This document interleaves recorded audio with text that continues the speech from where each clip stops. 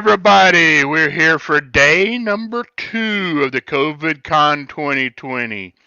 And our first guests up are Bewitched Raven and Saturday Productions for Cosplay on a Cheap.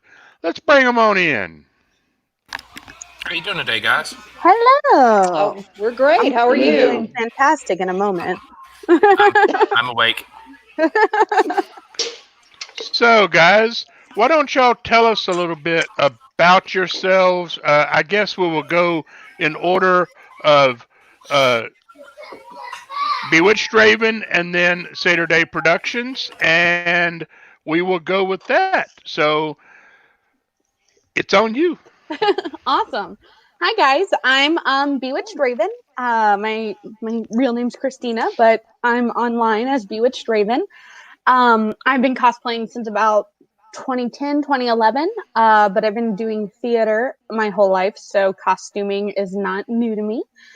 Um, I am Nashville, Tennessee based, and I am a huge advocate for cosplaying with hidden disabilities. So, really promoting and inviting culture for people who have things like anxiety or depression or any other mental disabilities like that. Really creating the kind of culture to bring them in and making sure that they know that cosplay's for everybody. And yeah, that's me. So, what are some of the things that you have created that you're most proud of? My probably my biggest proud creation I do a version of the TARDIS, but I call it the War TARDIS. It's a World of Warcraft TARDIS crossover.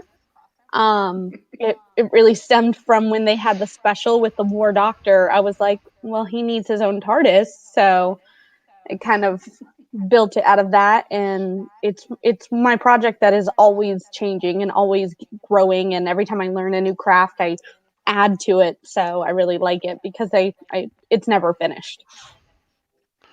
Cool, cool, cool. And what do you have coming up?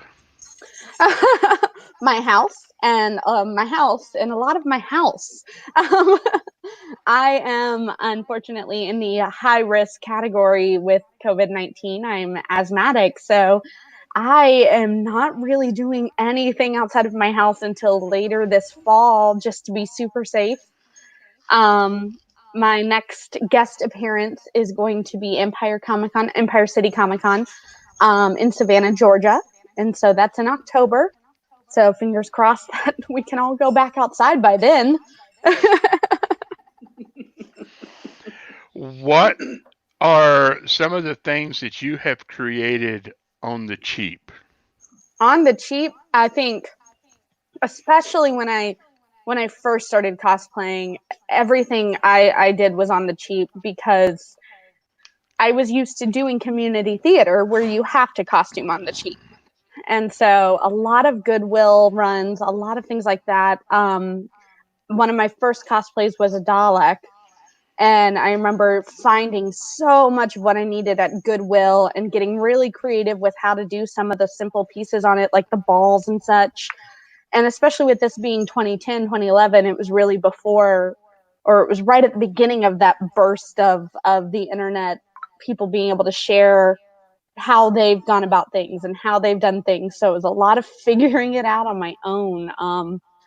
But I think anything can really be attempted on the cheap. It's that 3 pyramid structure: is fast, cheap, and easy. I think those are the 3, and you can only have 2 out of the 3.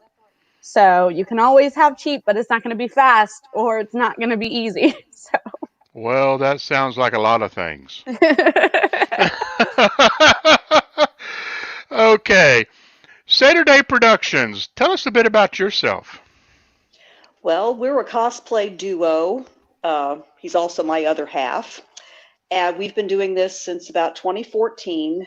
I'm not new to costuming. My mother was a seamstress, one of her many, many talents.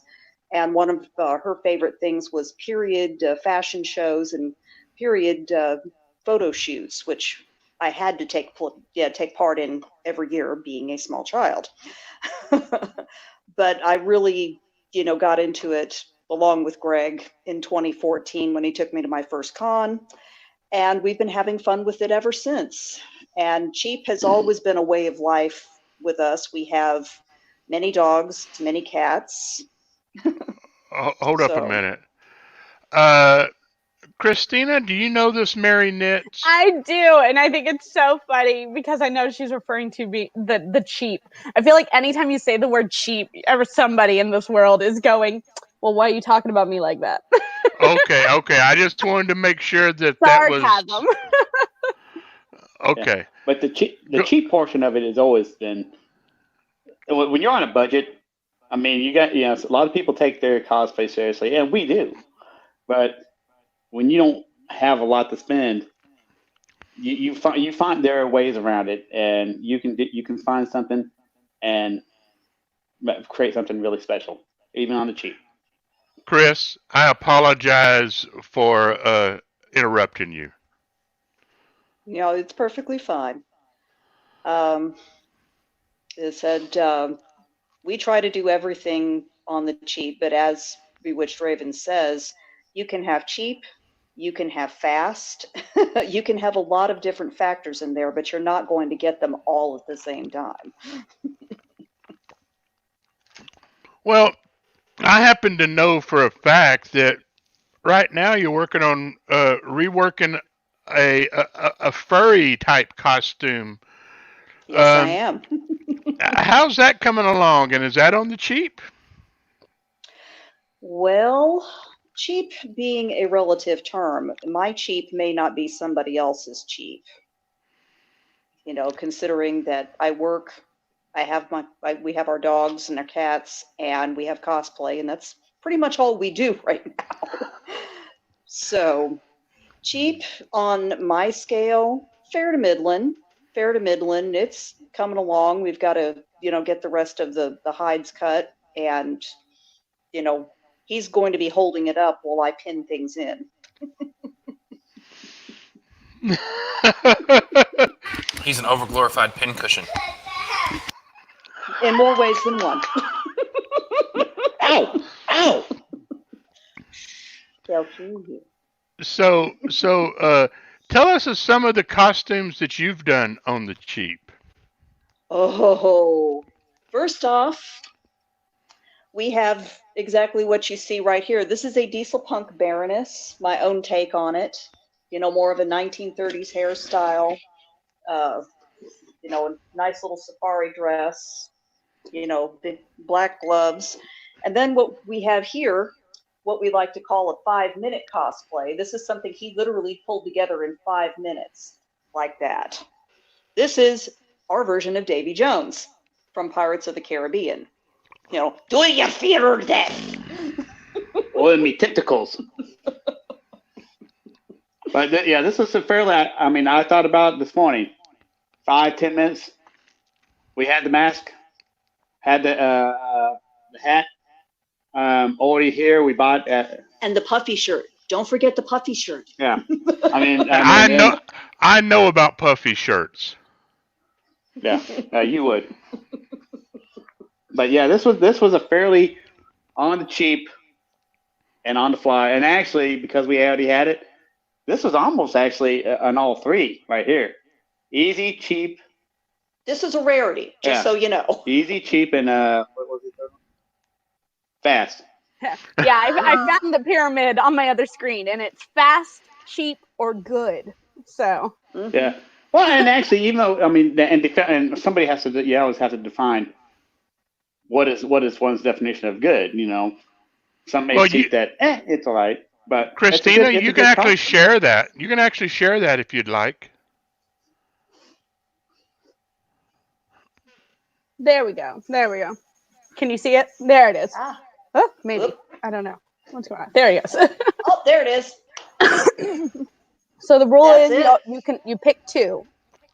Yes. If it's going to be good and fast, it's not going to be cheap. If it's going to be fast and cheap, Right.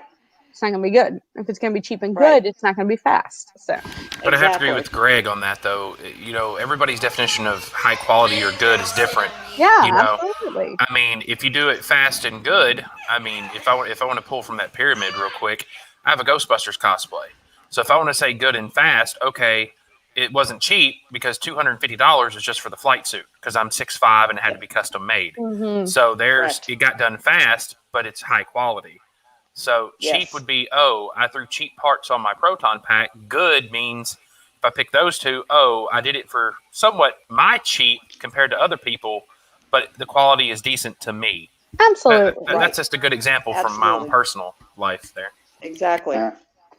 Because we've always defined, one person's cheap or good, the scale, when we judge cosplay contests, we've always been like, somebody may say, well, one judge may say, but we may find it that, for the budget they spent, what they did, we might find it decently because, like I said, it's all about your abilities, even sewing.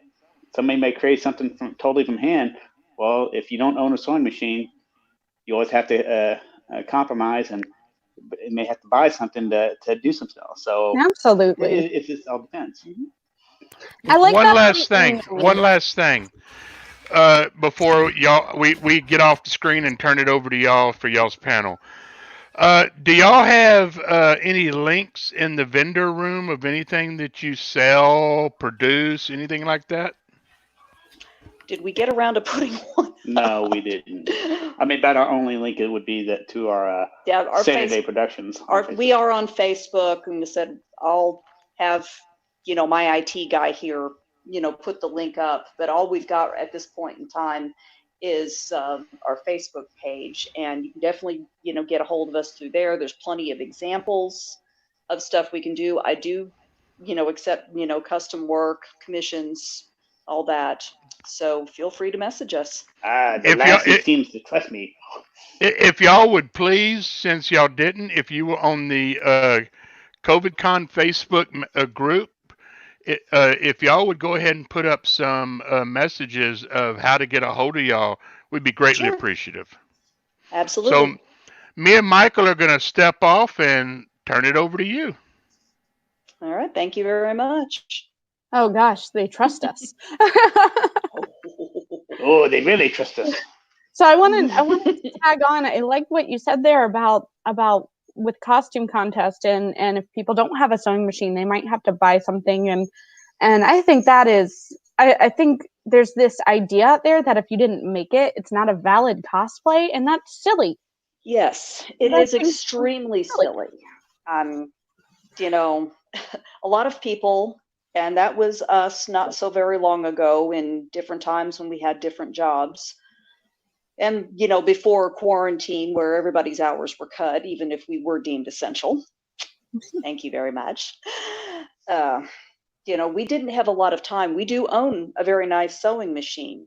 We really don't have time to use it. So I got into a while back, and I'm sure you've heard the term before, found object cosplay. Oh yeah.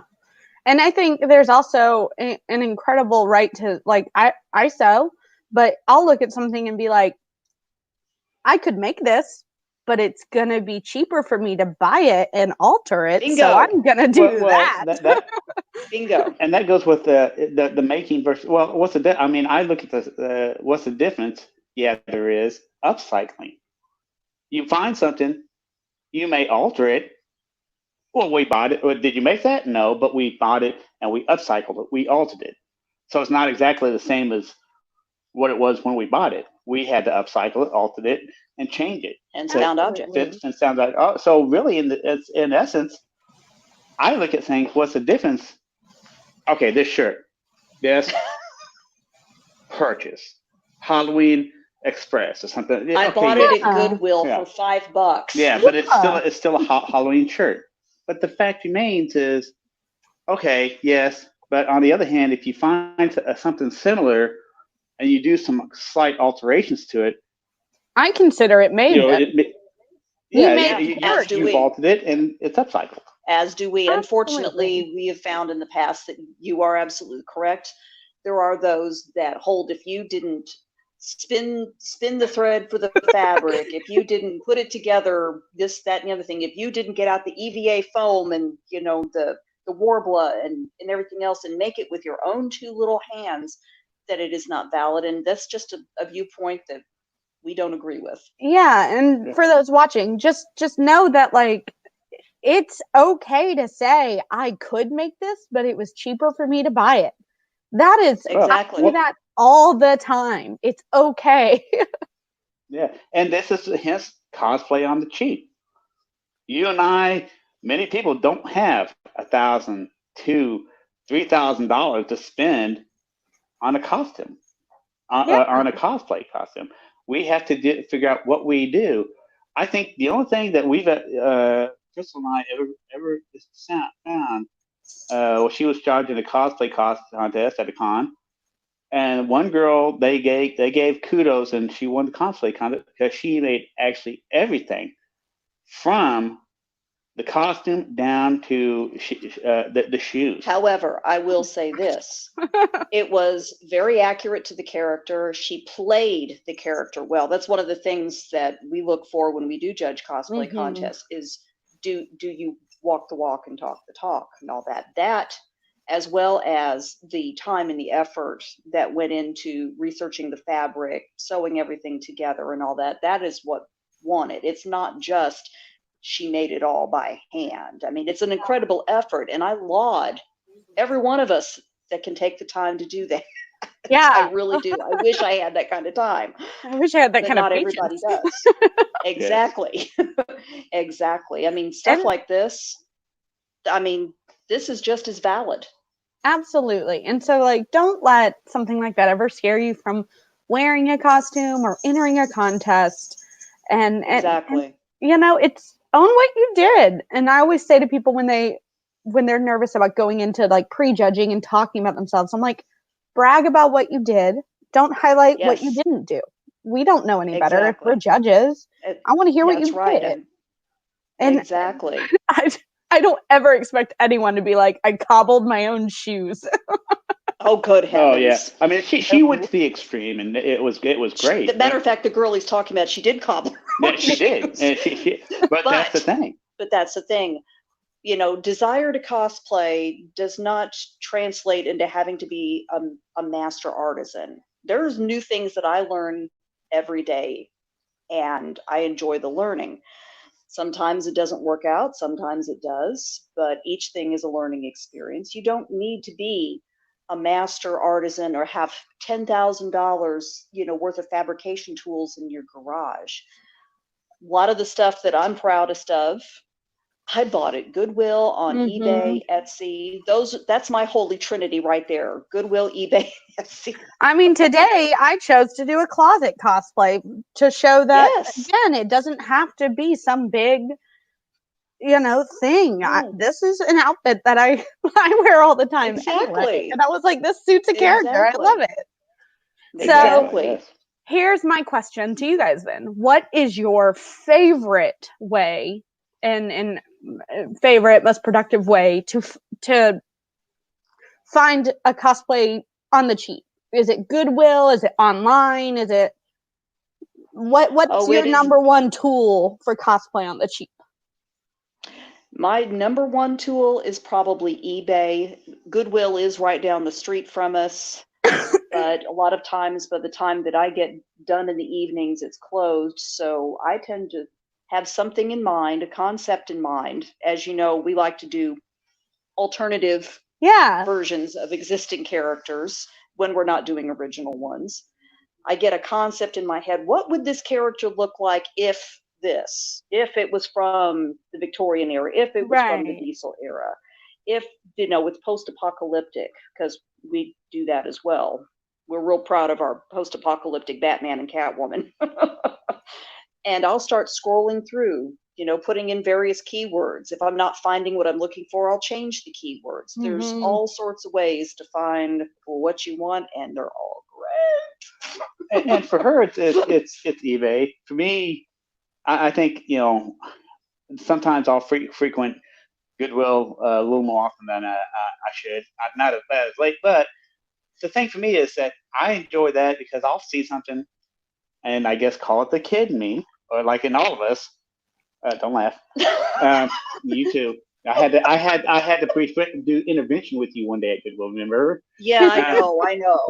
But I go to Goodwill and I found things. I think one of the most surprising things for me is I can imagine it, and sometimes it's harder for me to get from A to B to do it.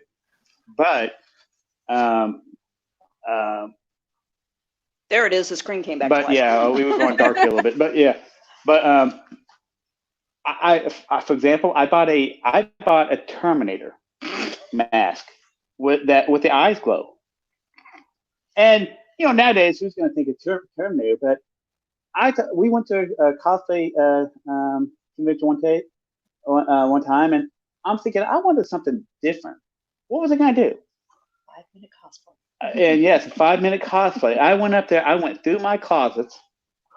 I found a black hooded cloak, something that one of my Sith costumes. I put my black combat pants on, my boots.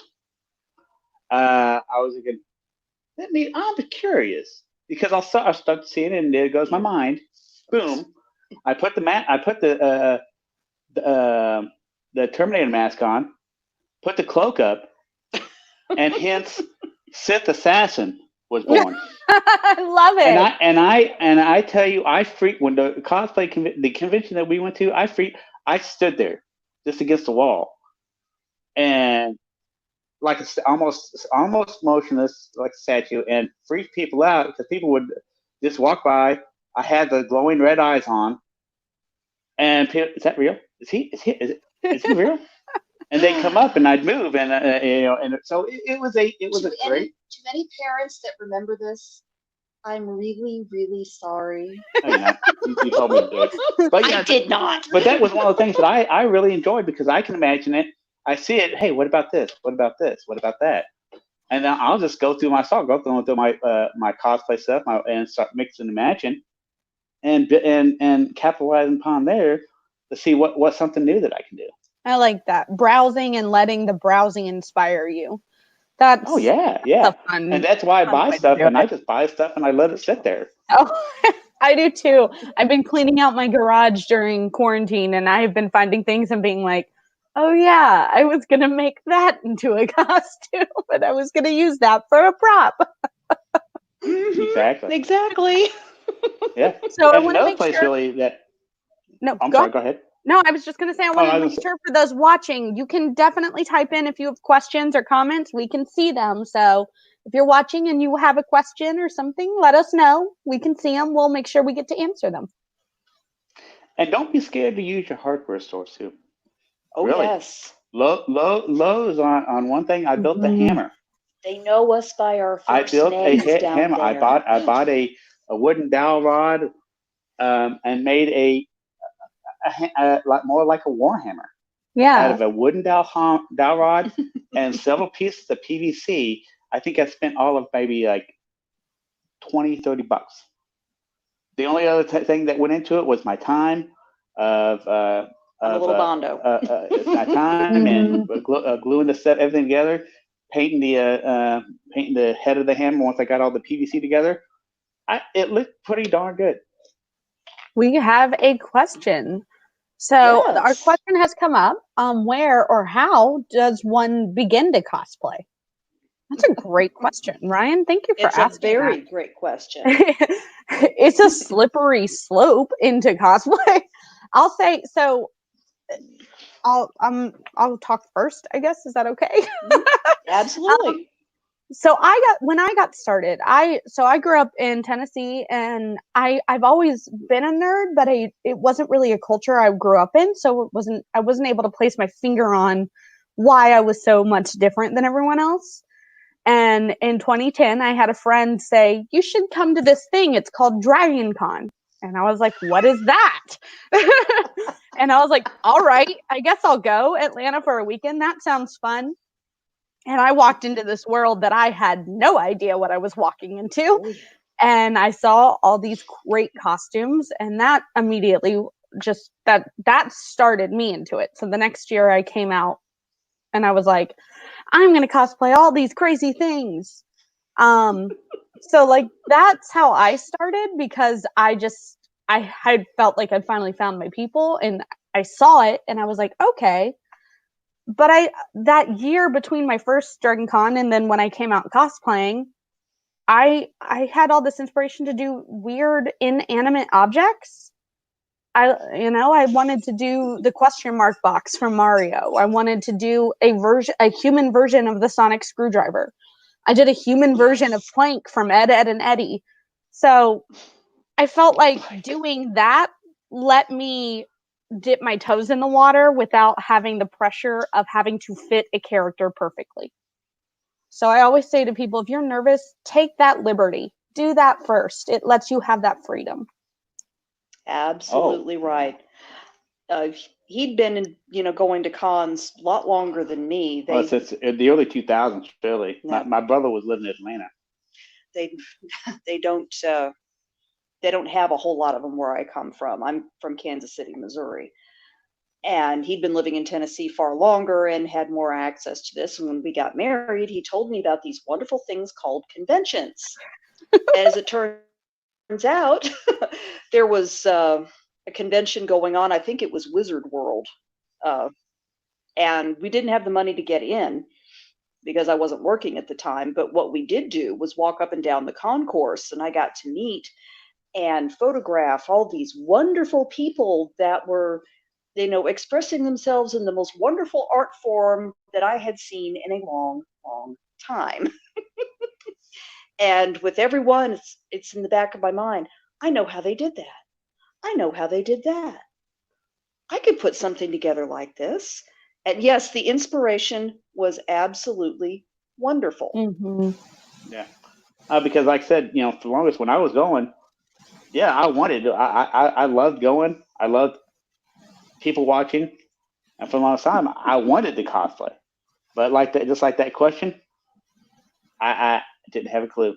You would think that an adult would think of how to cosplay, but really that's like I wouldn't even know step one where to start.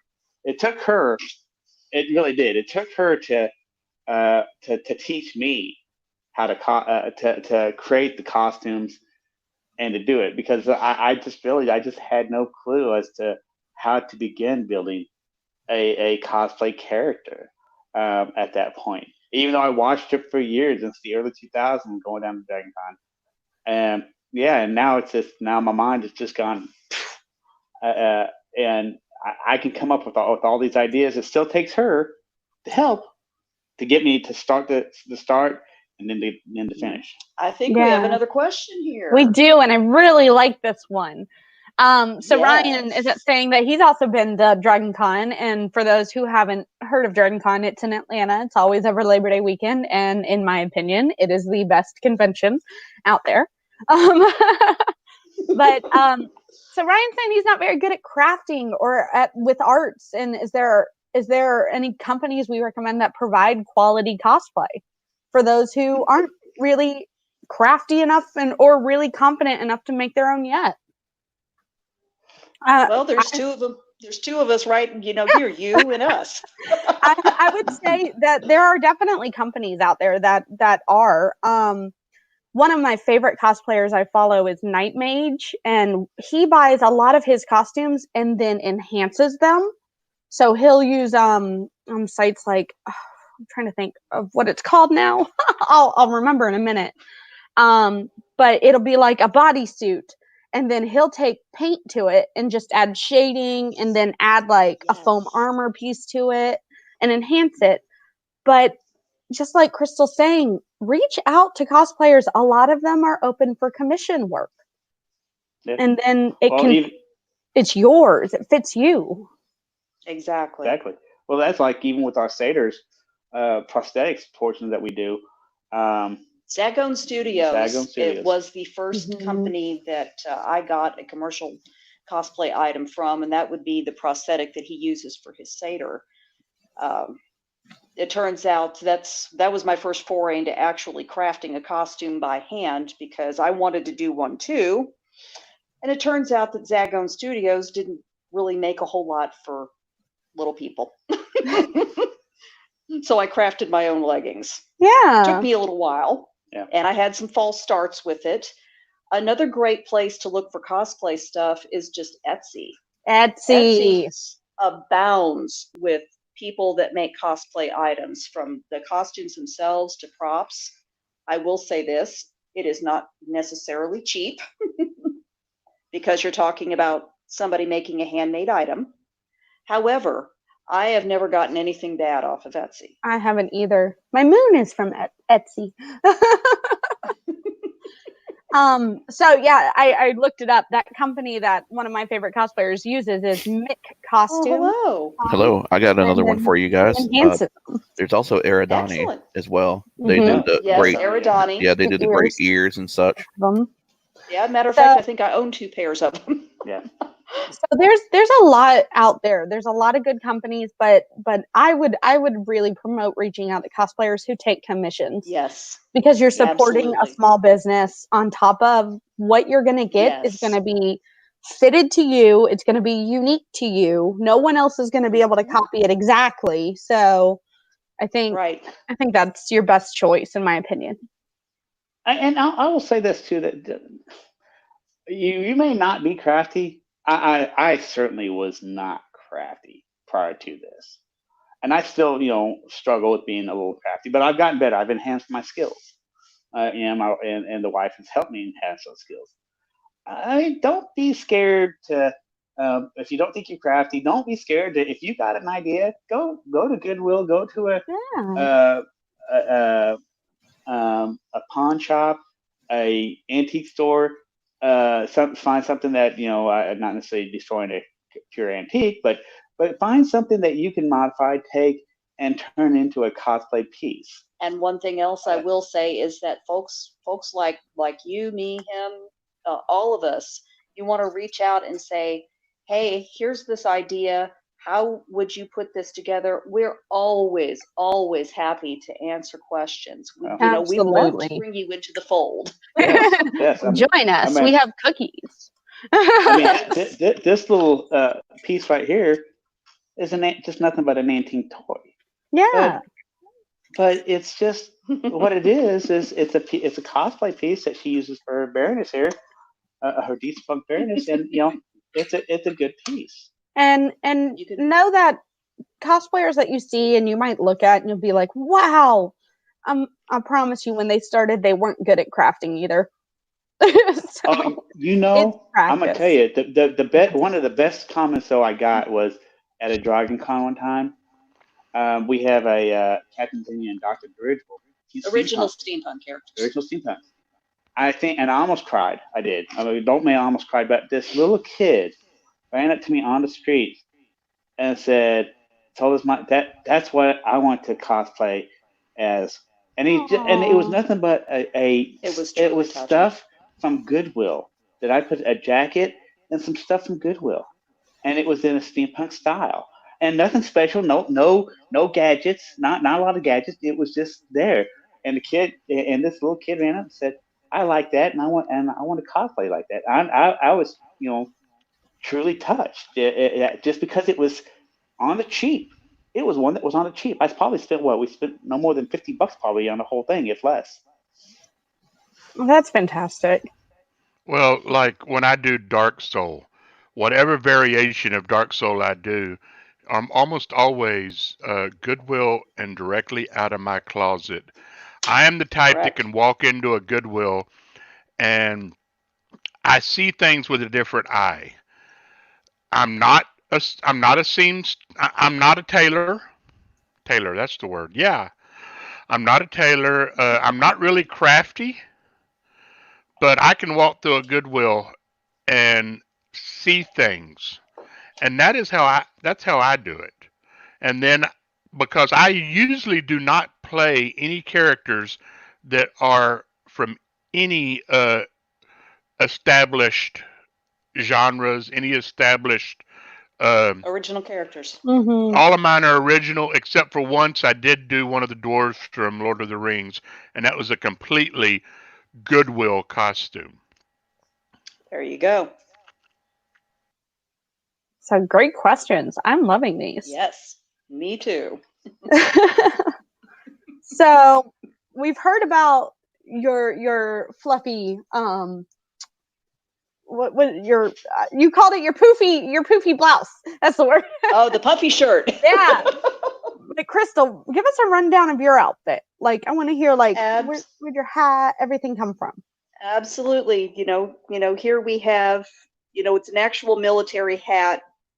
Somebody was selling army surplus online. I happened to grab one. Unfortunately, it's a bit small. I forgot to take the wig into account because I normally wear a different one. It's okay. I have a huge head. Nothing fits my head. Granted, that's me.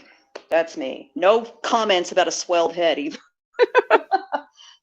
The glasses are a $10 piece for reading off computer screens. Bought it on eBay.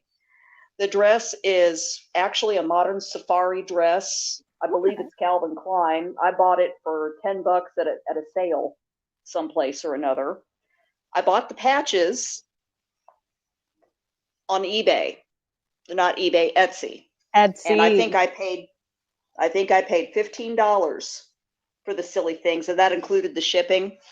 It didn't take much to tack them on. Heck, this thing is pinned on. I didn't even do any sewing. I just pinned it on. The gloves were $7 on Etsy. They were a vintage pair that I found that I thought fit everything well. Now, I will say this. I will spend a little on wigs because synthetic ones sometimes give me the itchies. The wig's probably, no, I can say definitely the wig is definitely the most expensive part of it. All total, I maybe spent $100. I think wigs are probably a good thing to shell a little bit extra out of because you will reuse them for different costumes constantly. And absolutely. You'll be able to, they'll last longer. Yeah, Though they I will do. say, And I've gotten some good Amazon wigs. Oh, I have. Matter of fact, one of my more recent acquisitions was from Amazon, and it's held up okay. I tend to be hard on my wigs because I sweat, and yeah, there are a lot of techniques for fuzzing a wig and all of that kind of stuff, but it's a lot easier for me just to treat it like real hair. Mm-hmm. I'm the same way. I mean, you guys saw me before we went live. I had my pigtail and I was just sitting here with a brush like Exactly. Now, this is actually one I bought for stage performing. I couldn't find the longer one that I usually wear with this costume. And I said, well, you know what? It's finger waved. It's definitely diesel punk. Winning. If you do buy wigs off like Amazon, I highly stress look at the reviews. Read customer reviews. Absolutely. I have found cheap wigs on Amazon that are good, but you have to hunt through those reviews. You do. It takes a lot of reading, a lot of research. I ended up, going with actual wig companies. There are many of them out there. And again, reviews, very important. Mm-hmm. Yeah. And be aware also if you're buying a wig that if it's heat resistant or not. Yes. That way you know if you can style it with a curling iron or if you can't or it will melt because I have done that before. Yeah. Me too. Me too. I just tried to put my feet up on my trash can and I realized the lid was up and I was trying to kill myself apparently. No, don't do that. Yeah. So what other tips and tricks do you guys have from the trade? And again, if we have anybody new watching, submit your questions in the chat. I promise we can see them. Please do. So I love getting the questions. They get us rolling on our conversations. Absolutely. One of the things that I do have a tendency to collect is old evening wear. Not necessarily like antique as in thousands and thousands of dollars. I would feel horrible wearing something like that because I spent more money than my house payment, my car payment combined on it. But things, 80s prom gowns, homecoming dresses, that sort of thing, they make wonderful bases for all sorts of things. My 1920s Poison Ivy is based on a green 1980s gown I just happened to run across one day when I was scrolling through Etsy, and I went, hey, that looks kind of cool. And can you pick up the camera and turn it? Don't look at me like that. We don't I have guess I've been directed. Because boss it's has sitting right spoken. next to me. Oh, cool. Oh, I love This it. is it. I said, I did none of the jeweling. All this came on the dress. And I love that this is a unique spin on it. Again, it's that you can take a character and put your own spin on it and make the design whatever you want, which allows it to fit a budget or a time frame or whatever you Absolutely. need it to. These are the shoes that go with. Whoopsie. And all I did was take a couple of fake flowers and I glued them on. No sewing necessary. I bought the shoes for $7 at Goodwill. Let me set love my wig back up here. We did have a question come through that wigs seem to be the one thing that people have bad luck with. So what are some of the brands or websites that you suggest that you like to use? Oh, let's see here. Believe it or not, Sister Wigs. It's what it sounds like. And they have wonderful wigs, very high quality. And they're reasonably priced. Their shipping is good. I use them quite a bit, especially for my darker wigs. And they've got everything from synthetic to the hybrid to the straight human, which is what I'm wearing today. Let's see. So Good BB is another great website for quality wigs that don't cost a whole heck of. Oh, look! Somebody wanted my attention. Hello. Ours is laying on the ground, trying hard to ignore the fact that there's a scary mask in the room. So. Please continue. I'm sorry. She was going to start. Oh, you're perfectly fine. Oh, believe me, I understand. Arta Wigs is a good one for cosplay wigs. This is Arta. Yes, it is. I recognize those because I was just looking at them the other day. Believe it or not. But yeah, a little research, and I have found decent used ones on eBay, but I tend not to buy a whole lot of used ones because, sanitation notwithstanding and so on and so forth. A lot of time they're sold by folks that may or may not know, how to unfuzz a wig, and it's fuzzed up. They don't know what to do with it, and so they're selling it. If you see the perfect one and you want to go through the hassle of the fabric softener and all of that, I mean, more power to you, trust me. I unfortunately don't have that kind of time. Right. And Arta wigs, I love BB. Arta because they're synthetic, but they are heat resistant. Yes, if Arta's a They're little bit higher than your price range, Purple Plum Wigs is also a very good option. I just think that they tend to have their wigs are just a hair thinner than Arta, just a hair. True. True. But they are a little bit cheaper. I've been really, really into lace front wigs lately, and Wigs is Fashion has great lace front wigs, and you can get them from their website or from Amazon. So it's the same manufacturer, so you're still getting the same quality, so you can still find them on Amazon and get them Prime. Yes, yay for Prime. Yeah, so hopefully that helps you. This is my unique name. I love that. That's a great username. Yeah, I love that too. How about, I know that you guys do a lot more crafting of props and such than I do. So what about things like foam or props, or how do you work with creating those on the cheap? Oh, now those are definitely found object, and just as Rob said, he can walk through Goodwill with a different eye and be able to put together a whole costume out of that. I walk through when I find components. I mostly build weapons. It's kind of my thing.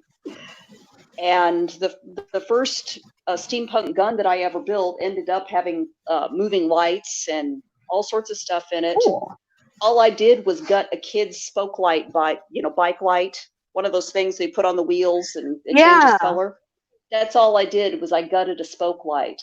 I think maybe all total, I think I paid $25 for the box of junk that I bought at the Nashville flea market, where most of it came out of. The gun itself was $2 at Goodwill.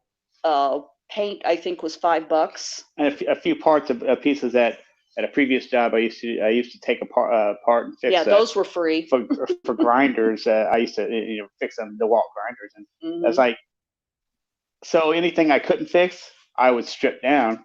We have a back room full of individual stuff. parts, and I'd bring home a few every one of pieces, and some of them were just it kind of worked out that they worked as good parts. I mean, you would think that even it's just stuff that you take off of printer cartridges. One of the pieces that she used on the gun. That's the side on the gun is was a printer cartridge. My printer cartridge. I mean, this is stuff that everyday stuff. Forgive me. I used to, when I was a kid, we always vivid imaginations.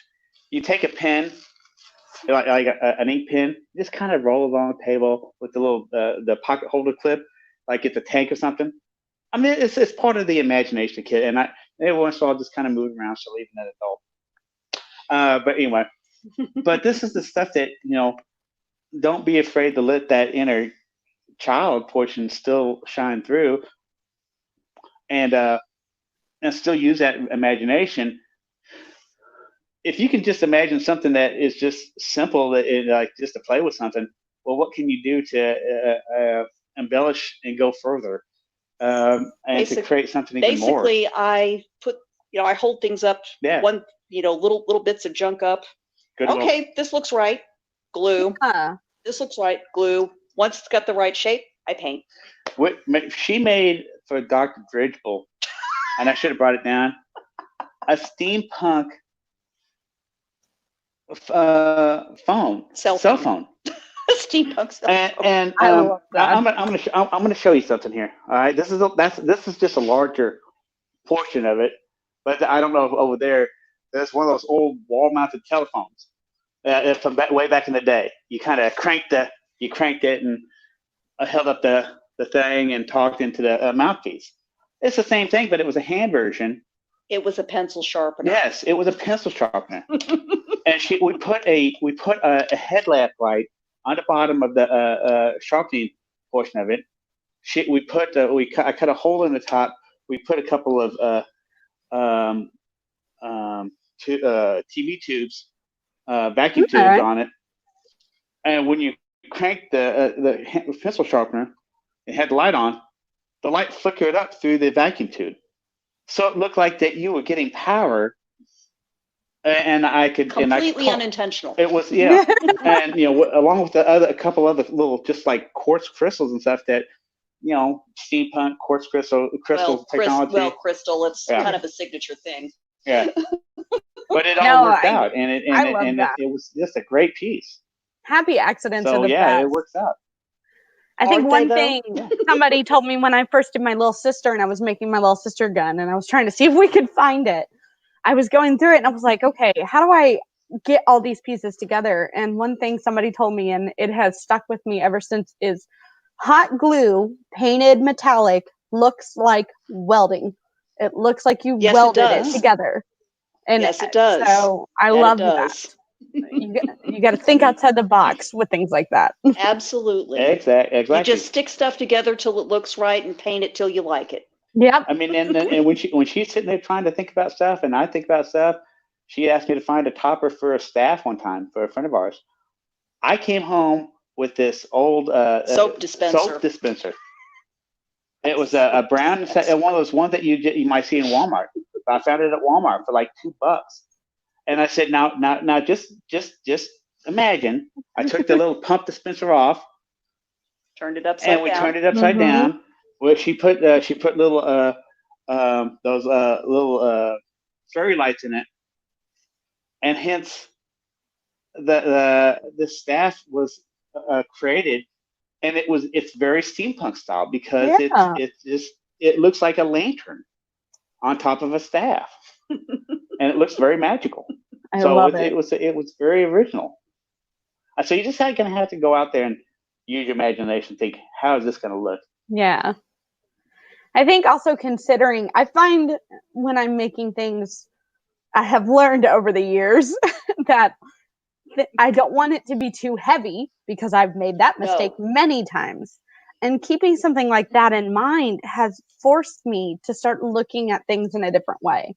I'll make something and I'll be like, this would be right, but man, this is going to be so heavy to lug around all day. Exactly. Now I've got to shift and start figuring something else out because I want to actually carry this. So that's right. And more to the point, we want to be able to carry it for more than an hour before we go, somebody hold this for me. Yeah. Here, my poor hold this. husband. Here, hold this.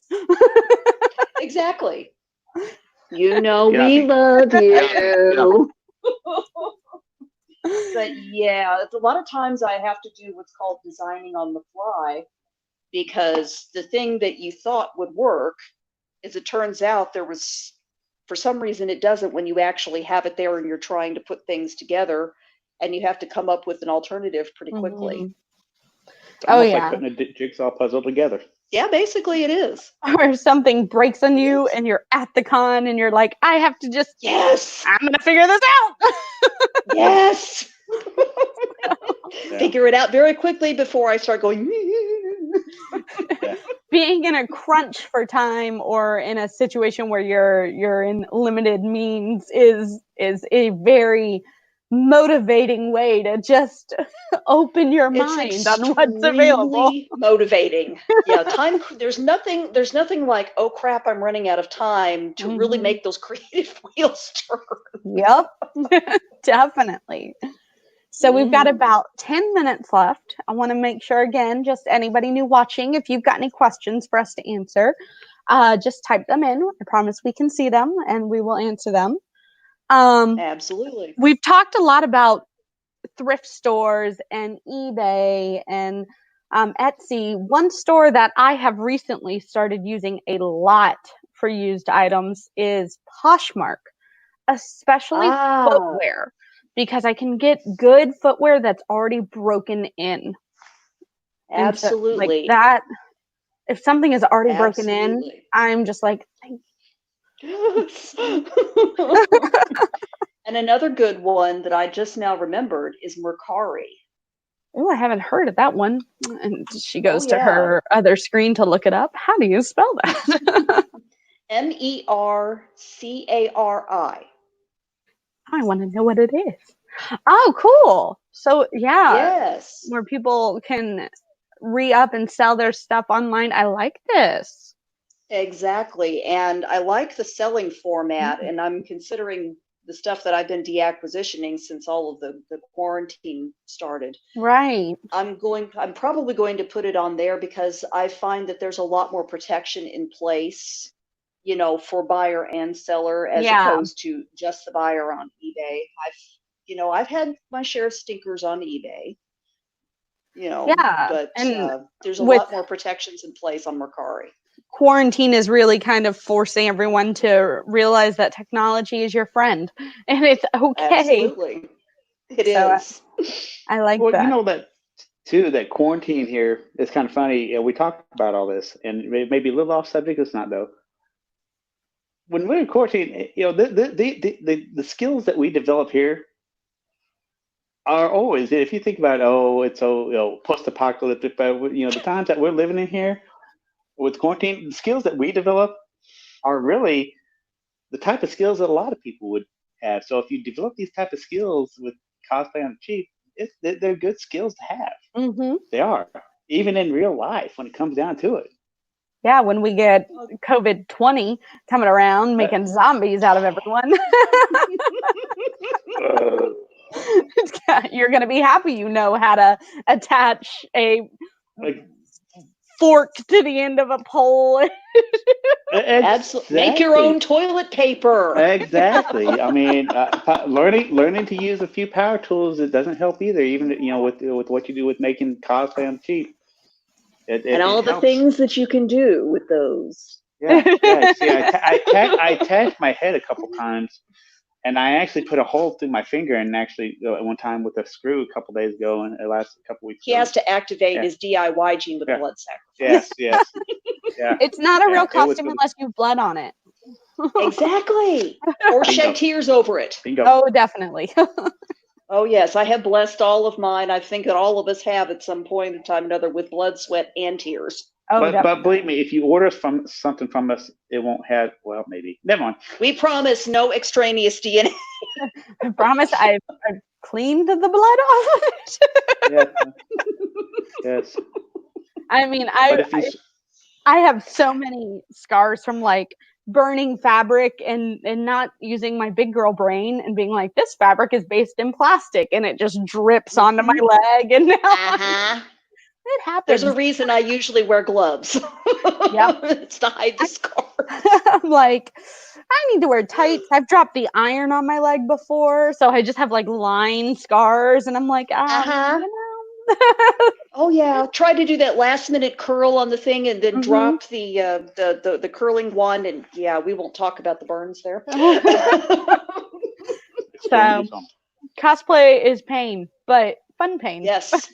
I guess. Yes, you know, we suffer for our art, but it's such a lovely suffering. Yeah. If you ever have a chance, go find the one video with there's a guy that takes off all his costume stuff and goes nuts in this hotel room. What the heck? What the heck? He's crying when he's taking off all his stuff. So yeah. Weeping in the shower, and then just falls face first, on the bed and just is instantly asleep. That pretty well sums it up in a nutshell. But it's so much fun. It is. Yeah. That's about right. That's how I was yesterday. I was washing all my makeup off, and I was just like, It's like, give me junk food. I'm curling up in bed. Yeah, I had to go out and buy Swiss rolls for her because she wanted Swiss rolls. Yes, I needed junk food. Yeah. Oh, we ordered Postmates. I was like, yeah, no, I need chicken tenders, please. Yes. Chicken nuggies. We need comfort food. Nuggies. So we are in our final 5 minutes. I'm gonna see if our lovely CovidCon people want to pop back in, and if they've got any thoughts or questions for us. Anybody? If you're talking, can't hear you're you. muted. There you go. That was funny. That was almost synced. Well, you say 5 minutes, I say 15 minutes. What do y'all say? I say I I'm need game to for go eat whatever. lunch after this. So just know if I wait, get the last place is me. hangrier. I can let's eat. see.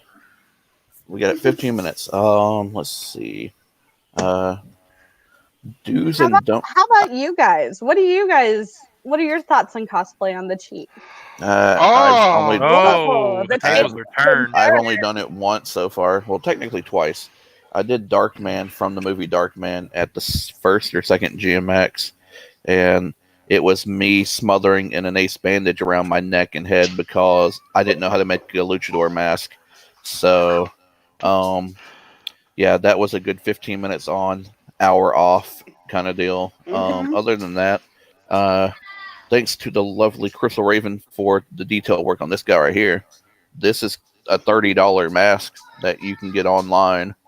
So, and kind of fitting for the times, as the Plague Doctor. But between this, I get, a hoodie, a leather jacket that was a Goodwill find, and some dress pants and some dress shoes. Found object style, like $50 for everything. And I can run cassette punk, which is slightly after Cold War. We're talking like late 70s into the 80s. So that's as cheap as I've got it so far. But I'm pretty sure you could do Men in Black for like $16 from Goodwill. Get a pair of glasses. Yeah, You're a big guy like me. That's kind of hard. Yeah. You got to think, and I'm not talking about big around the waist. I'm talking about big as in height. I'm not that tall. I'm only a 5'11". So right. So, but see, like bigger people, like John Anderson was saying yesterday, when you're a tall person, it's hard to find clothing at Goodwill. Yeah. I'm sorry. I love Goodwill because I've put together an 11th Doctor cosplay from Goodwill. I had the jacket as close as I could find to his jacket. I modded the toy. Now people were like, "Oh, but it's a toy." I was like, "Okay, now listen."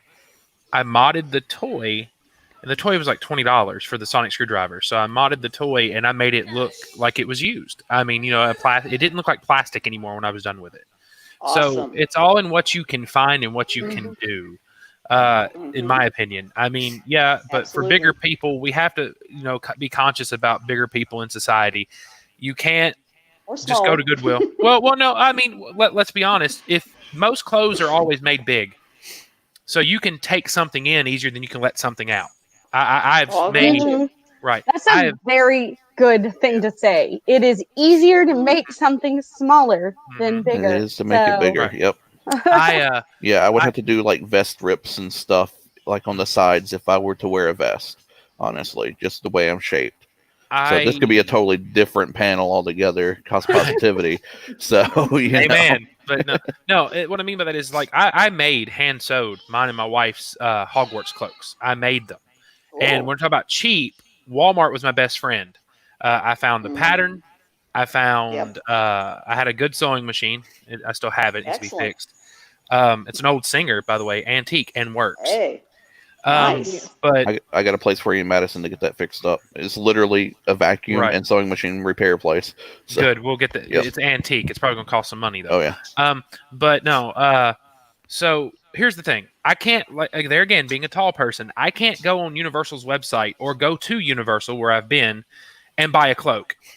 They're made for people that are, I think, like 5'11" and shorter. I can't get one for my size. So I said, screw it. I'll make one. I lined it. I sit there and, sewed all the seams. I did everything. And I literally built 2 cloaks for the price of one that you could buy at Universal. If not almost cheaper. One at Universal is $160 plus tax. I did both my cloaks for like $125. Yeah. Sweet.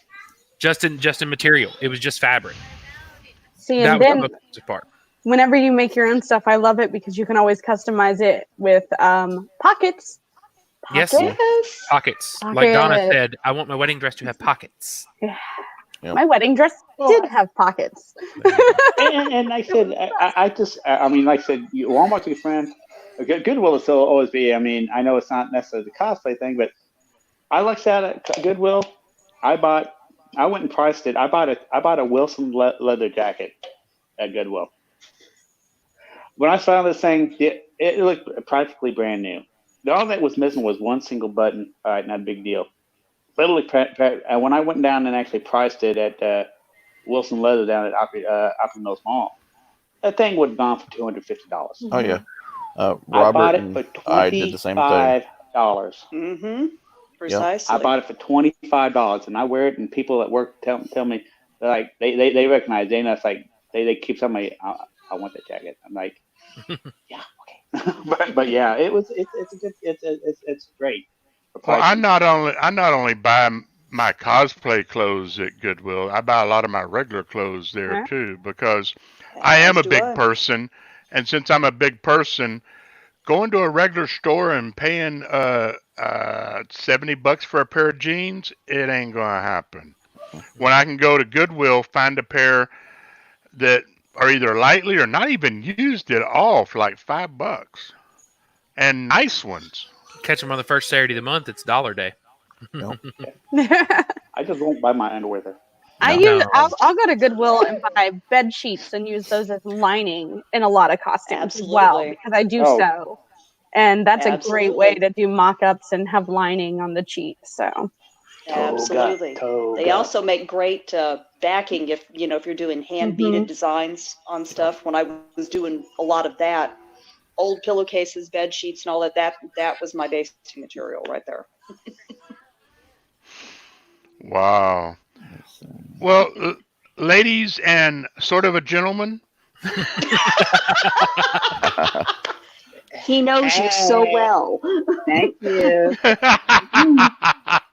Oh, another thing. You may not believe it, but when you finally see the furry thing that we were talking about, that was actually made a lot from Goodwill too. Yes, it was. And It is probably once it's done, it's probably going to be worth probably about $1,000 the At the costume least. at the At least. the least. It cost me the original build of it cost me less than $50. You Yeah, talking to anymore the hubby? costumes You like talking that. to the hubby there? No, I was talking to the roommate. My nephew is here because I've been helping him with his college work, and his mom just called me because he's asleep, and I can hear his phone go off. And I'm like, he needs to wake up and call his mom. That's why I knew my phone was about to go off. Call mommy! Call mommy! So I'm like, can you go tell him to call his mother? Yeah, anymore. We may say cosplay on cheap, but once we put our time and effort into it, that's when it's in our own opinions, the cosplays go up from just being on the cheap to when you do your own work, it goes up from cosplay on the cheap to, in our mind, a little bit. It was, I don't want to call it cheap. We talk about my time and effort that goes into it, and then you're doing it for somebody But when else. you give it Well, freely, yeah. that's a Yeah. different thing entirely. Doing something for yourself. Let me explain. This is always what I believe. Yeah. Doing something for yourself, you can't pay yourself. The payoff No, is you what you've can't. done in the long run. Like when the Exactly. thing is complete, that's where you're accomplished. When I do something for someone else, when I'm building a pack, because my whole Ghostbusters thing, when I'm building a pack, or if I'm doing prop work, or if I'm doing weathering, if whatever I'm doing, if I'm doing it for someone else, my time is worth money. Now, I'm not going to value myself at $50, $60, $70 an hour. That's just ridiculous. Oh, no. But No, some it people is. do. Now, let's get this right. Some people do. Now, They do. Now, is their work worth the money? Maybe not. There again, we're talking about cheap. That's a subjective. Yeah, That's a subjective thing, on our value of perception of what something is worth. Value. It's a person's perception of what something is worth. So when I look at that, I'm like, okay, it's like, for example, 3D printing is a big thing right now in prop making. Talking about cheap. True. If you know somebody that owns a 3D printer, then you better get in good with them because that will be cheap for you. Because literally, what people are not telling you, I'm going to give you the inside scoop. Ooh, let's blow the waters away with this inside scoop on 3D printing. 1,000% markup. Yes, it's way marked up. So if you go on a website, say you need this prop cane or a top of a cane, say like the Riddler's, top of his cane, I could probably print that for $2, maybe less. But what they're charging you for is what they believe their perceived time of sitting there staring and watching the printer print. That's it. Because sometimes you can set it and forget it. You can just let it print and walk away. That's true. So what takes me 5 minutes, literally, no lie, 5 minutes. I download the file, I slice it in Cura, and I put it to my printer. 5 minutes, and it might take 2 hours to print. That's the cost of it, 2 hours. But the filament, literally, the plastic, only would cost me, $20 for a spool? To print that maybe cost me $2. And then your electric, like a whole $2 maybe. Right. So $4? And they'll sell it to you for 40 to 50. No. I've seen people do shit like that. Excuse my language. They do stuff like that, and they turn around and say, "Oh, I'll charge you $100 for that." I'm like, no. But there are dumb people that do that. They'll buy it. They will. I need that. That's true. As long as people are going to buy it. True.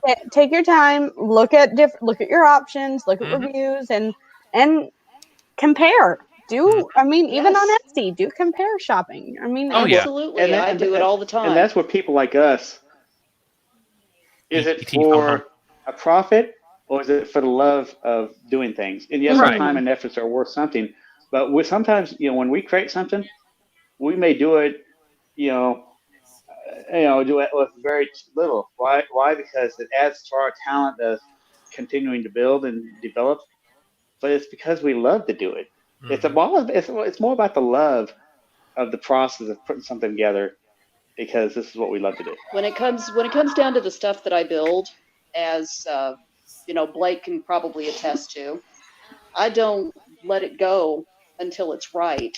And if it takes me 40 extra hours to do that, then that's on me, because that work is a testament to what we do, and I don't want it anything less than perfection going out the door. That idea is the reason there are some pieces I won't make for people unless you can come and I can fit you in it.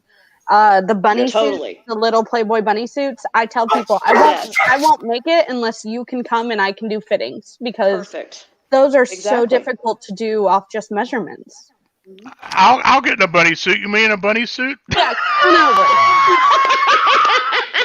Robert, please. You don't think I would do it? No, Robert. You I don't know think? you Do would it, do do it. it, That's Robert, I know you would do it. We've seen you in less than a buddy That's suit the sight before. I don't want to see.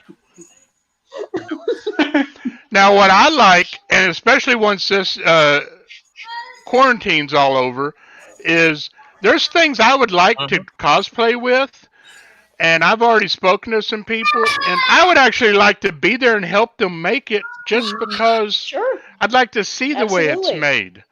Absolutely. The furry thing, I plan to be there for part of it. Mm-hmm. Some 3D printing, I plan to be there. And with my daughter, I definitely plan to be there at some point. Of course. Like I said, 3D printing, that's the biggest thing. I was going to, last year I was going to do a panel at one of my first panels at Conapalooza in Kingsport. Great con if you've never been. You should all Great try to- con if you haven't been. Do it. Seriously, go to Conapalooza. No offense, I don't like Dragon Con. I can't That's afford okay. it. It's not Talk about everybody. Not everybody affordability. does. It's- Conapalooza is like the mini Yeah. Dragon Con, and Yes. I love it.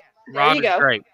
But what I was going to say, back to 3D printing, I was going to do a panel, and the panel was 3D printing for beginners. Now, if you've got money, which a lot of us here probably don't have a lot of, if you've got money, you can spend $500, $600, $700 on a high-end printer if you know how to use it. But starting off, I recommend to anybody starting off, start in the range, don't go $100 cheap. I mean, this is where cheap won't get you anywhere. There's a $100 printer. It's not worth crap. Okay. Right. I'm just going to be honest with you. Yeah. Don't go out there on eBay. Don't go out there on Amazon. Don't go, Etsy don't sell them really, but don't go on any of those websites and go, oh crap, there's a little small $100 printer here I can do a lot with. You will end up You get what you hating pay for. yourself. Yeah, you get what you pay for. Yeah. Hold You on. do. But yeah. So you get what you pay for. So I recommend starting off in the range of about $250 to $300. I know that's a lot for some people, but if you're wanting to get into it, $250 to $300. That's a Correct. good range for a starting 3D printer, that you can add upgrades to later. You can do many things to. But I recommend either a Creality Ender 3 Pro, which is what my new printer I'm about to purchase, or a TiVo Tornado. Now, the TiVo Tornado is a lot lower than the Ender 3, but it's a good starting printer. If you want to learn how to build your own Excellent. printer, get into doing it, setting it up, leveling, everything you can think of, TiVo Tornado. Correct. Yeah. Then you Well, move think up about like I am, right? Then you move up to where I am, where I'm about to get the Ender 3 Pro. So it's a little bit higher model 3D printer made by a good company, and it's a little more intricate. But that way, I've been doing it for a while. I can get into it and go with no problems and just start printing. So, and don't always think more expensive filament's better. That's a lie too. Yeah. Right. Now, you do get what you pay for, but don't think, oh, well, I like Hatchbox and it's $30 a spool. Their filament can be just as crap as the Amazon Basics filament you buy from Amazon for $20. I mean, it's a crapshoot. It's a gamble. When you do 3D printing, think of it like gambling. I'm rolling the dice because I could buy this $30 spool of filament and put it through my printer, and it just doesn't do anything. And I just wasted $30 because you can't just return it. After you try to use it, Amazon you can, but some stuff you can't. Filament's like, oh, well, you tried to use it. Oh, it's this. No, see. So just take your time, people. Learn, and even in anything cosplay, do your research.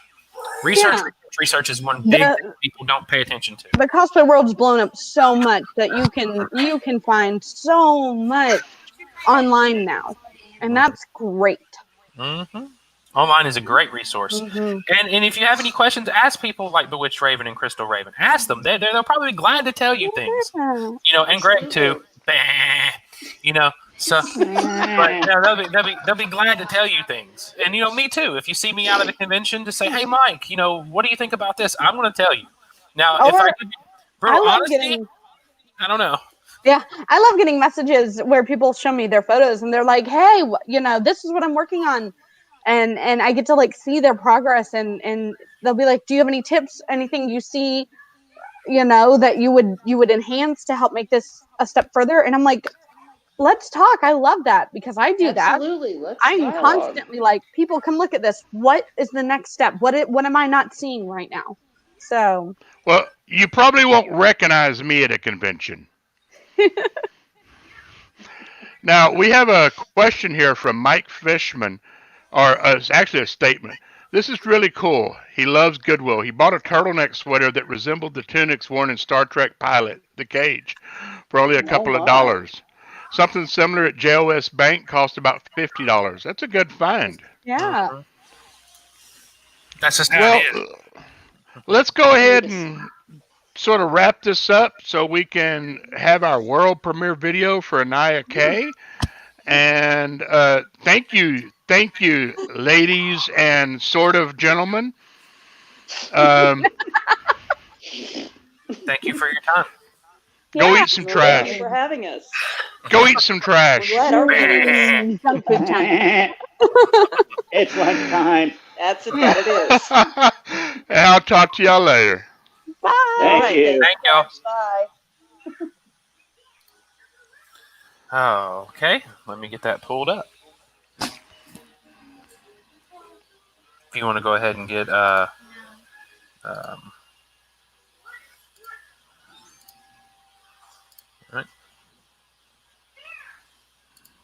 Let me know when you got it, Robert. Yeah. Okay, got her thing pulled up. Okay, let's rock and roll. Hi, this is Anna Kay and Director Gabriel. We're joined by Brett Ron Stewart and Rosemary Fossey. We're quarantined together it's been over a month now, so it's weird. We're all experiencing weird times, but we're trying to make the most of it, and we're just happy to be here playing music for you. Thanks for having us, guys.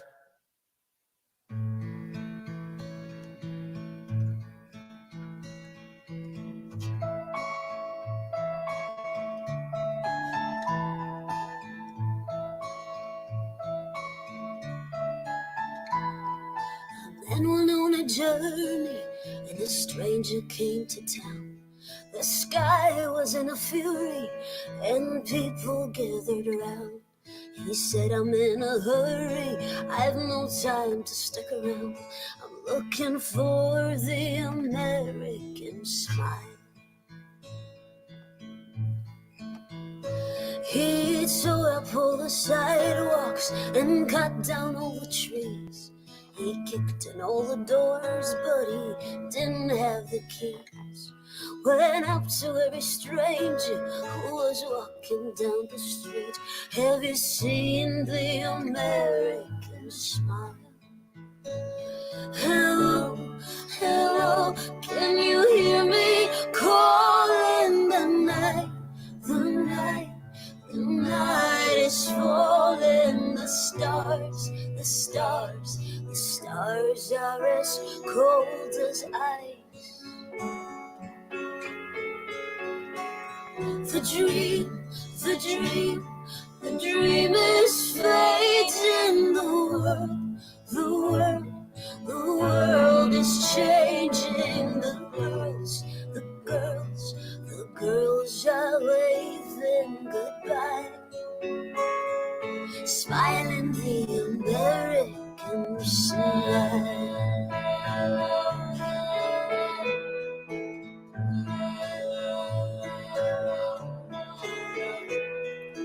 Further on his journey, he found that he was lost.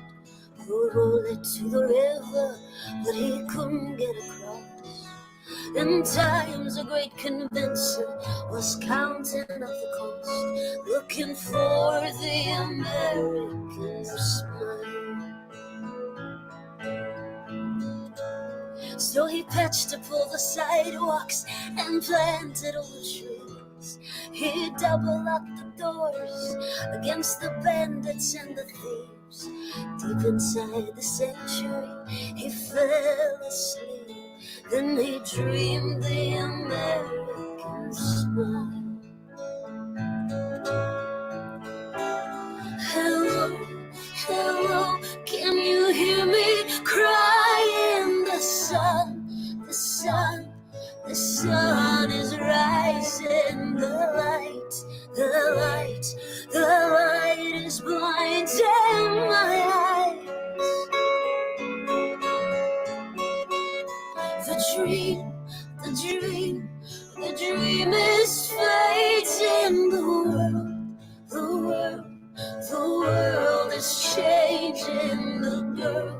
the girls are waving bye-bye,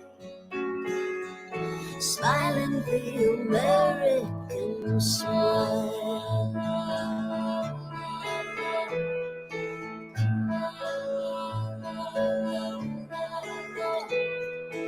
Every day it's getting closer, going faster than a roller coaster. Love like yours will surely come my way.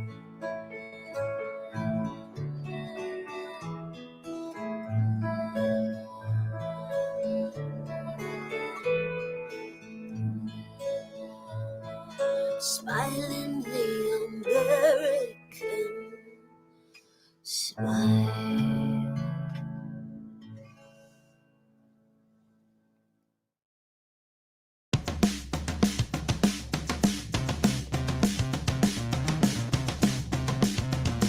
Don't ask me to fly and cut off my wings. Don't tell me to wait to see what tomorrow brings. You are looking for a reason, looking for a rhyme, looking for a miracle, but miracles take time. Just like I said they would. She never was here, she never will be. She's a crazy mother, she's gotta be free. Gonna beg, beg, beg, beg, she won't care. Get off the ground, up in the air. Don't build me up to bring me down. I want you now.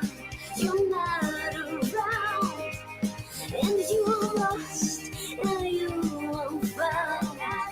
I won't believe in you, I still believe.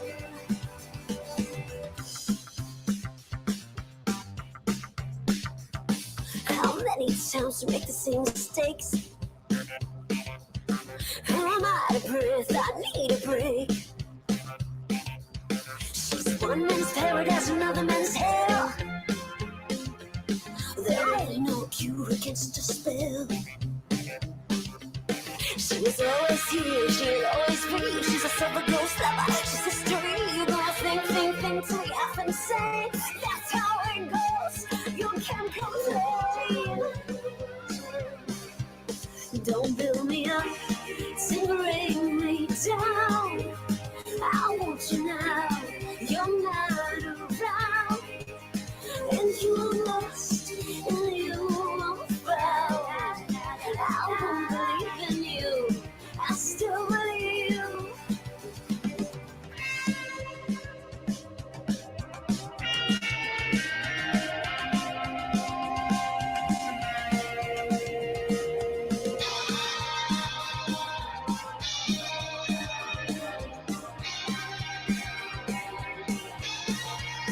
Don't build me up to bring me down. I want you now, you're not around, and you're lost and you're found. I won't believe in you, I still believe. Don't build me up to bring me down. I want you now, you're not around, and you're lost and you're found. I won't believe in you, I'll never leave.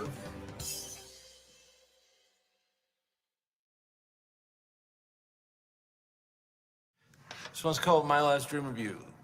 We wrote it together with David Olney and John Hadley.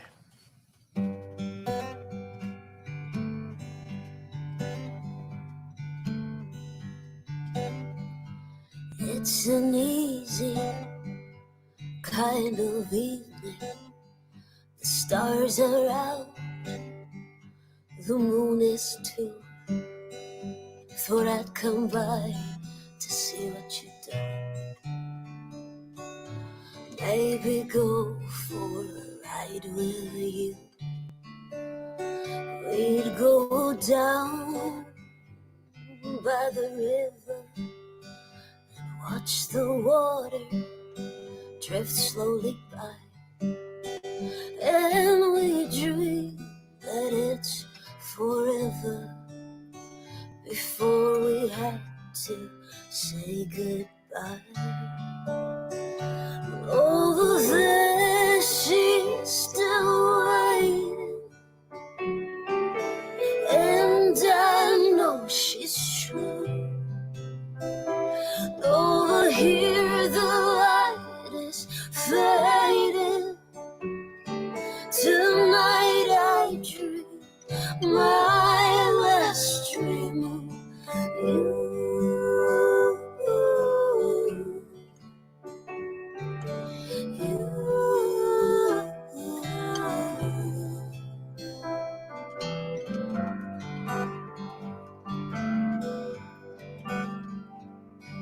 It's the yearning, it's the wonder that I miss most of all, and the sound of your laughter, the way your tears would fall. How do you know if you're dreaming when everything seems so real? I can hear it, and I can see it, I can feel you next to me. Over there she's still waiting, and I know she's true. Over here the light is fading. Tonight I dream my last dream of you.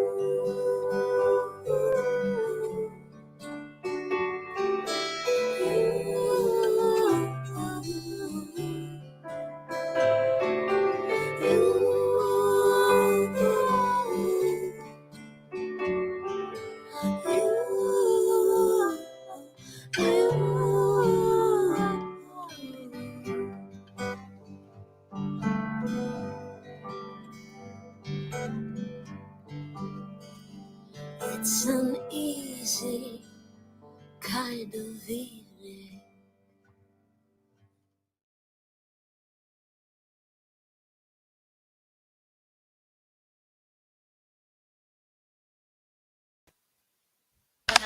Hey everybody. Alright, so that was Anaya Kay with her world premiere video and singing for us today.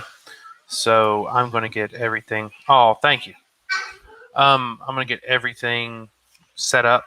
Our next panelist, it starts at 3, but we have the Pirate Blades. If I checked everything right. The Mid-South Pirate Blades. I have a video for them.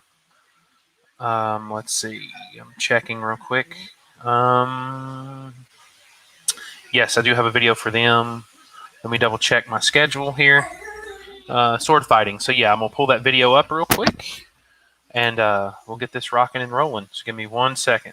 Our other panelist is waiting backstage. So let me pull up our YouTube here. All right, you're going to see this. And here we go.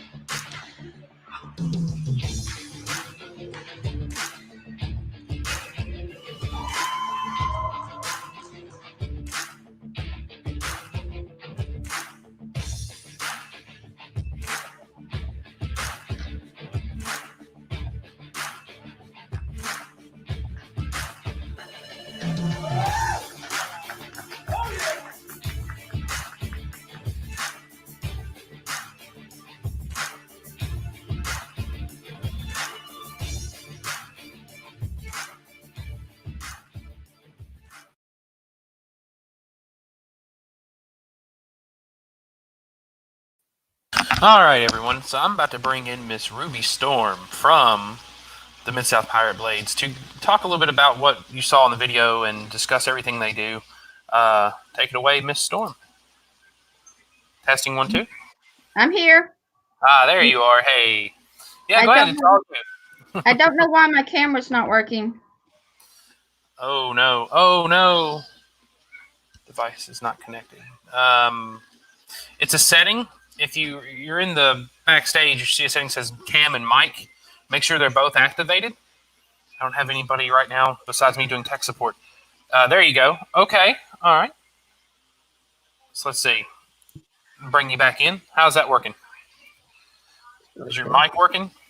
Mic is working. Okay, but your camera's not. Yeah. You see where it says...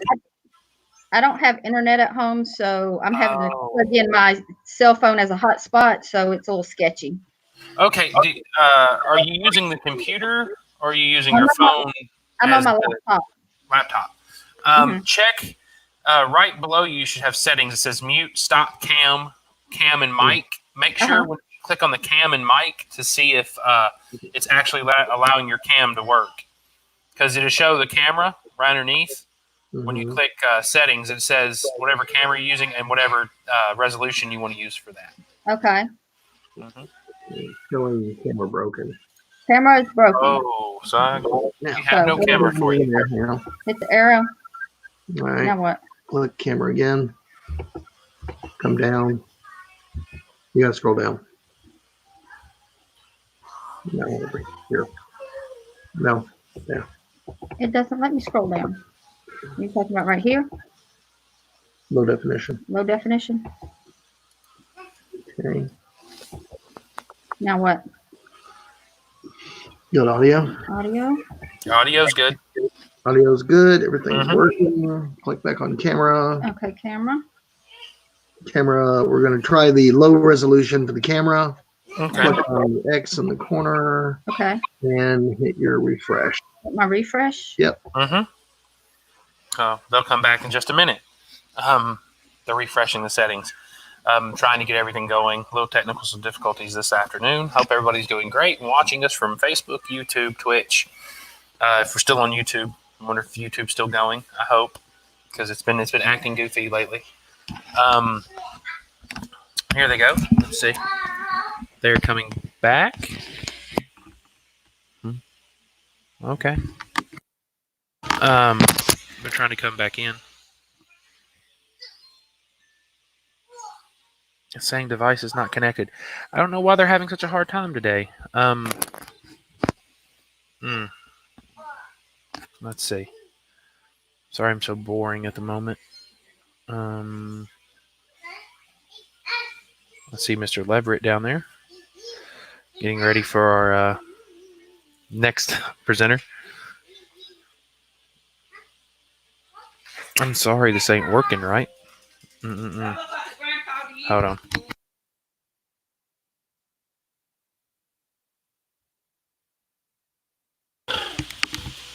We might have Blake. There he is. We're having a problem with Ruby Storm. They're having technical issues with the Mid-South Pirate Blades. I showed their video. They were going to come in. They were having issues with their camera not working, but she had audio. I wish they would have stayed with the audio, but they completely reset their device and stuff, and it's just being kind of wonky. It should time itself out here in just a minute. All right. Yeah, usually. And if that's the problem, we can always give them the link so they can go on their phones. And yeah, go ahead and do that real quick if you can get a hold of them. Okay. Let's see. This is a private residence. I'm just going to stream Galabon for a minute while we're figuring out our problems. So, used, for the theater tonight. And there's a... This is his normal Sunday game, everyone, that he normally does every Sunday. On the ground floor. Let me turn that down just a little bit. This is his stream he does every Sunday at 2:30 p.m. Eastern Time. And so we're going to watch that for a minute while they come in and trying to get everything ready. On the second and third floor, and so onto this. Up on the second, going to be on the second floor. And as you walk in, there's this very distinguished-looking couple, man and woman. They're humans. They look like they're maybe in their 60s, and they both are wearing symbols that you think you recognize. Go ahead and roll me a perception check and see if you guys remember. And Jerry, you can do this too because you've been in Ravnica long. In fact, Jerry gets advantage because he's been in Ravnica for so long. So that's DM Galabon. And Galabar and Adamant as well. Yeah. I had to fill the space with something, Blake. I didn't want empty dead space. I don't blame you whatsoever. Right. So giving a shout out to DM Galabon. He did a wonderful job for us yesterday. Okay. He had a packed house yesterday. Yeah, he did. wrote the whole one shot and everything. So, and like I said, this is his normal Sunday game. He starts this at 2:30 Eastern Time, so it'd be 1:30 Central Time for anybody every Sunday. He also does a game on Thursday nights that I'm a part of. He does that Thursday nights at 7 p.m. Central Time, so 8 p.m. Eastern. Great DM. He's just doing what he can. Have you heard anything else from the Pirate Blades? I hate that they lose their time like that. Yeah, absolutely nothing. I don't have direct access to them. That's one of Robert's key people. Right. Let me get Alan, see if Gilbert, he knows all those guys. Well, no, they're in right now. I'm talking to them. Special performance. We hope you enjoy it. And hold on. I got him in the private guest list thing. That's where I'm talking to him. Just send them our link. and then tell them to use their cell phones. Because I did. Okay, I was gonna say we can still host like 2-3 people directly from their own phones. Right. Can you send them? Do you have the private guest list? I don't anymore. I don't know where the heck it went. Let me invite you. Hold on. And I'll add you to it real very quick. pleased. That's very important because you're You're, quicker. enthusiastic. You're quicker getting the links to them. If you can get the links to them to use their cell phones, that'd be great because they still have 20 minutes. I mean, if they can get in. That is Yeah. on slick I mean, paper, and it kind all of right, there they are. They're back. I see.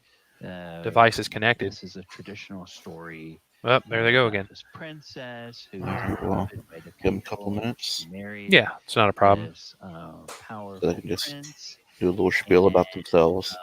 Yeah, I'm perfectly fine with that. Betrayed her in their I do like this program. I made that little banner on the fly, though. It's pretty cool.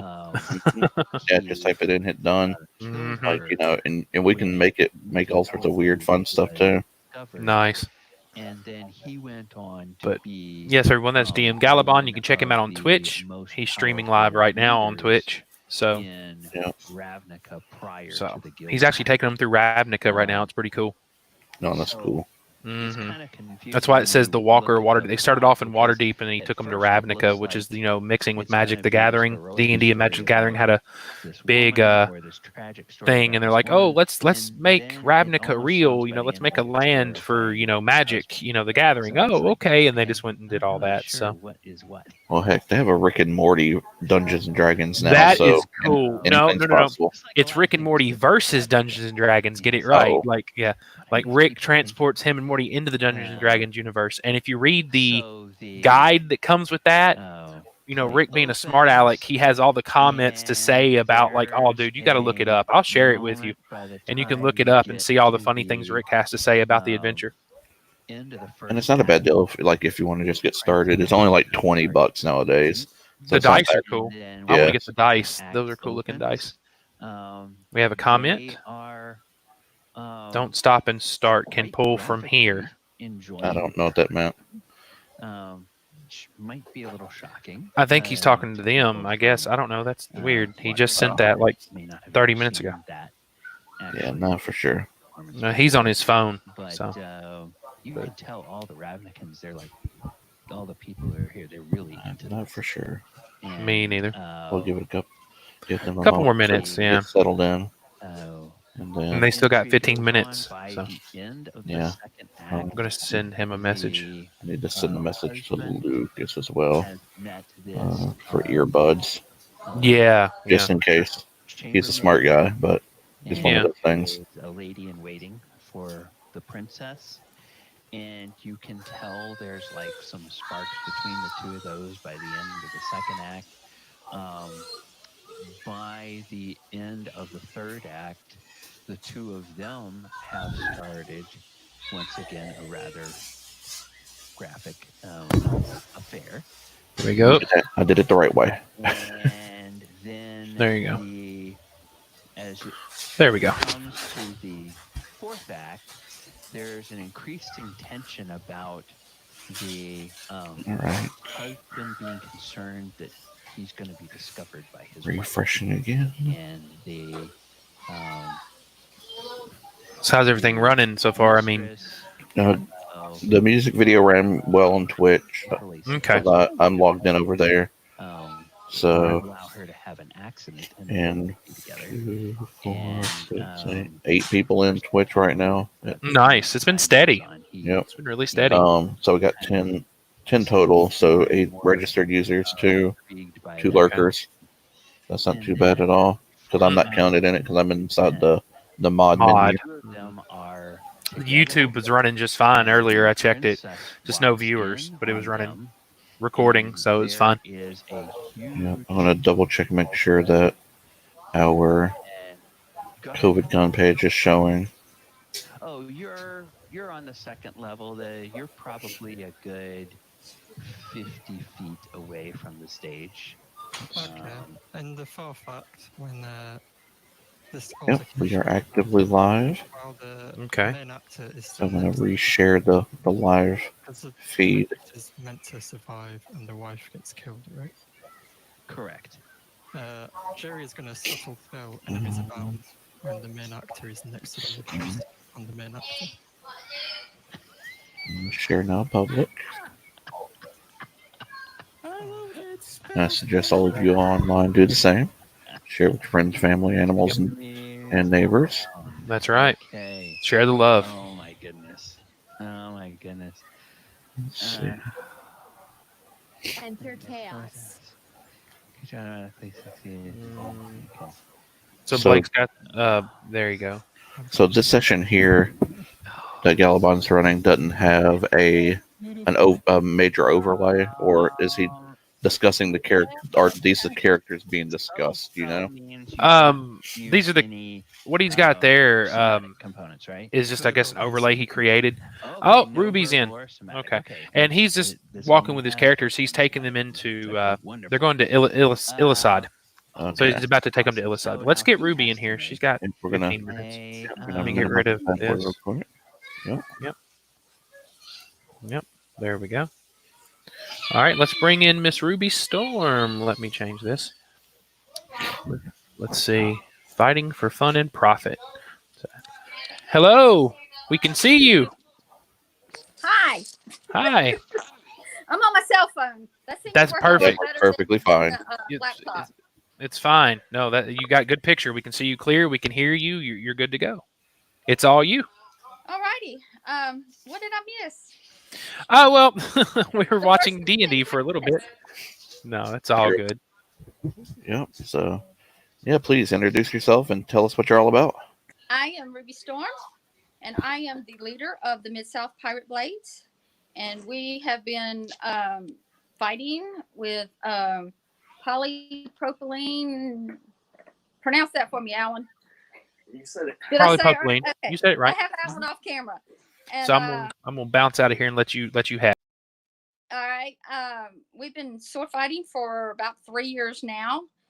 We've done several events around town. The big one that the library does every year, Talk Like a Pirate Day. We've done that for the past 3 years, and that's kind of how we all got started. And a friend of ours wanted us to have fighting pirates there, and I'm like, we can do this.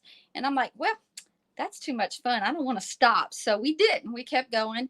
And we have a little small team, and we practice every Tuesday and Thursday nights. Well, we were practicing every Tuesday and Thursday nights. We're probably all going into withdrawals by now. The swords that we get, you can get them on Amazon.com from Cold Steel or Blades USA is the main two. They're pretty reasonable. And they're the same swords that they used in the movie Narnia for the battle scenes. And Alan Gilbert is the one that located those. And we've done numerous events, conventions. Anybody have any questions? What is it like to train? What is it like to train? Oh, Alan has a question.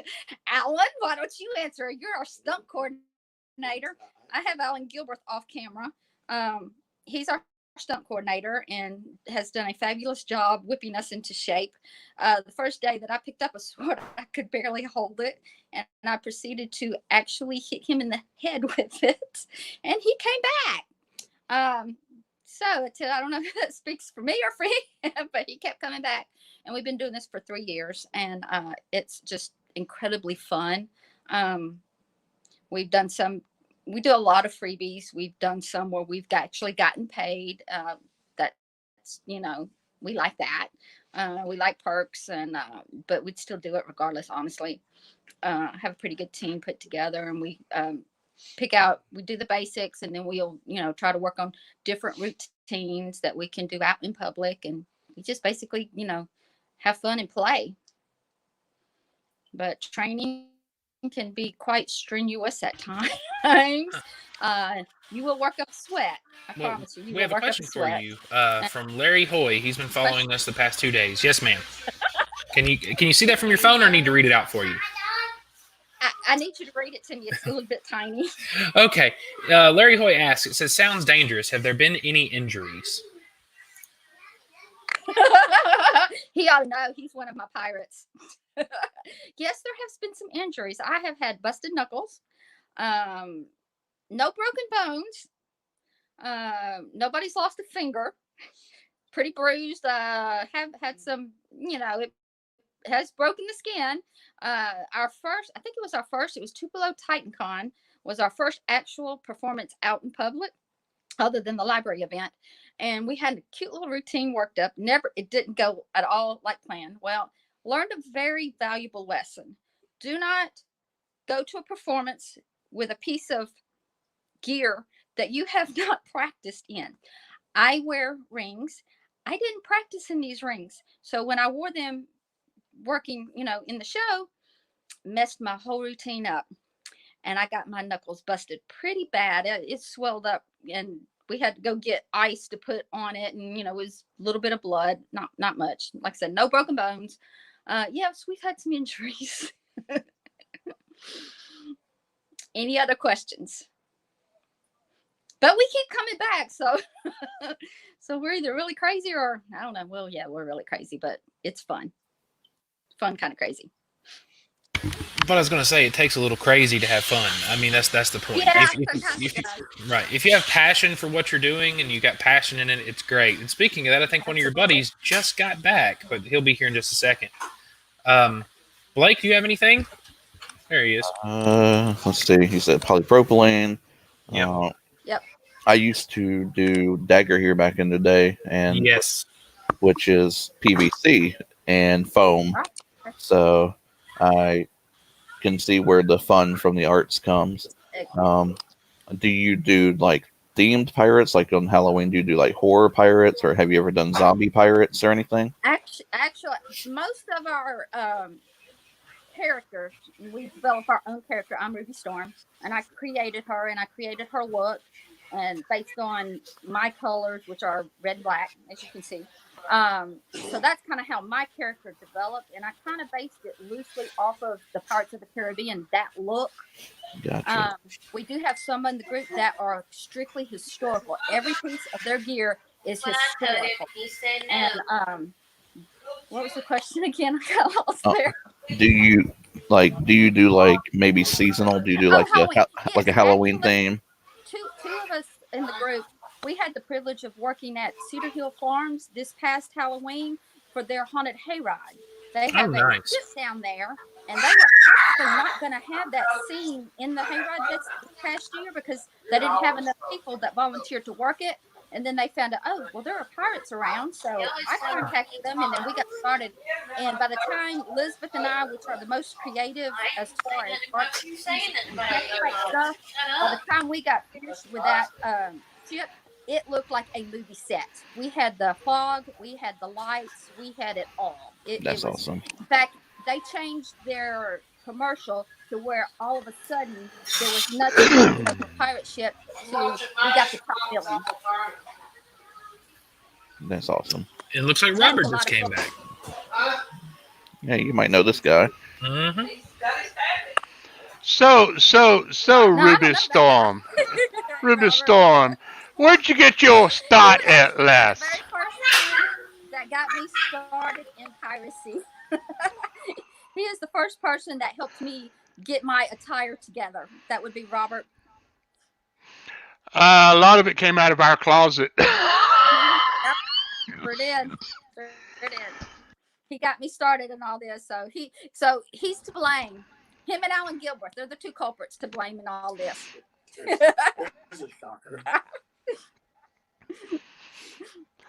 Is Alan on? He was supposed to be on.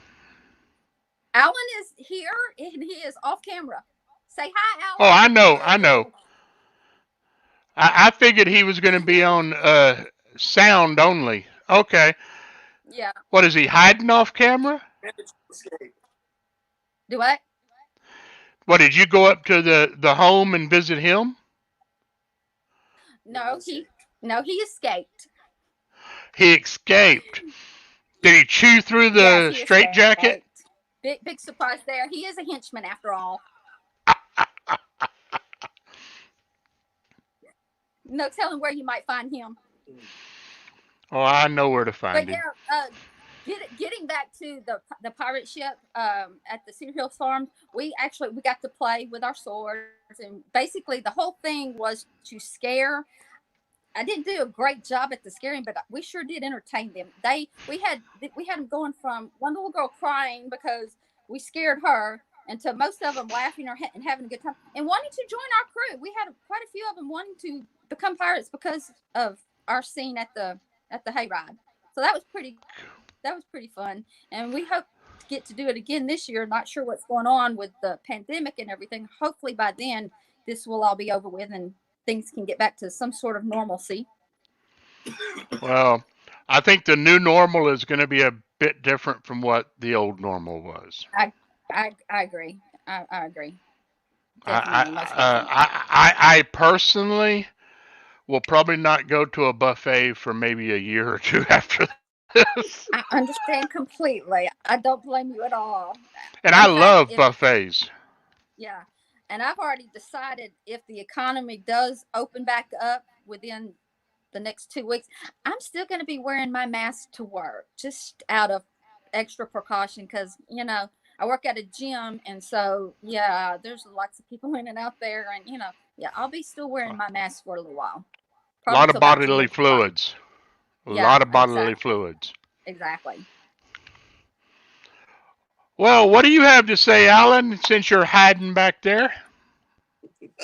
Speak up, henchman. Well, you never show up your captain. Yeah, okay. Whatever you say. It's happened to me more than once, believe me. I guess it has, hadn't it?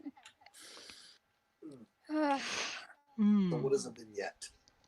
Oh, Alan wanted to know what is a vignette. Okay, so I'm going to get all my questions from him. Okay, you're going to put me on the spot. Yep. All right, basically a vignette is you work out with 1 or 2 or 3 other people a brief routine, and you practice it over and over again, and you just kind of ad-lib, and we do a lot of improv when we're out in public.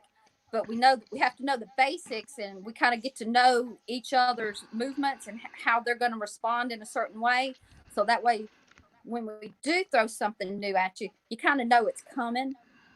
Now, the audience won't know it, but we will, because we know how we interact with each other.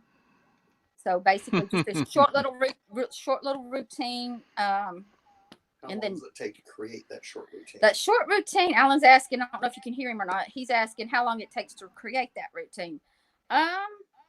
Anywhere from 1 to sometimes up to 6 weeks, trying to get, put it together, nail it down, get it rehearsed well. And it might last not long at all, 3 minutes. But you've practiced it for weeks. The first routine that we actually did, like I said, we got started back 3 years ago at the Talk Like a Pirate Day at the main library. And our routine, I think, ended up being about, 20 minutes, Alan? Let's see. I thought it was longer than it seems longer than what it actually is. He said the actual routine took 14 minutes. We practiced that for 6 weeks? 6 weeks to 2 months? 12 weeks. Okay, he said 12 weeks. So we practiced for a long time, and we repeated over and over the same routine every practice, and then we doubled up the practices the last week of the performance. We would have extra practices just to do a run through. Like I said, we'd have a dress rehearsal, wear what you're gonna wear, everything down to rings. And so that way you know how it's all going to feel when you actually get there and do the performance. And if you don't do that, you will pay the price with busted knuckles. Trust me, been there. Does not feel good. It took weeks for that hand to heal. But like I said, Larry Hoy is asking. Larry Hoy is asking, can you do the type of fighting that's seen in Disney pirate movies? We're better. I'm not kidding. We are. Alan has ruined every fight movie for me. He brought in his laptop one day at practice, and he popped in different scenes from Pirates of the Caribbean, Star Wars. He's ruined all the movies for me because he's like, guys, y'all can do this. And we're like, when we're looking at it, we're like, well, yeah, he's right. We can do it better, actually. What is the difference between fighting with pirate swords and lightsabers? Not about 2 feet. Alan said about 2 feet. Really not. It's the same routine. It's the same routine. It's just a different instrument. Same we had concept, same movement. Go ahead.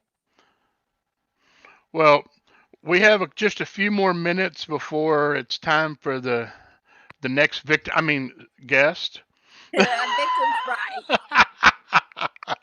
And are there any things coming up that y'all will be doing? Is there anything you would like to plug?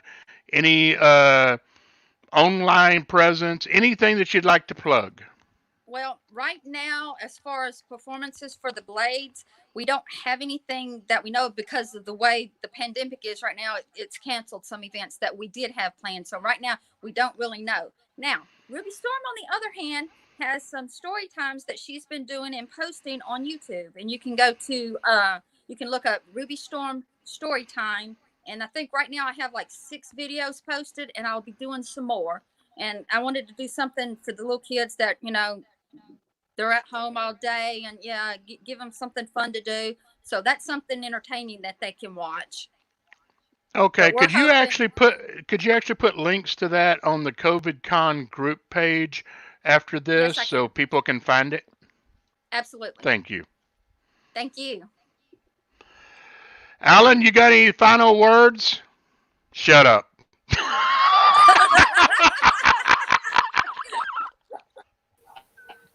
Oh my. I don't think he does. Any final words, Alan? Goodness gracious. He said to tell you, Robert, that this is the longest anyone has seen him be quiet. All right. Yeah. He said you thumbs up. Well, thank you. Thank you. And thank you for giving us the little demo of what y'all do. Thank you. I might come out at some point and play with axes with Alan. We've been debating that. I actually bought one finally. Nice. Those are fun too. I've got one. Those are fun. Yeah, Alan's been wanting to dress up as an ogre with me and do axes. I have the teeth and the axe. Wonderful. He says we're two ugly bald guys. Well, if my gym ever opens back up, I'll let you know when our practices are, and you can just show up. Sounds good. Sounds good. Oh, we have a question. Oh, no, somebody is talking. Okay, it's an ad. Yep. Sorry. Oh, okay. Well, you have a good one, Ruby, and we'll see you later. Thank you. Bye. Bye. Now, to introduce our next guest, who needs no introduction sometimes. It all depends on the circles you run in. That is true. Or run away from, one or the other. It's going to be the one, the only. Mr. Lucas Leverett. Howdy. Ooh, you sound wonderful today. Perfect. Nice, warm and fuzzy. That's good news. Mm-hmm.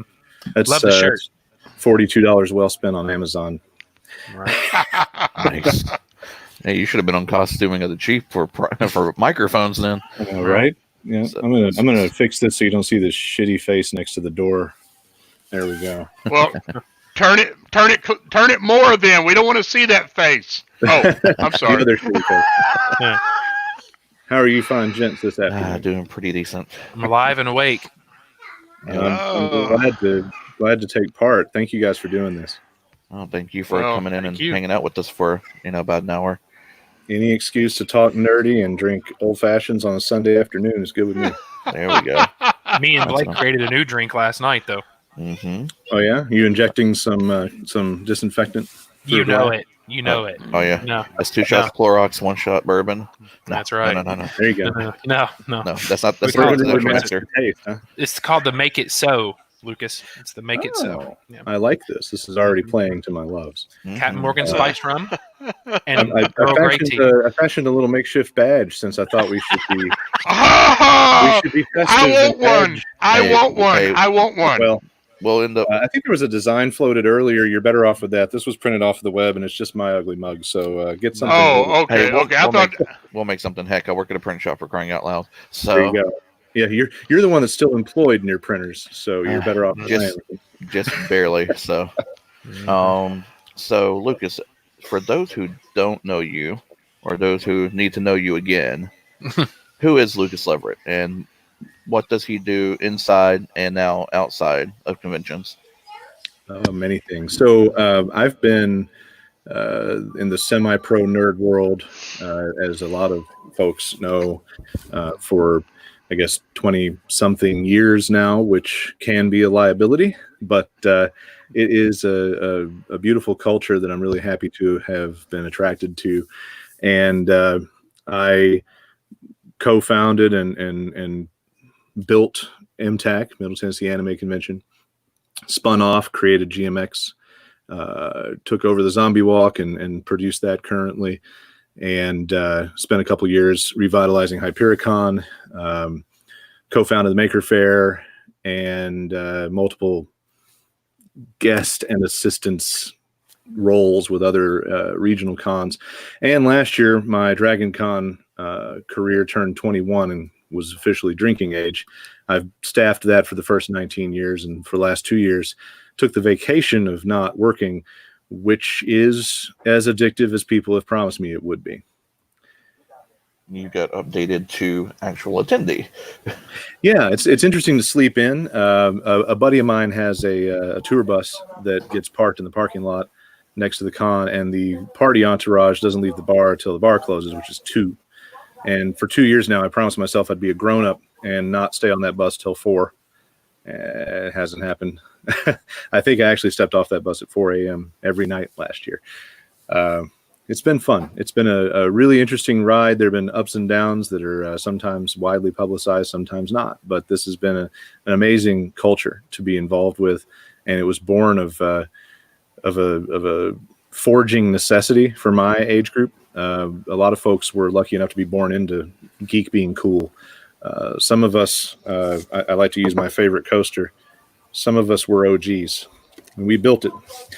So it's been a lot of fun, and there's a lot of great fun still going on. Currently, other than Zombie Walk, I'm doing a spinoff of a column I used to write into its own blog called The Stump, and been doing a few other little geek brand projects here and there. And, there were some things that were supposed to happen this spring that I was going to be at or guest at, and they didn't happen, but that's okay. We're going to get through. So that's kind of the general summary, I guess. Well, let's jump back to the Zombie Walk a little bit. How did you get hold of that? How did you become the man behind the Zombie Walk? So I was approached by a friend of mine that's a DJ local to Nashville in the goth scene, and he has been involved with Dragon Con for a long time, and he was kind of the de facto chief of that glorified flash mob, essentially is what it was. And the old tradition of zombie walks, so they take place on one day, World Zombie Day, and they benefit hunger charities of some kind. And he was just outside of his scope. And at the time, I was running the freshly minted Arts Cubed organization, so the first nonprofit for geek arts. And we had MTAC and GMX under our umbrella. We had a lot of other ideas of stuff we wanted to do. And he came up to me at Dragon Con one afternoon and said, "Man, I can't do the zombie walk anymore. It's too much for me. But I know you have an organization, you can support an event." And I said, "Well, maybe, we're all volunteers and we're spread pretty thin. And regardless of the rumors, I never took any money home from it, so I can only do so much." But he said, he really would appreciate if somebody that knew what they were doing with events took it over. I said, "Well, how many Facebook followers do you have?" Because we needed GMX to get a lot of audience.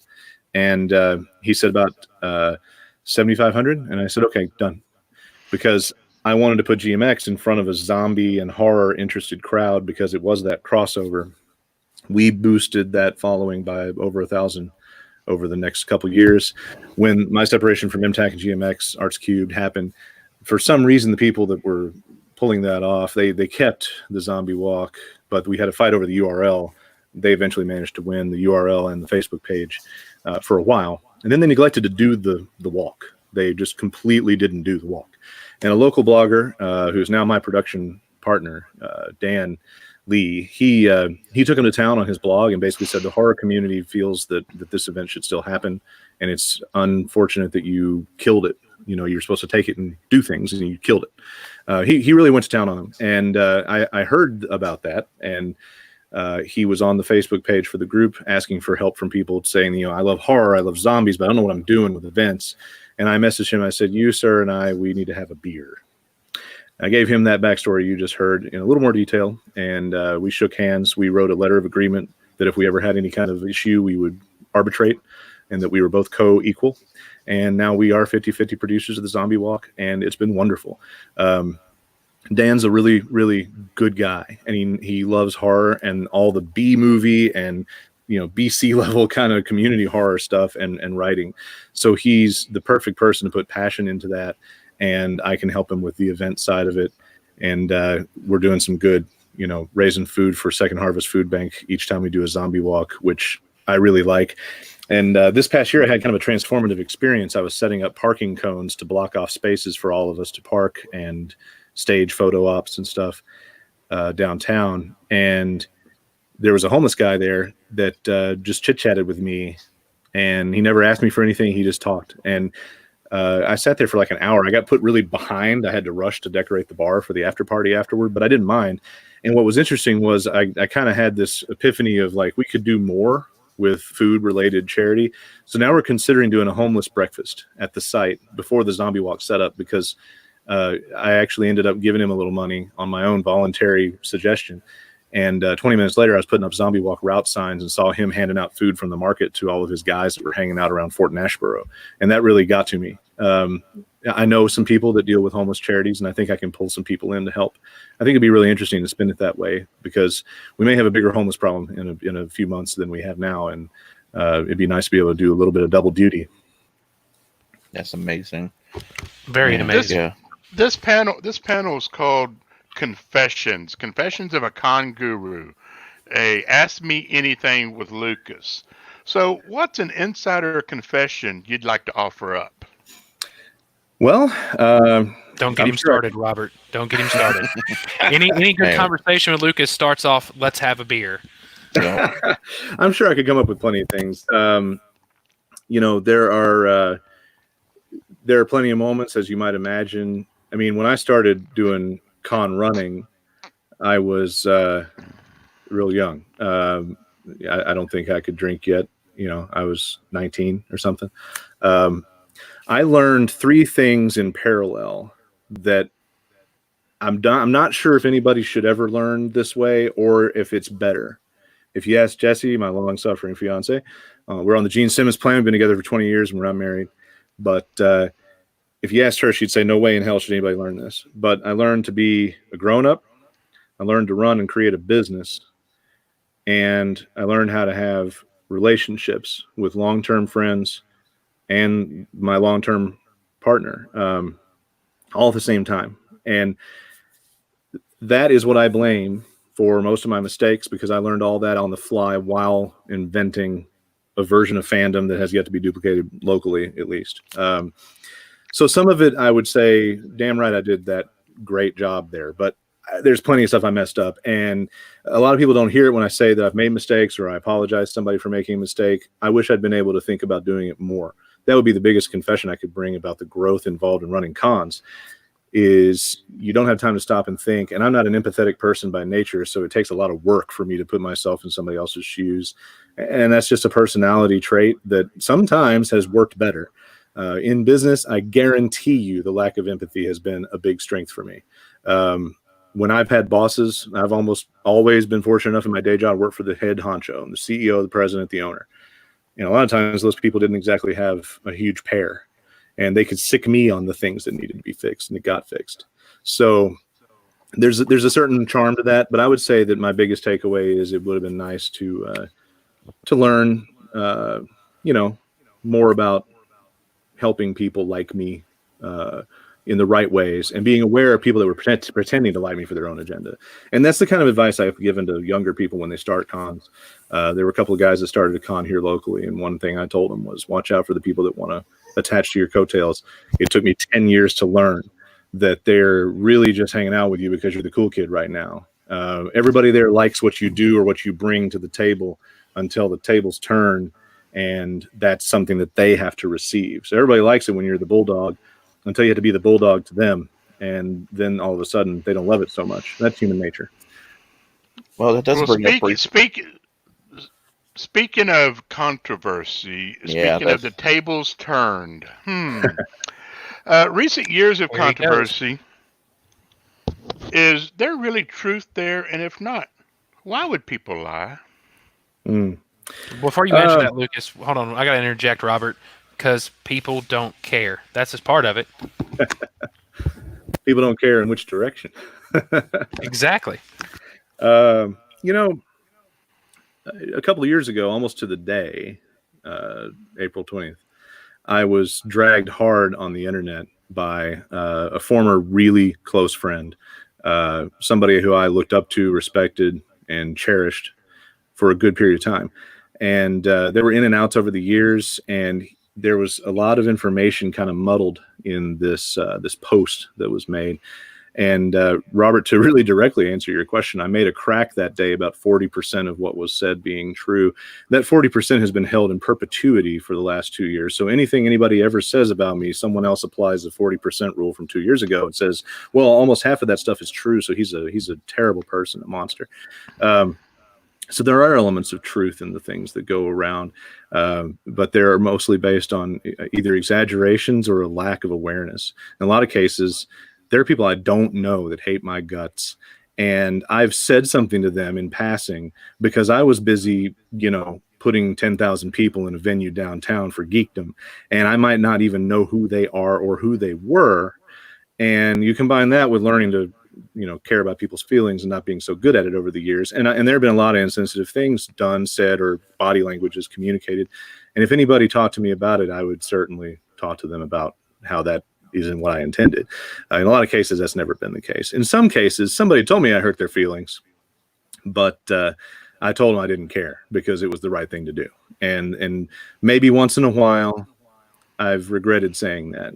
But most of the time, the goal was the organization and the event. That's still how I operate. Typically, if it's you or the good of the con's the wheels on the bus, and you're under it. That's how it has to be. Somebody has to say no. So, Robert, there is truth in some of these cases. There's a huge exaggeration that goes around concerning an incident that, most guys would to try to be as PG as possible for your audience. Most guys would be glad they were in a situation that involved two women. And that story has become a story that's been twisted and contorted into a consent problem concerning me. And all I can tell you is if you ever get accused of something like that, you really want your long-term partner who was there to be able to say, that's a lie. And she's done that. But, it is what it is. I welcome anybody to ask me any question. I meet new people all the time. They say, hey, I've heard some weird stuff about you. There actually is a question. Hit me, ask me. There's a question from Michael Hoff on Facebook. Michael Hoff says, is GMX really dead, and can we ignore the talk that it might come back at any moment? My answer to this will be controversial and probably haunt me on social media for the next 2 weeks. So, or 2 years. Yes, or 5. So here's the deal. If you don't have anybody that loves something inside an organization enough to make it happen, and you do have some people that love it, but they aren't skilled enough to execute, and you've refused to give it to the one person that loved it the most, you don't have a very good argument after leaving it alone for years to bring it back. I don't expect GMX to return under anybody involved with what used to be the Arts Cube organization. It could. There have been conversations. Some are private that I won't share. Some are my own private conversations with other people that I won't share. And some are very open, like we'll bring it back one day. But at this point, as I understand it, there are people that are already burned out on the anime aspect of what they do, and they never loved anything else as much. So it's highly unlikely to me. But as far as I'm concerned, the name, it could be revived by somebody. It's been massively damaged. Most people that know me know my day job and still in my full-time freelance role now is brands. And I encounter brands all the time that are tarnished, beaten up, and just crap and need to be replaced. And I do that a lot. I've done a lot of rebrands in my career. it's hard to say if the GMX brand is damaged too much to have credibility again. And that's on everybody. That's on me and the fallout that I had and the public fight I had with my former collaborators. I own some responsibility for the tarnish on that brand. But there's nothing like neglecting something to tarnish the hell out of it. So it's hard, but it's a great name, and it would be great to see that. Awesome. What alternative to GMX do I recommend? I would have said Hypericon a couple of years ago. We were building Hypericon to be just that. I don't know if Hypericon's in the same bubble as postponing MTAC. The people that are postponing MTAC are the people that are gonna one day bring back GMX. The question is, how long do you give people to actually deliver? And when there's really no activity, I mean, Hypericon posts or canceled after no sign of a con existing this year, and you have to question, were you doing anything? So there's a lot of question. And man, I love geeks. I love you guys and every other geek, but we have the best talk big, do nothing syndrome in the entire world, and that's a big problem. Amen. I came from a culture, a lot of people that worked with me on cons, they got tired of hearing me talk about, I did best when I collaborated with guys that were in sports in high school and college and people that were in the military. And I was in band. Now, a band nerd saying it's anything like football or the military, that's kind of BS. I'm not going to try to present that as an equivalent. But the commonality there is the organization is the most important thing here. And if you're not prepared to leave everything at the door and do the best job you can to make this thing happen for 120 to 10, 15,000 of your fellow nerds, then you're here for the wrong reason. And if you treat it like a tree house or a D&D night, it ain't going to happen, or it's not going to happen well. So right now, alternatives, I was hoping we would see some of these new cons. Some of them are semi-profit. Some of them are straight up corporate for-profit. I was hoping to see some of them step into the void. Right now, the void is extremely weird. The void used to be just kind of a black hole, and now it's like Kessel. It's just this chaotic maelstrom with a weird freaking octopus in the middle of it. So I don't know what I recommend right now. What I recommend is if Dragon Con happens, go to Dragon Con and go from there. But we're still not sure if that's going to be a thing. We have a bit of a follow-up from Michael Hoff as well. He says, is it the geek issue or the national community issue, the talk big, do nothing syndrome? Or does it happen nationally? I can't fairly say if people like San Diego suffer that same thing, or if Emerald City or any of these other gigantic cons around the other coasts. Our third coast here is my biggest experience. I would say that from what I've seen in Ohio and heard through connections in various larger cons by way of Florida and Chicago and our region, it seems like it's a geek personality thing. Trust me, I know all about big ego. I bring one in the room, and I've acknowledged that I've dismissed people because their ego didn't fit in the room at the same time mine did, and we were better off without that fight. But I think there's an ego thing with geek culture where we didn't all grow up popular, right? Like we weren't exactly the cool kids. I mean, I think the kids now are growing up popular because we made this stuff cool. But they may not have grown up popular and are making up for it. I've definitely joked and told people if I had a time machine, I'd go back and find 16-year-old Lucas and tell him, hey, 30-something Lucas says, hold out, bro. But it still might be just an ego issue, a promising thing, trying to make yourself look big. I don't really know. It could be general human nature, and maybe the only thing that makes a difference is a paycheck, and we all do volunteer work for cons, so we fall on our face. But I sat up until 3 o'clock in the morning more often than not. I sacrificed a heavy percentage of my personal relationship at home and a heavy percentage of my early fatherhood for fandom. And I can assure you that some people don't just blow it off like a volunteer gig. It's treated just as much as a full-time job by a lot of people. All right, we have another question from a Mr. John B. Pica. You have an ego, question mark? Oh, I think he knows more than anybody. I definitely do. And I've tried to be more aware of that. In my 20s, you had a hard time convincing me that it was ego that drove me. In my 30s, I started to realize it. I don't know where things sit in the 40s now, but I can say professionally, I've learned to separate myself and go to tell, I've told more bosses in the last 5 years, hey, look, your name's on the paycheck and it still comes to my bank account every week or two. I really don't care if you don't like this, but here's my best work. And they like that. They know that, they're still the boss. I'm just giving them whatever I can give them as the best. I don't know if I knew that at younger ages. So I think that's part of managing ego. But yeah, sure, I have one. I think Johnny's well aware.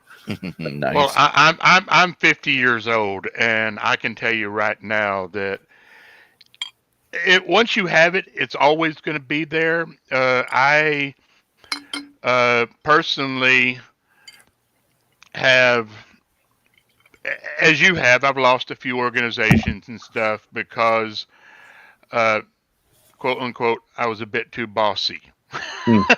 But I got stuff done. Right. So I completely understand. Sometimes, Robert, you have to be the butthole. There's no ifs, ands, or buts about it. Sometimes you have to be that person, because if you don't and you get run over because you got your feelings hurt, then your organization's not going to stand. You have to be solid. That's my 2 cents. I'm sorry, Lucas. What do you got to say about it? That's very true. Somebody has to be the bad guy. Somebody has to be the bad cop. I would say that a mistake I probably made early on was my closest cohorts that helped me really craft what we were doing. They were also the bad guy. There was no good cop, bad cop. It was all a bunch of bad cops that were full of themselves. But it was hard for me to see past the respect. When you have people that are willing to ride around with you all day, zigzagging all over Nashville to try to sell ads to whoever will buy one in your program guide, you gain a lot of respect and tolerance. And I've tried to mentally pledge not to specify names and name names, because I don't want people saying, hey, he said something about you. So I'm not going to use a lot of names. But one of the people that was along for that ride, later on in con evolution, would have a huge falling out and a huge, very public, visible fight during con setup, and walked out. And they essentially quit the con on a Friday morning, Thursday night, something completely untenable. And it hurt a lot then, because that was a really close friend. We've drifted now, but one of the most painful things I had to do was look at that person and say, I can't save you from this. I can't fix this. I can't defend this, because the only defense I have is that I've been your friend for years, and that's not going to fly here. It's my own rule, and I'm not going to break it. That still hurts today, but you got to do it. Somebody has to do it. Robert, you're absolutely right. Or I think Robert said he was the butthole, and Mike said you have to be. So you're both right. Yeah. Let's lighten the mood just a little bit here. This shouldn't be, every confession of a con guru. Exactly. He is drinking, so it makes it better. So easier. Right, yeah, I think it goes it's down like 3.5 normal old fashions, and by now I've poured all the cherries into here, so it's. But really, let's talk some fun stuff. What was the most surprising thing you ever encountered while running fan events? Oh boy, people ask me that a lot. It's funny. People ask me either how to do stuff or how to run things, or they'll ask me, the fun. You said the most fun, right? More surprising than fun. More surprising. Okay. Or okay. Yeah. So the most surprising thing to me, no one prepared. I mean, obviously, I just gave you the backstory. Nobody prepared me for anything that would happen in 15 to 20 years of this, but except for me. But the surprise to me was that there will be a surprise every time you're running a con. And I think everybody here that's got a speaking role in this video has the awareness, because you've run an event at some stage, that every time you think you've seen it all, something happens the next time that tops that thing, right?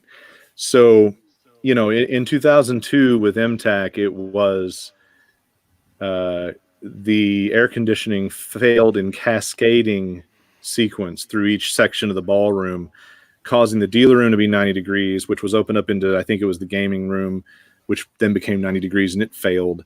Eventually, it was just one big ass room, which was exactly what I had pledged not to do. It was the kind of Star Trek convention setup that I grew up on that I thought was horrible, and I didn't want to do it. And we had to do it to keep people from sweating everything. I mean, you're a cosplayer. The last thing you need is more sweat on the part of the con. You know, we're supposed to provide ice cold. We're supposed to have the hotel look at us like, you're crazy. It's 58 degrees in here. Yeah, it is. Tell it to the furry. So, you know, it's something you never want to do. So that happened. And then during the meeting after the con to complain to the hotel staff, we were talking about pest control issues that were reported. They swore that they just had an exterminator. And I shit you not, I was sitting next to the filing cabinet and a little roach crawled up on the side of the filing cabinet. And it was like a cartoon. He stopped and he kind of looked toward us and waved his freaking antenna. And I said, really? Like this one? And they peered over their desk and they sat back down and they pulled out their Orkin business card and clearly planned to make a phone call. After that conversation was when my collaborators said that they would agree for me to review the hotel business and deal with them in the future. You know, I don't always think on my feet perfectly. I've said plenty of dumb things on the spot, sometimes on stage in front of thousands of fans. But some of those ad libs really work out in your favor if you can come up with them. And then it just goes on from there, man. We had somebody cause us to shut down a whole floor because of an assault that turned out to be a lie, and drag people into the police station to make statements, and then her parents made her tell everybody the truth. We had parking issues that were crazy. We had parking so tight the fire trucks couldn't get up the hill, and that pissed a few people off. You know, and then of course you work your way eventually. I mean, guys peeing on the floor in the hotel lobby while they're drunk, girl ODing off of whatever might have been lacing the water at a rave. You know, me being shoved the phone when somebody on security said, "Hey, her dad's on the phone, wants to talk to you," and I'm like, "Hello," and he says, "I want to start by apologizing for my daughter's conduct." I'm like, oh, cool. Yeah, it's okay, man. You know, so all these things. You must be talking about the prostitutes. I don't really know. Don't even get started on that. I don't really know. I don't remember a lot. This is a teenage girl of some. That was a prostitute. Okay. And of course, you work your way around to 10 years ago, the flood. Never in my wildest stress dreams about cons did I think that I would be running a con during a catastrophic natural event. If it weren't for, I think there was a tornado drill the year before where we had to cram everybody into the basement of the hotel per their rules on a Thursday during setup. And I think I had some familiarity with the emergency procedures and the sheer volume of the building. And it was a Sheraton on top of the hill, so flooding didn't really bother me. But that was definitely something I never thought I would see. And it rendered a lot of great stories. I mean, guests in the green room that are all from LA, you know, and they're like watching the news going, "Why do you guys freak out about nature stuff? We have this kind of stuff all the time." And I'm like, we don't. And then, you know, flights getting grounded and the community really rising to the occasion, all the vendors being cool about the well, actually, the vendors didn't want their stuff back. Their warehouses were flooded. They were glad it was out. You know, audio equipment, staging and stuff. And, you know, the hotel letting people have extra nights and discounted rates for that. And then the guests just hanging out, doing BS on stage, just entertaining people. It was it was amazing. Great moment of how fandom can be resilient. But, I mean, it would just, the list just keeps going all the way down to, you know, grumpy cat graffiti in the stalls in the bathroom at the Nashville Convention Center. You know, I mean, speaking of fandom, crumple zone. Speaking of fandom, what do you think is next for fandom after this quarantine? Ooh, I see Johnny with his Tanya Tate comment. No matter what anybody on the internet says, I barely even got to talk to or hang out with Tanya Tate, for the record. I also have a theory that they can be too big and she fits. Anyway, so the next stage, man, I don't know. I think in a lot of cases, fandom's going to follow. I tend to learn over the years from events that are similar. People used to stick people in a ballroom looking at a boring riser with a projector, and we decided we were going to do giant rock and roll music stages. Once everybody started doing giant rock and roll music stages, I started looking for what's the next thing. And with Hypericon, we were building arena seating with a ground-based stage, like a community theater. Just do whatever is educated by the rest of the event world, right? So theater, film, being cinemas, sports, business conferences, they're all going to inform, just like the creation of the very first fandom cons, the very first like old school Star Trek conventions that were modeled after business conventions. There's a reason we have panels, right? Like all this stuff is born from kind of the business world and what these nerds knew in their corporate life, they applied to nerd life. And then it kind of gained its own norms. So I don't know what we're going to learn from first or when. Right now, considering the timing of Dragon Con, that's going to be the first litmus test. And any of us that go to Dragon Con are already invested. If you go to Dragon Con right now, almost May, you're invested to the tune of whatever the hell your hotel room costs, which is the price of a small used car. About what, $1,500, $1,600? I think I'm in $1,600, and my roommates, they pay. There's three of us, so they pay 2/3 of that, but it's all on my card. So, I don't mind doing that. It's a trade-off. Like, give me your money, I get the card on my Marriott card, I get all the points. It's fine. But people are invested. It's a complicated equation to change Dragon Con around. Now, could they do something drastic and say no at door and start, dispersing the crowd? Sure. And a lot of the old school crowd, the Thursday's a new Friday, Wednesday's a new Thursday, Tuesday's a new Wednesday party crowd, all of us would definitely be fine with that. We're there for people we know and the scene that we know, and we don't really need the Saturday afternoon bro crew that just wants to come get drunk and treat it like Mardi Gras with nerds, which it is Mardi Gras with nerds, and it's great. But I don't know what they can do, but they're going to be the example. I think if Dragon Con can happen, it's the first large con example of what we do in this era. I don't really know. Obviously, seating changes. I mean, you look at sports venues, they've spent decades learning how to cram the largest people into the smallest space and get the most money out of it. What's the profit margin? How do you explain a $45 Tuesday night ticket to a baseball game that's $400 on Saturday night? There's clearly some room. But what can all of those do that makes them work? And will fandom benefit from all this? Will this be a crushing blow to the hotel and meeting industry that takes them off their high horse and brings them back to normal? Because that's how we built what we built in Nashville. The late 90s, early 2000s, that was a time, especially after 2001. I mean, September 11th murderized the meeting industry. I mean, it was just dead. Nobody wanted to travel, nobody wanted to fly, and nobody wanted to do any big events. Did that benefit us? Probably. Did we get better things in the contracts? Yes. Did we get way more reasonable rent? Absolutely. There are hotels in this town, and this is not even, well, now we are like Vegas, New York, and LA, but back then we weren't. And, pre-It City, Nashville was juicing way too much money out of these event rental prices.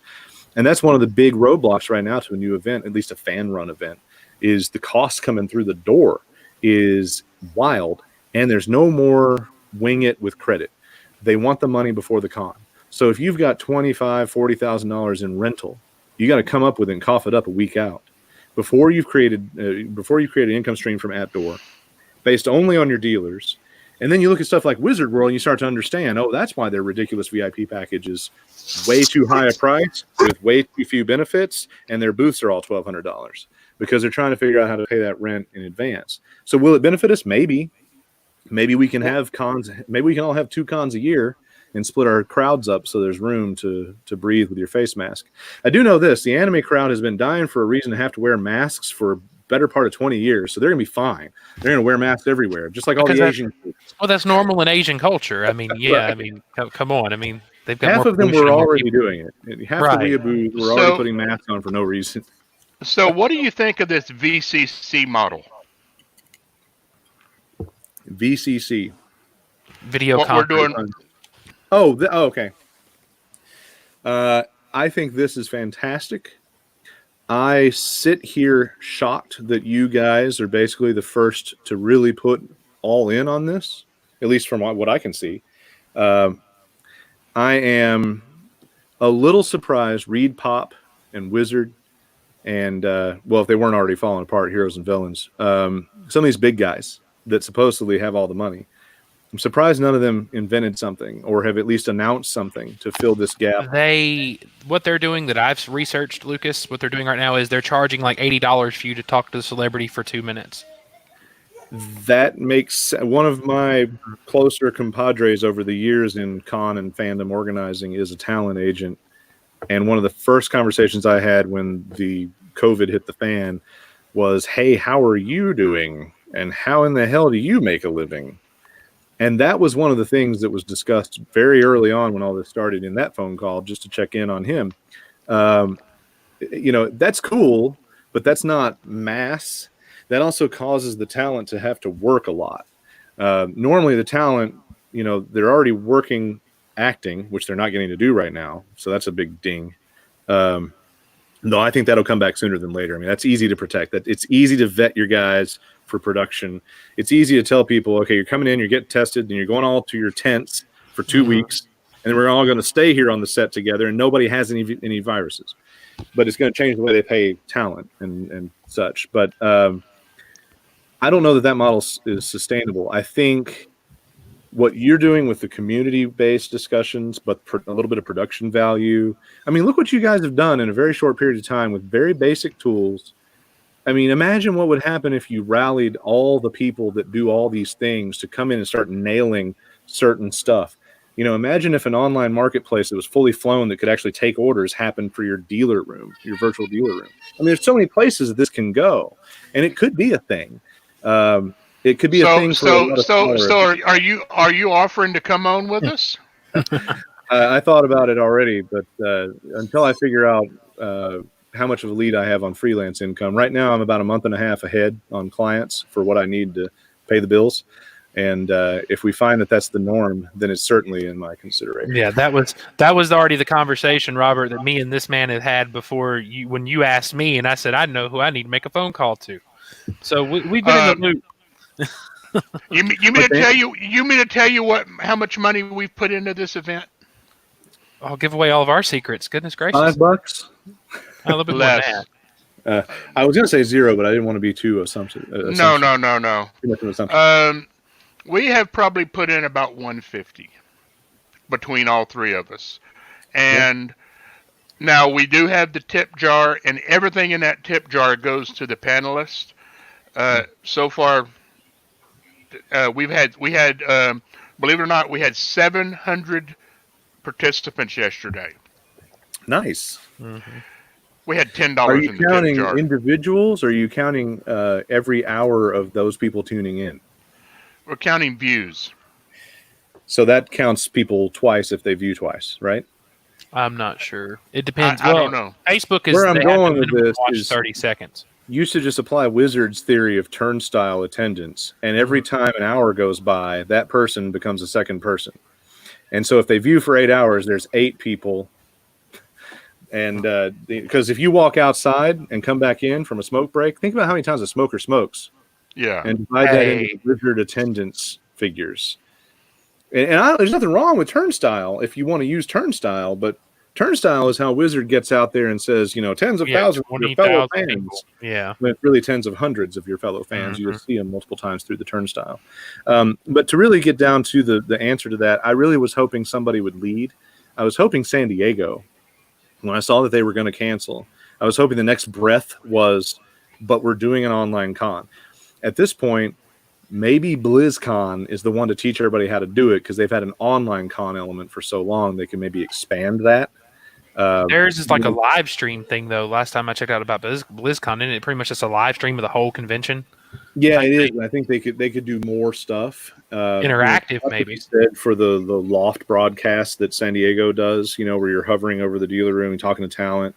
There's a lot to be said for key attendees, super fans. Like I've been shocked that pro wrestling performed to an empty room when they easily have 100 people that would say, the hell with it, I'm going to Florida for 3 months, and put them in a camp, test them, and keep them by themselves, feed them, and stick them in the live broadcast every time. I can't believe somebody with that much money and that much resource didn't think that far ahead. Watching wrestling with no audience is the most bizarre Yes, it was ever. Well, Absolutely as me and Blake said, the reason we did this is because Mid-South Con got canceled. Yeah. Now, I'm on the Mid-South Con Masquerade staff. I'm on the ShadowCon pre-event staff. I actually run the pre-event area for ShadowCon. And we were at Cece's having pizza. Mm-hmm. And we said, this sucks. I mean, we don't have a con to go to. So why don't we make one? Right. Okay. 48 hours later, after I reached out to 1 or 2 or 10 people that I know, and through cons and through acting and just through me being who I am, we had almost a full roster of guests in 48 hours. And that blew me away. It blew me away that so many people were willing to give up their time and their expertise to make this happen. We've got a young lady in California that if we did not have her, we wouldn't have a website. We would not have some of the infrastructure that we have. This woman is phenomenal, and she does this for a living. Yeah. She is a con coordinator for a living, and I'm going to sing her praises after this, even when the physical cons come back, because the woman is a beast. Well, I've always seen a weakness to the digital avenue for fandom. And I actually have a friend in Chattanooga whose whole business, he quit his full-time job and started an agency that doesn't do anything but live event, social media, etc. coverage. I had breakfast with him the morning the SEC announced their, they invited everybody to announce that they were going to go no audience, and they really announced that they were going to call it off. So I had breakfast with a guy that they're his client an hour before they did that, and by lunchtime I was texting him saying, "Ooh boy, rough day," But that has been a weakness in events across the board, especially fandom. A couple of years ago, I was working with Arby's on a plan to sponsor HyperionCon. And the plan for Arby's, I found out a whole bunch of stuff about Arby's. They're one of their main digital marketing people is a cosplayer with a pretty decent following. And like their main marketing guy went to MTSU the same time I did. He's into golf and pro wrestling. So if you ever wondered why Arby's social media is golf jokes, pro wrestling jokes, video game jokes, and nerd jokes, that's why. And I noticed that. And I summoned their attention. I made a Nashville skyline. I went to Arby's and spent like $30 on random bullshit. And I made a Nashville skyline out of Arby's stuff and made a social media post tagging them. And they replied. And they said, "We hear you." And I said, "Great, let's have a conversation." That turned into a conversation over a few weeks. And what we were aiming to do was to create an Arby's live stream on their page of the official Arby's backstage show of the Masquerade. So you would step off the stage as a cosplayer and you would be broadcast to 25,000 or whatever freaking subscribers Arby's has, interviewed by a person on behalf of Arby's about your costume and how it felt to do what you just did. And anyone would be able to view that for free. And what's Arby's got from it? Well, think about where they can go. The encouragement at the time was use HyperionCon as a test. And once you prove this model and you have it, go to San Diego, because then it's off the hook. And that was the thing that ultimately they did. They did participate in bigger cons. They didn't have the resources in the time frame that we needed. They were going to bring an Arby's food bus and just feed everybody all weekend in the parking lot. There was a lot of cool stuff. But that's basically the weakness that we're talking about. This kind of stuff you're doing, and hopefully San Diego, or if DragonCon, hopefully not, but if DragonCon has to scale back or cancel or postpone or any of that, hopefully there's somebody that's big and powerful enough to start doing more or this stuff that you're doing gets seen. I mean, I'm still blown away that some of the locals haven't done it. You know, it blows my mind that the digital generation running MTAC didn't do virtual 20th anniversary MTAC. It blows my mind that MomoCon, which is backed and partnered with DragonCon, didn't go to some virtual, that they just canceled, threw their hands up, and walked away. It doesn't surprise me with Hypericon because it didn't appear that they were planning a con. But there are cons that are not just those that have had to do things. There's a Tom Kroom, who is a Southeastern fandom guy that you can look up, Google him. He's got a running list of postponements and changes that he's publishing online. And there are dozens of events. You can't tell me these people don't have the resources that you guys have to do what you're doing in at least something happening. What resources? Wait, right. Hold on. Lucas. Here's a question. And this is a deep question. Being that some of these cons we know personally, me and you, that canceled, postponed, if they want to say postponed or anything, one major one that you know of, do you think they will be, I'm not going to name names, do you really think that they could bounce back after this? That, you know, their resources will be there, knowing what conversations we have had, that they have the resources and the funding, being the big word, to bounce back after this? I don't have a lot of inside knowledge on the budgets for the local events or regional events. The only one I can guarantee you that's solid money-wise is Dragon. But I'm not 100% sure that some of these events can take the hit, but also there's a momentum problem. You know, it took a lot of work to build 120 dwindling attendees at Hypericon into the momentum to top 500. Oh, I know. I was there. Yeah, exactly.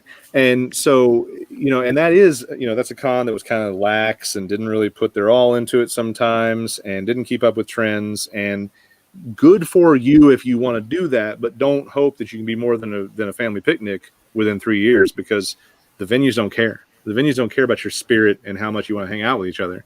The venues need butts in the seats that give you money to pay the big giant bills. So there's an equation there that you have to work out. But I don't know, and I don't have reason to know anything, but the information I do get occasionally mentioned to me by chats with people is that there are leadership changes in the mix in some of these local events.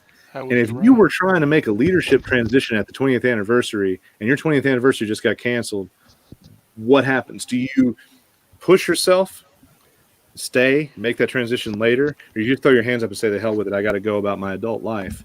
Good luck. We'll see. Is it possible to combine this with a physical con, a new physical con, and combine this with it too, and make it a total package? Entirely. It should have happened already. And that was what I realized with Hypericon was the weakness. And to their credit, you know, some of the very fundamental core folks within Hypericon realized, hey, digital is a thing. I think Blake probably remembers this. We discovered that Daryl was a big fan of Twitch. Like, who knew? You know, one of the old guys was a Twitch guy and was telling us Twitch is where it's at. We need to do some Twitch. And this, what you're doing, well, of course, I don't know how long StreamYard has been around. This StreamYard thing is super cool. I was really impressed when I got to see it. This is the secret, getting out to multiple channels at the same time, because my answer to Twitch was, I don't give a shit about Twitch. My 13-year-old knows Twitch.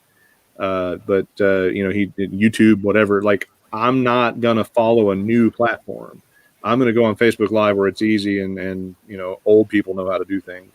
But that's the secret, is getting that content out there. I really feel, first of all, we know because Coachella proved live streams for free don't hurt your attendance. So that's blown out of the water. Coachella and Eventbrite did a study. They know that you can offer your show for free to people online, and it doesn't do anything to stop your growth in person. So that's already done. That's packed up. That's a fact. So that was what I was working with the whole digitized Hypericon. Somebody has got to do that. You know, hey, it may be us, but it needs to be where we're at already. This should have been a no-brainer for somebody, and the only entity that it was a no-brainer for was BlizzCon. as far as I can tell. Nobody else really had a good online element. And I think now a lot of them are going to grow one. And also Joe, who said hi, by the way. Hi, Joe. Joe said he's betting DragonCon is planning and beta testing right now for virtual. You might be right. I know somebody that's a daily employee, paid full-time salaried employee of DragonCon that I went to college with. He's really good at not answering my questions. I have, teased a little bit, but I also don't want to just, pump for information. This is a friend of mine for years. I want to know how he's doing, not just, hey, what can I get you for on DragonCon? But he would never tell me. But I think you could be right about that, Joe. Venues need butts in the seats that rent. Yeah, exactly. The hotel room equation, that may get out of whack. That, this may teach them that any money is good money, and maybe they should come back off that horse. Nashville's hotel and convention meeting space industry has really had a shit don't stink attitude for a few years now, and hopefully that'll get attenuated a little bit. They'll get checked a little bit by this particular crisis. But the side effect has been all these venues. I mean, you can rent a room at almost anywhere now. Like, everybody has been smart enough to get a room that you could rent in their business model, because it's so prohibitive to do business with hotels and convention centers. If I made a con tomorrow, and some of you had this conversation with me in private, if somebody dropped $100,000 to $250,000 in my lap tomorrow, I'd make a multi-venue downtown con with a couple of different hotels and a whole lot of different spaces people would move around to and go to different events, because that's where we are culturally now. And that's where we were headed with MTAC. If the divorce had never occurred, MTAC is going to be a campus convention in Murfreesboro at multiple hotels right there at that Embassy Suites. We were speaking with a guest yesterday that is very, very interested in getting into some deeper conversations with us. So we may be tapping you on the shoulder. Well, everybody that knows me knows advice is almost free, and who knows? Before COVID, when I was actually, some people probably have made up, because they'll make up anything they can about me. Some people have probably made up some story about me getting run out of my job. The company I worked for, a great company, but they're a great company for private equity investors, not for people that love brands. They don't value internal marketing. They don't get it. They like outsourcing. So the marketing team has been shaved gradually. And the point at which I said, okay, cool, we got new messaging, new stuff ready to go. I can't wait to quarterback this. When do we get started? Woohoo! They were probably put in the corner about, okay, well, we're not really as serious as he is, so we're going to have to let him go. So the team has been trimmed. In mid-February, I was already on the job market. And that went well until this virus thing happened.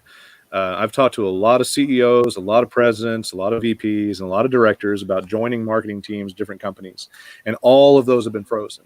But the whole time, I did freelance heavily with several clients, including former CEO of the company I used to work for. He has a new venture now.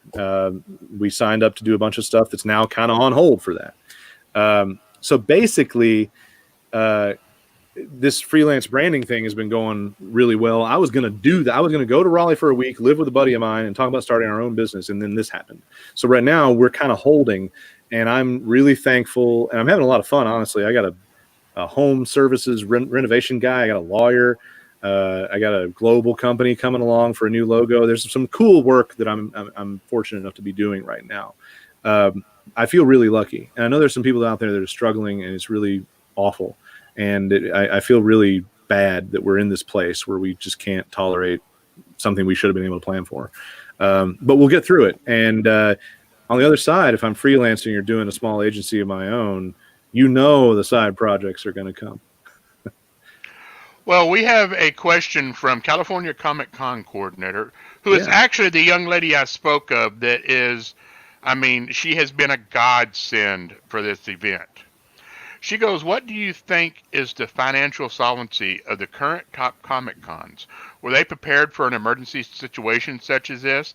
And if not, will we see more new upstarts as we change from the old guard to the new guard on the Comic Con scene? Yeah, I think there will be new critters in the ecosystem for sure. Partly because the barriers, like we've talked about with the venues, the barriers to entry may be lower People might be able to get their local event center to make a reasonable deal. I mean, let's think about how much the market changed when I famously swore that we couldn't afford to go to the Vanderbilt Marriott Hotel in Nashville for MTAC in 2004. And we toured it a few weeks out. We were desperate. We had been dumped by our venue that was going into remodeling. They hadn't told any clients. And it turned out our lawyer found out that Tennessee law doesn't care. The agreement is worthless if they do something like that, unless you're willing to really take them to court. And we were just a bunch of guys with an anime con, so that we weren't going to spend the money on it. So we were homeless looking for a place. And because of the timing, we got into a gap in their business. $1,500, I think. It might have been $1,100. Think about that for 3 days on West End. It doesn't happen now. It's 25 a day. And I don't mean 100. 25,000 a day right now. If those kinds of deals return, then you'll see a barrier of entry dropping for all kinds of stuff. Problem is, you'll see a lot of people have no business running events, starting events, and failing and spending all their money. Sometimes it's granddaddy's credit card. Sometimes it's personal debt. Sometimes it's personal savings. You know, people do it all kinds of ways, but it will be a barrier of entry that might be lower. So yes, there should be some new players. As far as the financial solvency, I'm not led to believe that some local events aren't already starting in the hole every year. I'm under the impression that a lot of folks don't have a ton of money in the bank, and some of them have a large amount of debt outstanding to certain venues and even personal investments from committee members that I don't know if they'll ever get them back. Now, can it be done without a lot of personal debt? Maybe. You know, if some of them innovate, maybe. I mean, don't forget, we raised $8,000 on fan investment with HyperionCon. I came up with a new model for lifetime membership that was a fan investment of $1,000. And we got over $8,000 from fans that wanted the event to happen. It was basically the same idea as crowdsource funding online, just without all the BS and actually giving something directly to people instead of inserting some other entity in the mix. So there's plenty of creative ways. I don't know how much money people have sitting right now, or at least that they can afford, because it may be already set aside for big down payments on guests or travel or the venue rent. DragonCon probably has money on hand. Anything that is a corporation, even if it's fan run like Dragon, they probably have a business model in place where there's plenty of investment possibilities. But how much and what it's earmarked for, I don't know. San Diego ought to have plenty of money. New York ought to have plenty of money. Maybe WonderCon. We all know Wizard is bleeding money left and right. I mean, they don't have real money. They just have, you know, investors and disconnected CEOs that don't have anything to do with fandom most of the time. So I don't know if they can survive something like this. Reed has plenty of money because they're part of a big corporation that does meetings. But it's going to be interesting to see who does what. And you got local guys like Mark Ballard. I mean, yeah. Dude's not running a world-class polished show, even though several of us have been talking to him and giving him good ideas, and he may do some really cool stuff. Maybe he steps into that void that was mentioned earlier. But, you know, for Mark, it's a personal venture, and he's directly in control of everything. So, you know, when the caca has started to fly, I'm sure he's put his head down and made some smart decisions, and he'll make up for those later. And his venue expenses are pretty low and reasonable. So there's some flexibility some people have, but I don't know how much anybody's just sitting around with the nest egg. Some of these organizations could take advantage of small business funding and some of the relief funding, but unfortunately, not a lot of them are run by people smart enough to think about it or do it correctly. So I don't know where that lands.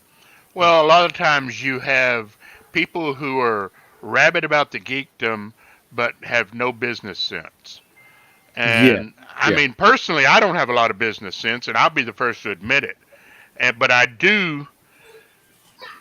have a tendency to look for people around me that have the skills that I'm looking for. And I even did that when I was doing a pirate organization. I looked for people that had specific skills, and I recruited upon skills, not always upon personality, but a lot of times I recruited more on skill than anything else. I would watch somebody, I would sort of learn who they are, and I would recruit based on what they could bring to the table. Yeah, for me, a lot of that, and then the trust factor. I mean, I took a lot of flack over the years for the public safety team in the earlier days of MTAC, but I had one standard, which was I don't want some chucklehead with a boken that thinks he's a ninja in a half cosplay watching the door at a room. It's unprofessional and it's BS. So we're not going to do that. In fact, a lot of the things we said we were not going to do were formed by other regional cons, and I'm going to give them the grace of not mentioning names, but let's just say we wasted a couple trips to Atlanta on lackluster experiences as anime fans. So, there were some standards that I wanted to see. And then I saw these people doing choreographed combat. They were all certified, and they had physical awareness and certifications that indicated that. And they had a tight-knit group of people, and I'd seen them work together and perform at Renaissance festivals of all things. And I saw key people from my Renfest days in that group, and I know them. They're stand-up people you can trust. They swing steel at your face, miss on purpose, and don't kill anybody. Cool, let's have these guys come in, and they'll perform, and they'll do public safety. And that established a standard that mostly continues now, even under the current guard. And there's something to that, the trust and the skill sets that can translate. I mean, I used to tell people, recruit for public safety from, cops, firemen, ex-military, current military, National Guard, etc.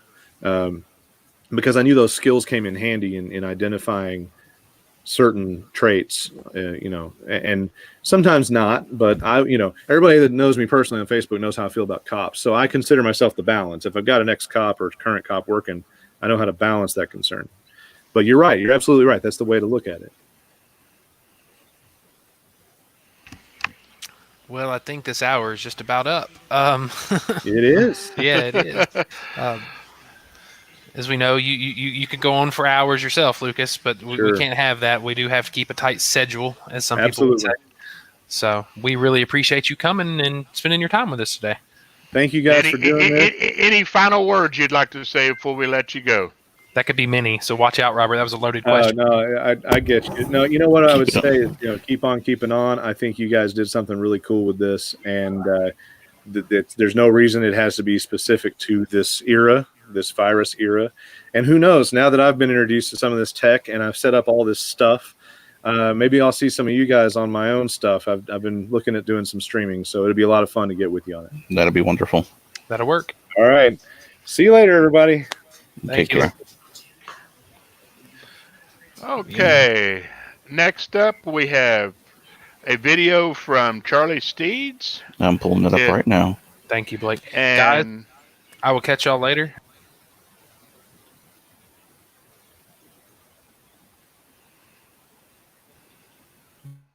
Boom.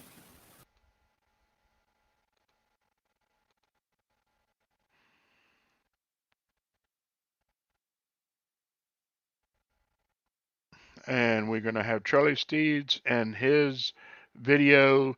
He is in the UK, so he is not available to be here for live, but he did send us a very, very good video called Horror in the UK. And Blake is pulling that up right now. Hello everyone, my name's Charlie Steeds and I'm a film director from London, England, which is where I'm recording this video right now on a nice sunny London lockdown day. So in this video, I'm going to go over basically the films that I've made. I'm just going to talk you through my career so far in order and talk a little bit about each of the films. I'm going to show you some clips along the way as well. And hopefully, aside from getting to know my work quite well, you should hopefully get some fun insights into what goes into indie filmmaking. The films I've made so far are straight to DVD movies. They're not big cinema releases, but we still have a huge amount of fun and a lot still goes into the process. And you can buy most of my movies out there in America. As much as I'd like to start with the projects that I'm the most proud of, which are the recent ones, the ones where my work got better and better, I need to really start at the first feature film, which I'd rather ignore, but I'm still going to go ahead and talk about it because it's quite a fun one. I had no money whatsoever. I did do some crowdfunding to try and raise a little bit of a budget, but the film was extremely cheap. We're talking a few £100. And I was looking around for locations, where could I possibly set this film? What type of thing could I make? And so this was going to become my first film, which is called Labyrinthia. But in the US, it's been retitled as Dead Man Apocalypse, which you can find it on DVD, and I think it might be on Amazon Prime and stuff. I don't advise you to go and find it. Like I say, I had nothing really, but this friend of a friend offered me that I could go and film on their farm. They had a cow shed, and they said that I could go and film in their cow shed if I wanted to. Well, I didn't really want to film in this cow shed. It was tiny, it was full of straw, it was full of cobwebs and spiders and smelt of cow shit. But, it's all I had. So that was where I was going to build the set of a movie. The next thing I did was I looked at what popular films were going to be coming out this year. This would have been 2015. So I wanted to see what films were going to come out. And that is something that's proven to be why the film managed to get me a certain level of success.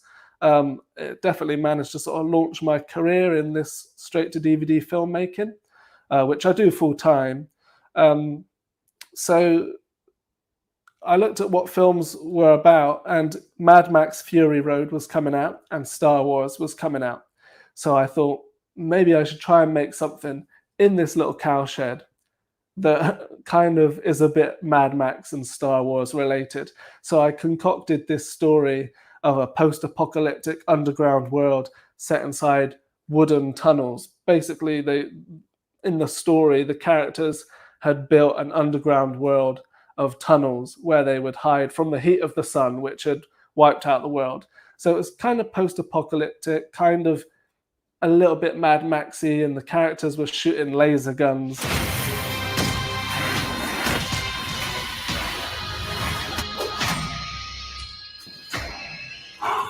Basically, it was one tunnel, one wooden tunnel, which was quite long. You couldn't stand up in it. It came about up to there on people. So in fact, by the time we were filming, the actors, they couldn't even stand up. You had to crawl around on your hands and feet. So the whole film is performed with people crawling around these tunnels on their hands and knees, whilst trying to have gunfights and action and all this sort of stuff.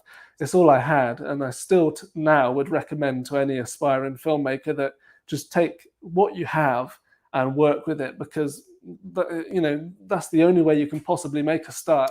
So I shot the film. It took me 17 days, and then I edited it myself, made a trailer for it, and released that onto the internet. Now, we shot the film in April. By the time it was about September or October of that year, the film was almost finished editing, and I got an email from a sales agent based in LA saying that they'd come across this article or they'd seen the trailer and they were interested in my film. Now, they were interested because it looked a little bit Mad Maxy and well, not Star Warsy, but they could tie it into Fury Road. You know, when you go to a Walmart and you buy these movies with these horrible CGI covers that kind of rip off some popular movie, Jurassic something, or Star Wars something. You buy it probably by accident, thinking that it's going to be decent, and then you put it in and it's some absolute rubbish. Well, basically, the sales agent saw my movie and they thought, great, people are going to be buying Mad Max Fury Road, and people can also go and buy this film, Labyrinthia, which is nothing like Mad Max Fury Road because it was shot in a cowshed in Britain. It's this hideous CGI cover of an apocalyptic wasteland. It's got nothing to do with the film itself. One day I go onto IMDb and it says I've directed this film called Dead Man Apocalypse, which I think is an awful title. It doesn't really even make sense to me. But that's what it came out as in America, and has been financially incredibly successful. in fact, of all my films, is still the most successful moneymaker. And that's because it cashes in on Fury Road. One of the things that I regretted was I was filming on this farm. We had this cow shed and I'd built this tunnel. But on my breaks, I'd go out onto the farm and I'd think, you know what, this whole farm is so picturesque. Why didn't I just set the bloody film on a farm? Why did I have to build a post-apocalyptic world inside a tunnel in a cowshed when I actually have a whole farm at my disposal? So that kind of stayed with me. And about a year later, I was shooting my next movie. Now that I was seeing I could get films out there, which I was really surprised that the process was kind of that simple, that within my grasp, even just, straight out of film school. I thought, well, I don't want to make post-apocalyptic movies. I love horror, and I want to build a reputation as a horror filmmaker. So it stayed with me, the idea of the farm, and I started to think about ideas where I could use a farm, because when you're making a film, location is the hardest thing, or at least it's probably the most expensive thing, because a location can really make or break your movie. If you have this great castle and you write a movie around this castle, suddenly you're watching this film and the story has production value and the castle looks fantastic, which is actually something that happened. I'll get onto that. But for the meantime, I knew I could get a farm. And so I started to come up with this idea for this movie, which was called Escape from Cannibal Farm. I love horror films, and one of my favorites is the Texas Chainsaw Massacre. And I love this sort of gritty, backwoods horror slasher type movie. But you've never really seen it done properly in Britain. So I thought, I wonder if I can take that sort of rural, backwoods horror of the Texas Chainsaw Massacre and put that into the British countryside, summertime. So I wrote this quite a long script, actually, and I really wanted to take my filmmaking to a whole different level that would wipe out the memory of Labyrinthia and the little wooden tunnels. And so this was all set outdoors, and the film is about a family who go on a little vacation out in the British countryside, and in the night their camp is sabotaged and the mother gets injured and burned.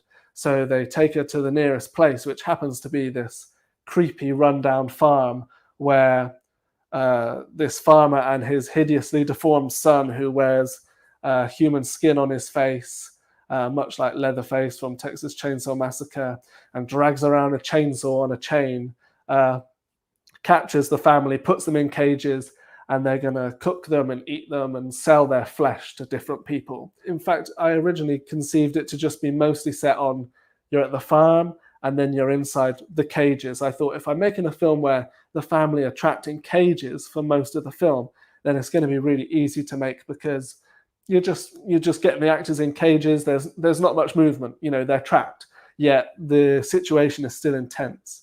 So that's what I went ahead and did. But we were actually very, very lucky with the locations. All these people were willing to offer us these places for free. And so, in fact, the film takes place in much more than just the cages. The first cut of the film, when it was finished, was almost 2 hours long.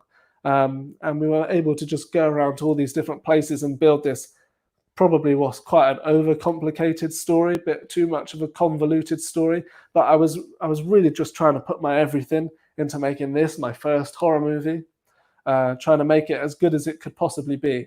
And it was still very low budget. It was still a self-funded movie. In fact, I put everything into that film. I spent when you make a film, this kind of always happens, but I spent every penny I had until there was genuinely 0 pence in my bank account. I moved out of my house that I was renting, so I didn't have a house. I put all of my belongings into a storage locker. I asked my job if I could take the time off to shoot this film for 22 days. And they said, well, you could have half of that time, but if you want to do the whole 22 days, you can't keep the job. You're going to just have to quit. Well, I needed to make the film, and I needed 22 consecutive days. So I just quit the job, So by the end of the film, I had the movie, but I had no money, no house, no job. Luckily for me, it kind of paid off. The film, I sent it to the same distribution people as I did with my film Labyrinthia. I'd made that connection. I edited a trailer together. Now, the trailer was really popular on the internet. And in fact, there was one point over the course of a couple of days where the trailer had over 5 million views because people had mistaken it for the trailer for the new actual Texas Chainsaw Massacre film. They thought that this was the new Texas Chainsaw Massacre. In fact, we were going to release the film Cannibal Farm right at the same time as the film Leatherface. But the film Leatherface was such a bomb that we actually had to wait until people forgot about Leatherface because it wasn't selling and we didn't want to be mistaken for that film. So it kind of that kind of came at a disadvantage, but I wasn't going to go into the film without one familiar element. This is what I'd learned from Labyrinthia, was that the only reason the film got the sales that it got was because it could be tied into Mad Max Fury Road. So if I made Escape from Cannibal Farm and didn't have some sort of similar element to something else that exists, then I'd be sort of screwing up my chances of getting good sales. So even though I'm a horror fan, a huge horror fan myself, and this is a bit sacrilegious, I put this character in that was very reminiscent of Leatherface, which, you know, you get a bit of backlash from people, but at the same time, it's the only reason people agree to watch your film, which, aside from just that Leatherface character, is a totally original horror movie. It's nothing like the Texas Chainsaw Massacre in terms of the story it actually tells. But I have here, this is the DVD Cannibal Farm, which you can actually, you can still buy it in America. I believe it was even on Redbox for a while, and it might still be on there. It's free to watch if you've got an Amazon Prime membership, so you can go and watch that movie.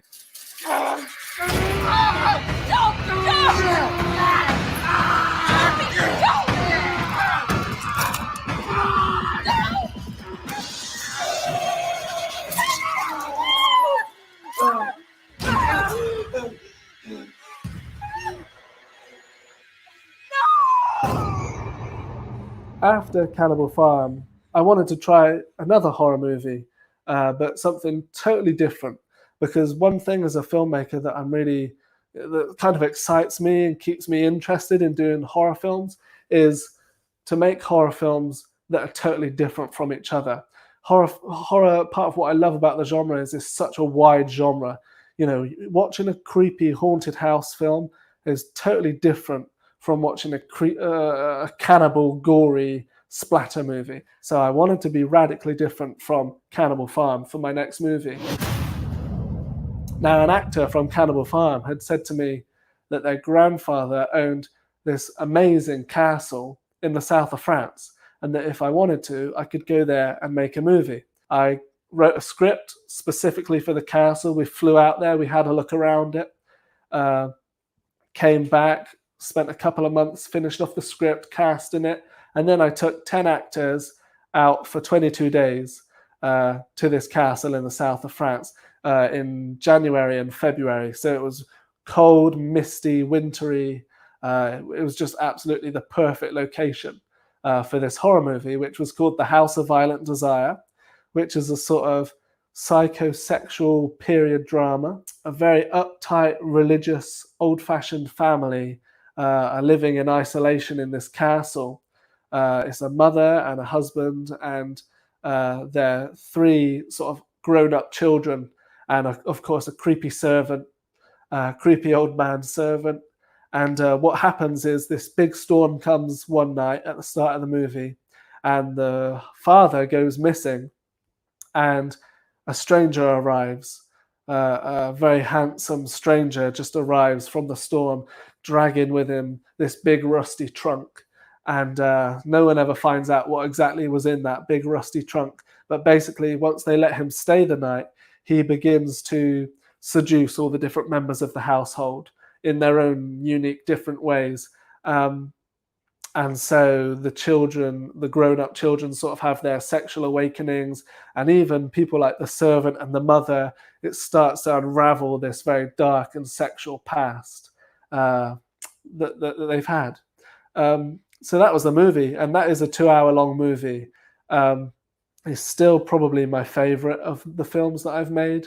The script, I just made totally something that I'm interested in, and it's very over the top, very theatrical, melodramatic, very dark in places. As with a lot of my films, very convoluted, probably too much plot going on, too many characters. But these are the sorts of things that I like to see when I watch movies. So this is a film I made entirely for myself. And in fact, when it was finished and edited and I sent it to the salespeople, they said, this film's too long and we don't want to call it The House of Violent Desire. You know, we want to come up with a better title. And on top of that, there's no element whatsoever, like with Cannibal Farm, where we can tie in something that people already are aware of, like Leatherface or Mad Max. This is just an original film, which makes it very difficult to sell. And although I think you can get it on, you can buy it at places, you can get it on Amazon over there, you can watch it for free on Amazon Prime. Despite that, the film has not had. It's quite an unseen movie. Almost 2 decades of living a lie, as you had wished, all ruined. Have you entirely lost your mind? I must have to return to these oppressive walls. Where have you been? Running. But you can't run from your sins, Eliza. We made an oath. Do you care nothing for the sacrifices I have made? They've grown up, Eliza. They're old enough to understand what we did, who we were. If you watch any one of my movies, I'm not saying that The House of Violent Desire is the one most people would like the most, but it's the one I would like you most to watch if you're going to watch this video and maybe go and check out one of my movies. That's the one that I wish more people would see. After that film, I made a movie called The Barge People. On the set of Cannibal Farm, the lead actress, Kate Marie Davis, she said, you know, this style of backwards horror movie, I've read a script from a friend of mine that's kind of similar to this, that I think you would be a good match as a director. So maybe you could read the script. So I read the script. I really liked the script. It was this horror movie set on the canal. I loved that it was set on the English Canal. I don't know if you have this over in America, but me growing up, I went on little holidays on the canal. You would rent a long narrow boat and you would sail it down the canal through the countryside over a weekend, sleep on the boat, these tiny, tiny little boats. And I just thought I've not seen that used in a horror film. And actually there is something kind of spooky about the whole thing. Certainly when we actually came to make The Barge People, we did actually stay on the barge, on the boat, and you'd be sort of moored up on the riverside, just alone in the countryside. You could just hear sort of bugs and ducks and strange things outside. The canal at night is kind of freaky. So it made for, I knew right away it was going to make for a really cool horror movie. I liked the script. Halfway through the film, these hideous fish mutant people show up. And so the film's about a group of holiday makers who go off on vacation down the canal. And as night falls, they realize that there's these horrible fish mutant people living out on the canal and they want to eat their flesh. So we made The Barge People. Now that was way back in 2017. The edit of The Barge People, when we got to the end of it, it wasn't long enough. So exactly 1 year later, we went back to the location and we filmed an extra 10 minutes, which is why the film has kind of had this long process of it's still not out on DVD, even though I made it all the way back then. But that's The Barge People, and it'll be coming out probably sometime later this year.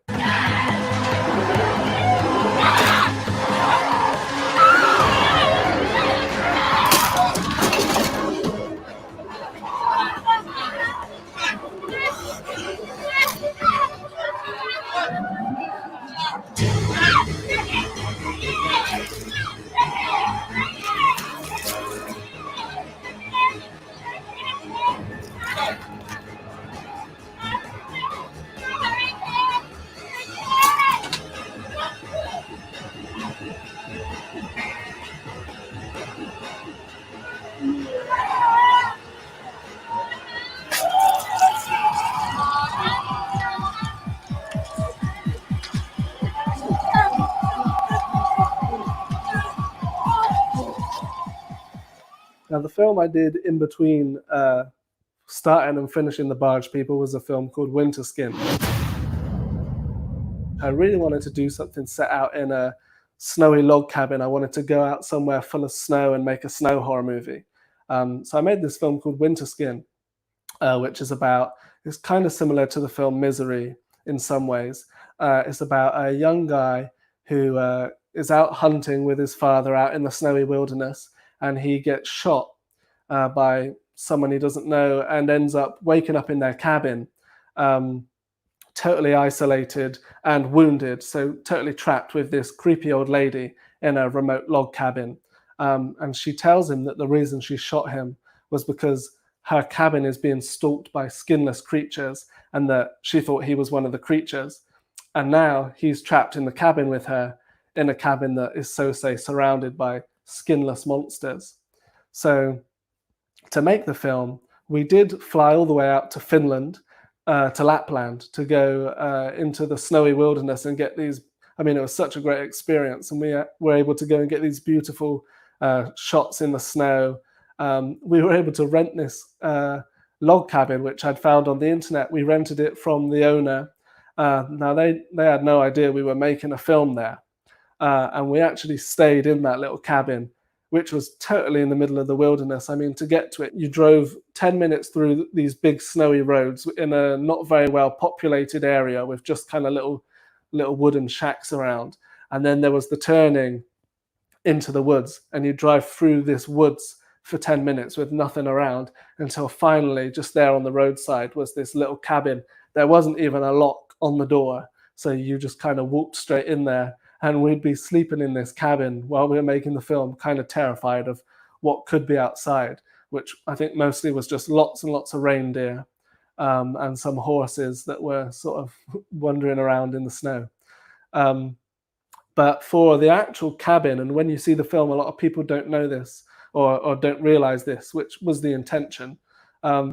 We just built the cabin here in England, just in one of our back gardens.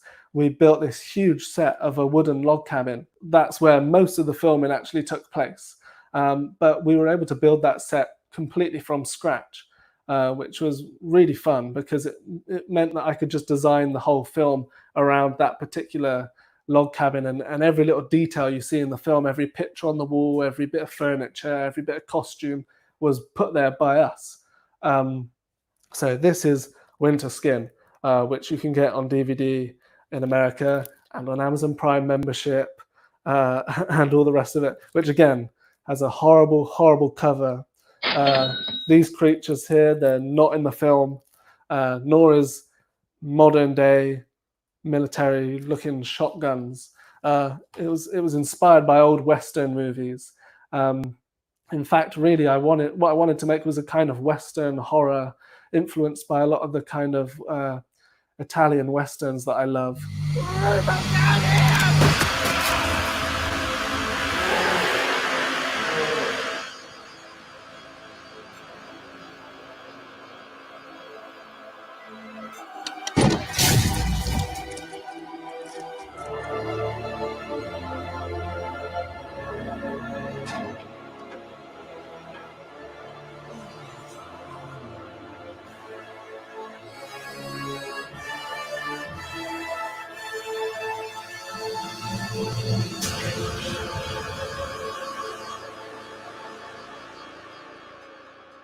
Following Winter Skin, I made a haunted house movie.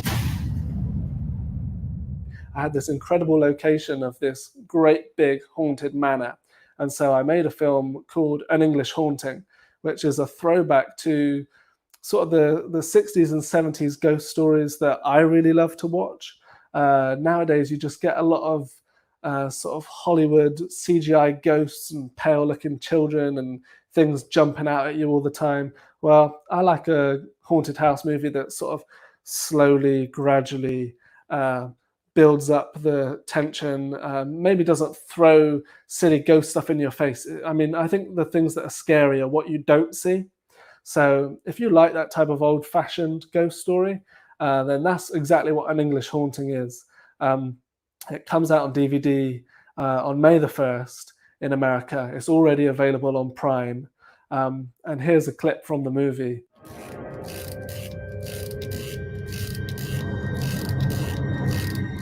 To Irish parents that he was in fact born on the Clermont estate in the groundkeeper's lodge. They might have kept him there as their ugly secret.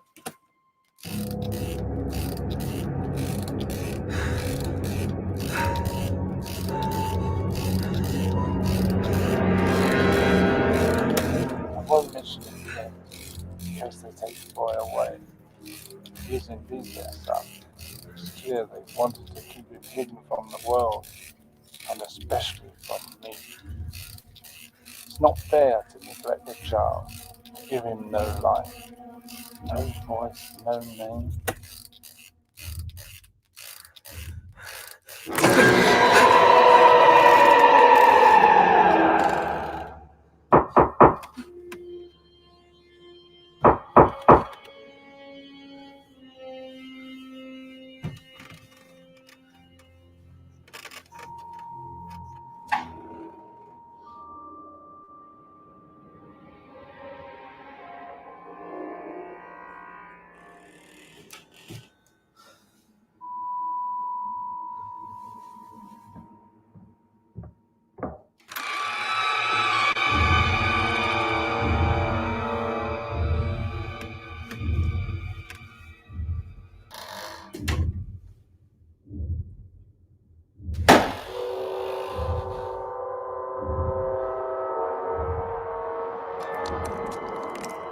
So following An English Haunting, I have a few more movies that I'm now working on the edit. So I made a vampire movie. It's called Vampire Virus, which wasn't my original title, but that's what we've stuck with.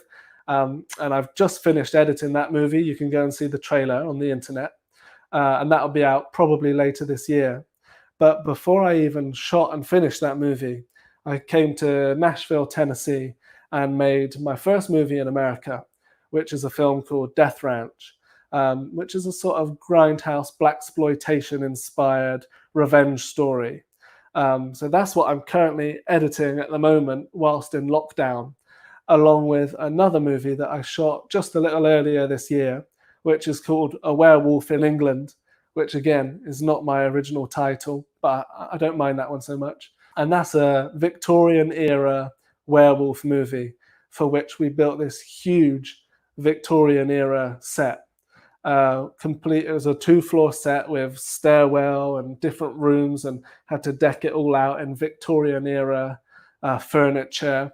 So it's definitely my most ambitious film to date. You know, every film I do is a huge step up in budget and scale. Both films I think you'll be able to see later this year. And that's where I'm at now. So thanks very much for watching my video. I hope you enjoyed what I had to say and the clips for the films. And I hope you'll go and check out some of these movies on Amazon and stuff like that. Thank you.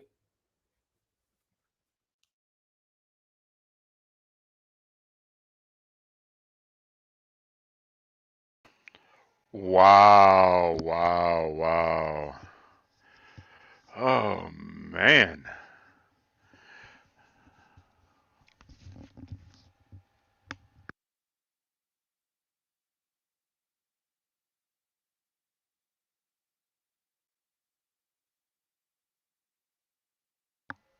Can you hear me now?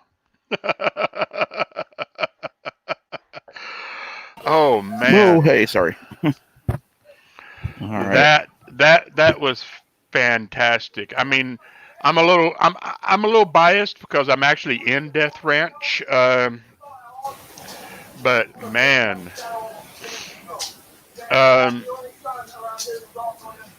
cool. That is awesome. I was in and out a little bit, but yeah, it was cool. Good stuff. I really wish he could have been on for a Q&A, but Charlie's actually in the UK. Yeah, so it's a wee bit late right now.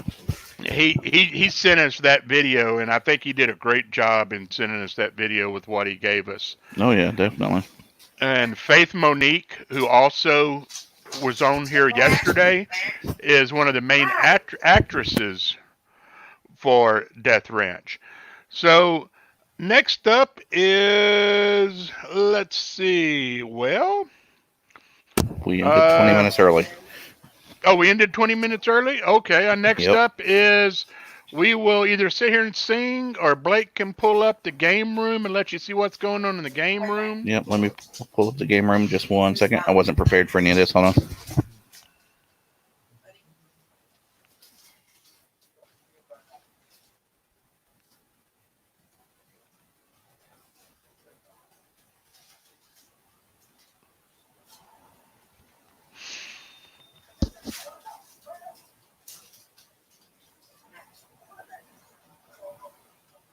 Okay, go.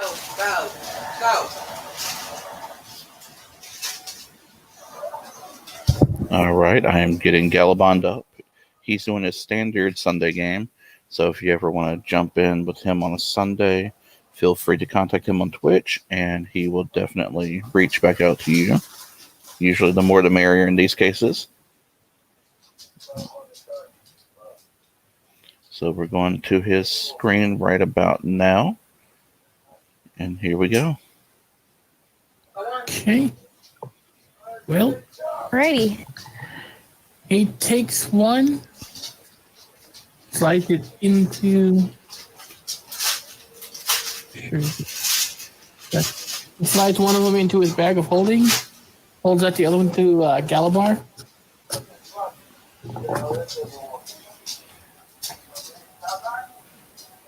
Chris. Yeah. We also have a gaming room called Take it, I guess. Okay. We also have a gaming room on here for Patrick doing the Jack box, which is sort of like the old You Don't Know Jack. And then I'm pretty sure that we're also going to have some SNES emulation gaming with the Dark Banshee. So if you get a chance, go on over to the live gaming room and check out the different games. Yes. So right before we go, Gally, I'd like to do something that I have not done. Patrick is going to be on at 8 o'clock I'd like p.m. to Central see if I Standard can Time have tonight Xander try out for his motivational big game. speech to give the. Repeat that again, please, Blake. Patrick's going to be on at 8 o'clock p.m. Central Standard Time. I saw the update in YouTube. Okay, that's great. That's great. How's the SNES looking over there? Has he started his run yet today? Let me jump into Discord and see if anything's happening there. Nothing. One moment. One moment. Let me hop into there.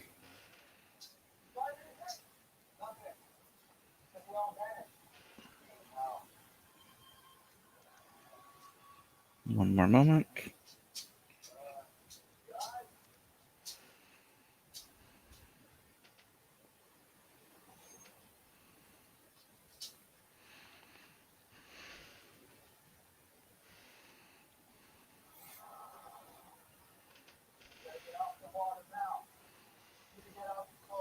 SNES is currently not up, from what I can see.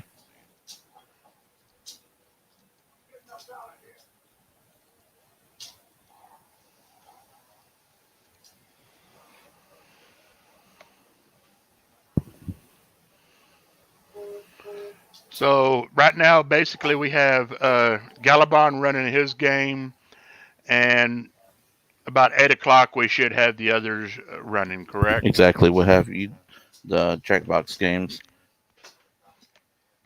And I can talk about those a little bit more in depth if you want to. Yeah, go ahead and tell us a little bit about those Jackbox games. All right, I'm gonna silence this out for just a moment. I'll keep Galabond active, but I'm gonna make it quiet. Let's see here. It's a little harder to see what's going on the right, but you can still see performance rolls and things.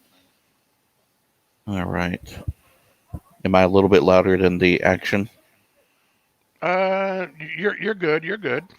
Okay, I can move it a little bit more. I can do this. There we go. I just use the audio compressor. What Jackbot games? There's been, I think, 5 iterations of the packs, and it's based along the You Don't Know Jack, like card game, board game series, things like that.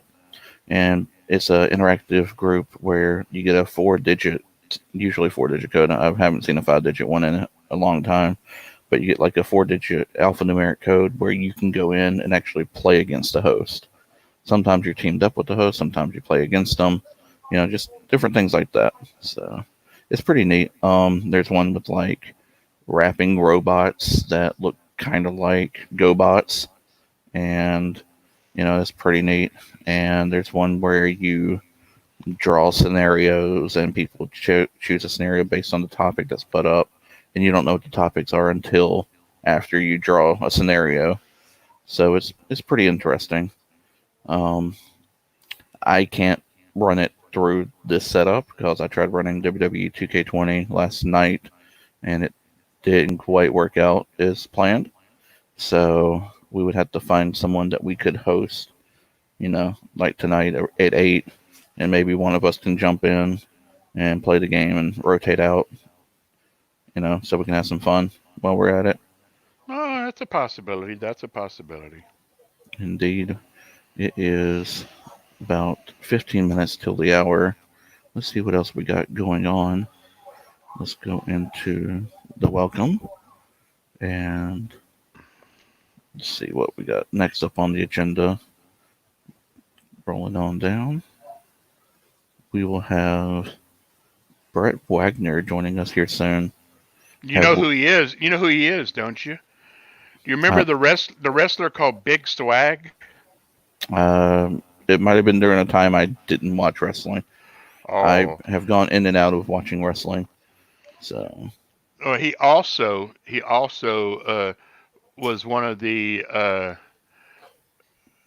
Jasons. No, that's no, not good. Jason. Sorry, my mistake. One of the Leatherfaces. Leatherface. Okay, that's even better. I kind of like Leatherface better. But yeah, we got about 15 minutes. Have we had any contact from Mr. Wagner? Yes, he will be in a bit. I just reached out to him. He should be coming this way pretty soon. That is awesome. I guess we can sit back and learn some D&D because I haven't played in eons for a moment. Did you happen to see this little tidbit up here about D&D?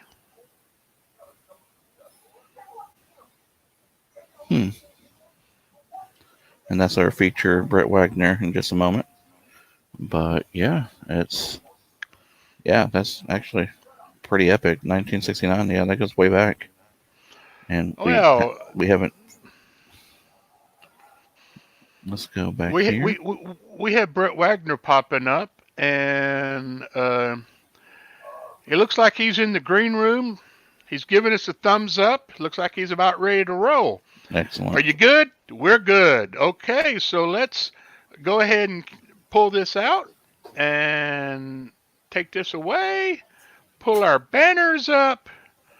Go down, and let's bring on the big swag. Welcome, welcome, welcome, sir. I can hear you guys good. Can you hear me? I sure can. Sounds good, man. How's everything?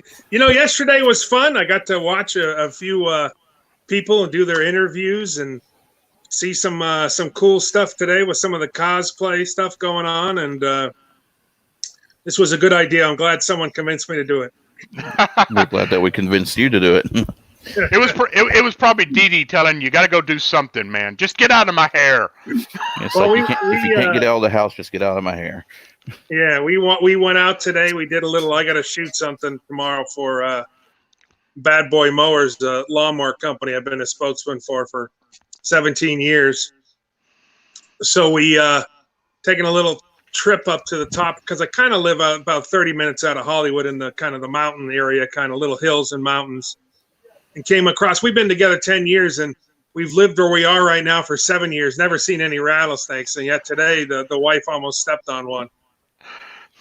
2 of them. 2. So that was pretty cool. So we got a little all the nature's coming out to play. Like everyone's at home, so everything's creeping back in. I remember the first time I met you in DD. It was at a con on the Mississippi coast. Yeah, well, yeah. What was that? That was It's a con that ain't no longer. Was that in Memphis? I don't remember if it was. Maybe it was in Memphis. I thought I'd met y'all at the Geekonomicon for some reason. I think the only cons I have done out there, I've done obviously. We did the Memphis deal many years ago. Yeah, that was it. Okay, it would have been Mid-South Con. Yeah, and then I've done Chiller, I've done Horror Hound, and which are always great. Would love to go back to those, but it's I don't know what's going to go on with cons now moving forward. Hopefully, folks will, we'll get this herd immunity quickly if we don't already have it, and people will start opening up soon. Well, are you about ready to speak upon yourself? Yeah, I'm good, man. We're good. Okay. Well, I'm going to turn it over to you and let you talk about who you be. All right. Well, ladies and gentlemen, my name is Brett Big Swag Wagner, 52 years old, born and raised in Southern California, Northridge, California. Started acting when I was 21 years old. At least I made an attempt to start acting when I was 21, and was doing bodyguard work in the meantime and working all the bars in Hollywood at night. And on the weekends, I was working shows, whether it would be, Sonic Youth, Fishbone, Guns N' Roses.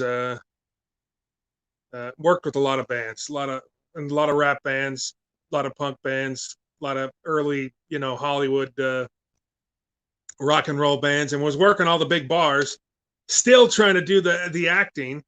And along there, I would get a little bit of acting work. But when I hit 30 years old, I got into pro wrestling, which I always wanted to do.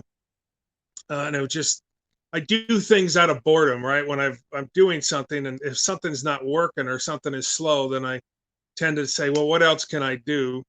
And I always wanted to be into pro wrestling. So I started doing that. Got into that, working for a company called Ultimate Pro Wrestling. I did that for about 5 years. I only had a few wrestling matches, and I realized that I was too old and too fat to actually wrestle. And so I became like a bad manager. But in mixed in there, I did a documentary for Discovery Channel called Wrestling School with John Cena and a few other people who are very famous now, making money. And I've stayed friends with that producer, Tom Beers, who's created shows like Ice Road Truckers, Deadliest Catch, Axemen, you name it, Storage Wars. And one time he came to me and said, Swag, I want you to do this. Can you do your pro wrestling voice for this TV show I'm going to do called Monster Garage? And I knew who the bike builder was, Jesse James. I had heard of him, and he was starting to get very popular with his bikes. And we started doing that, got very popular. I continued with the pro wrestling for about 5 years, as long as I could.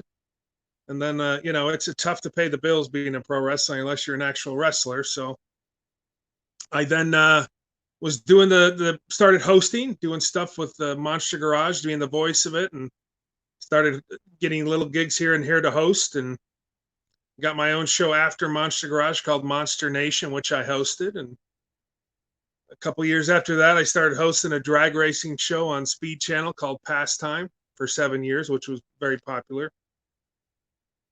And I just, I've been in those 17 years of doing stuff, as far as hosting and acting and whatnot. I became the voice of a lawnmower company in Arkansas called Bad Boy Mowers, which I still do their commercials to this day. Very blessed to have that. And I've been very lucky on the TV and film aspect of it. I really, when I wanted to be an actor, because I loved horror movies, Children Shouldn't Play with Dead Things, Night of the Living Dead, Dawn of the Dead. I mean, the original Dawn of the Dead, 1978, is George Romero's is still my favorite movie of all time. And then I got Zombie behind me. Wait a minute, that way. Fulci Zombie is one of my favorite movies, and I've just always been a big horror guy, and I've been blessed to be in some big horror movies, and got to be Leatherface in the 2003 remake for a week and a half, and then I got hurt, and I got replaced by a guy named Andrew Benarski, who I've known because I've been going up against him for roles for many years in Hollywood. But I can say I was Leatherface for a week, and I do a lot of stuff. So it's radio, film, TV, hosting. It doesn't matter if you're going to be in this business. You gotta do everything. You have to try something. The hosting and trying to come up with the next reality show. I mean, you got to do all that as well. So it helps if you can do everything. And we're very blessed to have Monster Garage coming back this year in 2020.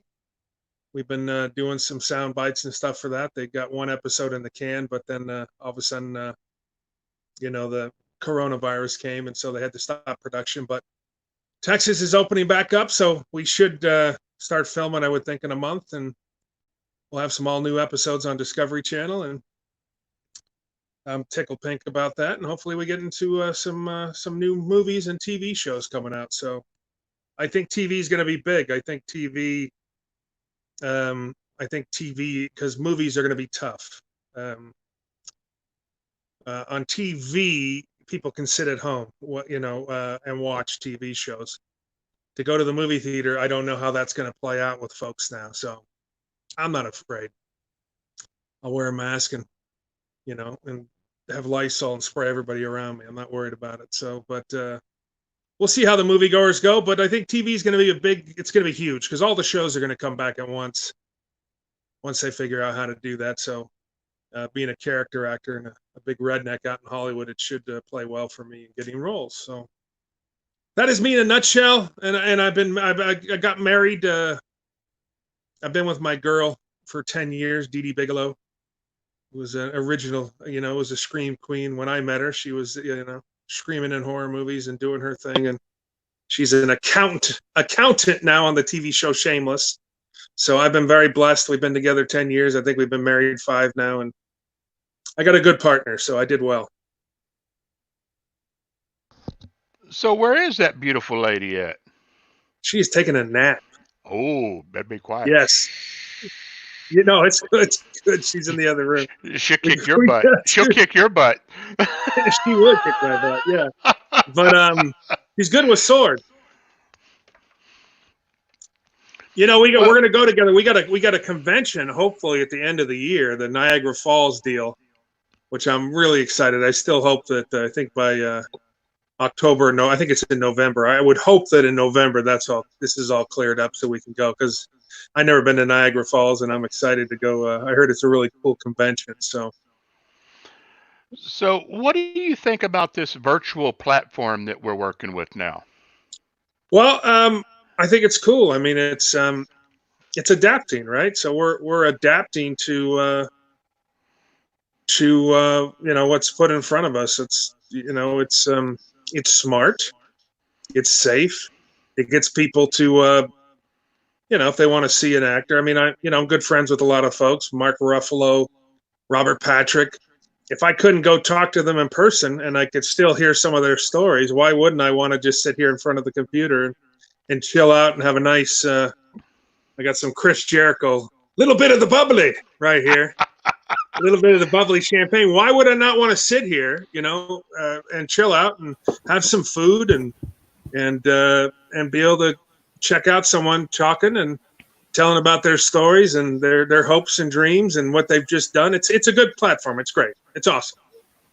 I think it's going to be for a while. I mean, I think this is going to pick up some steam, and I think we'll get. You'll probably be doing these a couple times a year. I could see doing these 4 times a year, if not more, with the different guests, bigger and better and funner, and and people that didn't get a shot this time.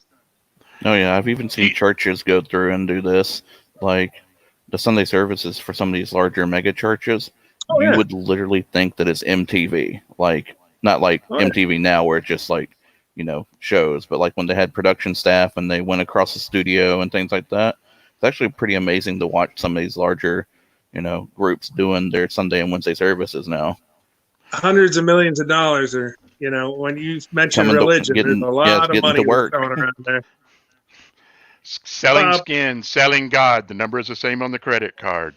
I mean, I can't talk, but we just did something for Monster Garage virtually, like this for something that's going to come up hopefully next in a couple of weeks. They'll air it on Discovery Channel. So it's where it's at. It's where it's going. And there's nothing wrong with that. It's a good platform. Oh, yeah. And we get to see what everybody's doing. I'm forgetting the girl's name. I just befriended her. Death Ranch. Oh, Faith Monique.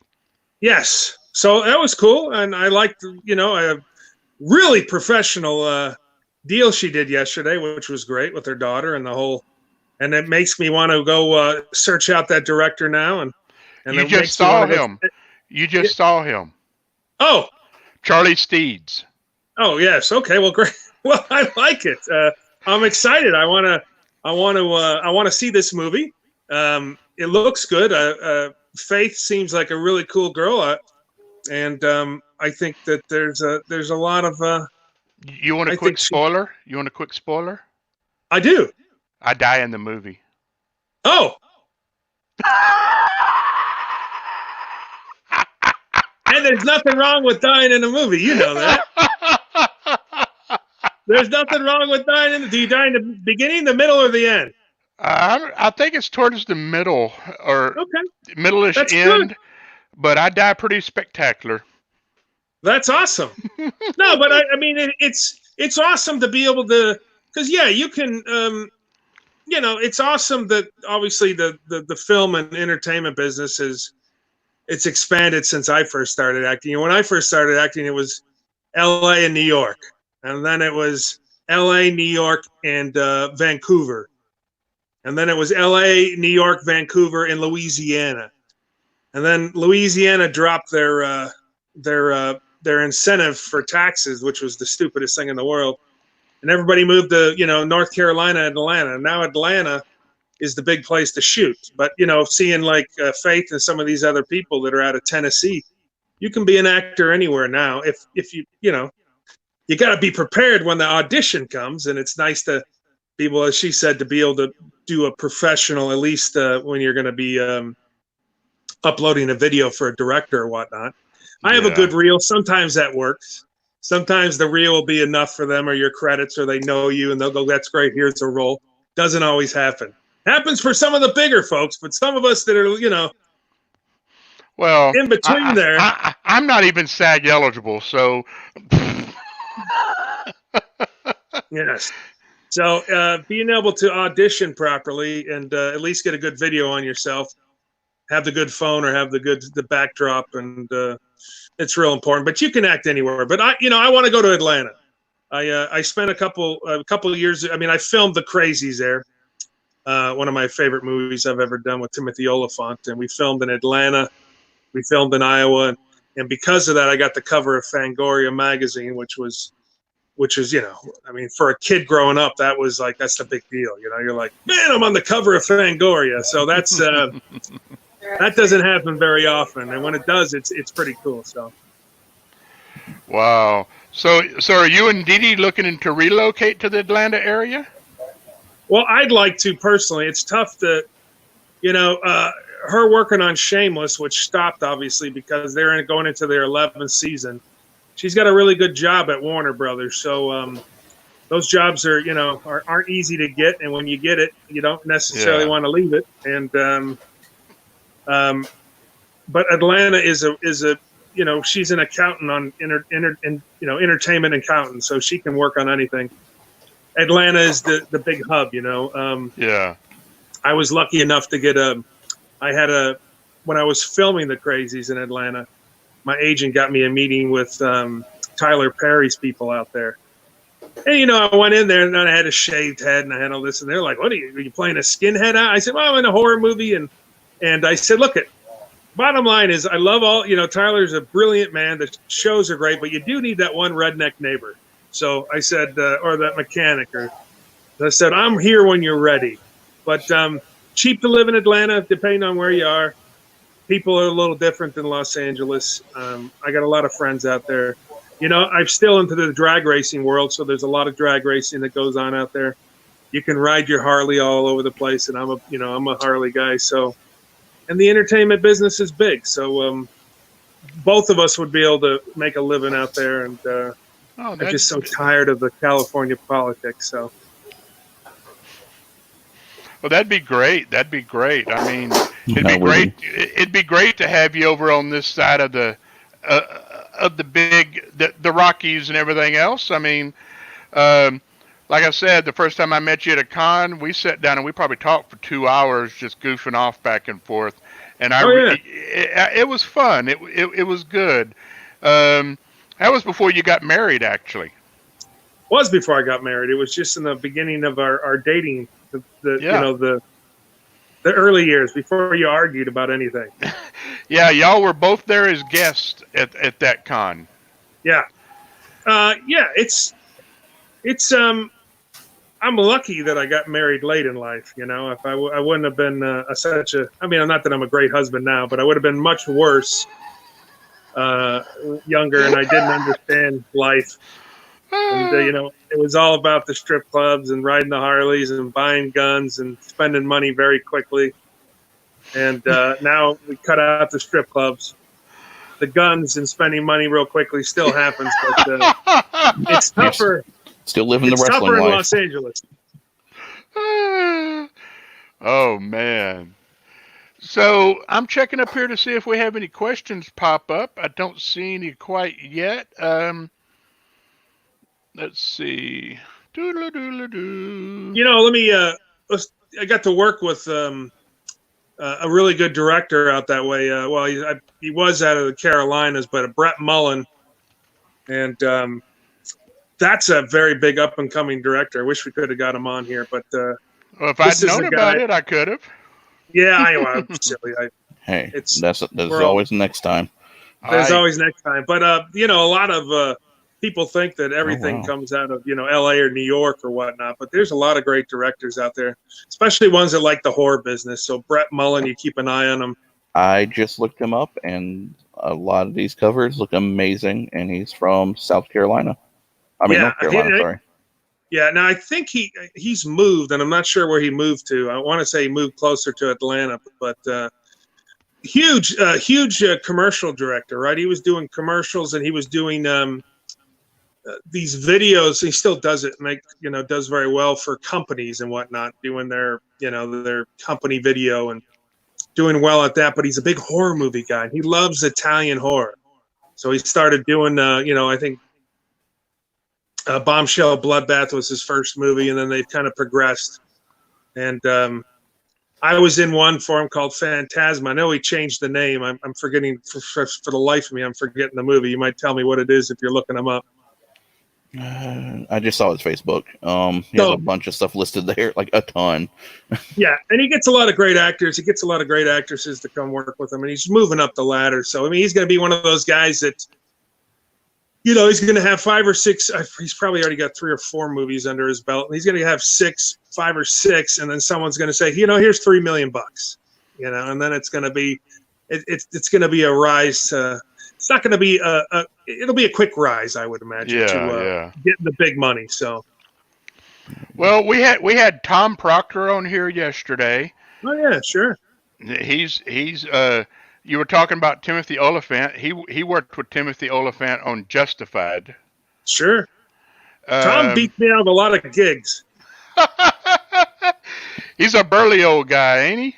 He is, you know, he's a stunt guy and he does stunt coordinating. But yeah, we go in for stuff all the time, and then I'll see the movie when I didn't get the gig, and I'm like, oh, there's old Tom, you know. But so he does very well for himself. He's done very well. Very nice guy. From when I've only met him a handful of times, whether or not he'll remember me, but well, wish he did. I've met him a few times. He is a very nice guy. He's very different from his own screen persona. Let's put it that way. Yeah, we need him to take a sabbatical, take a couple-year vacation somewhere. Oh man. So is there anything coming up for you that in the pipe that you can talk about that Sure. I got might very be lucky. new? I did a movie. I mean, it's got to be a year ago called El Tonto with Charlie Day, and he's directing it. John Malkovich, Charlie Day, Kate Beckinsale, Ray Liotta, and some other big names, and I'm forgetting them. But I got to play. I get to work. I'm working for Malkovich, somewhat of his bodyguard kind of thing. So that Charlie Day does his TV show, Sunny in Philadelphia deal, and so he's pretty busy with that. I would think that it's almost probably ready to go, and I'm not sure when they'll probably release it, either the end of this year or the beginning of next year, 2021. And I'm pretty proud of that. I mean, it's not that I have a huge part in it, but I get to work, with Malkovich and Charlie Day, which was pretty cool. And anytime you get to work with John Malkovich, and I mean, basically, I watched him, watched his acting on the set, and it was pretty amazing. But it's called El Tonto, and I have a movie that I wrote called Kill Billy, which is getting noticed right now, and we're trying to get that with a writer, Steven Niver, and a producer. Need another redneck? Need another redneck? Well, there's plenty of parts for you in there. Horror movie, so there's plenty of very underworld-ish. It's like it would be what would Kill Billy be? It would be like Next to Kin meets Sons of Anarchy. So, but with a horror. But with the families are very horror-ish. I played a biker in a Garmin commercial for Bill Dance. Oh yeah, Bill Dance Studios. Come on, man. Yeah, yeah, Bill Dance. No, so that would be. So that's hopefully we get that sold. There's a lot of different avenues now where you can get stuff sold. I mean, I'm watching besides Netflix and Shudder. We just spent the extra $5 a month to get Shudder, so I've been watching just a ton of movies on Shudder and been watching The Creep Show, and it's great. There's just so many avenues, and as I said, with this COVID deal and people not probably wanting to go back to the movie theater right away, I think TV is going to jump. It's just going to be just gigantic. They're just going to have to figure out, it's not going to be the $100 million, $200, $300 million movies might not be getting made for a while. I know they put a lot of them on the shelf. The new Bond thing got put on the shelf because no one wants to release it now. No. Why would you, if you do bring it back and release it at the movie theater, you just spent $300 million on a movie. You're not going to make it back. So either you put it on the shelf and wait, or you got to start making $3 million movies. So, well, House of Mouse, by doing that Disney Plus, did it just at the right time. Oh yeah. Oh man, they're going to House of Mouse and Netflix and all of them. They're going to blow up, especially with this kind of situation. Now, a movie that we did spend the money on, $20, The Hunt, which we loved, which was great, man. People are like, well, it's so political. I'm like, you know what? Forget the politics. It's a great friggin' movie. A lot of killing, it was great. Fun killing. It was a really, really, really fun movie, but we spent the $20 because, they were just about to release it anyways. They put it on the shelf because some people thought, well, this is you're making fun of Republicans, blah, blah, blah. And, you have to watch the movie called The Hunt. It's great. If it's probably $6.99 now, or even cheaper on pay-per-view. I'm telling you, or on demand. Go watch it. I don't believe anybody should be in government that wants to be in government. I don't care, Republican, Democrat, either one. I think it should be a public service, not a job. Well, I'd vote for you. No, you wouldn't. I'm terrible with money. I don't always tell the truth. Hell, I do sound like a politician. You do sound like a politician, yeah. So, is your reel on YouTube by any chance? Is my reel is on it's on IMDb. If you go to Brett Wagner, I believe it's Let's see if we can pull that up. If we can pull that up, we'll go ahead and show it if you want us to. Yeah, please. I'm proud of it. There's a lot of Hey good Blake, stuff on can you grab his reel by any chance? I can give it a shot. Okay. Yeah, I'm proud of it. It's got a lot of good stuff. Like The Mentalist, NCIS, The Crazies. The Mentalist was good. Great show to work on, man. I played, of course, I play a lot of skinheads, so I played some Aryan Brotherhood guy in prison. I don't mind being typecast. It's fine. But when you do go out sometimes. One of my friends out in California that's one of my pirate buddies, Al Morello, Spike, he does a lot of gang member parts. He's a little, he's muscular, but he's a little Hispanic guy, but he's a blast. He's big into the pirate reenactment scene out in California. Sure, it's big out here. Yeah, he's friends with Tony Swatton of Sword and Stone. Oh, yeah. Sure. One moment, I am searching. I found it should be on IMDb.com. Let's see. One moment.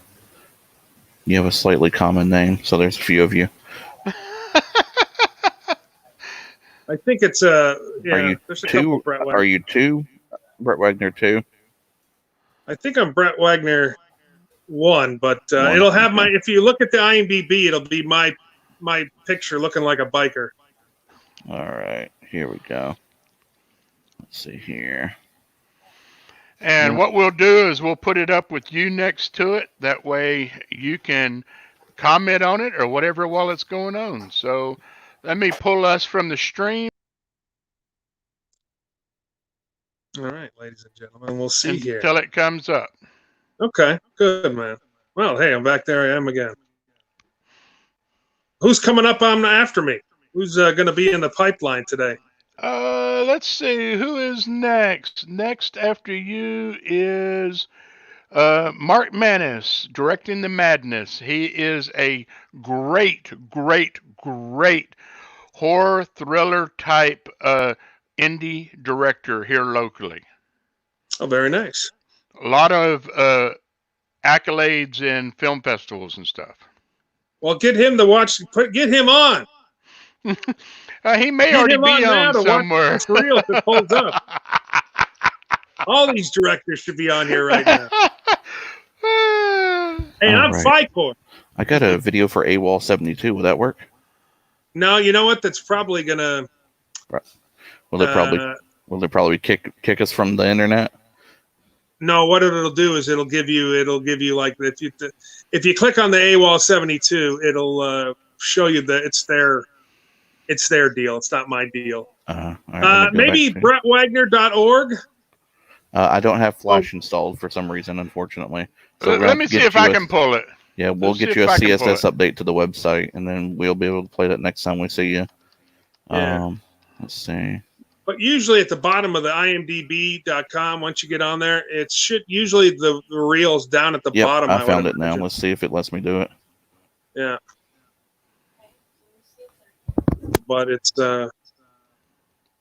that's another thing as an actor. You better have a good reel, I'll tell you that, because mine's okay, but mine is mostly indie stuff, except for my comedic reel, which is pretty funny.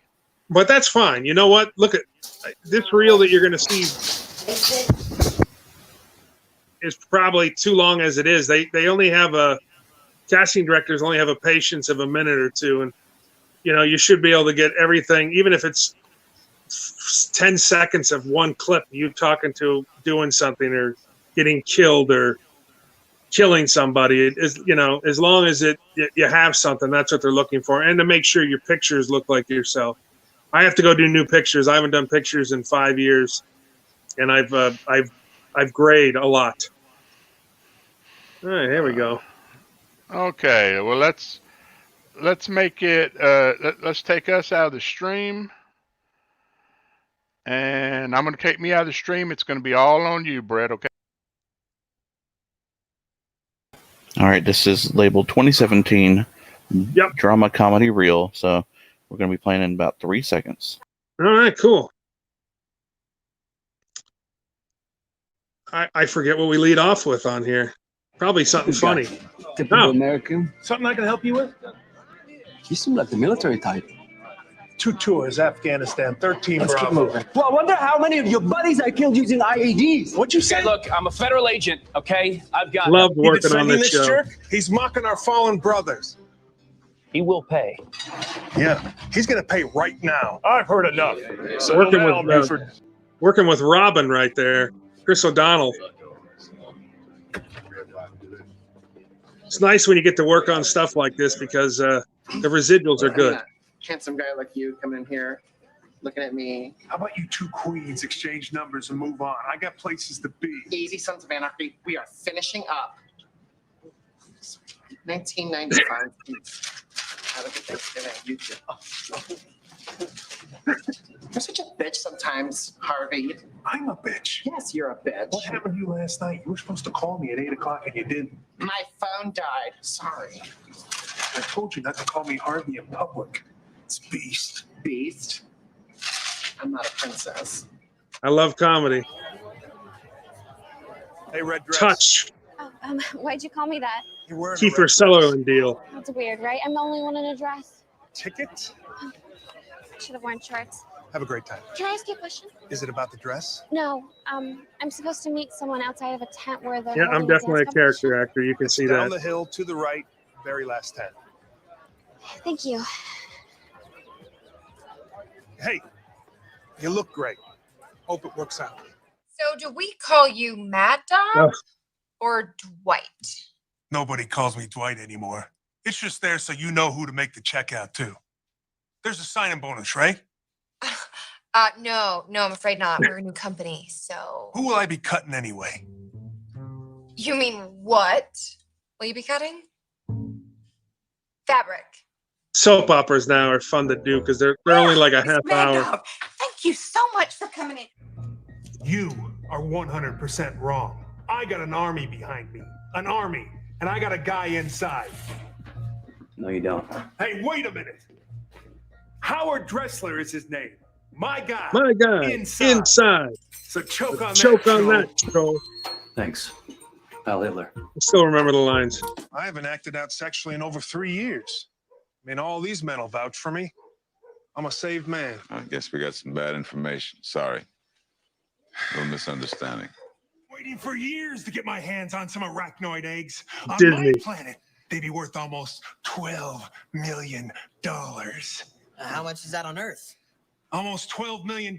What don't you understand about dollars? I tracked the eggs here, Oliver. I get to work You here with can't the hide from bullwhip. Hunter Bounty Hunter. I can see your giant stomach sticking out. Love Maybe it's working my Disney hormones, stuff. but I find that very hurtful.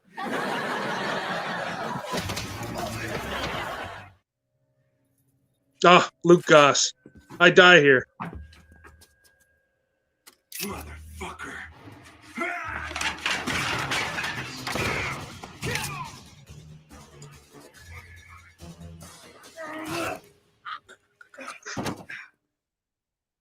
Well, there you go. The shortened version. Wow. More Wilder, I'm about to come and ask you a few questions. Fun That stuff. was cool. That was cool. Yeah, That it's was cool. But still a little long, right? So, in honesty, and this is just because I'm very good friends with my agents, and I've worked at an agency before. Still too long, you know. They want just real quick. Like the Sons of Anarchy clip, it's just quick, right? Yeah. That was fine. They don't want anything too long. I could have even cut down the NCIS Los Angeles, but it's on my IMDb stuff, so that's fine. But people they don't have the patience anymore to look at something 5 minutes, Well, I heard now, even like with Actors Access, They don't want reels anymore. They want snippets. Clip, and that's what I got. So on Actors Access, I take all those little clips and I put them in there, and I'll say, great comedy scene, drama. I'm a badass redneck in this one. So you just label it a little different, but yeah, they want. Yeah, go ahead. Have you had any success with Actors Access? Oh yeah, sure. I've done. Listen, it's if you don't have an agent, so I have an agent, I have a manager, I have a commercial agent. If you don't have an agent, you got to be on. I mean, you got to be on there anyways. But yeah, I book stuff. Oh yeah, there you go. I thought you were hanging a BA at me for a second. No, I have an agent. It's just like I said, I'm still not even SAG eligible yet. I haven't had the opportunity. The thing with me is, and it's with you too, I'm typecast. It takes us. I'm set for a certain role. Now, the thing with me is, I have a real, well-paying full-time job, and I have a wife and daughter. Yeah. So it has to be a certain amount of money for me to even take a day off from work to go do something, and that hurts me, and I know it hurts me, but I can't just give up my livelihood to do this, even though I wished I could, but I can't. For years, I mean, if I wasn't working for the lawnmower company, I wouldn't be able to do what I do. I would have to have a full-time job, and I'd probably be throwing people out of bars. I mean, I still go fill in at a bar I used to work once in a while for somebody that gets an acting gig. Most doormen in Hollywood are actors, or they're trying to be actors. So, I mean, there was a time when I was, I considered myself a full-time actor because I was getting the gigs. I was making enough money. I mean, a true sign of that is it was a big deal. Is all you have to do is ask someone if they made their insurance. That was like a test. If I asked you, did you make your insurance? You go, yeah. Plan one. You'd be like, oh man, that guy made some money, or he got a lot of residuals on a commercial. I've done it where I haven't made it. A couple of years ago, I didn't make my insurance, and I had to Cobra pay through the Screen Actors Guild, which is $650 a month. So then the episode of Mom, which is on my new reel, I got to throw it on there. I was on an episode of Mom on CBS. I made enough money on residuals from that, and it just covered me for last year for insurance. Actually, right now. So the insurance I have now, because you got to make $26,000 for Plan 1, or you got to make, I think, like 18 or 19,000 for Plan 2. So it's not cheap, man. So you got to be working. If you might get lucky with some commercials, commercials will pay really well sometimes. Back when I first started acting, I did a Liberty Mutual commercial, and it ran for 2 years, and I made $178,000 on it. I've done a Budweiser commercial that ran for 2 weeks. I made like $1,000. So nowadays they tend to, the commercials don't run as long as they did, and they have high turnover. Now, if you're in a Progressive commercial or something that was like Flow, they'll run those things for years, and you can make a ton of money on them. But it doesn't always happen. So literally, you would have to you figure if you get a guest star gig on a network series, a Mom or a Sons of Anarchy or something, you might make $6,000 to $7,000 for the week. Well, you better get a couple of those. You better get one of those a month, or one of those every 2 months if you're going to make your insurance and you're going to survive. So it's not, you got to do, if I didn't have other avenues. Do you do any voiceover work? I do. I've been, besides doing the stuff for the lawnmower company, I go make appearances because of the Monster Garage and the Pastime. And I'll go make appearances at some of the conventions, and you got to sell your pictures, or you get a fee to come in.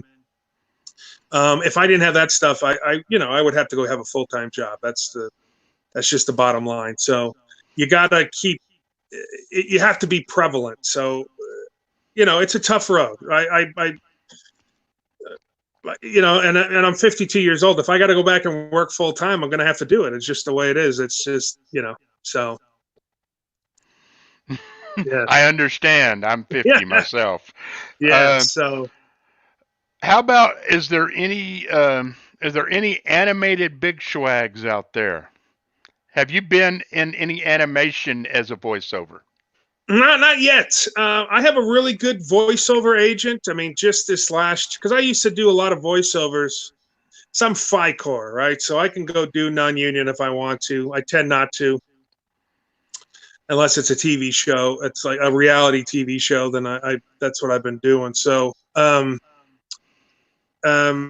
no, but I have a really good voiceover agent, commercial talent out here in LA, and they've been working their butts off for me. And I audition all the time. So I've auditioned for tons of Marvel and some other stuff that I had to sign NDAs for. It's always great when you have to sign an NDA to go on and do a voiceover, you know. But awesome. they're giving you the scripts to a new movie, you know. Sometimes, you know, DreamWorks. So it's you got to be careful. With your intro earlier, I could see you as a giant or a barbarian or a demon or something like that. Man, I'm ready. With your intro earlier, you said a little bit of the bubbly. If Tony Khan came up to you and said, "Hey, would you like to step in and be a manager for, say, a Dark Order or a Brody Lee or something in the future?" Would Brody you consider? Lee needs something. Yeah, he needs a little something, honestly. He needs a little something. You know, a lot of my friends that work there now. Rick Knox, a referee. Mm-hmm. So a lot of these guys came up. I mean, Rick has been working a long time. I got some other friends that are there. Yeah, I mean, I still think I'm one of the better managers out there because you got to be able to talk. I can still take a bump. I'm not going through 3 tables, but I can still take a bump. And I love me and the wife watch AEW every Wednesday night. Dr. Luther is a friend of mine who's on there, or Luther, Canadian guy. Just saw him at an airport in February. I was flying somewhere. Saw him in Phoenix, Arizona. He was going to an AEW gig or coming from, and I just got one of his shirts I ordered. Yeah, they're doing great. But yeah, I know some love fun extra income for you then. When you get you some big swag shirts, some pro wrestling tees. Yeah, listen, man. I could. There's not many companies I couldn't go out, and I'm not saying that. I'm just a confident guy. Confidence is amazing in this day and age. Yes, and I'm a confident guy when it comes to the pro wrestling world and how to cut promos. In fact, when I worked for Ultimate Pro Wrestling, that's what I did. I ran promo class, right? So, I mean, not that John Cena ever needed to learn how to cut a promo because he was great at it. Samoa Joe was great at it. Some of these guys that are still wrestling today, but that's what I did. I taught guys how to cut promos because if you can't cut a promo and you're in the professional world, then they'll stick you with someone like me. And believe me, I want the heat, right? I want the crowd to go, that guy is a son of a gun. So I will steal your heat. I'm not trying to. But that back in the day when I was trying to get to the WWF because I worked for their farm, I wanted to get the call up, you know. I wanted them to call me and say, "We want you." The problem with me is I was so big at 6'5", 350. They thought it looked weird to have that big of a guy with a wrestler because sometimes I was bigger than these guys. So, no, that's like which is fine. Like JBL, he towers over everybody he stands next to, you know, easily, and it just looks funny. Easily. You know, you could always go be a mayor like Glenn Jacobs. Oh God, man, Glenn Jacobs is a great guy. I've met him once or twice. You know, when we would take guys to do dark matches. So if the folks don't understand what a dark match is, it means you warm up the crowd at a TV taping or at an event. You're warming up the crowd. A jobber. Well, Not you get always. out there for 5 minutes beforehand. They tell you got 5 minutes, so they're going to have a couple of you guys. A couple of my guys would come in from Ultimate Pro Wrestling. I mean, I remember going up there with John Cena, the Hardcore Kid, and some of these guys, the Ballards, they dressed up like, Slapshot.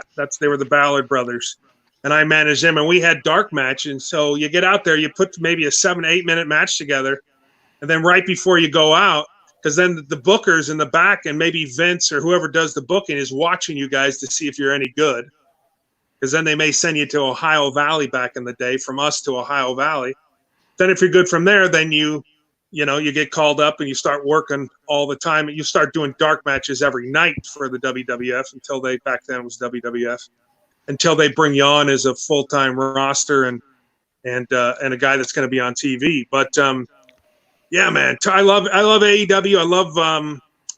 I love that these guys, Tony Khan, and took a shot with these guys, because I was a big, huge Kenny Omega. I watched New Japan, pro wrestling all the time. I was huge on those guys. I'm waiting for them to bring in a couple other guys. I like the Lance Archer. I think, AEW goes a little over the top. Very. I'll leave a coordinate like saying on this. Sometimes they're a bit of spot monkeys. So. Yes. But other than that, I don't like squash matches either. And they've been doing a lot of squash. Look, you're giving these guys some opportunities to come and be jobbers. Yeah, they're just throwing back old 80s and early 90s WWF, like Brooklyn Brawler stuff. So yeah, but you don't need to. No, because they're already. I'd rather watch a good match, and I know Lance Archer is going to kill the guy. Fine, but don't make it such a squash match. So that's my only. And don't make it Marco Stunt or Jungle Boy every week. So yeah, and I can tell you when the blinds were pulled away from my eyes. I was 13 years old in Kerrville, Texas, and my uncle took me to a match. It was Kamala, the Ugandan Giant. Oh yeah. And that is when I learned that he definitely could speak English. Yeah. Kerrville, Texas was known for not so nice of a thought on other cultures. And they basically were telling him stuff in the ring, and he finally broke down into more of a street talk. And that was when the veil was raised upon my eyes. Well, if we're talking Kamala for real, James Harris has been in kind of a spot for a while now. He had to have both legs amputated and things like that in recent history. So if you got a couple extra bucks, and I would say go out and reach him, and give him a couple of bucks, because he's having trouble paying insurance bills and stuff right now, honestly. Yeah, it's Roddy Piper tried to years before he died, 20 years ago, he was trying to put a union together, but you're never going to have a union in pro wrestling. Because they signed it, you guys signed the 1099C with WWE. If you signed on with them, you signed a non-compete. Well, back in the day, it was non-compete for 90 days. Sure. You signed a non-compete 1099C with a very tiny medical package that was included in your 1099C, just in case you felt, a la Owen Hart, or multiple concussions with Davey Boy and all that stuff from back in the early 90s. But now they don't even compare about the non-compete anymore. We saw what Rick Rude did back in the day with NWO. He was on TV on the same night on 2 channels. So. It's crazy. Yeah, so I mean, as of let's say the last 15 years, I mean, if you're working on the roster for the WWF and you get hurt in a match, they'll fix you. Mm-hmm. That don't mean they're going to bring you back, because I have plenty of guys that got ruined their back, ruptured their disc. The WWF fixed it for them. Yeah. But if you already weren't over, they're not hiring you back. Hey, thank you. We appreciate it. You're not an Edge or a Page or someone. Absolutely. Absolutely. I was very lucky that I got to work with a lot of great people, became an Ultimate Pro Wrestling. Besides the Samoa Joes and the John Cenas, I got to work with the Road Warriors, became really good friends with Hawk. I took I got to work with Triple H. He came in, and I took a pedigree from Triple H. I took a diamond cutter from Dallas, Dally and Diamond Dallas Page, and I'm friends with him because he's an actor, so I'll see him once in a while. And I do his DDP yoga. It's helped a lot. I was going to say, if you end up in the Atlanta area, he's up in Smyrna, like 25 minutes north. So you could. But we're big fans. I mean, look, I really love the AEW. I really, this guy has. I'm going to tell you something. Yeah. As much as I like Kenny Omega, as much as I like, and I think that Cody has become just an incredible performer, entertainer. This guy has put that company on the map. Oh yeah, because. I'm probably going to get some heat from this from people, and some people will probably have to unblock me from Facebook, but to hear it from them. But literally, Jericho is one of the greatest of all time. He literally filmed an episode of Dynamite on his own cruise ship with everyone singing his own song. Yeah. You know, and he's a heel. He's a heel, and everybody sings his song. It's like when he comes in. Remember Bobby Roode? Same thing. Yeah, sure. The coolest heel you know. Yeah. So. Now, one other criticism. The only other criticism I have of AEW, and that's because I've been in the business, so, and I'm a mark, right? So Me too. People say, "What's a mark?" I said, if I have to explain it, it's a lot. We could explain it to you, but I'm just a super fan of pro wrestling. I hate the Matt Hardy thing. I don't like this whole 3,000-year-old deal. It bothers the hell out of me because he's a good wrestler. Yeah, he has great work ethic, but yeah, it's just the Damascus thing is so weird. We could actually have a show weekly on this kind of deal. So, and Chris Jericho, when he had to do a whole thing with him in the ring, he was like, it was good because he wasn't like, oh my God, you're 3,000 years old. No, that's not what Chris Jericho said. He's like, okay, all right, I get it. So you're a little delusional. Let's get this started. But great company, love it to death. It's taken over Wednesday nights in our house. That's what we watch. I got a lot of friends that work there, and I love to work there. Are you kidding me?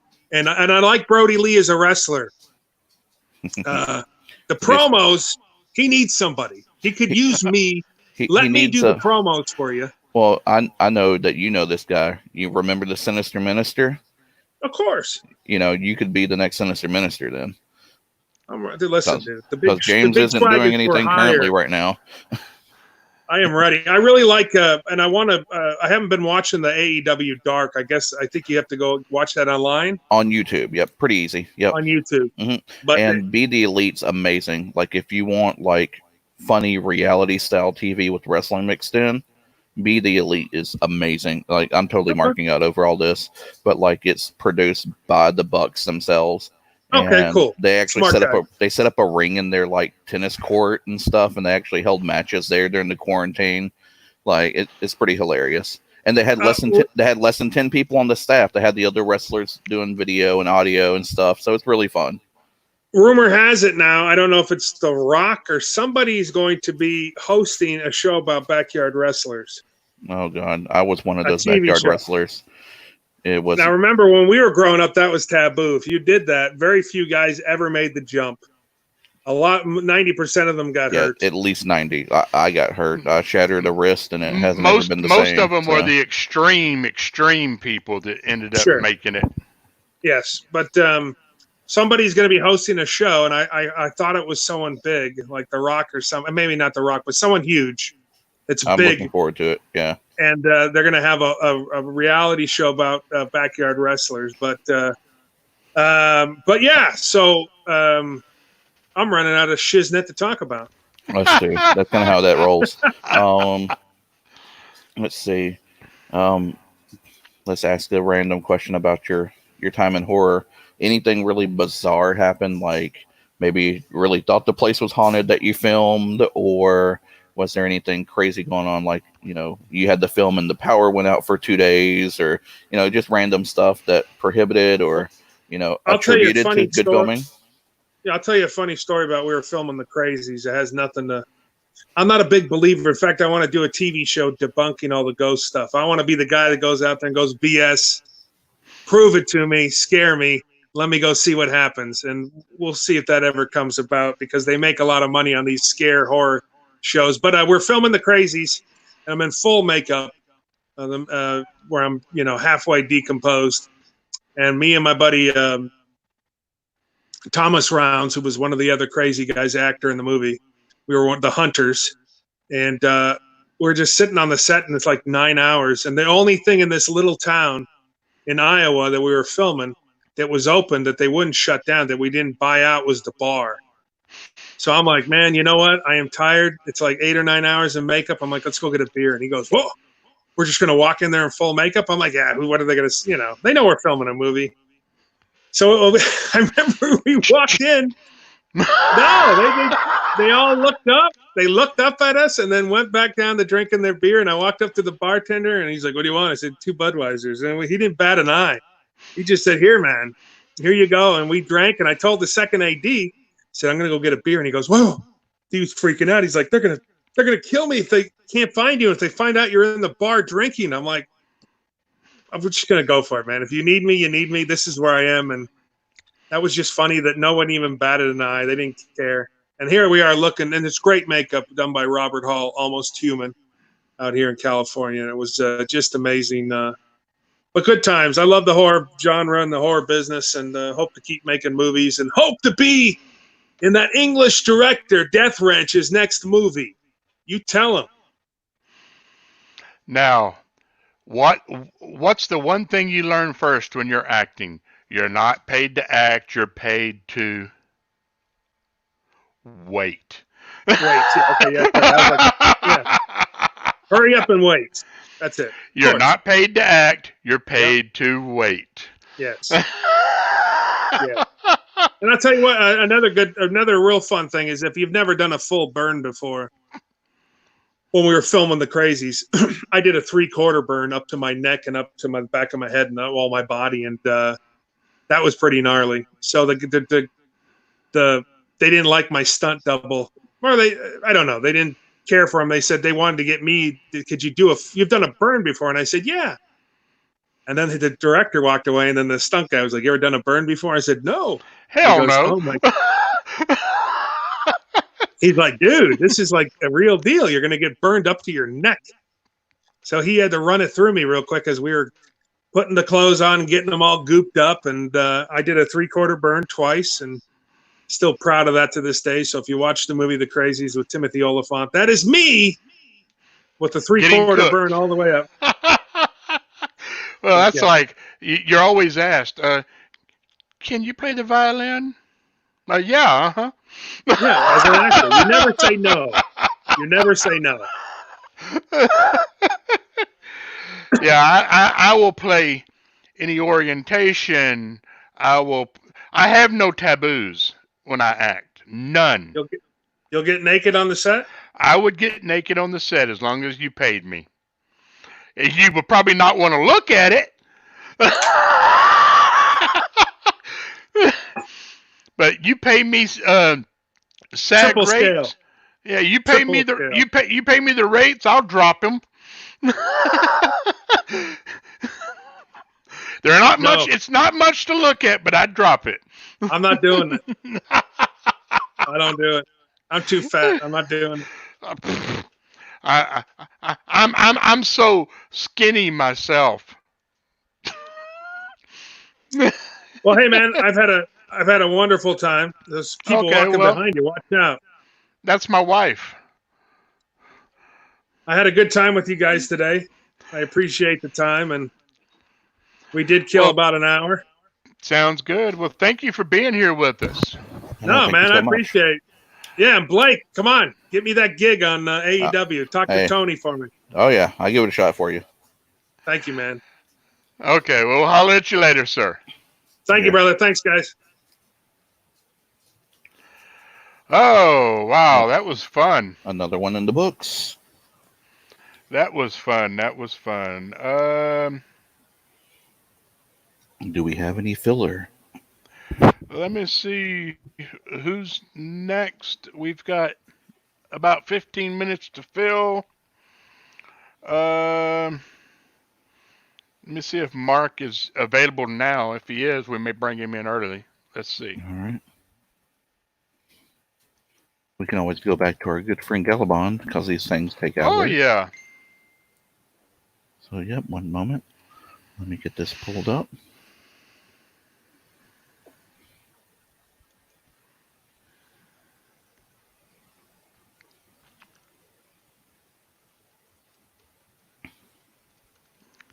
We will pull up Galabond. He is still going. Still going. Oh, we also have access to Mr. John Anderson. He said give him a buzz, and he may take us through the Batcave for G.I. Joe and toy. Oh, okay. Stuff. Let me call him. I'll call him real. But I will throw Galabond up in the time being. I'm going to go over here to the great thing called Brave Tabs and share audio. Oh, it does not. I'm going to use my inspiration. Okay. 1d2.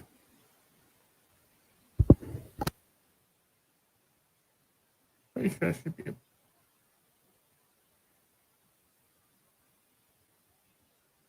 Yeah, 7. And what you're watching now, ladies and gentlemen, is Thank you. the Roll20. And Oh, there is a whole mess of things going on the screen Just hit the same at the thing moment. again. Just do the So, same thing again. yeah, Okay. we'll see what kind of shenanigans goes on right now. 22. He is not at home. All right, we gave it a shot, but that is okay.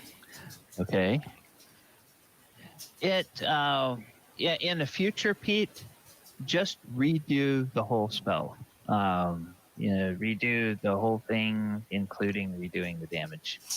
But we'll accept this for now. I was just trying to save a little time. It's a little bit of a pain. Okay. All right, and this thing is bloodied with that attack. They pulled out his mace. Okay.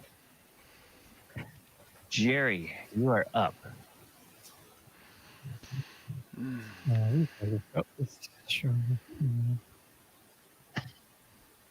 This guy is this guy is Doldrum 2. Doldrum Part 2 is Jerry. I'm gonna pull out the crossbow and take a little.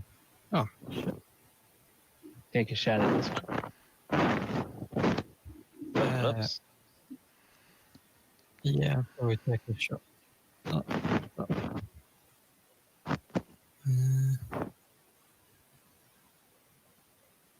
And let me just.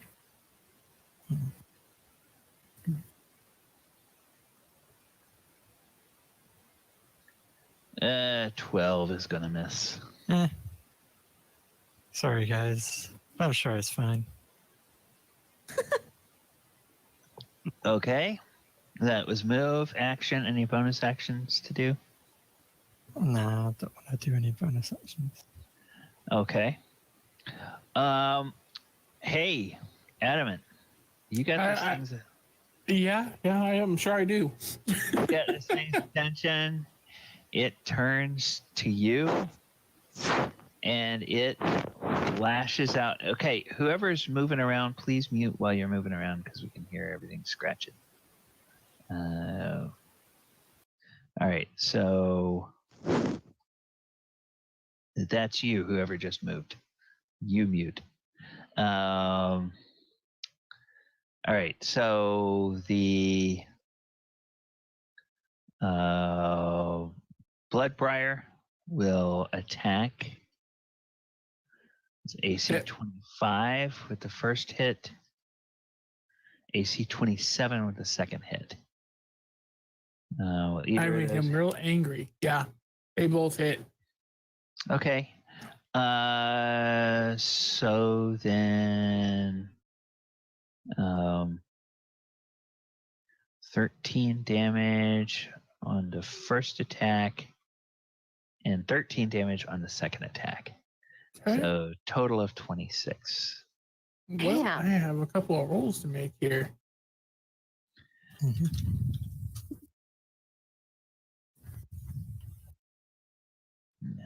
That's 1. That's 1 and 2. Okay. They both succeed. So Thyrum is still protected. Okay. Or Jerry. Jerry, yeah. Yeah. Now, okay. And you should only have one of those because you can't keep 2 concentration spells up at the same Oh, no, he hit me twice, though. Oh, that's true. That's true. Okay. Never mind. Okay. And that's his turn. Xandri, we are to you. Boy. I don't like how hard that thing just hit Adamant, but I really want to smash stuff. He's fine. Gonna go for a round of attacks on this dude. Have at thee, fiend. 13. 8. That'll hit. Second one will hit. So that's 8 points of damage, and bonus action 28. That'll hit. That's a 9. So 17 points of damage. 9. And with that, it is bloodied. All right.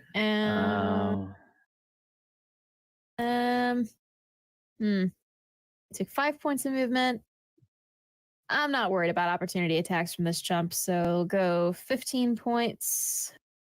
And so I can get in between here and say, excuse me, hands off my metal man.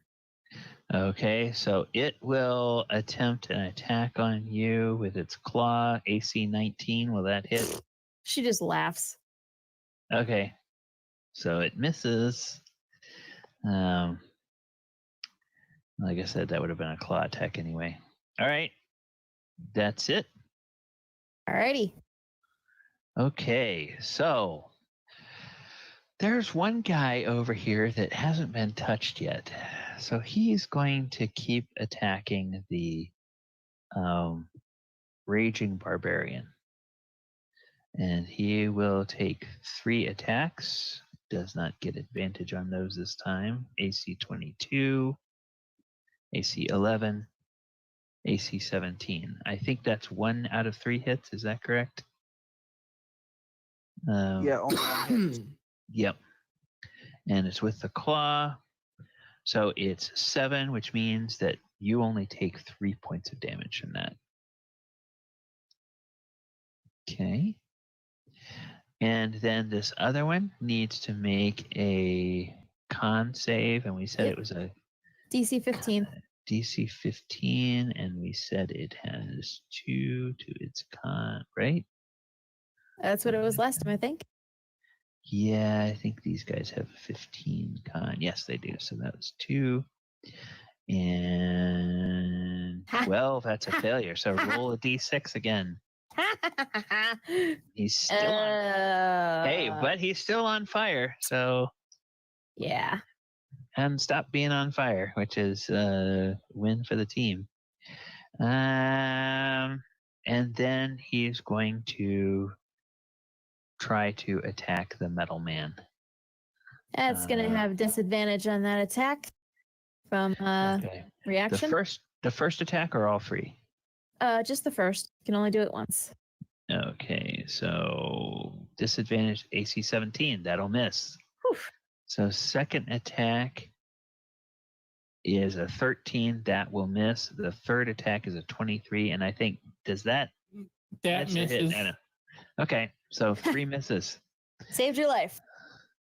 Yeah, this round, and it sits over there and its bones smolder. Galabar, you are up. Oh, Galabar takes out his great axe again and goes to aim his great axe at the point where Adamant caused that huge metal necrotic damage with a reckless attack. Okay. I'm just taking the thing off because now that you're not hitting it with fire this time, unless somebody does hit it with fire, it will be able to regenerate.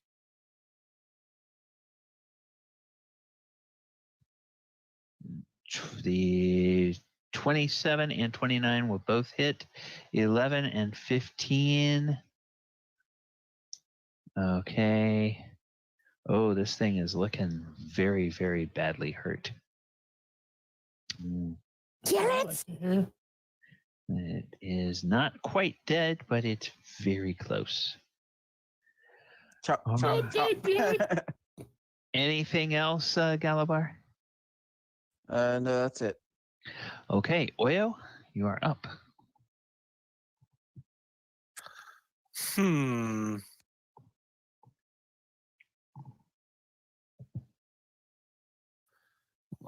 Oyo can't really go through the middle there. There's a tree there. So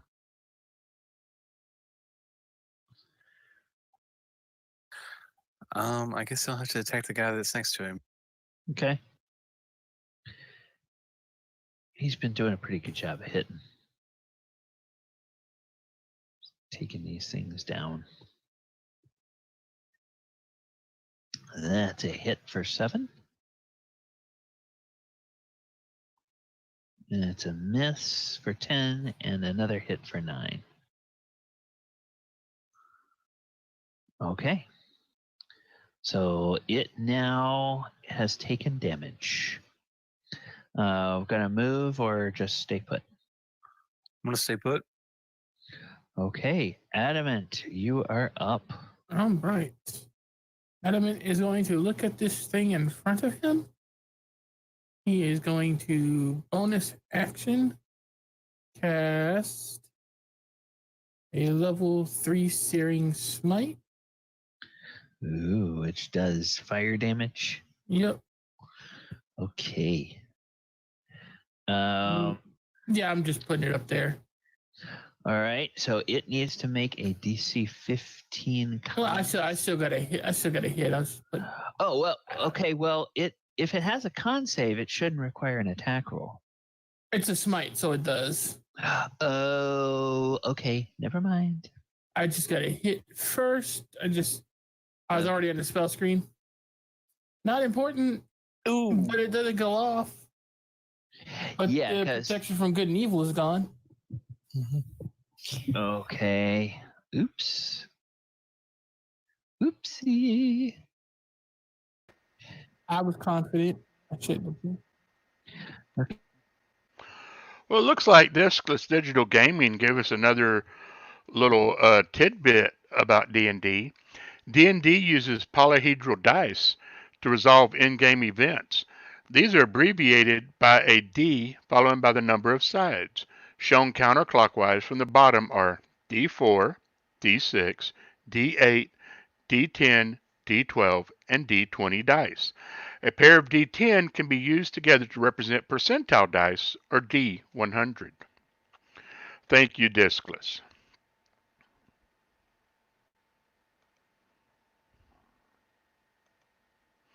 Oh, here's another little tidbit. The game had more than 3 million players around the world by 1981. The game was first released in 1971. So in 10 years, this game went up to over 3 million players. Now that's some growth.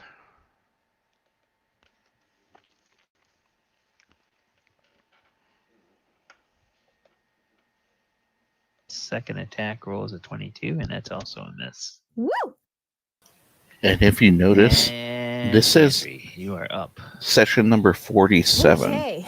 So just everybody's think looking how like nobody's bloody in dead, depth you're going to get with all these characters and None scenarios. of your allies are. Now, we've All been right, this, coming in and out for the past 2 or 3 Big dude hours. here has a searing So smite at 47, coming, so say Andrew it once runs, again lights up 5 God's hours, end, you're in the and she excited hundreds and of she hours right grins. there. And So that is some very awesome does a commitment. 27 hit? Yes, it does. Okay. So then that is an extra 1d6 damage, 3 is the end. So an extra 2. Okay. It's rolling for a critical, so I'm just going to ignore the 5. So that's 10 points. Well, that was great. That was great seeing a little bit of that gaming. We have our next guest is on his way. He should be in the green room fairly soon. He didn't have the proper handler, so nobody was telling him it was time to go into the green room. So I had to reach out and remind him that the green room was still there. So as soon as he is in the green room, we'll be bringing him on. He is Mark Manis and his... there's Mark now. Just a second. And I will be bringing him on in. Sorry about that. Welcome, Mark. We have Mark Manis with us with Directing the Madness. That's for sure. I apologize for the way I look. I was literally just doing yard work. Honeydews. Yeah, oh yeah, it's a beautiful day here in Arkansas, and my wife had a list 10 miles long. I was married for 5 years. I know that list quite well. I'm still married. So, Mark, thank you for coming on. As I said, Absolutely. this the name of this panel is going to be called "Directing the Madness." Basically, we would like you to just tell us about you, about your experience. I know that you have directed the madness and been very good at it. We've got some pretty big time actors that have been on here on earlier days and earlier today that really Awesome. wanted to make sure that they got to see all these different directors panels, because guess what, they're the ones that want to be in the madness. And it is madness, especially right now. I do think this is a great thing to have going during this whole COVID shut-in, because if it weren't for this, there would be nothing going on. Well, that's pretty much the reason we decided to do this.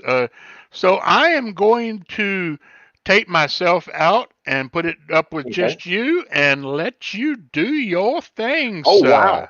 Okay. You got it. So I do apologize for the way I look, because I did literally just come in from yard work. I had forgotten about this because of the long honeydew list. My background is I am both a director and cinematographer. I've been behind the viewfinder my whole life, from the time I was making little short films when I was 10 years old with an 8mm GAF Viewmaster Super 8mm camera that used to be advertised by Henry Fonda, by the way. And so my background is behind the viewfinder. And I've lived my life, my whole career. That's what I've done. But I'm also a producer, editor. I'm a predator. So, I end up doing my own editing a lot of times. I've spent my life in the edit suite as well. I've just always believed that, my love affair with film started when I was a kid. In fact, my first job was working at the Haven Theater in Brinkley, Arkansas. Working first in the concession stand and then moving up to the projection booth. And that was back in the old days when they used to have 2 projectors and have to do the whole changeover thing and everything. So, so that's how I got my start. And I was doing freelance work here in Arkansas at Jones Productions in Little Rock, Arkansas. Gary Jones was my mentor. And one day I got a tip on a company that produces fishing shows, and that they were looking for someone full time. And I went to work doing that. I interviewed for that job and came out that day with a full-time job. And sure enough, that turned into a lifetime career on and off. That's what I call that my day job. I've spent my life producing some of the nation's top outdoor shows, hunting, fishing, for all of the top networks, ESPN, ESPN2, Outdoor Channel, Sportsman's Channel, WTBS back in the day. And so that's where I got, that's how I earned a living. But it's cool because you're able to keep your camera chops up, your editing chops, and everything else. And then I would take, in my spare time, either on weekends or vacation times, and I would do feature films. And then, there's a few times when I left the fishing show industry to do features, and then I would go back to it. The last feature that I did is called It Knows, which is shameless plug. It's available on Amazon and Amazon Prime right now. When I did that, we actually, to facilitate the crew and us, we shot every weekend. We shot 18 days. We shot every weekend for ever how many weeks it was, I think 6 weeks, so that no one would have to No one would have to take off work to do this, and we won lots of awards in film festivals, and we it turned out real well. It's got some stellar reviews, and then like anything, it's got some not good reviews. I mean, I tell people it's a very dark film, and I tell people that I liken it to, that's why we have chocolate and vanilla, because different people like different things, but it's definitely an exploration into PTSD. But not everyone, when they think of PTSD, they think of child abuse. I mean, not child abuse. They think of policemen, firemen, soldiers, but the adult surviving victims of child abuse, a lot of them suffer from PTSD, and my wife is one, and she doesn't mind me talking about it. And that was the focus of this film, was an exploration into PTSD and adult survivors of child abuse. But anyway, I really look at things through the, pardon the pun, through the lens of being a cinematographer, because that's what I've really, if I have to call myself by trade, I really am a cinematographer at heart. I've studied it so hard, and I'm also a Steadicam operator. Of course, now you've got the gimbal rigs. It's not. I'm also a drone pilot, a Part 107 certified drone pilot. So I do my own drone work and such like that. When you're doing low budget independent films, it helps. Unfortunately, you end up having to do a lot yourself because you're working with smaller crews, and so I've always felt like from the very, very, very beginning that if you want to be a really good director, that you need to learn as much about your craft as possible. And so that's why, if people say, well, when someone asks me, well, what's your skill set? Well, I'm a producer, director, writer, cinematographer, Steadicam operator, sound engineer, musician. I think that the more well-rounded, and that is not, I'm not sitting here going, ooh, pat me on the back. I'm just trying to say that the more well-rounded that you can be as a director, the more you understand the entire process, the better director you're going to be. And I did on It Knows, I did my own sound design because I'm a recording engineer. That the sound design, I love it. And I'm sitting here looking on the wall for best sound design feature at the Action on Film International Film Festival that we won. So for It Knows. And I think that the more as a director you understand the entire process and the interaction of all of the departments, the better that you have a handle on it, then you can better understand how to get your vision on the screen. But with that said, if you're going to go into a film, where you've got maybe more budget, you've got more departments, that doesn't mean that you just dictate to everybody, you do this, you do this, you do this. You need to surround yourself with talented people. And I see directing, to me, the direct analogy is, I see a director is more like, he's more like an orchestra leader. And he doesn't play any of the instruments during the performance, but his musical knowledge base and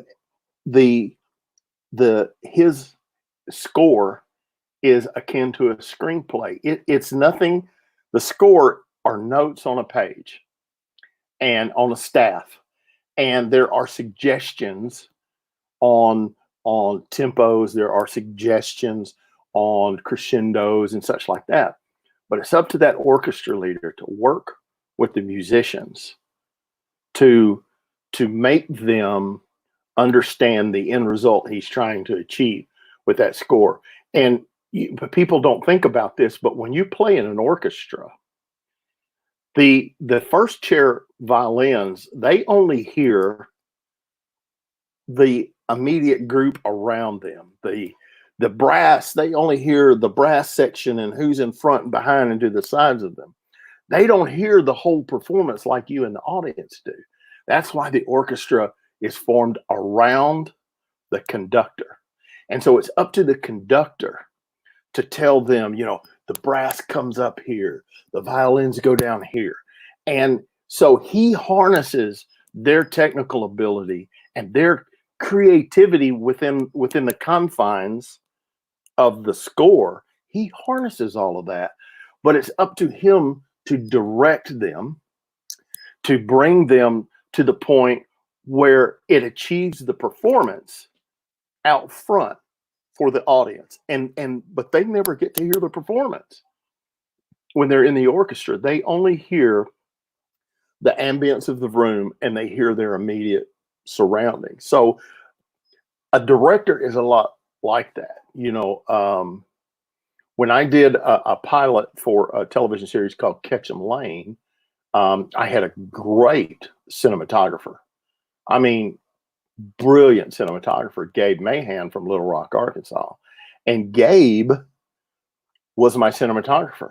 And he was very, very, very good. So I did not, I mean, it would have been, if I was going to hire a really, really good cinematographer, why would I sit there and dictate every little thing to him? But rather, you use your knowledge to direct his creativity.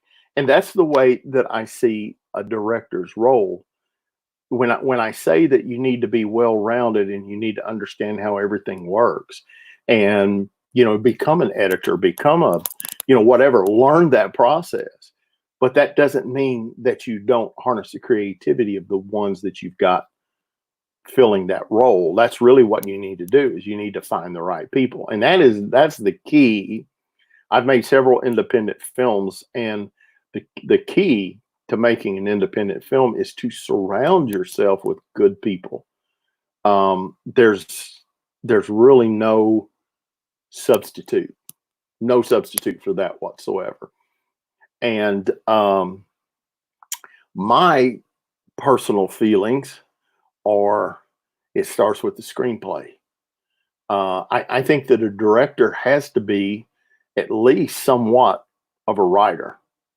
Even if you don't write the screenplay yourself, you have to make it your own, because this is the film that you're making. I don't, and this sounds almost like I'm backtracking on myself when I say that you can't make a film by committee. I don't mean that you can't harness and use the collaborative efforts of everybody. What I'm saying is you can't, you know, if you're not careful, if you seem to be a director that doesn't have a vision and you're weak, you know, you'll have everybody from the craft services guy or girl, you know, putting in their suggestions. But I think that you do need to use the collaborative efforts of all the people around you, all of their talents, and guide and direct that. But you need to have a firm vision. Now, I know it sounded like I got on the off ramp, but I'm going to get back on the on ramp now. It starts with the screenplay and working with the writer. And working with a writer, if you're not writing a screenplay, working with a writer can be difficult, because writing a screenplay is a hard, painful process. Anyone that's ever done it, you know exactly what I'm talking about. Working with a writer is difficult because it's just like when you have a baby. Oh, this is terrible.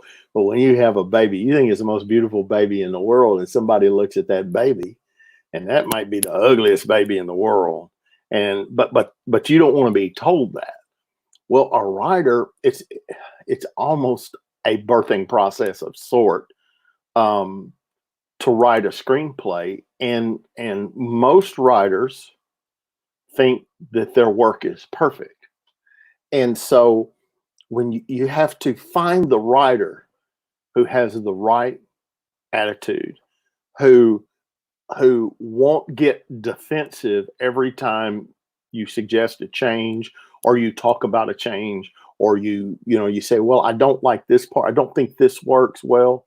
You have to find writers that you can work with, because the screenplay is so important. That's the foundation of the house.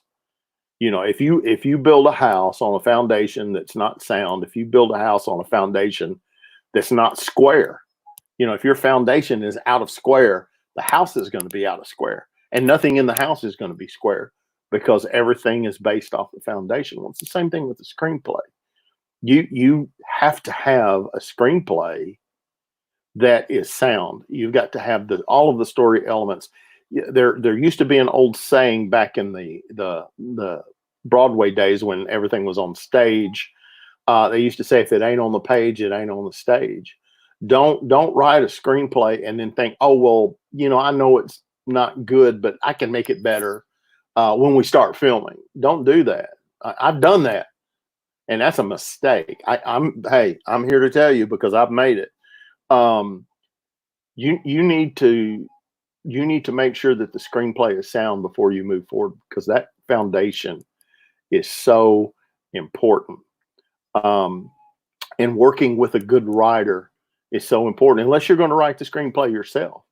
And if you want that singularity of vision, hey, go for it. But I like working with writers, even though I consider myself a writer as well. And there are parts of the screenplay that I'll write. Now, I work a lot with Rob Winfrey, who was co-director on It Knows, and co-writer, co-producer. And Rob and I have a really good relationship, because we both have the same attitude that check your ego at the door. There are no egos. There's only the good of the project. I don't care where the idea comes from, as long as it's good. And both of us have that same attitude. Another writer I've worked with, Randall Files, is the same way. We've worked well together because there's a give and a take, and no one gets defensive. If like Rob and I are working on a screenplay right now, if we're working back and forth, and I said, well, what about this? And we have a suggestion in a story. Give him a suggestion in a story meeting, and he says, I don't think that works, and here's why. I don't get defensive, and vice versa. He doesn't get defensive. We work well together, and the same thing with Randall Files. When I worked with him in the past, we've written several screenplays together, and but I think that sometimes, grasping what to talk about. So this gets in line with the whole collaborative effort. Now, I am a cinematographer, writer, director, editor. And I do think that that's a handicap when you're doing it all yourself on a low budget film, because you get that singularity of vision. And sometimes that singularity of vision is not good, because when you get so close to a project, you need outside influence, and you need another set of eyes that you trust to give you the right opinion. Now, my wife, Janet is a co-producer a lot of times on projects, and she is a sounding board, because she will tell me, you can have a friend read a screenplay, or you can show them your movie and they'll go, oh, it's great, I loved it. And then they're walking away thinking, man, that's terrible. And they didn't want to hurt your feelings, because like with the writer, it's a painful process, and they don't want to hurt your feelings. But you can't listen to those people. You have got to surround yourself with people that you absolutely trust to give you a valid opinion, and you've got to trust their opinion. Again, we have chocolate and vanilla ice cream because different people like different things. Everyone's life experiences are different, and everyone looks through looks at the world through the lens of their experiences, right? And so everyone views things differently, which, let's get back to directing in the screenplay. Man, I'm sorry. I'm just sitting up here winging this. Here's my notes. Empty page. So I'm just winging it. So I'm getting back to the screenplay. Yeah.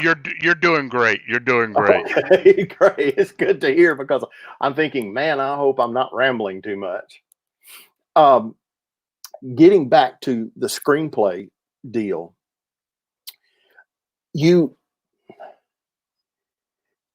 I had a point. You talk about an old guy moment. That's an old guy moment. I did have a point, so I'm sure I'll be circling back to that real soon. But my train derailed. But anyway, that happens a lot. But anyway, the process is, I think that it's better to have others involved, to where you don't get that singularity of vision, because, and again, surrounding yourself with people that you trust, that will give you an honest opinion, but always realizing that people, now I remember where I was going to go, that people look at life differently. So a screenplay, I can give you a screenplay and let you read it. So many people don't know how to read a screenplay. And when they read it, it evokes different images in their mind. I could take a screenplay and I can give another director a screenplay, and same screenplay. And you could give us the same budget and say, go off and each of you make this short. Let's say it's a short. And then come back and look at the shorts, and they'll be completely different. Completely. You won't probably even hardly recognize it as the same movie. And why is that? And that is because we are a product of our life experiences, and everyone has different life experiences. Everyone. And we do, like I said, we look through the lens of our life experiences. So when you read an image, if it says, let's say it's a Western, well, not a Western, but it's a Western, and it says, the rider waves his hat, the horse rears up and gallops off into the distance. So will I do it as a silhouette against the setting sun, with the horse rearing up in slow motion and then a tight shot? Will this director have it as a long, wide vista with with clouds in the background? It's all because we see images differently. We see life differently. This is the ultimate point I wanted to make, is don't get too hung up if somebody you trust says, well, the screenplay's all right, but I'm not sure that I like it. You need to listen, but you always need to keep that in your mind, and it's the same thing about your film, same thing about the edit, whatever. Keep it in your mind that different people see it differently because of their life experiences. And so that is so dadgum important, is to understand, but use other people and get their opinions, especially in the edit suite. And I'm going to tell you the weirdest phenomenon in the world, and I thought that it was only me that experienced this, and then I read about it in a book. When you're editing, and like I edit, in fact, I'm talking to you from my edit suite right now. When you sit here and you're editing night after night, week after week, and you are so used to everything and everything that's going to happen, it's hard to be objective. And then you can bring somebody that's never seen the project before, doesn't know anything about it, and you can set them right here next to you. there's a weird phenomenon that happens to you as a director when you start showing that film, that section, that scene, that sequence, whatever it is. You start to see what's on that screen through their eyes. Just having them in the room, you may not even care what their opinion is, but you see it with a fresh set of eyes. You have that empathic type connection with that person in the room. And because they've never seen it before, all of a sudden you're seeing it in a fresh light. You're seeing it almost as if you've never seen it before. And that's one of the coolest things. And that is the coolest tool that you can use in the edit suite, is bring someone in. If you're at a certain point and you don't think that you have a fresh perspective, which you don't, because you've lived, if you're a director, you've lived with this project all the way through its inception, through production, and you're, hip deep in the edit process. You do not have an objective opinion because you've seen it 100 million times. You've seen every inch of it. You've seen every shot that's in here, every shot that's not. And so you can anticipate what's happening. You can anticipate what's coming because you know it. But when you get that other person who's never seen it before, and you sit them down in the room, or a couple people, or 3 people, and then you sit back there behind them, you see it through their eyes. You see it with a fresh vision, and that is an invaluable tool. And see, I thought I was the only one that was the case. And then there was a book on independent filmmaking by Gregory Goodell. I think it was called Independent Filmmaking. And I was reading, and voila, he had part of a whole chapter, like half the chapter was dedicated to just that. And so now, well, didn't a lot of the older studios have the screening rooms anyway? Isn't that what they used them for? That's absolutely what they would do. They would do, and they would pre-screen a film. They would bring an audience in, and they would sit in the back, and it's like they could see it through the audience's eyes. And yeah, that's absolutely it's an important tool. It really is. And that's an invaluable tool for me. And I'll get somebody that knows absolutely nothing about the project, and I'll bring them in and set them down. And when I did Catch 'em Lane, one of the coolest things was I brought some neighbors of mine that knew nothing about the project. And there were 3 young girls. They were like 12, 10, and 8. They came in with them, and it was a comedy. And they sit down and they watched it, and they were laughing in all the right places and everything. And when it was over, one of the little girls turned to me and said, "Can we see it again?" Then I knew, I knew that we were on the right track. But it's a process that can be hair pulling. And since we have some big time actors, I'm going to talk about working with actors and my philosophy on working with actors, I guess. Actors are so talented if you cast the right part. And that is, the screenplay and then the cast. That's the 2 things. You have to have the cast right. If you don't even do it. And I've made that mistake. Rule number 1 is, unless your friends are really, really good actors, your friends probably can't act. So unless they are actors, don't just put your friends in there just because, oh, well, I can get them for nothing and I think they can do the part.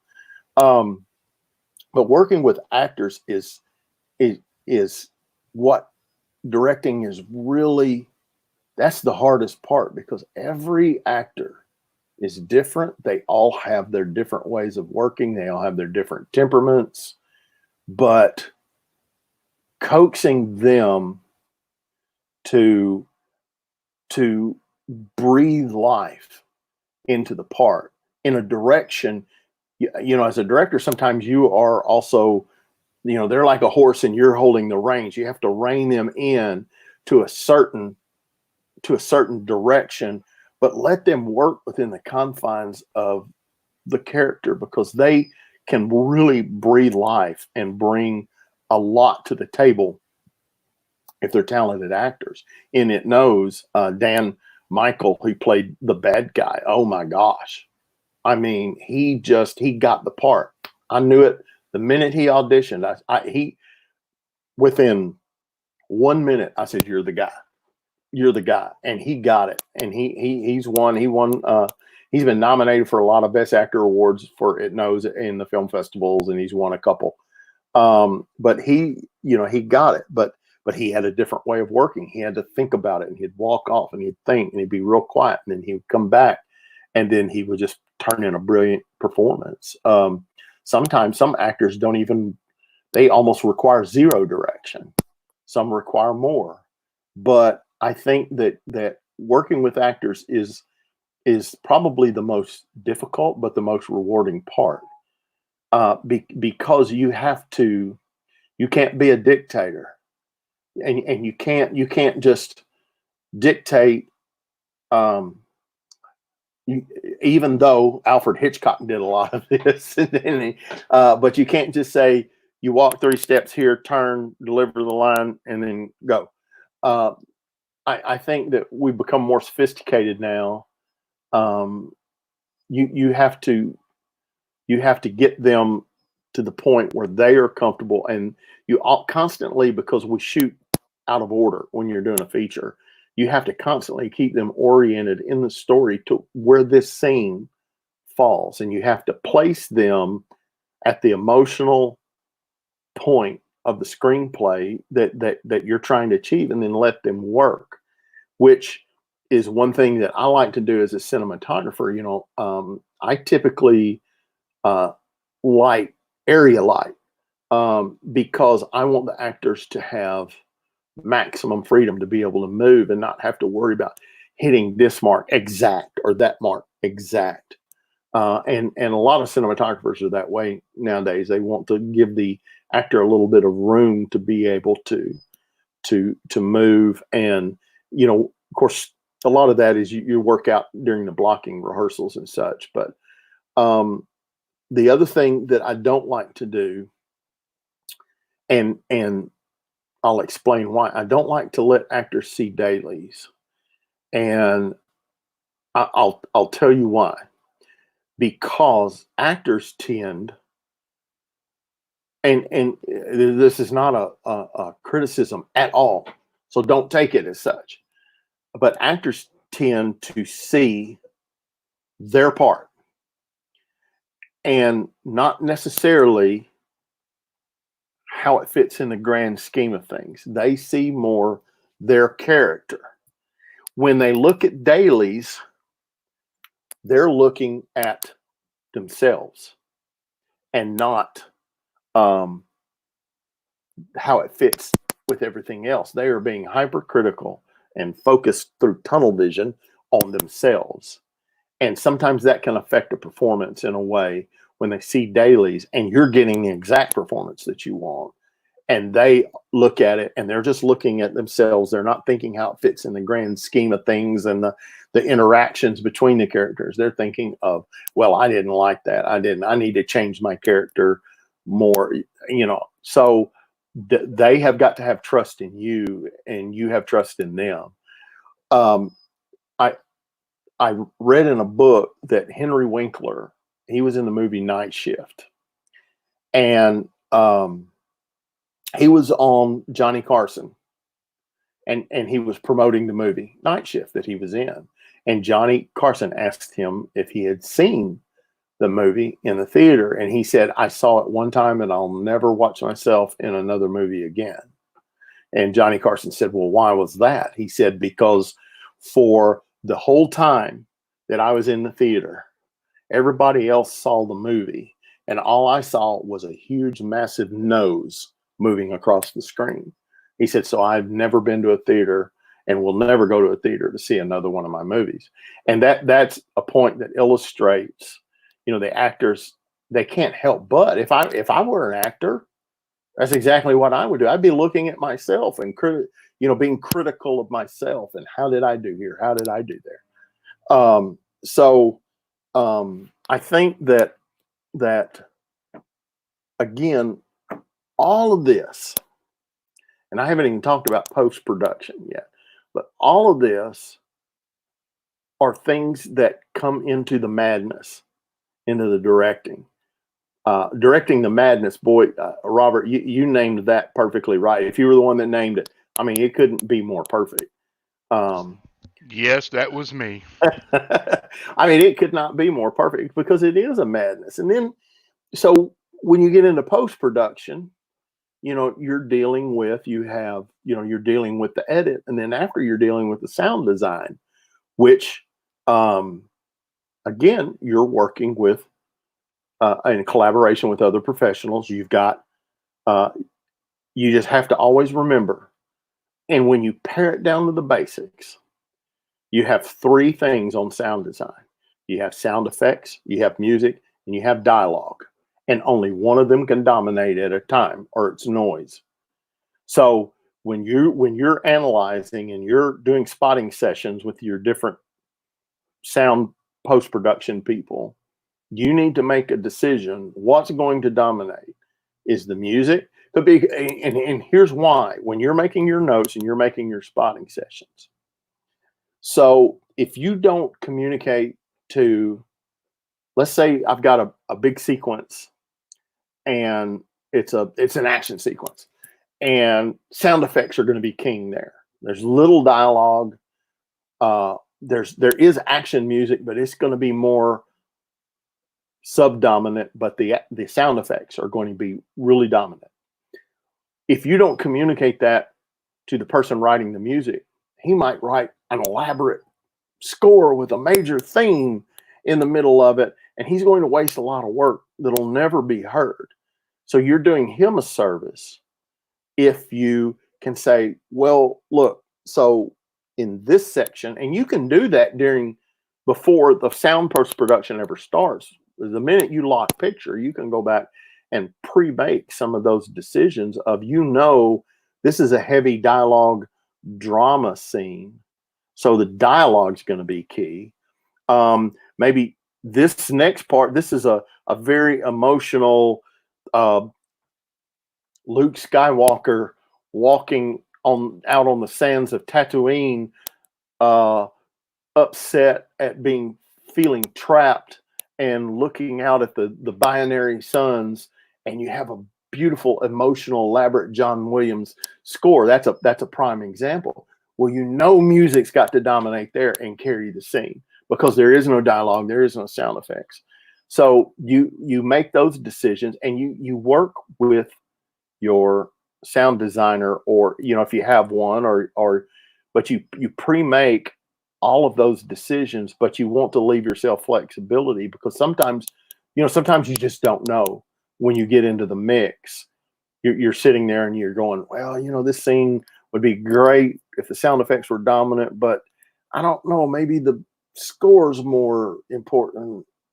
So you want to at least leave yourself some flexibility so you've got the elements you need in the mix. But you don't want to put more work, like, on the composer than necessary, or on the sound designer, than necessary. But if you have dialogue in a scene, to me, dialogue is always king. And so, which brings me to one of the single most, beyond the shadow of a doubt, one of the single most important things you can do during production. So think about what I just said. Dialogue is king. Dialogue is important. Now I make, you want to make visual movies. You want people to be able to turn the sound down and watch your movie and have an idea of what's going on. So you want to tell your story in pictures. But when you have dialogue, dialogue is king. And the one place you cannot, listen to me, the one place you cannot short yourself during production is on production sound. Unless you're going to go back and do ADR and replace all of the dialogue, you better have a good sound person. And if you don't have the money to hire a good sound person, then you need to wait until you raise enough money to hire a good sound person, because more independent films that, you know, they'll judge you. They'll people will overlook technical flaws in the picture. Maybe it's not lit great. You know, maybe it's a little bit more grainy, but they will not forgive bad sound. If it sounds bad, then if it sounds bad, they won't accept it. They're automatically going to say, "Oh, it's a bad film. It's low budget." Nothing tips that off quicker than bad sound. So dialogue is king, but an important part, you know, this business, the technical end of this business is garbage in, garbage out. So if you have bad sound in the beginning, you can improve it, but you can't make it good. So if you start with good sound, you can make it better. And so let's always start from the highest quality standpoint that we can. If you can't hire a professional sound guy, then at least have a sound person that has experience and knows what they're doing. If they walk on the set and they have nothing but a boom microphone and they're standing, 20 feet away, they don't know what they're doing. You need to make sure they have wireless and they have lavaliers and know mic placement and how with a lavalier how to place it so you don't get scratching and clothes rustling and everything, and have a boom.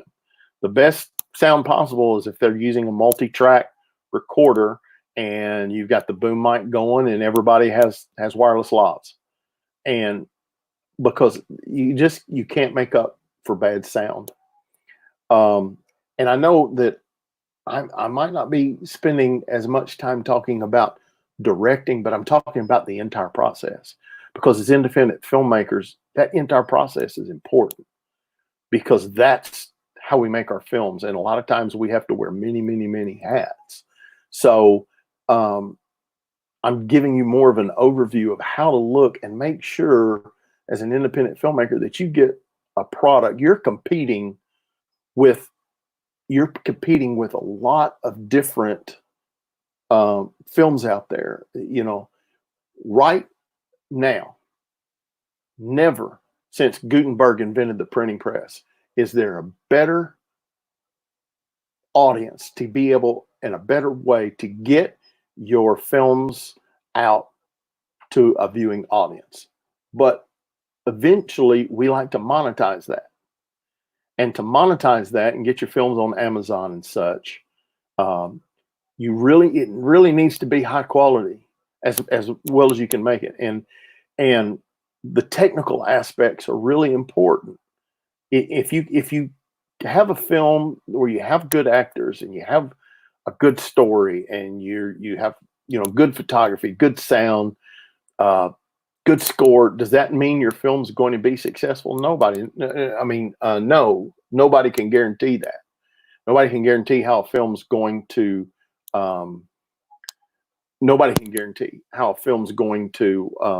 resonate with the audience. But put as many of those elements on your side as possible, and your chances of making a successful film, be it a short, be it a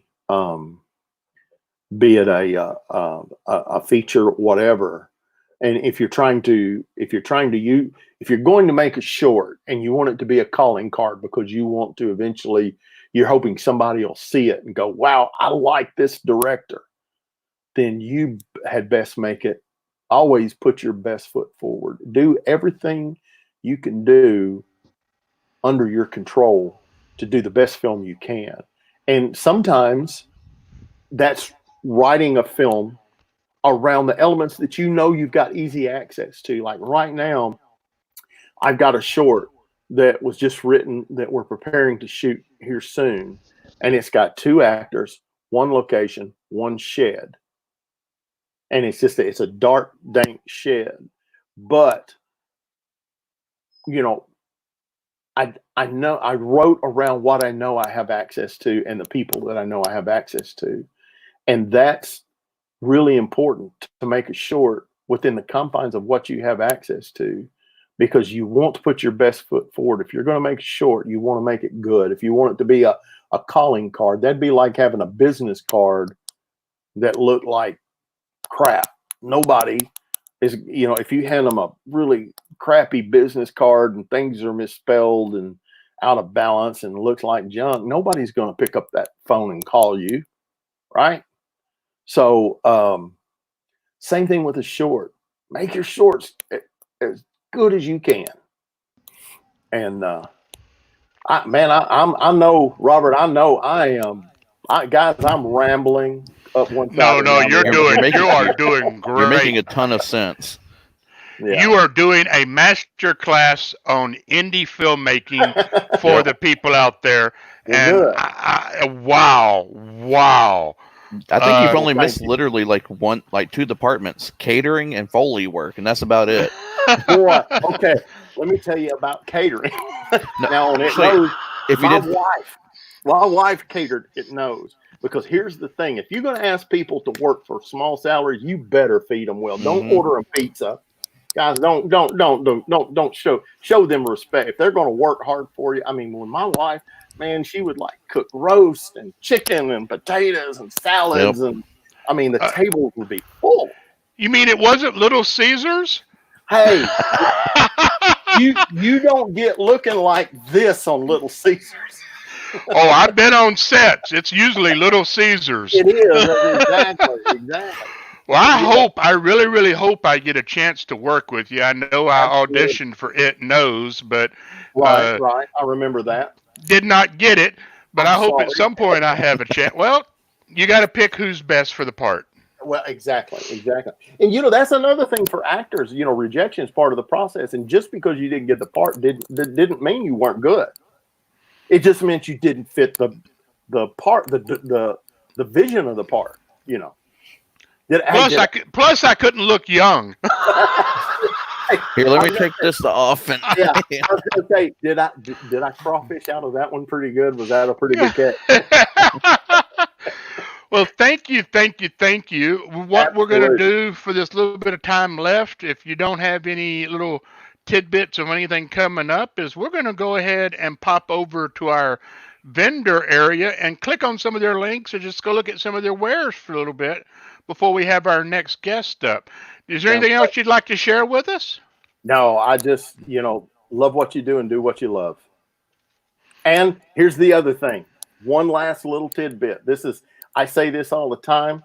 Just remember this. You can never hit a home run unless you're swinging the bat. True. So, that's it. Well, thank you for your time. I'm glad you were able to come on with us. Well, thank you. And I'm glad you called me, because I was I had just come in from outside, and my phone, and I looked down and saw Robert also, and I looked at the time and went, oh my God. Well, I'm still red and everything else. Oh, you did great. Okay, Blake, you ready to pull up absolutely the webpage? Okay. You have a good one, sir. All right, you too. Thank y'all. All righty, ladies and gentlemen. We are now in the artist and dealer section. Actually, here goes a little tidbit. If you can tell me what this is a knockoff of, this little logo right here, I will make you a graphic for free. All right. Let's go and click on a couple of different production pieces. Let's start up here at, let's see Saturday Productions. Hope that everything stays in this window. It does not. Okay, that gets interesting. I won't be able to click on the things because it doesn't know what to do with the things. So let's go through and talk about our vendors real quick. Do you want to read off? Do you want me to read and I can scroll? I will read. Just a second. Let me pop up this right here. Okay, first we have Saturday Productions. They do cosplay props, steampunk, and unique jewelry, wands, handmade products, and they're always taking commissions. Then we have... I have a feeling a lot of these places right now are always taking commissions. Or they've taken so many commissions that they're no longer taking commissions, with everyone being at home and realizing they need props and amazing stuff. So let's go down the list. Next up would be miscellaneous, etc. Take it away, Rob. Custom clothing of all types, accessories, plush puppies. No, puppets. Sorry. Puppets. Oh, yeah, you should definitely check them out. Head over to the site. They do some really fun stuff as far as puppetry goes. And then we have Anime Coast. And it looks like if it's done with anime, you can probably find it there. Books, rare books, guides. Wow. It looks like some collectibles that are 18 plus as well. Wink, wink, nudge, nudge. Okay, so I'm probably going to butcher this name, and I apologize ahead of time. Shireen Shazad. That's what I get out of it. Pet and couple cosplay portraits and customized pins. Couple and cosplay pet. Okay, pet items, couples and cosplay portraits. Okay. No, literally pet and couple cosplay portraits. She will paint, or I think it's paint, or do work with the pictures you give them and redo them in portrait form. Oh wow! Or maybe photography. So then we have. I've seen the art like that before. It's then we have cool. Blackheart Leatherworks, leather goods and other period items. I think we have some 18 and up items in this little link here. I sort of perused it earlier, and they have some stuff on their Etsy site that, well, it'll turn your eyes upon them. Then we have a special vendor, Pegasus Publishing. They're a T-shirt publisher, Geek T-shirts. It looks like they got a huge selection. I know, that's a humongous ball right there. Go down. Then we have Dandelions Creations, geeky bath and body products for men and women. Excellent. Oh, okay, cool. And they got all kinds of them. Mm-hmm. And then we have Kimmy Creative Shop, which looks like they do pins and stickers and prints and acrylic charms. Then we have Dorky Dino. That's a cool name. And it looks like they do a lot of jewelry and charms and dice bags and such as that. Then we have Stevie Titus. It's an artist, and looks like some fun like crochet. Saturday morning. Yeah, Saturday morning crochet. Crochet geeky things going on. See, like a dragon holding a crochet needle. That's pretty awesome. That's interesting. Then we have Bats Baths. We have homemade bath and body products to make self-care fun. Which is totally awesome for conventions. Rubber Ducky, you're my friend. Oh. Then we have Jen Raven's Red Paw Leather. Now, I know for a fact her skill set because I have some of her products. Then we have Chelsea Smith that does crochet. And then we have, I can't read this one. Can you read it? Kara and Mads of Fire Sphere Designs. Fan art are different mediums, including digital and fine art, as well as spray paint art. Oh, that's very cool. That's very cool. And we also have Maggie's Masquerade, Magpie's Masquerade. Now, I know her personally. She is a fantabulous cosplayer. I have worked with her and had her at the multiple pirate conventions that I used to have. And her boyfriend does some wonderful, wonderful scrimshaw. In case you don't know what scrimshaw is, it's carving on bone and ivory. Okay, that's really awesome. Then we have Derek Nochafranca. I probably butchered that, and I apologize. And he's an artist, and he looks like he does quite a bit of almost like cartoon art. Yeah, it's almost like period pieces done as caricature almost. Then we have special vendor, artist, writer, Stephen Moore. I think Stephen Moore should really, really get with John Wilker and work on creating the ghost and the ghost characters in animation because Yeah, I think it with what I almost see here, yeah, definitely. yeah, they look like they would do great together. And then we have Jumpmaster Press, and they are I think they're military based sci-fi book place. Okay, just a nice publisher from Birmingham, Alabama. Yeah. Here, I can take over from here if you want to Okay. chill for a moment. We got After Dark Studios. They produce t-shirts, posters, and stickers. Looks like we got some Pokemon type characters. We also have PP Creations. This is some pretty fun art going on here. Got some comic stickers and t-shirts going on.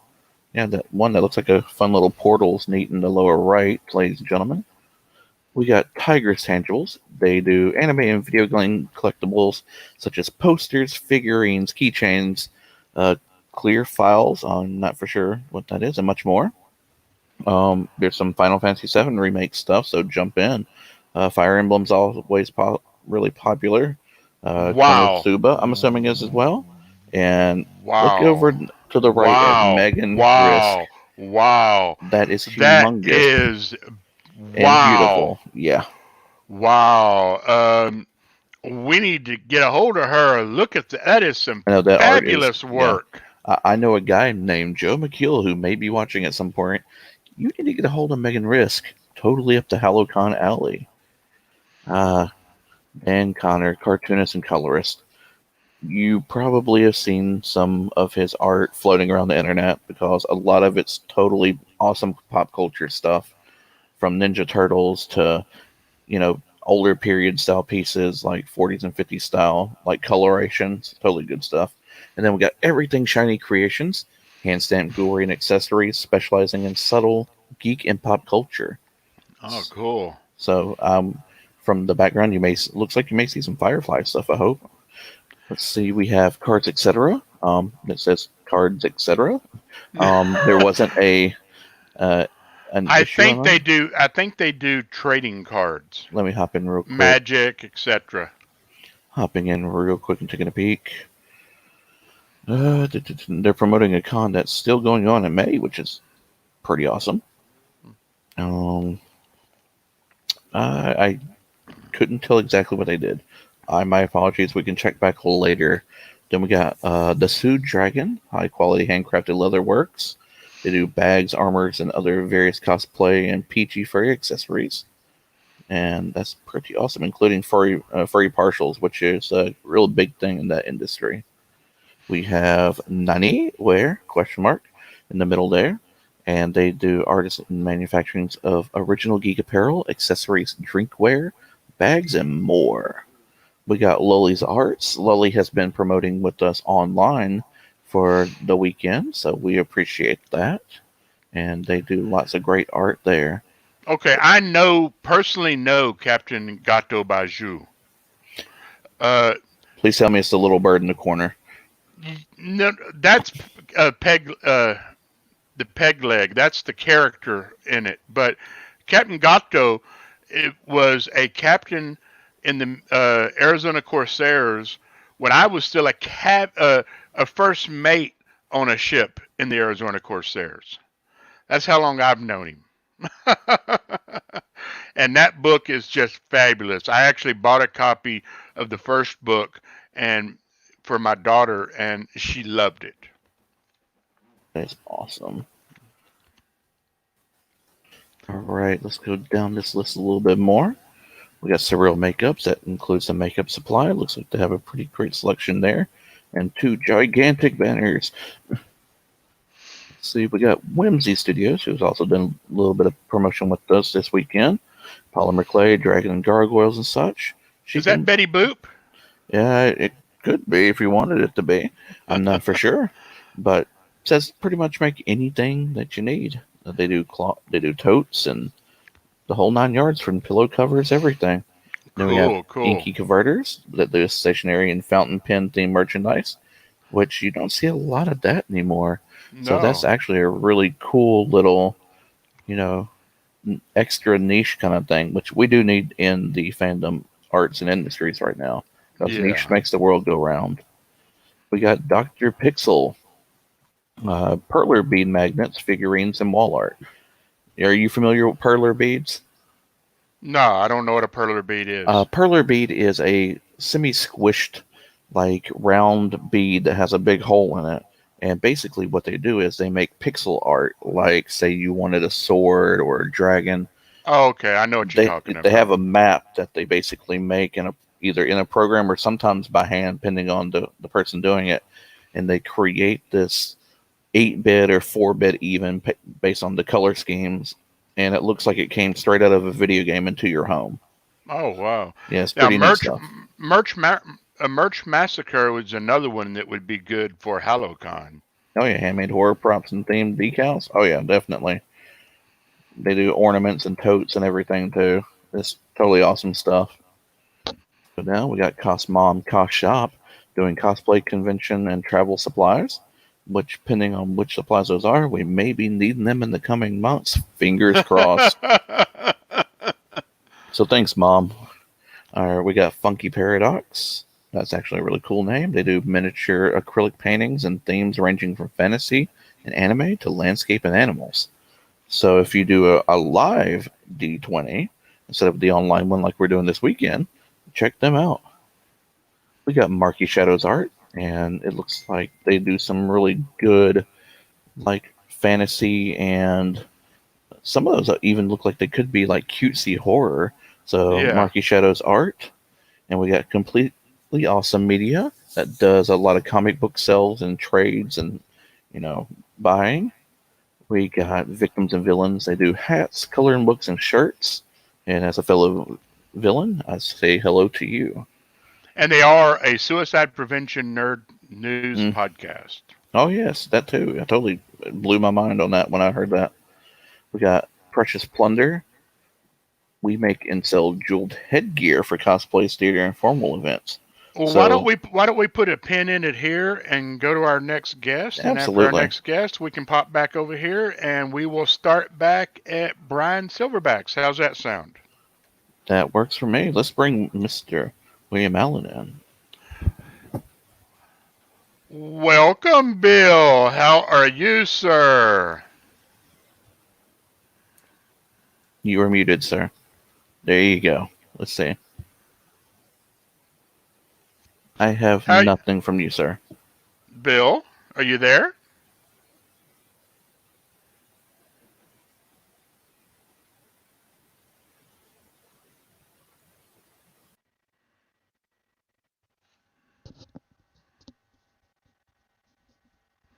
Bill, you have your mute on, sir. Just a second. Can't. All right, what about now? Oh, that's perfect. That's perfect. That's perfect. Okay. There we go. Okay, sorry, I was wearing my headphones. I don't know what the deal was, but this is fine. Well, we have William Allen Webb. He is a award-winning author, and he is going to be speaking called Writing with Bill Webb, and he's got a lot of stuff to talk about. And as our coordinator says, gives a little blurb about you, and it's like, wow, you've been around for a while, brother. Yeah, I have. A lot longer than I ever planned on. So, first off, how are you holding up in this this climate? You know, it's interesting that most writers would say, hey, there's nothing different. We get up and work in our pajamas every day. For some reason, though, it really has affected me. It's really, for a while, it killed my productivity for about a week. And I'm not sure why. Maybe it's just the fact that you knew you couldn't go out. Well, Robert, I'm not one to follow rules very well. So I've been going out anyway.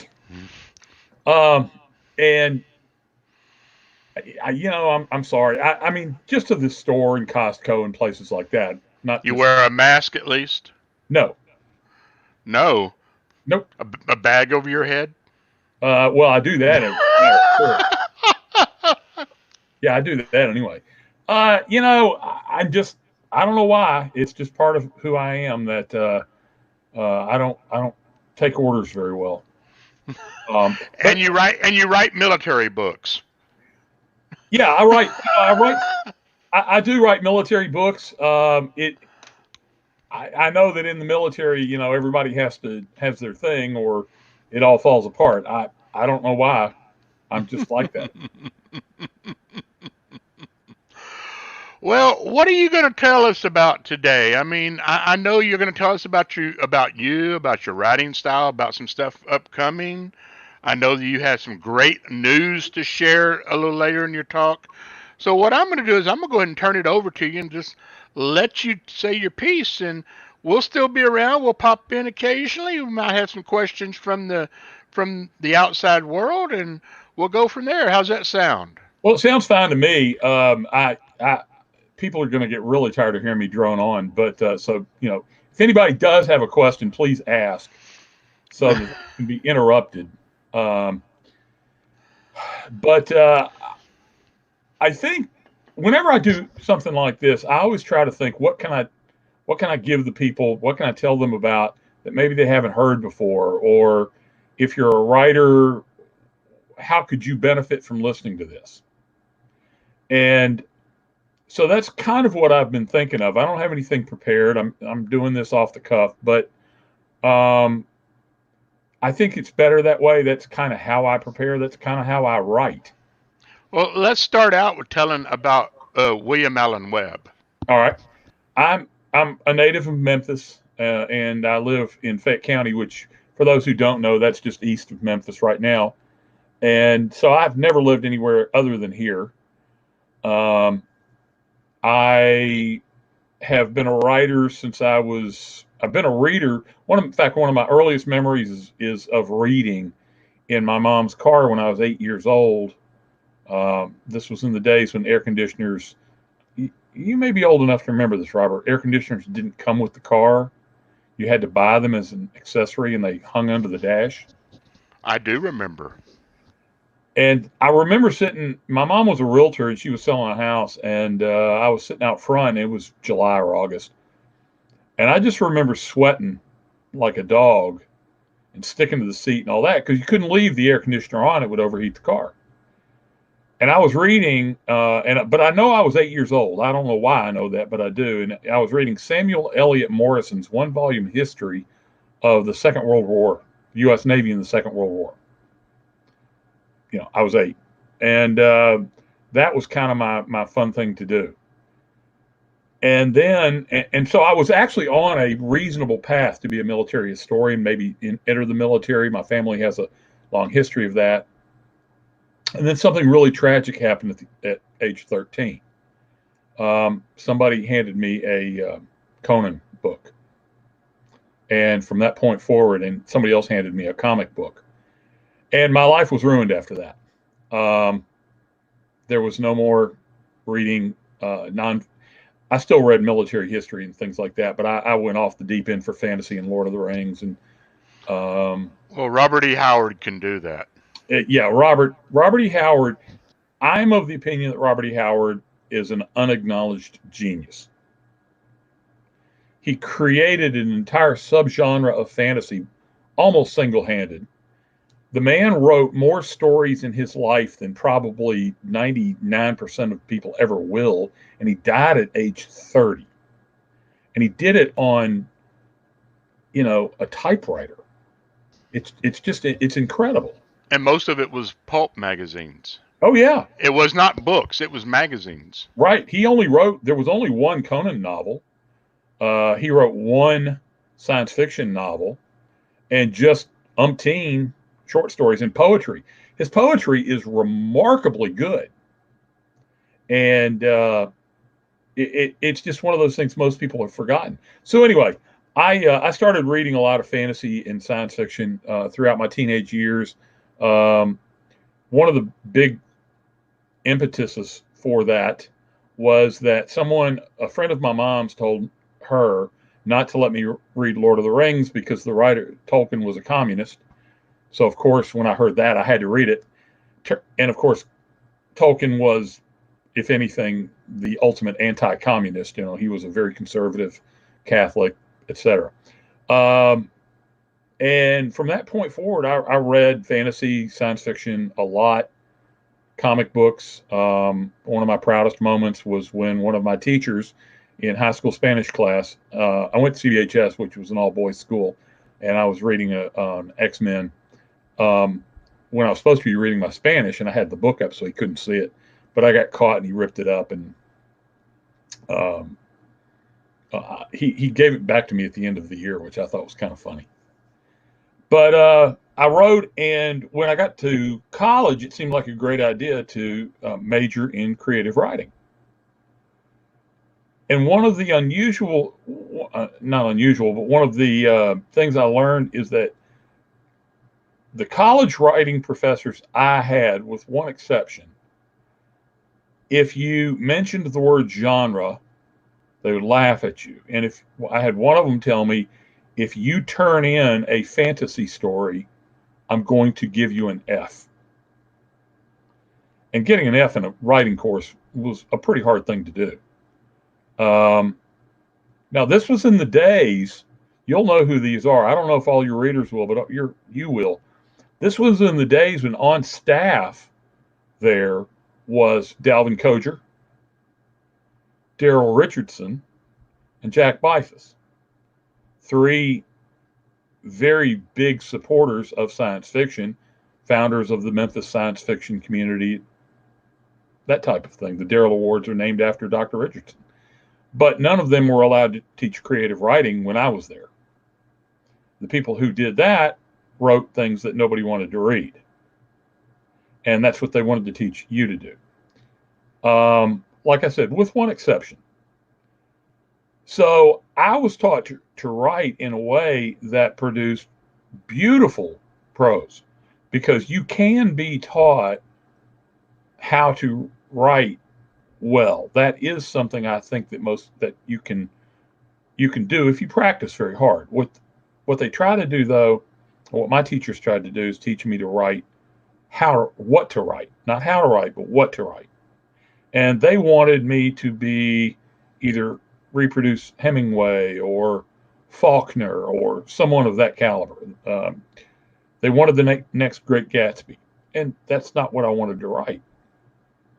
So well, that's sort of like the art teachers, or especially in lower school, that you do a painting or whatever, and they tell you, well, it's not finished.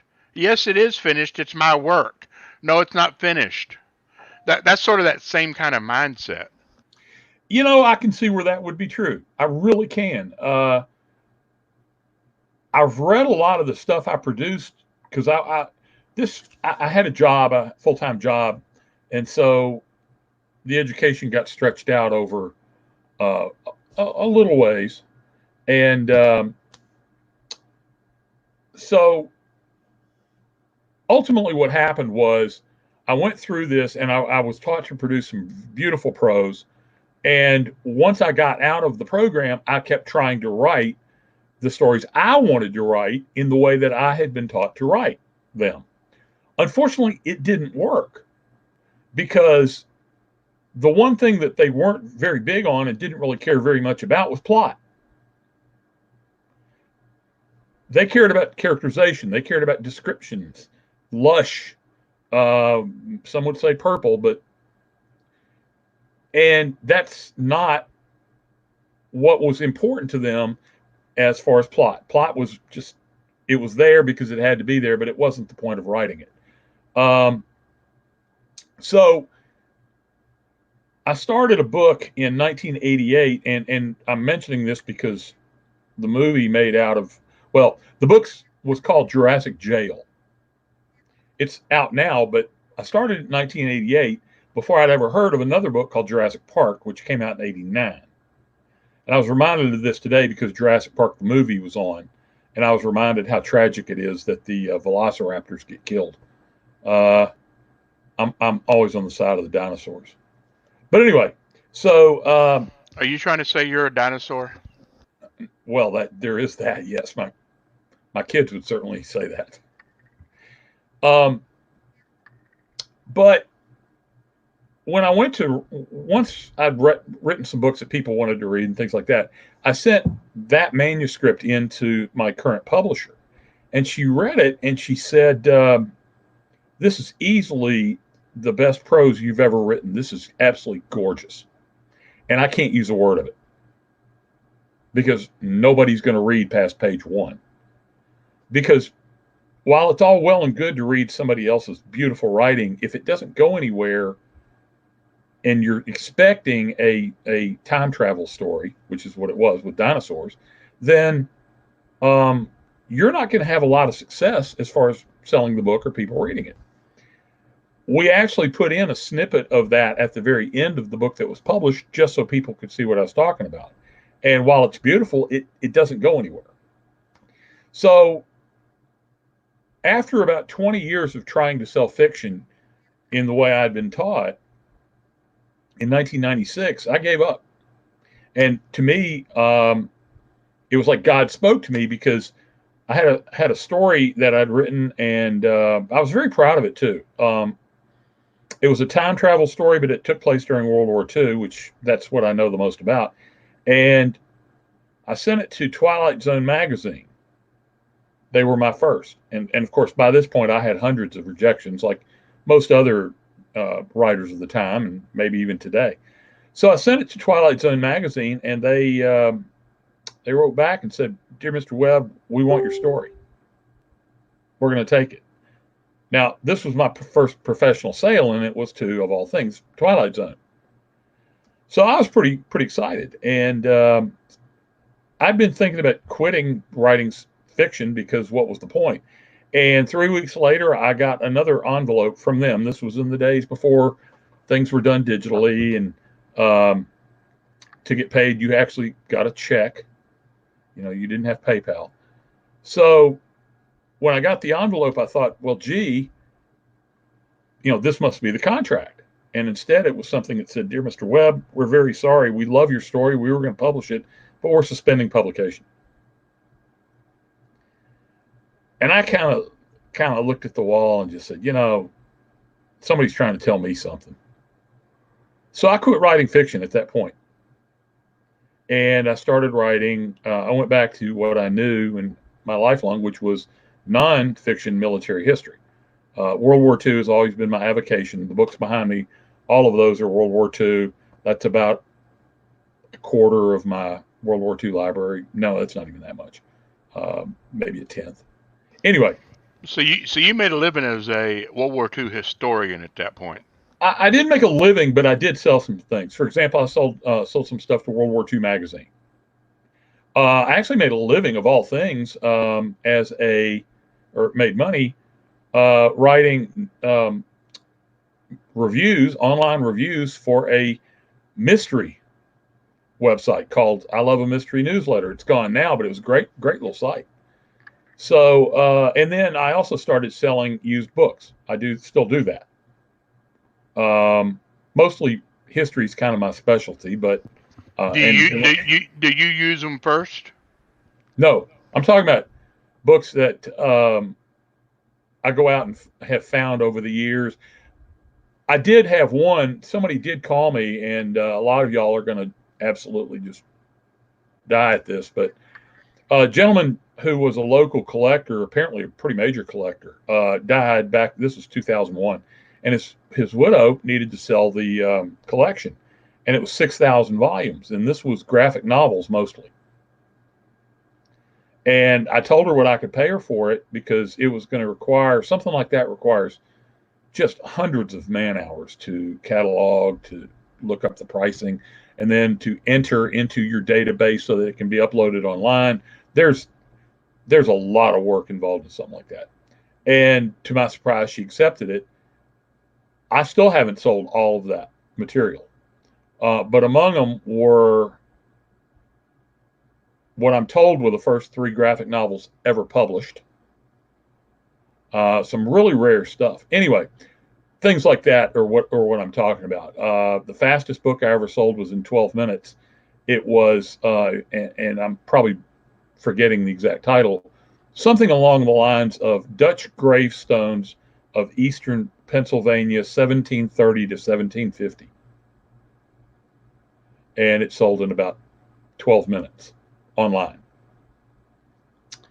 So anyway, I was doing this. I was making money, as people do when things don't go well. They make money doing other things.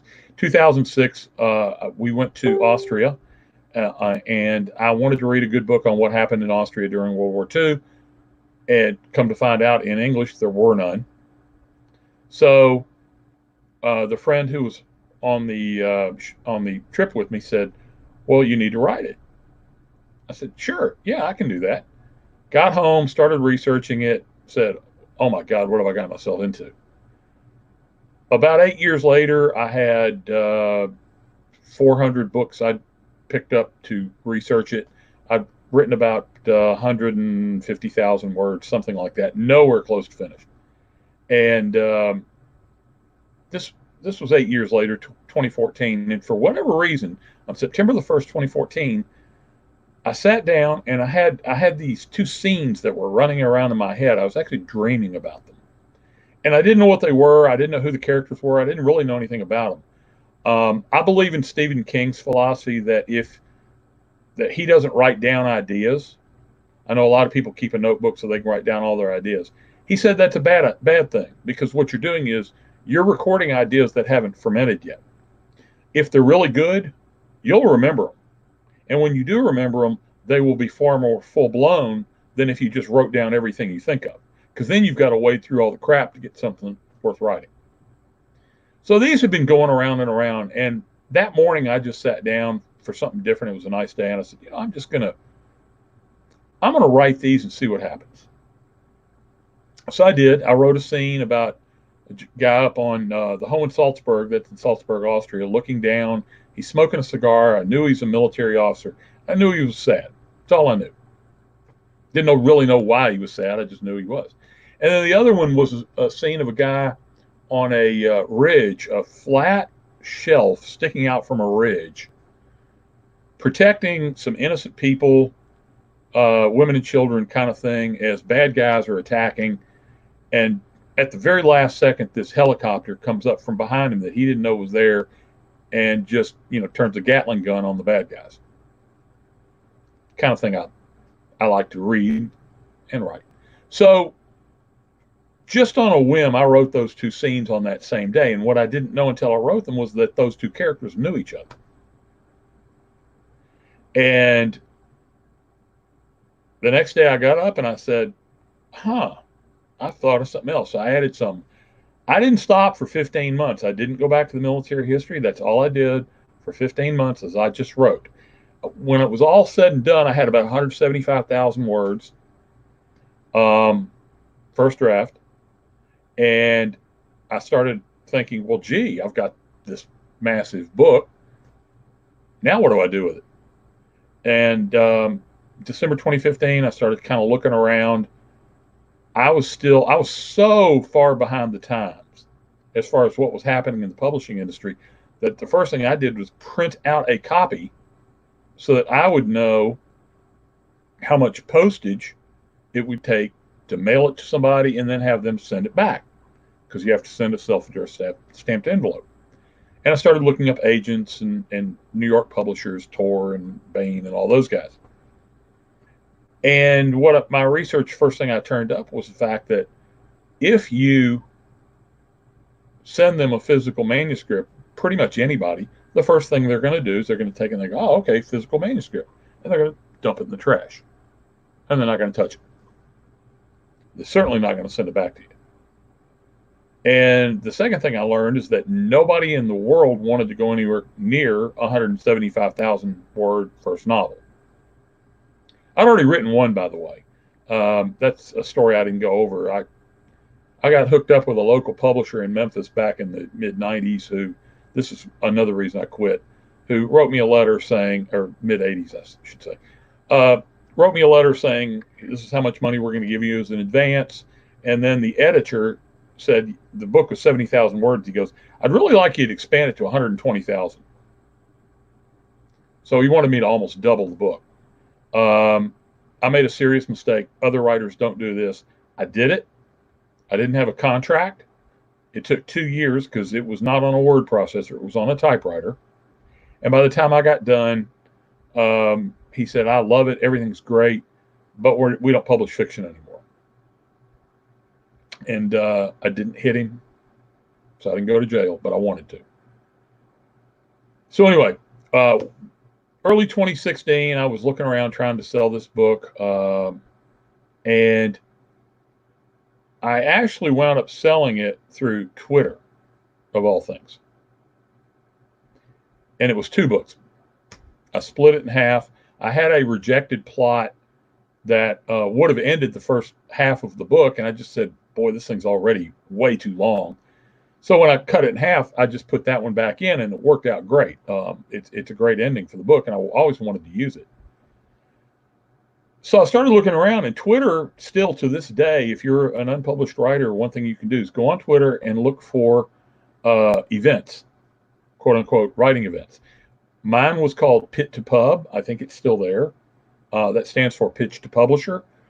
And when I did it, took 140 characters, and we were able to, within a 12-hour period, you could do 6 tweets. You had 140 characters to interest somebody in asking for the rest of your book. An unknown number of publishers and agents, editors, were watching the feed that day. And if they gave you a like, the heart that Twitter uses, then that means send me the manuscript according to my guidelines, our guidelines, but you can put in there that we ask for it on Pit to Pub or Pitch Madness or whatever it happens to be. And so I did, and I had 4 people ask for the manuscript. 1 of them asked me to take out all cursing, violence, and sex. Mine don't have really any sex, but the cursing and violence, I kind of wrote back and said, you do know this has got Marines in it, right? And it was not practical. So within about 3 days, I was offered a contract. And the smartest thing I've ever done in my life, I'm not the brightest bulb out there, Robert, but I know what I don't know. So I hired a lawyer, $250, best money I ever spent, to get him to look over the contract. Because I didn't really know anything about current contracts. I know a lot more now, but I didn't know then. He said, run. And I said, and I was kind of pleading with him, this is the first contract I've ever been offered. It's kind of a big deal. He said, I realize that, but the conditions here are horrible. The worst one was that if they went bankrupt, it's a small press now, if they went bankrupt, I would have had to negotiate to get my own rights back. And the owner said, well, I'd be very fair about it. And I'm thinking, yeah, it's fair to you might be $10,000 to get back my own book when you haven't given me a dime. So that didn't work. And I was pretty bummed. And about 2 weeks later, out of the blue, the last person who had asked for the book wrote me back and said, so here's the deal. I'll buy this right now. This is phenomenal. I think it's awesome. But it's really too good for me. This belongs at Bain. And I was a bit flabbergasted and said, well, I don't have an agent. Really don't know that I wanted it. I had an agent back in the 80s, and it did me no good. She actually kept me from writing a book that I probably should have written. But anyway, you know the old saying, an agent and $5 will get you a cup of coffee? Yeah, if they don't take it. Yeah, and I know there's good agents out there, Robert. I really do. But there's a lot of people out there now telling you that there's absolutely no reason to have an agent anymore. I'm not going to get involved in that argument. I don't have one, and as far as I can tell, I don't need one. But I'm sure there's some out there who are phenomenal and do a great job. Anyway, so when she said that, I sent it to Bain. I didn't have an agent. Their slush pile warned you that it could be up to a year.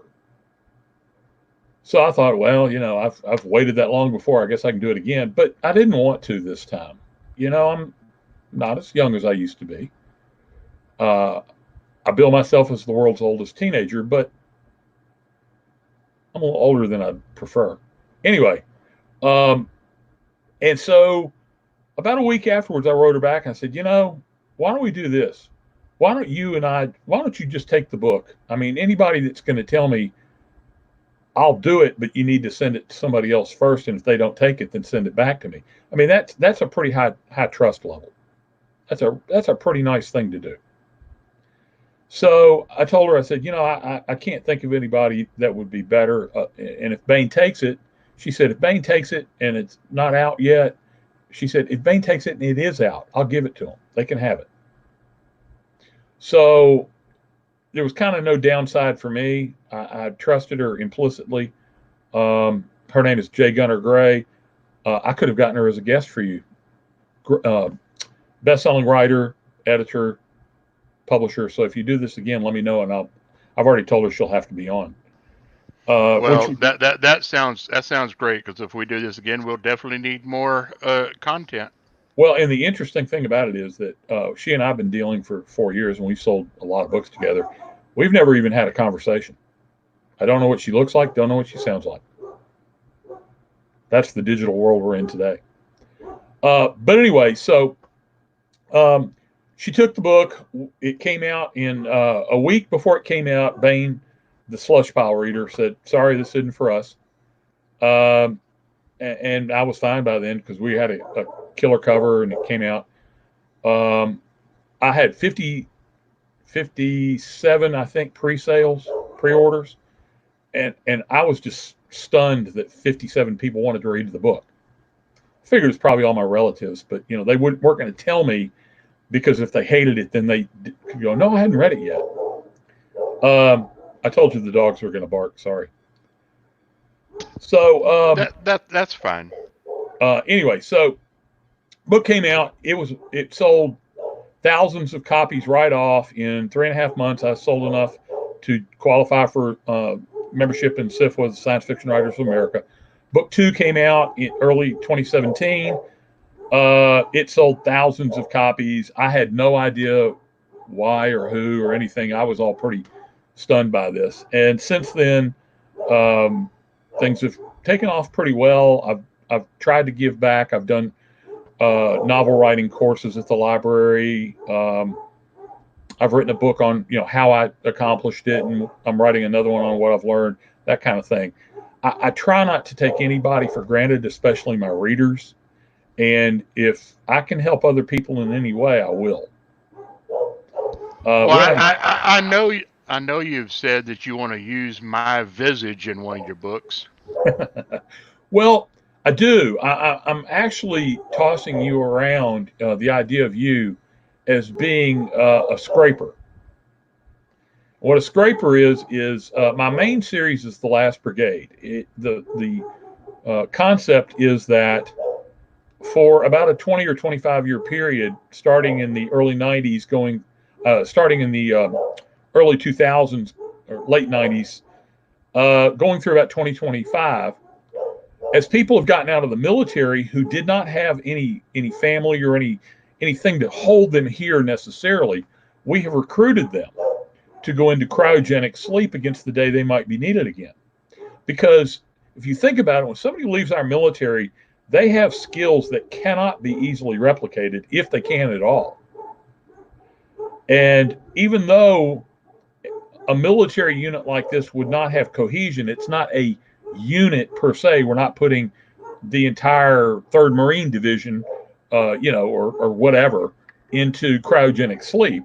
We're putting individuals. Nevertheless, we can fill gaps in platoons and things like that, and at least build the order of battle so that when they wake up, they can begin to coalesce around a command staff.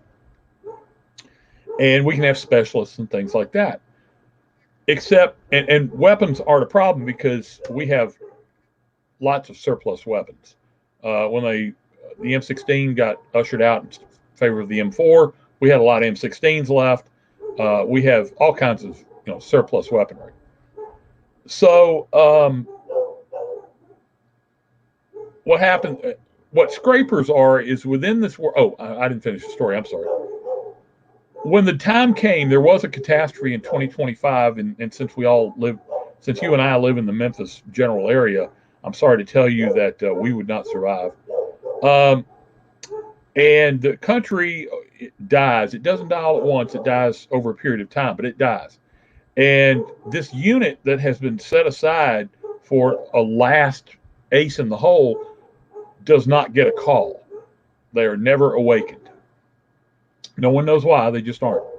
They're in Arizona. They're in a mountain base, very much like I saw on Project Blue Book.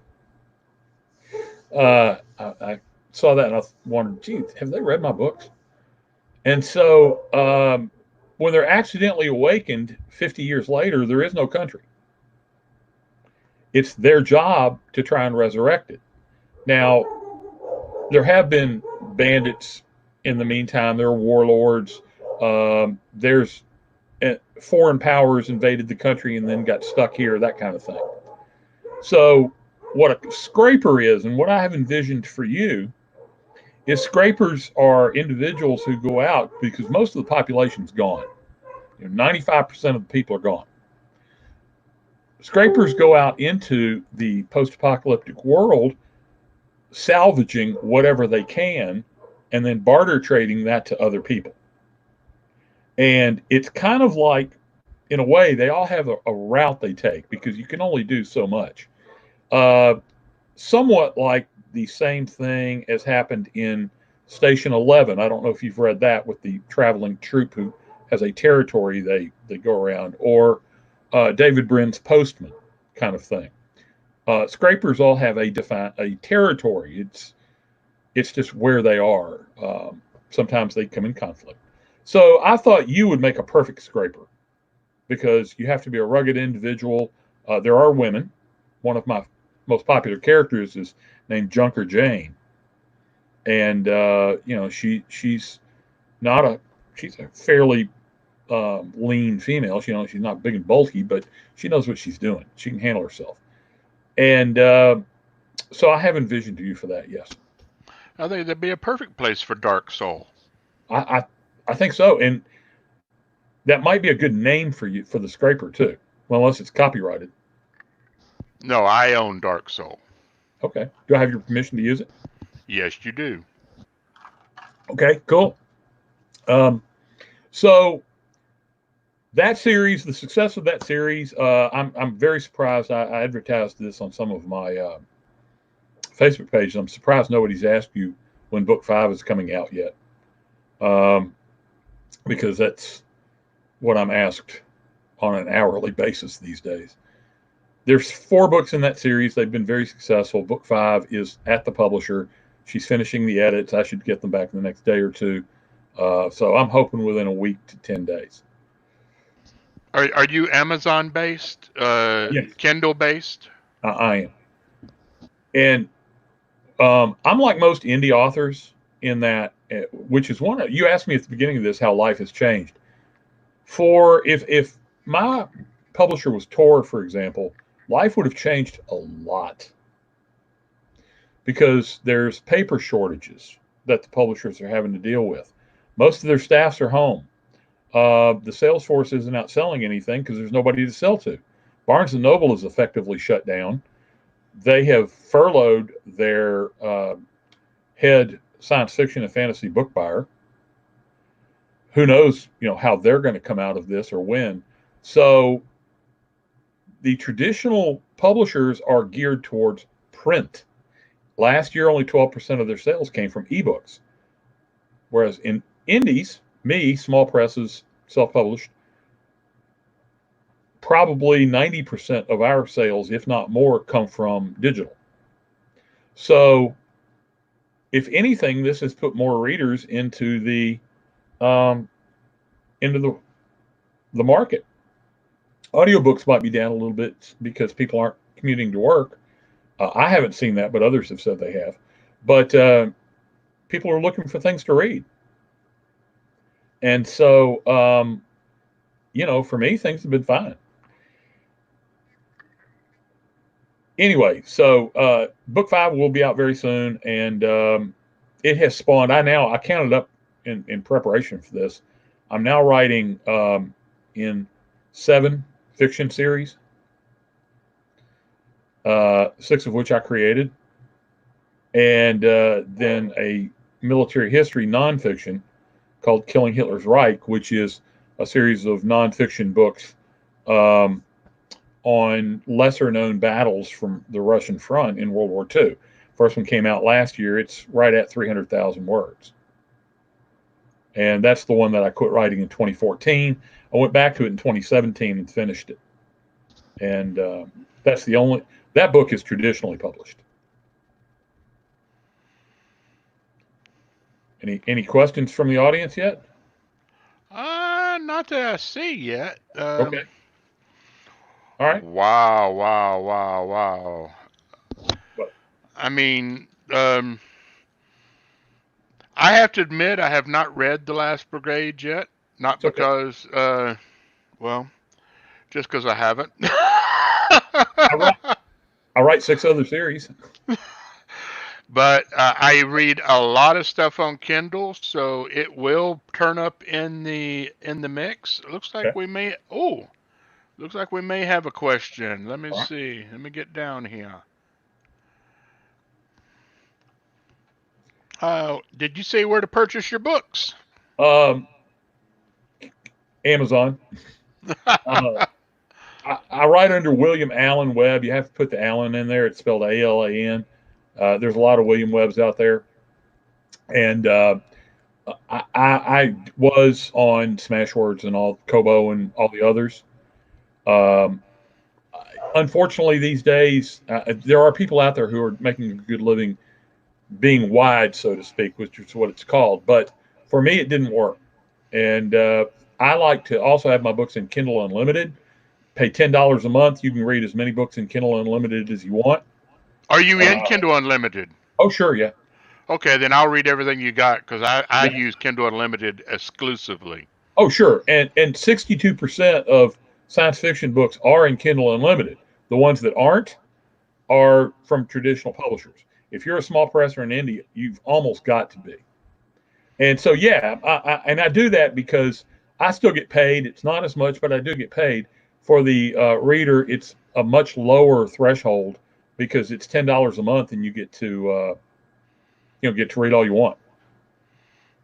So yeah, everything I've got that's in fiction is out on Kindle Unlimited. Cool. Larry Hoy. Okay, so Larry's throwing me a softball here. If you don't know, Larry Hoy is asking this question. Larry is another local writer. Do you know him, Robert? I've never met him before. Okay, all right. I know him. I know him. Okay, well, it's hard to know who knows who, and I had him write a treatment of a TV series screenplay that I've still got that we haven't done anything with yet. Okay, well, Larry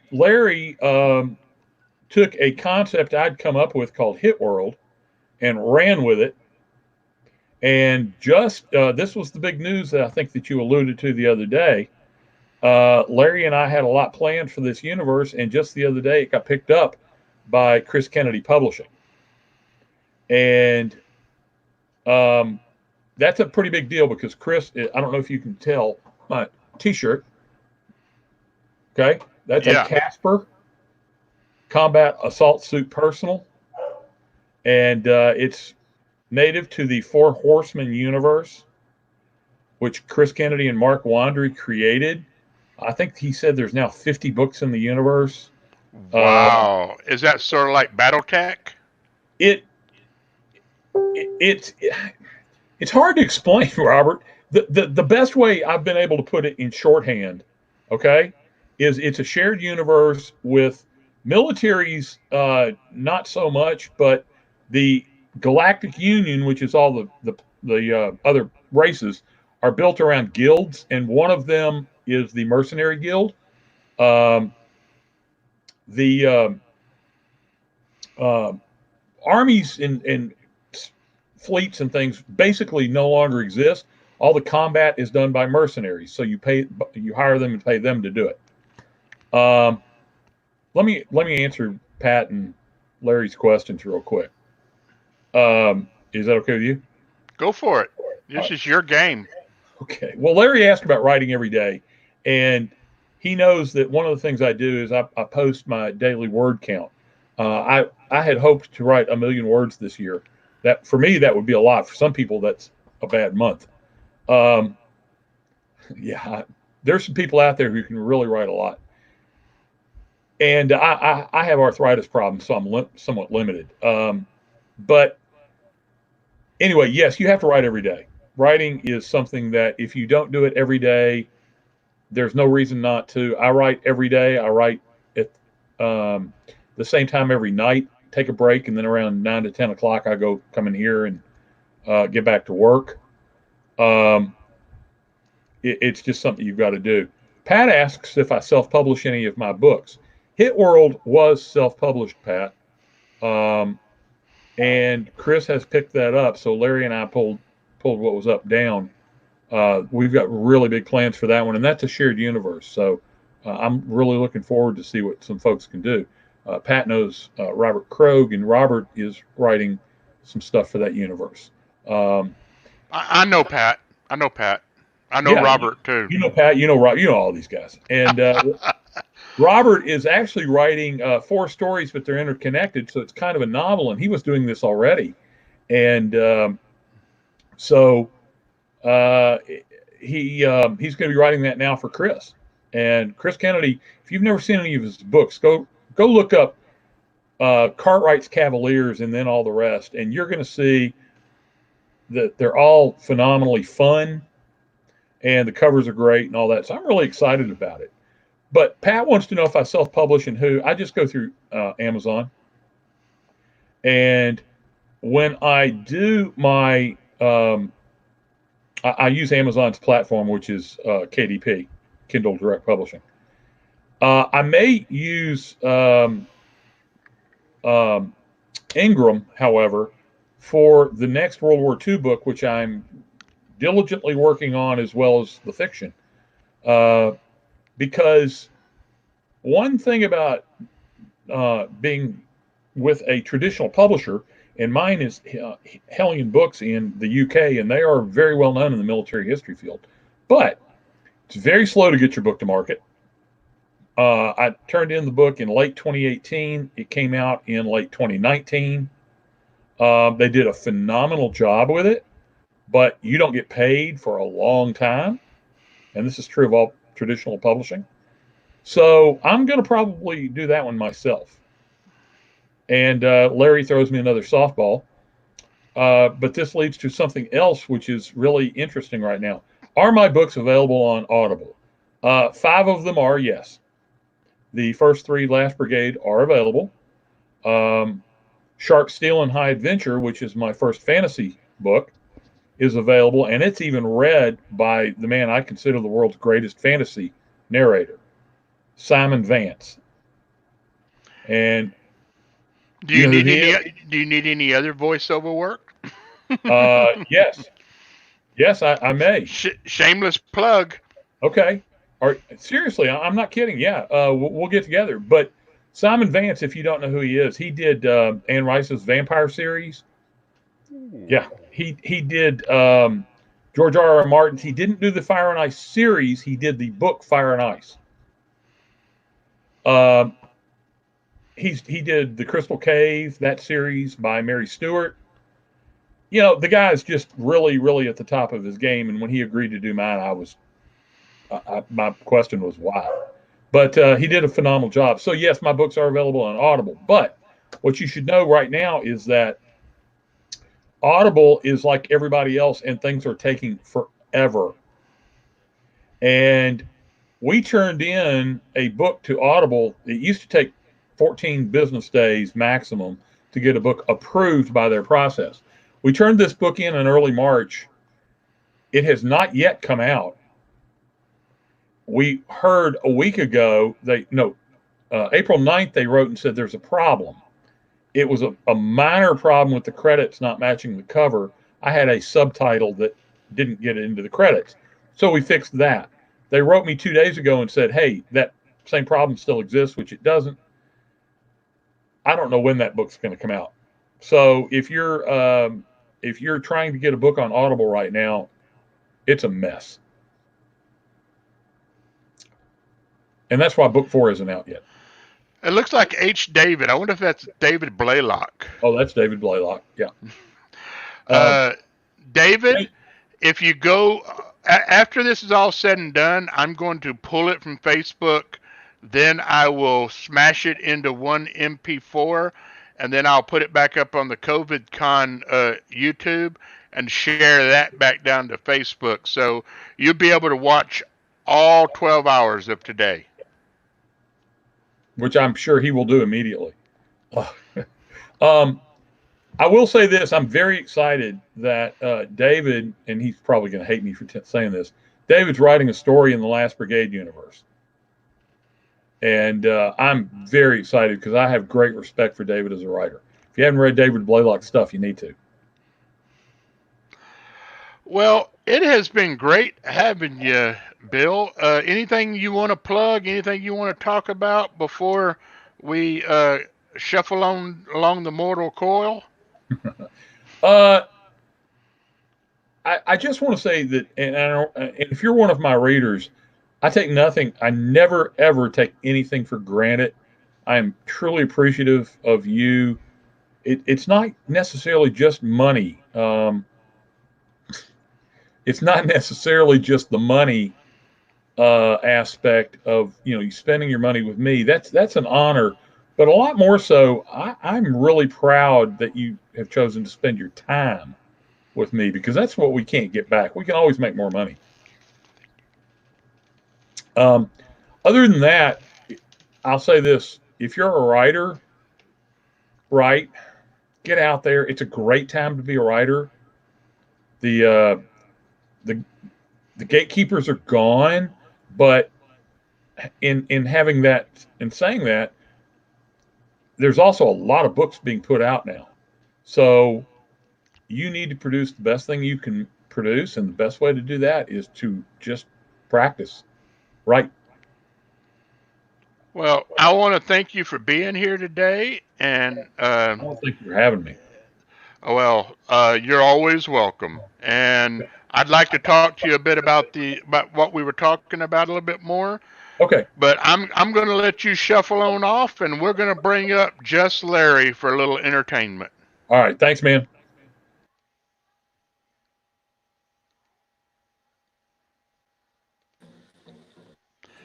Larry, are you here? We have Just Larry for clowning around with magic. So, Larry, tell us a little bit about who you are.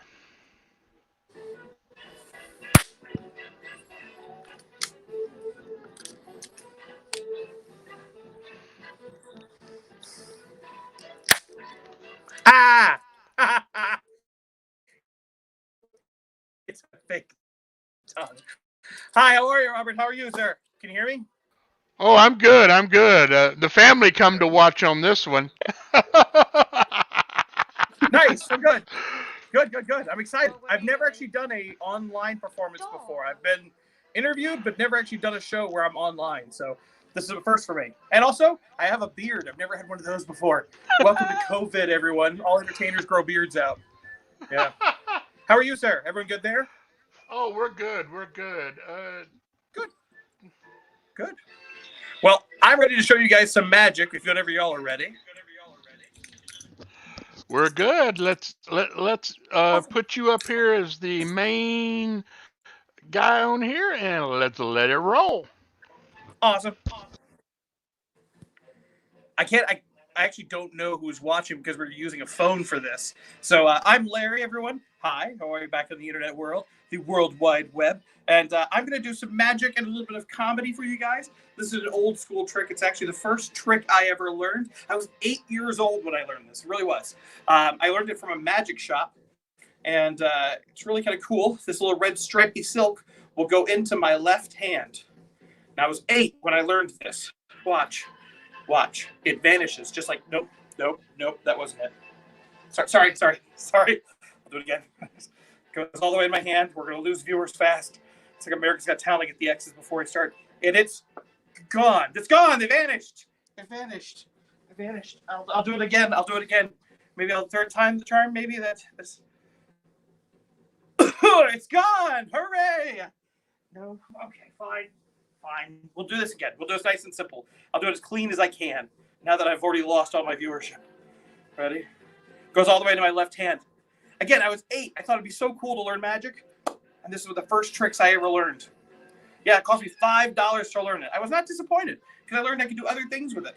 I could keep doing this all day long, and it's still kind of cool. Look, a little red hanky. Watch closely, but not closely enough. It goes into my left hand, and it vanishes.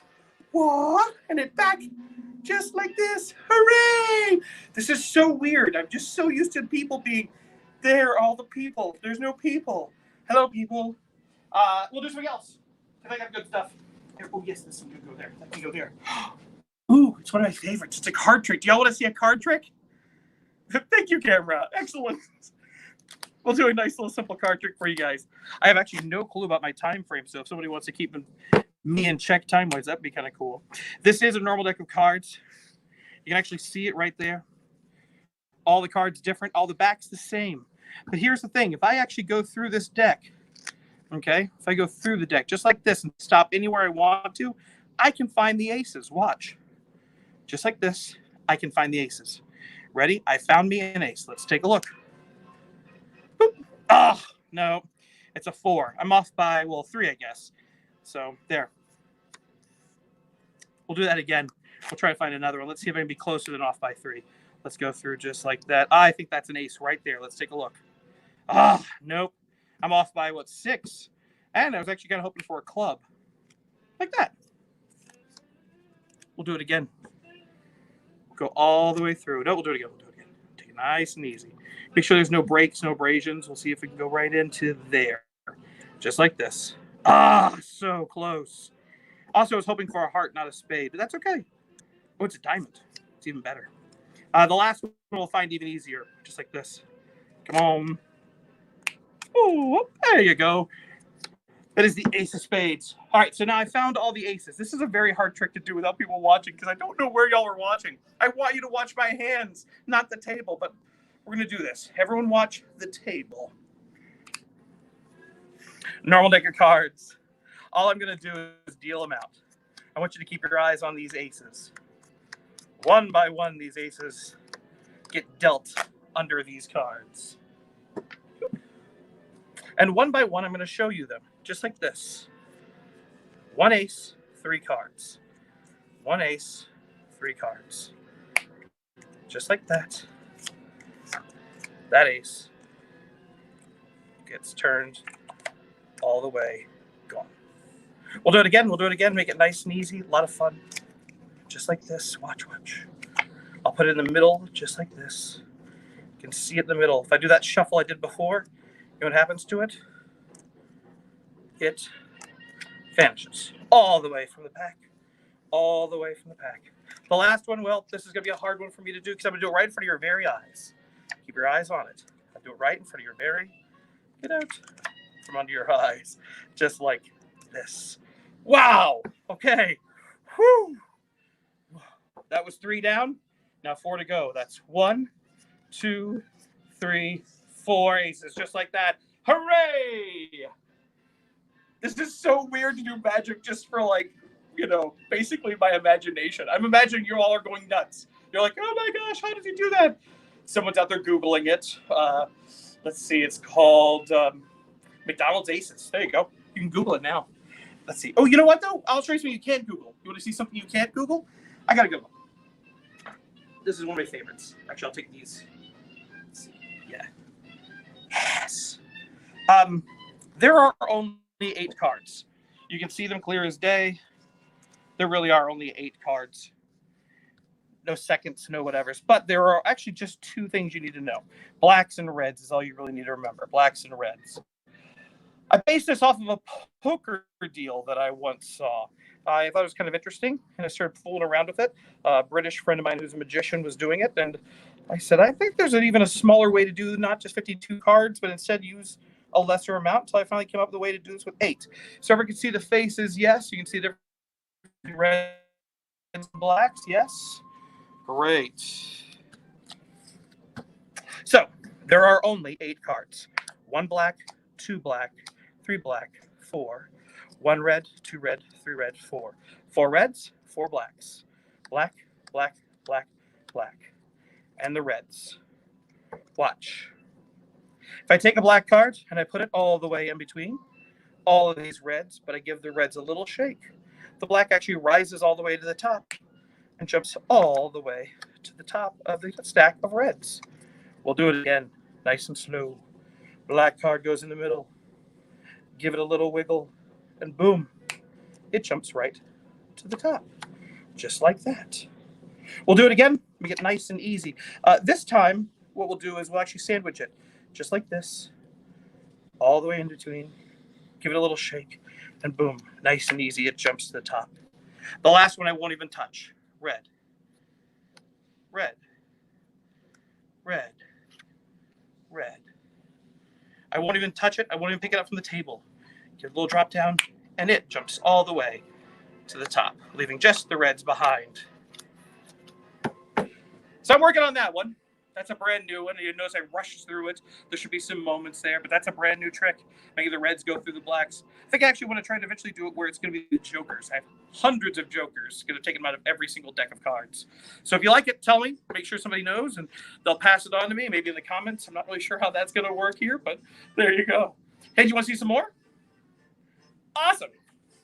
We're going to stay close up for just one more minute, okay? We'll stay close up, just like this. This happens to be my other favorite little toy on the planet. I did come up with this based on an old effect of Chop Cup. The little bag's going to go right here. This is a little baseball, and this is a little cup. Little baseball, and this little silver cup is just empty. The truth of the matter is this was a toothbrush cup, and this was a children's toy that my grandma made for me. But she thought it would make me a little more manly to have these for magic. And this right here, well, because I am a boy and everything's a toy, that's where I came up with this whole trick. The effect is simple. The ball is going to go into the cup. The ball is going to go into my hand. The cup goes to the table. My hand goes to the pocket. And you have to figure out, does my hand in the pocket have the ball, or is it under the cup? If you think that it's under the cup, well, you'd be wrong because it would be in the pocket. We'll do it again. Make it nice and big for you to see. Watch. Ball goes in the cup. Hand goes to the pocket. Where is the ball? Well, if you think it's under the cup, you'd be right. We'll do it again nice and slow. Watch. Ball goes in the cup. Ball goes in my hand. You know where the ball is, right? So, where is the ball? That's right. If you said that it's under the cup, you would be absolutely correct. What? No ball. Yeah, because if there was a ball under that cup, that would be magic. We'll do that again and make it nice and big. Make it nice and big. Keep your eyes on it.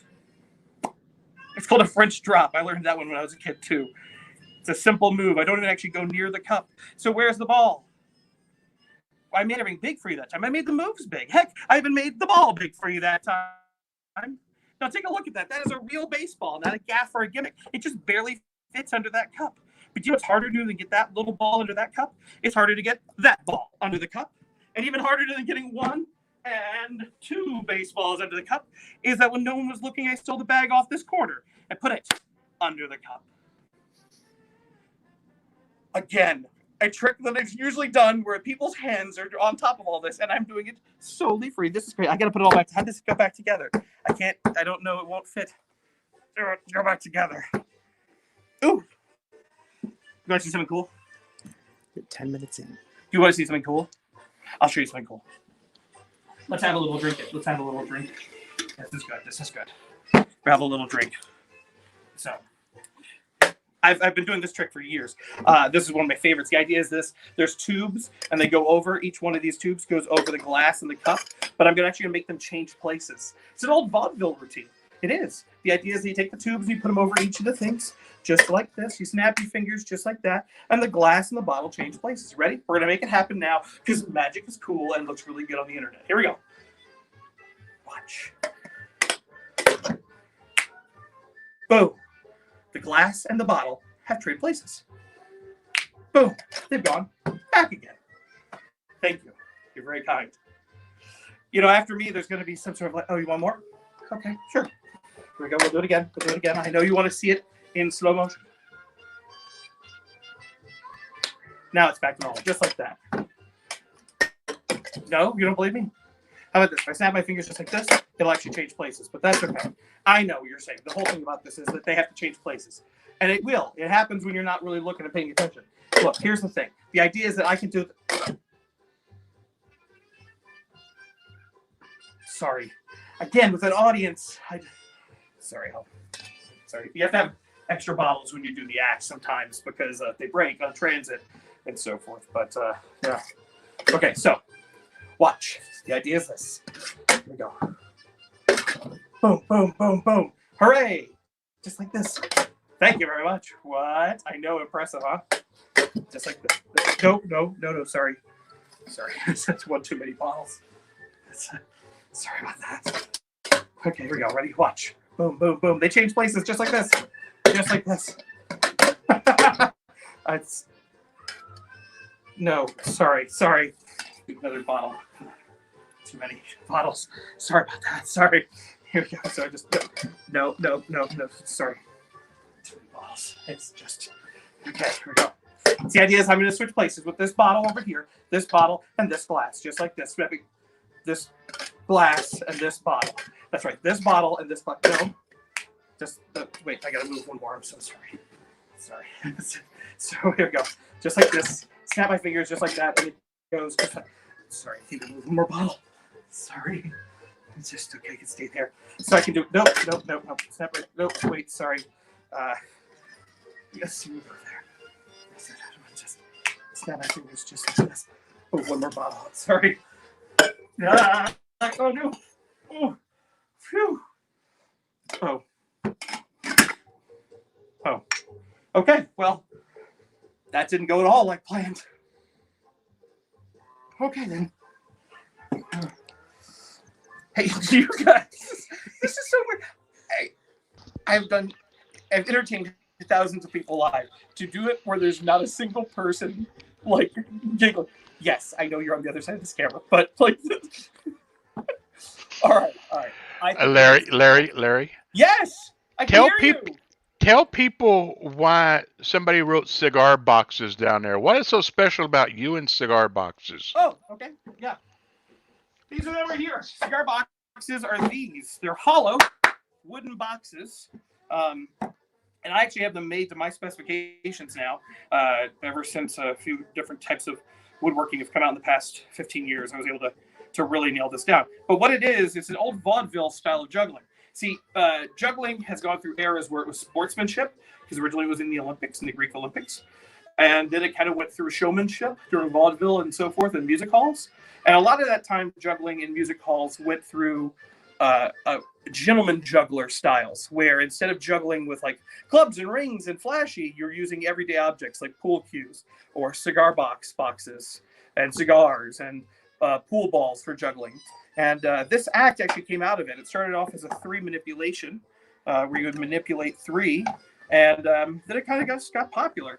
A very old comedian named W.C. Fields did it in 2 of his movies. Never Give a Sucker an Even Break is one of them. And when I was a kid, I saw a clown do it on Ringling, and I became obsessed with him and traveled the world. And I'm pretty lucky it's gave me a side career of not just being a clown just as normal, but instead this gives me a little fun pick-me-up that I can do other places. There you go. Any other questions about them? They're made of wood. There's no nails or anything. There's nothing inside them. They're just hollow. There's no magnets. Sometimes in old days, people would get swayed to make this part easier when you're doing that, but I find it slows me down. So, yeah. Other questions?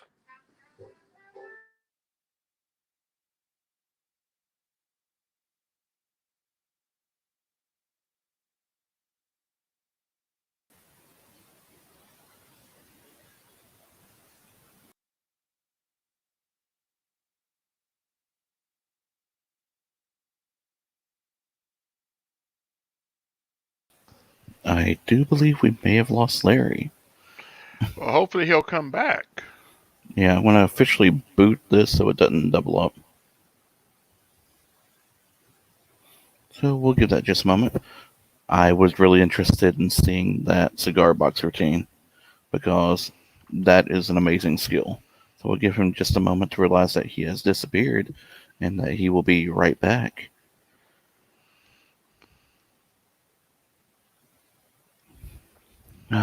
Let's see. Actually, I can do this while we wait. We're going to screen share. No, Cat. Here he comes. Here he comes. Yeah, thought the same thing. Thought I was going crazy. There we go. Nice. Am I back? Oh, yeah, So I you're just back. showed you You're the back. whole act no one had ever seen before. It was my super secret act. So I hope you all like that one. Oh, you missed it. I'm so sorry. Okay, Larry. Rumor has Yes. it that your way you do cigar boxes is the model that most people use now. Oh, you're breaking up on me real bad. I'm so sorry. Rumor has it Okay. that the way you do the cigar box juggling is the model that most people use now. What are these boxes? Yes. So they're handmade for me by juggling companies, and I have a specific design, because the deal with them is when I manipulate them, it's not just manipulating them normally. I also do a thing where I stack them and move them around, so they have to fit mathematically in certain patterns. So a certain amount wide and so forth. So it's all like overly mathematical for a fat guy who juggles. But yeah, and then I have them dovetailed so that they stay better together than the old fashioned where you used to use tiny nails that would come out in the middle of your hands and splinter. So yeah, these are made by newjuggler.com for me. And the same company now makes me little bitty boxes. I have little tiny ones that can work. I have jumbo sized ones, and I have round ones, an octagon one. So yeah, pretty cool. But yeah, they're handmade for me now. All juggling props are usually handmade. There isn't really a manufactured machine to make the juggling props, but yeah, and they can make them out of plastic and poly now, but I just prefer the wood. So makes a better sound. So you ready to juggle them a little bit? Yeah, let's do some more juggling. I don't know where we cut out. Did y'all see me juggling, or did you cut out before then? Well, we'll do some more juggling anyhow. Let's see.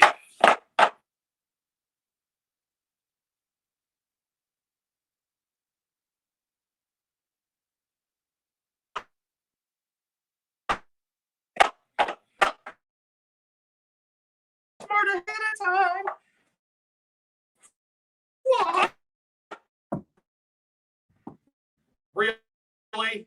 Seriously? This guy, he's a professional and he's dropping. I'm gonna go on. Whatever. Whatever. That's not a professional juggling act, but that's okay. Because I wasn't really prepared to do it. But I have them here to show you. But I'll show you other neat tricks. I'll show you this. So this is probably what everyone likes the most. Because there's nothing holding them together. Except for that. What is that? Holding it together. Stay. If you'll stick like that forever, that'd be awesome. Nope. Nope, they won't stick. Let's see if we can get this way.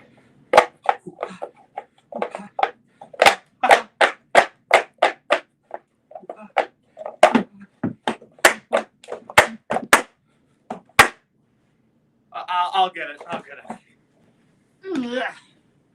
Ha-ha. There we go. You know what? Let's make this better. Let's do it fast.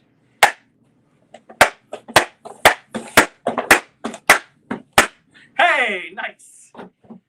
Big fish. Big fish. Ooh.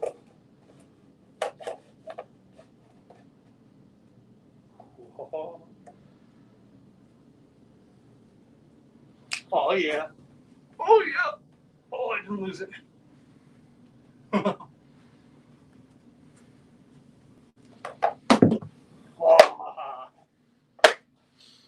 Hey! So that's the act of boxes. Started out as 3, and then I actually do an act of 20 now. There's a couple of guys out there who have records for the amount of balancing, and one guy is at, I think, 900. Is Bruce Block is his name. So, good guy. Yeah, let's see. What else can we do for you guys? I got time for like one more, I think. You're asked about the ukulele. The ukulele? Can you play? So I can, but not well. I play by ear, so I'm not going to play now. When I was a kid, every book on clowning and every performer book that I ever read, Chaplin or whatever, always said the same thing, that if you were going to be good at something, you had to learn not just how to do it, but how to be good enough to do it, to make fun of it. So all the old clowns knew how to play musical instruments. So I've got concertinas, I've got ukuleles, handbells, I've got miniature steel drum, miniature pianos. Come on, Larry, strum a few bars. No. Come on. No, there's musicians, there's real musicians. I'm a better juggler than I'm a musician. No. Look, I'll juggle for you. Juggling. Here you go. I'm going to knock everything over. There you go. Any more questions? Ask me questions while I juggle. Here you go. Ask me questions while I throw these things around. Can you count backwards to 100? Yes, I can. We'll kill so much time with it. Backwards to 100? Sure, here we go. Ready? Backwards to 100. Here we go. Backwards. 1, 2, 3. Get it? I was backwards. Ha. All right. So, I talk about it a lot in the shows and stuff that I was a kid when I learned how to do this. Was my live stream. I'm very lucky that I get to live this live stream every day. Right now, beard, long hair, slick back. So many of my friends were all doing the same things. Here's the thing. People always want to be entertained. So I'm pretty lucky that even though, yes, right now I'm not out in the world entertaining live in person, but I can still entertain you guys through this. And the future is not shut down. We're going to get out. We're going to see shows. It's going to be great. And we just got to get there. So, yeah. So what do you think of this VCC model? Virtual convention model. Comic-Con model. I love it. I think it's a lot of fun. Again, I'm a live entertainer. So I'm just staring at my phone, my cold, lifeless phone, and just hoping for it to wink at me, but it's not. So, I'm just so used to people. So that's the only flaw is me as a person. It just feeds off of an audience. But other than that, I think it's great. And I bet you'll be able to open up doors to a lot of people who can't leave their houses. So you can get interviews with people and so forth that normally can't come out to cons. So I think it's a good one. And I would do this again in a heartbeat. Hey, look, there I am. I forgot we had it on TV in the back. Oh, wow. I'm all like blown from the tummy up. Look at that. Look at that. This is so weird. Look at that. I know, right? It's a tarantula. Yeah. So, anyway, we got like 5 minutes. I can do more stuff, but up to y'all. Let's see. Tell us about Larry. Tell us about. I hear you used to clown around a bit. Oh yeah. So again, my name's Larry. When I was a kid, my life dream was to be a circus clown. That was it. I was obsessed. All I've ever wanted to be was a clown in the circus. Specifically, a clown on Ringling Brothers, which is the greatest show on earth. It was it shut down 2 years ago, but it was a 150-year-old tradition where, clowns did all the traditional stuff, pie fights, getting out of little cars, all that. You lived on a train. You played Madison Square Garden, the Staples. You played all the big places. It was a great thing. So that was my goal, is to be there. And so Ringling had a clown college, but it closed in 1997 after 1,500 graduates. And so I was an alternate, basically. And then the next year, about 2 years later, they were hiring from previous people who'd gone through clown college but didn't make it on Ringling Brothers tour. And they saw me on a smaller circus and hired me. And I eventually got my life stream without having to sadly go to the college that I wanted to go to for it. But instead, I went to School of Hard Knocks, worked on smaller circuses. And I traveled the world doing that. I'm very lucky.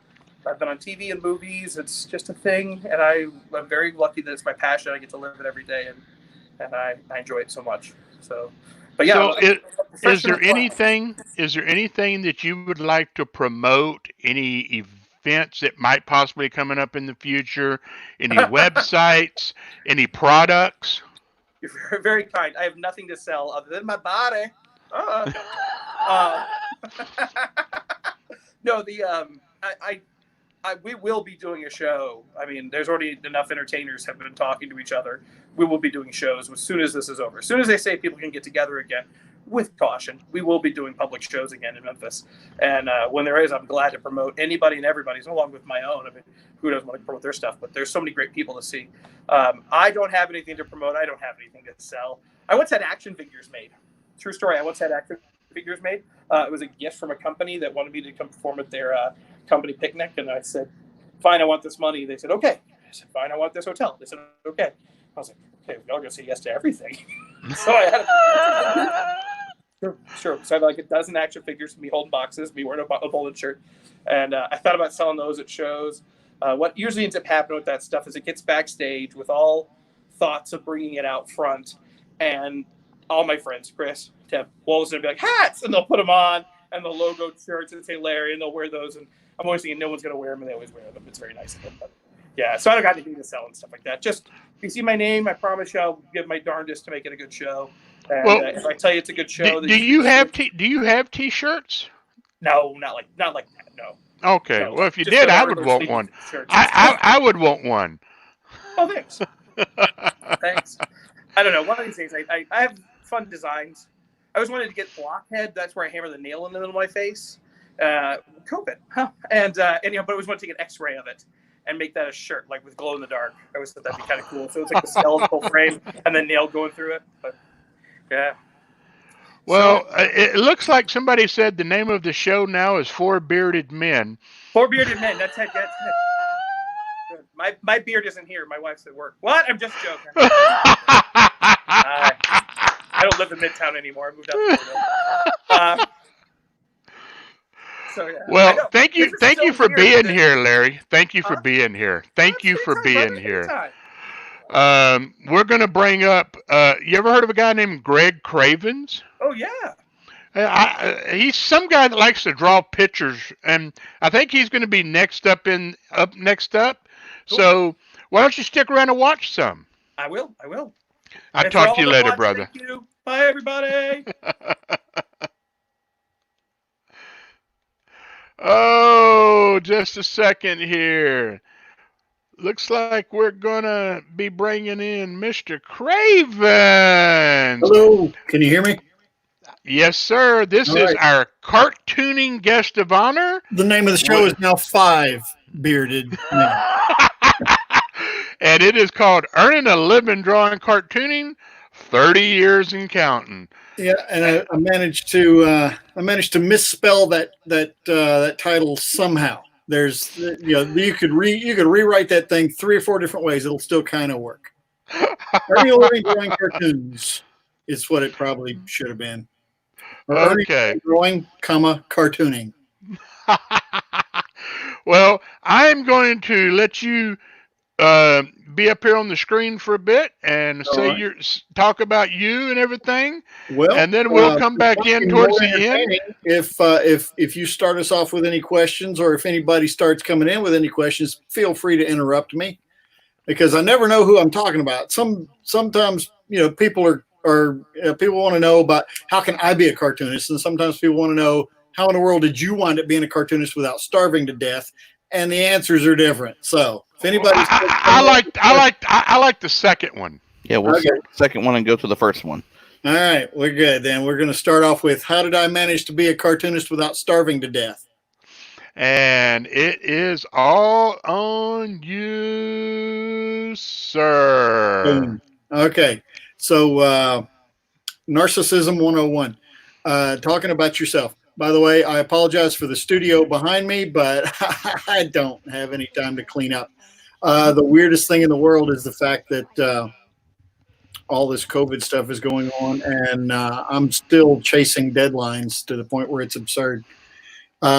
Basically, what I do for a living is a lot of advertising cartoons, which covers a lot of ground. Also, The Buckets, which is a newspaper comic strip, and humorouscomics.com, which is a web comic. When our local weekly paper picks back up and starts doing a published version as opposed to an online version again, I'll be back doing their editorial cartoon. Let's see, what I also do a lot of caricatures, which is a public performance cartooning.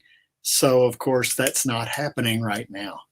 I've got one that might be happening in a week and a half if they start allowing people to go out and do things again. If anybody wants any suggestions about where to get started in cartooning, my suggestion is caricatures, because anybody can learn that, and you can go straight out in public and you can make money, and it thrills people. They like it when you draw cartoons and caricatures of them, and it's a paycheck. And there's always room for somebody else who wants to do caricatures and cartooning for a living. That's the weirdest thing is there are ways to make a living being a cartoonist, but all the stories that you hear are, well, my uncle tried to do that and he never got anywhere. Or you get people saying, well, I went to the ad agency one time and I talked to them about doing some cartooning, and they never called me back. Or there's a lot of stumbling blocks. And before we discuss those, I guess I ought to tell you what I did where I avoided some stumbling blocks, and maybe that'll help. So first off, as a small child, at the age when people say, what do you want to be? And most kids say, I want to be a policeman, or I want to be a fireman, or a doctor, or whatever you get. I had just discovered that the newspapers had funny pictures in them every day, not just Sunday cartoons where your grandfather says, sit up here and I'm going to read you the funnies. But every day there were new cartoons, and this was way back in the old times when if you wanted an animated cartoon, you had to wait until Saturday morning. And if your dad liked golf, you weren't going to see any Saturday morning cartoons, because Dad's going to shuffle in about 7:30, 8 o'clock and say, TV's mine now, kids. Y'all go on. And we're watching the Scooby Doo. And or in Texas, football. VCRs, there was nothing else. You got it, Or in Texas, football. Oh, right. Either way. Yeah, the football thing was, and if they ever preempted cartoons, you were like, oh my God, how could they do it? Because it'll be another week before we get to see them. So to discover that they showed up in the newspaper all day, every day, no matter what, was kind of cool. So I'm 5, 6 years old and said, I want to be a cartooner. And all the adults go, really? Let's hear about that. And when you give that 5-year-old that sort of attention, the 5-year-old says, I'm going to stick with this answer because all the adults are paying attention to me now. So when I was 14, a local weekly paper in my tiny, tiny little town got in touch with me through my father, I think. I think my dad probably had more to do this with than anybody else. And said, would you like to do a comic strip for us? And I said, of course I would. And I'd already filled up a sketchbook. I was in junior high. I'd filled up a sketchbook with Zork and Eam cartoons, and I was inventing things, and I wanted to be like a cartoonist. So I very, very carefully drew them out on the paper that they gave me that already had blue lines on it saying, this is a column space. This is the only space that you have to work with. And I didn't know about drawing it, twice the size and letting them shrink it. I drew it to the size they were going to publish it. It was terrible. And 3 months later, they shut the paper down. So, then at 16, a teacher said, hey, I know the woman who runs the caricature concession and in a theme park in Nashville. Don't you want to go draw caricatures in Nashville? And I said, well, that would make me a professional cartoonist, wouldn't it? So I had relatives in Nashville, and they said, yeah, you can live in the basement. Yeah. So I went and became a caricaturist, 16 years old. If you show any aptitude whatsoever, because one of the guys I trained with, his portfolio was the margins of his English notebook. He brought that in for his portfolio, and they hired him and trained him just like they trained all of us. 3 days. You get 3 days, and then you got 3 days at home to practice what they taught you in 3 days. And then you go out on a stand and you're competing with everybody at the other stands. So 16, 17 years old, getting to be a caricaturist at Opryland, a lot of fun. From there, went to college where I found out you could still do caricatures. People still hunt, we're having a party next weekend. Why don't you show up and draw caricatures? And learned how to airbrush t-shirts because that was the hot thing back in the early 80s, was getting your t-shirt airbrushed. So paid for college by drawing caricatures and airbrushing on t-shirts. So technically a cartoonist of sorts. Then discovering that your professors would wander in occasionally and say, I've got a friend that owns a place called Farber Brothers Automotive Aftermarket, and they need some line art drawn. Who needs some freelance work? And this is a critical thing for anybody who's thinking about doing any sort of cartooning and illustration work for a living. When somebody says, do you want this work? You say, yes. And you raise your hand. My arm shot up. I was, I tore my shoulder, out of socket trying to get my hand up before anybody else is thinking there was going to be a lot of competition. Nobody else raised their hands when the professor's standing there going, I want to do line art. I said, I do. And he said, okay, good. I'll give you all the numbers and everything. I said, okay, one more thing. He goes, there you go. What's line art? Turns out it's advertising art. And it's stripped down and simplified, and it's basically cartoons. I was drawing cartoons of car seat covers and tonneau covers and spare tire covers. But it's work. And then a local weekly newspaper contacted me because a friend of mine was doing work at Memphis State. They'd called him, and they said, we saw some posters that you worked on, and we're starting this brand new paper. And how would you feel about doing cartoons for us? And he said, well, I could, but I got this buddy, I just got this new job here at school. And my buddy, is sort of starting to freelance. You ought to talk to him. So I was literally straight out of school. I'd taken a graphic design degree, and friends that I had from school that were going off and getting first floor early on jobs with ad agencies were calling up and going, I need a drawing because I know you and I know you can do these drawings. And at the time I'm working at a screen print operation, screen printing t-shirts by now. And, to have them call up and say, well, what are you going to charge us? I go, they got this new paper in town and they're paying me $50 per drawing. I go, no, this is advertising. 200. Draw me Mikhail Gorbachev with his fingers in his ears and red square behind him shaking, and it's going to be an ad in TV Guide that says Bon Jovi in Moscow, and it's got to fit 2.5 inches by 3 inches. I said, and $200. Yeah. I'd never thought a thing about advertising cartoons one way or the other. And then you sort of discover that there's a career choice out there related to the ones that you thought you were going to school for. Because I thought I was going to school because I wanted to do comic strips and I wanted to do comic books. And then you discover there's other stuff. And it pays better than comic strips and comic books because the break-in for comic strips and comic books is years and years of banging your head on the wall. So I was happy to get the advertising work, and in fact started doing things for a local grocery store chain, and then I moved up to a regional restaurant chain. If anybody remembers Shoney's, if you caught Shoney's between 1990 and closing in on 2000, you might have picked up their little children's menu that has all the games and puzzles and things. I did those for about 9 years, and I loved doing games and puzzles and little cartoon characters and sort of small child Sesame Street age cartoons with their little mascot characters. It was fantastic, but it wasn't what I thought I was going to school for. It wasn't what I thought I wanted out of my life. So to be handed that and told, we're going to pay you this, but you got to be able to do it, right? And I went, yes. And I've heard it said earlier, listening to earlier guests talking about working in movies and working in writing and all the other things that all the cool stuff's been going on here today and yesterday.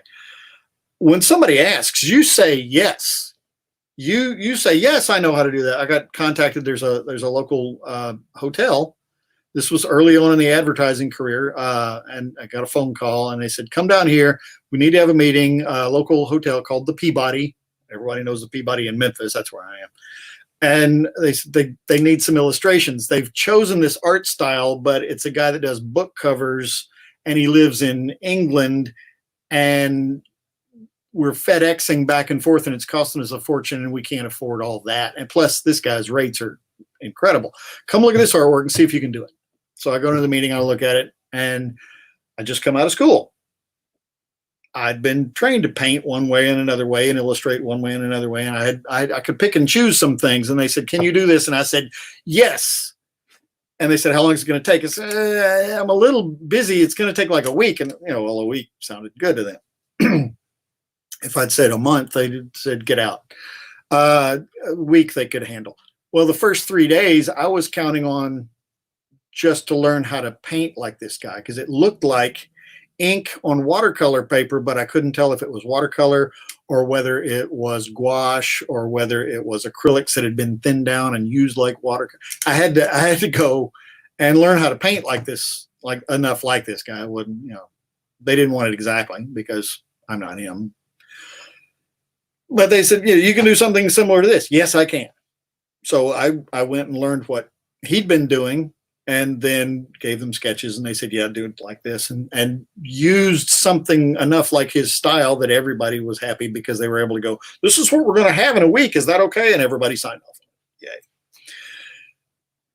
But this is where we get fun. Had I not gone to college, because I see people at conventions and I see people and when I do cartooning classes, and they say, "Do I have to go to school? Because it's just cartooning. It's not like it's this. It's not like, it's not like being a painter. It's not like, Okay, you don't have to go to college to be a cartoonist. Nobody ever said you did." And a lot of cartoonists go to college and take journalism degrees, and some cartoonists go take graphic design degrees like I did.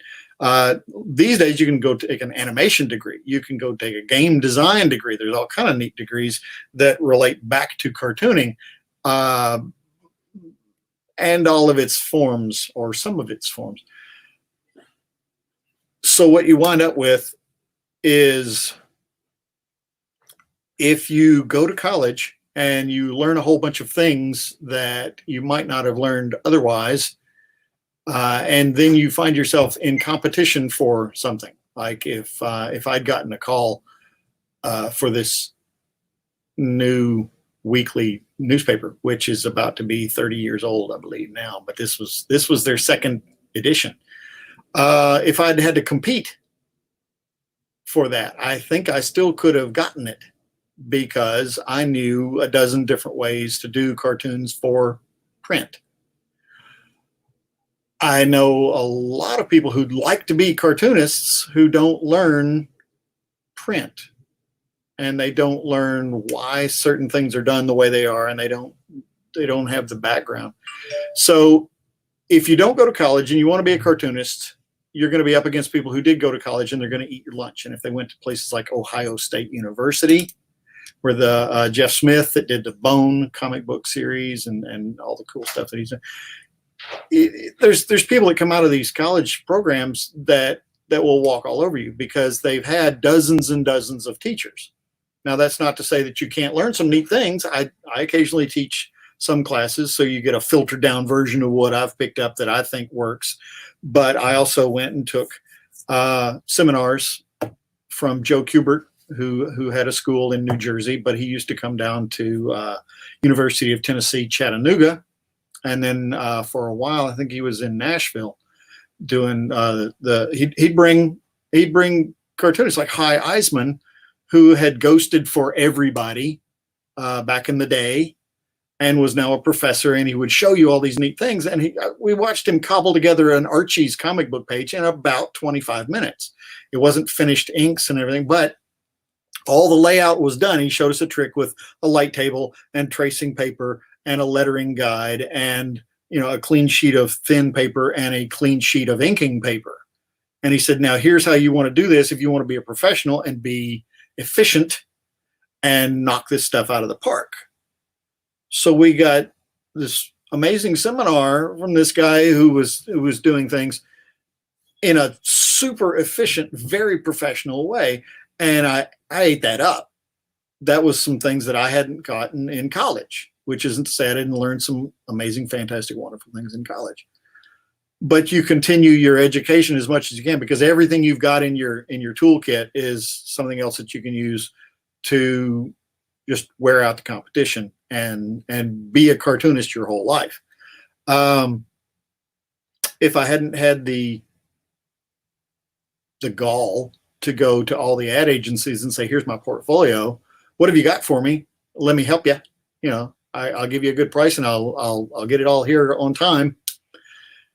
Then I might have been taking a job at Target and trying to cartoon in the evenings, like a lot of people do. I taught a class one time, and the oldest guy in the class had just retired as a professor from a local university, and he said, I've always wanted to be a cartoonist. I thought it would be nice, but you want a career. So I had a career, and I ended as a professor, and now I'd like to draw a children's book for my grandkids. And, you go, oh, well, did you hedge your bets at all? Did you try to do any cartooning early on? Nope. My parents told me that, you do this job and maybe you can do your cartooning in the evening. And if something breaks, then, maybe your hobby will become a job. And it doesn't really work that way. If you want it to be your job, you've got to pull out the stops and make it your job. If you want it to be your hobby, you can draw your cartoons and put them on Facebook, and that's fine. There's absolutely nothing wrong with that. And now I've circled back to the embarrassing and silly and goofy parts of this, because I've over the years, of course, I've talked to a lot of peers, and I've talked to a lot of students, and I've talked to a lot of people that would like to be cartoonists or consider themselves cartoonists, because I joined the National Cartoonist Society. And after a few years and helping out here at St. Jude Children's Hospital, they asked me to donate some time and do membership for the National Cartoonist Society. So I've gotten to talk to a lot of wannabe, would-be cartoonists who are producing cartoons. They're not making a living at it all the time. The ones that are, it's easy. You go, yeah, send in your paperwork. I'll put it in front of the committee. You're going to be in. I don't see a problem with this.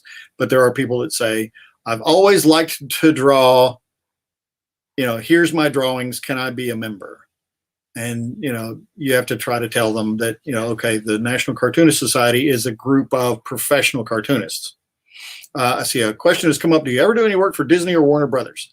No, I've done some work for people that had bought licensing from Disney. And it sounds silly, but what I actually did was garden gnome style, basic drawings for garden gnome style Warner Brothers characters and some Disney properties for one of those companies where, you go to all the different, oddball chain stores all over the country, and they've all got the same stuff. It might be in a grocery store after they've quit selling, in garden centers or something. But yeah, a few oddball things here, there, and everywhere, because sometimes licenses get bought up and then they've got to hire somebody to do the initial sketches. Then they got to hire somebody to do the sculpts, and then they got to hire somebody to redo the sculpts because Disney or Marvel, anybody, Warner Brothers, whoever is looking at it going, that don't work right. The Shoney Bear stuff that I mentioned earlier, they had me do a sculpt, and I said, I'm not a sculptor. And they go, do the sculpt. We don't care. They needed a bank of Shoney Bear. And for anybody that used to draw this, or used to look at the children's menus with all the games and puzzles, I can draw the character easily. The characters weren't designed by me, and Shoney Bear had the same kind of weird problem that Mickey Mouse had. He didn't rotate The latest question is any Marvel or superhero work? A little bit of superhero work, but it's not Marvel. It's Bad Dog Comics at this point, and we're trying to get a larger publisher interested. It's a ninja superhero. Let's see. The biggest publisher I ever did anything for was probably Malibu. I did some Malibu work years and years ago, and that was when Malibu had the rights to Planet of the Apes. That was probably the thing that people saw. When the original Caliber comic still existed, I did a thing called golly, God, that was years ago. Worked on a thing called Fugitive, and one of the other artists was James Tucker, who now does all the animated Batman stuff that is so imaginative and cool and awesome, and he's better at all this stuff than I am, but we're not going to admit that. Anyway, hey, I see that you worked with FedEx at one point. What did you do for FedEx? Do you remember? I have done work for FedEx a lot. They're here in Memphis, and they used to keep every ad agency in Memphis busy doing something. Okay, because I personally work for FedEx Services, and I probably have seen your stuff. Have you done any of the corporate like training stuff? Yeah. Okay. Please tell me you did. Please tell me you did Beacon Boy. No, I didn't. This has been years. The one I was most pleased with was Cosmo Courier, which they probably haven't used in almost 30 years. But it was the first. It was the character that went along with the first electronic upload device, where instead of writing on the actual paper, they would bring you a clipboard and sign for this. This was the first electronic scanner and sign onto the little black thing. Was called Cosmo. So I invented the Cosmo Courier character, and we did Where's Waldo style posters that went up all over the place. That was the most fun I've done. I'd have to actually start opening up drawers and picking through things. FedEx keeps everybody in Memphis busy at some point, so there's always more work. I got way off my list here of things I'm talking about. I suppose I ought to say gocomics.com, because chances are you have not seen The Buckets, which is my syndicated comic strip that I started working on in 2000. The guy that originated it was originally here in Memphis. He was the guy that he was the local editorial cartoonist. I didn't know any cartoonists in town when I came to Memphis to go to college. So I called him up. I said, "You're the only cartoonist I've seen in the newspaper that lives here in town. Can I come talk to you?" And he said, "Please come talk to me." And he told me everything that he could. And a couple of years later, he started, along with other cartoonists that I managed to meet, the Mid-South Cartoonists Association. Started hanging around with more and more of a peer group, which always helps. And Kat Martin is saying, when you need to brainstorm for ideas in your comics, where do you go or like to hang out at? Anywhere and everywhere. I keep a notepad in my back pocket all the time. I read anytime I'm reading anything, and especially when I've got audiobooks running, I keep a big notebook off to one side to write down things. One time I went through Dune in a really weird mood, and I came away with a whole lot of sociological stuff that translated into psychosociological stuff, which plays well in the buckets because it's all family interaction stuff. Yeah, there it is, CovidCon. You can go to www.gocomics.com/thebuckets or /hubris, which is my webcomic that Go Comics has also agreed to run, and it runs 3 or 4 weeks after it's been on my website, which is hubriscomics.com. If you want to see all the caricatures and all the other things, if you're a budding cartoonist yourself, please go to cravenscartoonist.com. If you want to see the comic book stuff, go to stoned.ninja, www.stoned.ninja. And I know that sounds terrible and it's not for children, so if you're a small person, don't go there. That's an adult thing. Many comics are adult things now. I remember comics in a spinner rack in the Quickie Mart, and I wish everybody still had those kinds of Oh, I opportunities to missed buy that, and I comics. missed the video store inside the grocery store too. Yeah.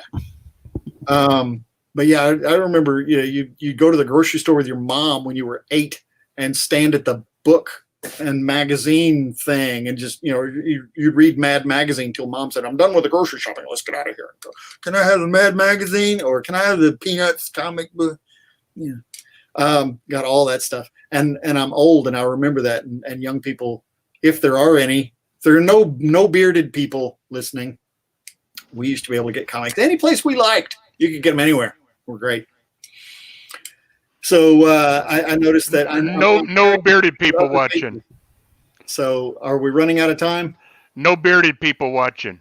Yeah. So got about 8 minutes.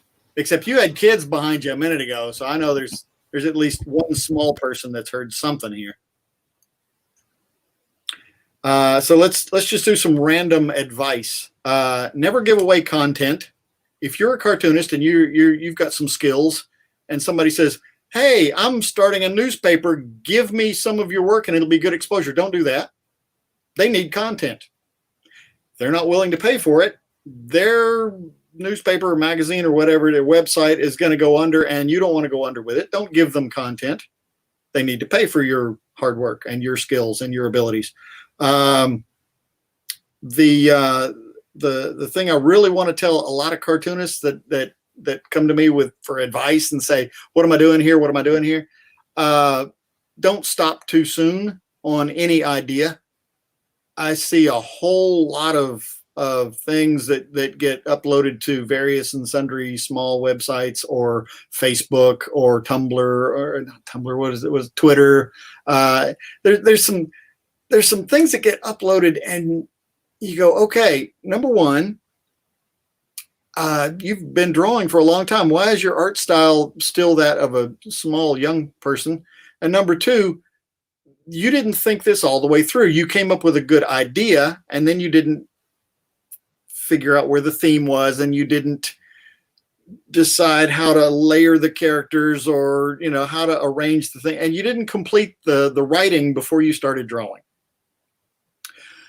I know it's difficult to say, I write a comic strip. I knew a guy who never did any artwork on a comic strip. He always wrote, and I worked with him for 3 or 4 different things over the years. And he would have the most difficult conversations with people because they'd say, what do you do for a living? He said, oh, I write comic strips. And I go, oh, you draw? And he goes, no, I write comic strips.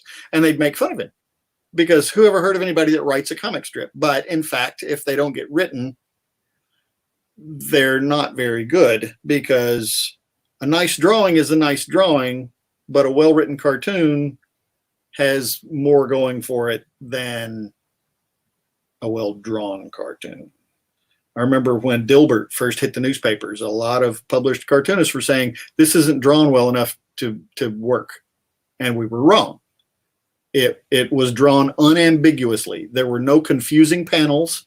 Everything was clean and slick, and you could read it. It had funny ideas that were well written, well thought out. They were carried all the way to the end. You didn't just, oh, that's a good idea, and then start drawing. You said, all right, that's a good idea. Now can I change it into a funny joke with self-referential humor? I can knit all this together into a really neat thing. This is a cool thing. Before you start drawing, you got to do all that stuff before you start drawing. That's the best advice I can give anybody. Oh, now I'm sharing the screen again. What do we know, guys? I just wanted to say thank you for your time. Absolutely, my and pleasure. I love your what you guys are knowledge. doing. I hope this continues. Even after the COVID thing is wound down. We need to keep doing this. This is fun. We might be talking to you. We're sort of putting together a dream team on some stuff, so we might be bringing you in to talk to us about it. That would be awesome. But we now have, and I'm going to butcher the name left and right. I would just call them Star Trek Pod, a podcast. The two You sure it's not Star Pod Trek? Are you positive? It's one or the other.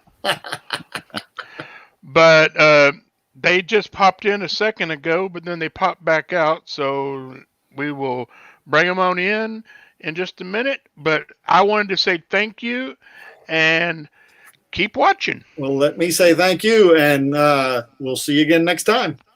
Thank you Later, so much. later. All right, while we wait, we're going to screen share. It's ready No, already. there they. Okay. No, they vanished again. It's okay. I got this going on for a moment. We got more and more dealers and artists. We got Bunny Designs that does a great cosplay. No, we started. We were at Silverbacks. I know. I'm going right to left. Okay. We're going international for a moment. We got Brian Silverbacks. He's a great artist and he's a creator. He does a ton of amazing original character art. We got Wagons West. They do upcycled badges.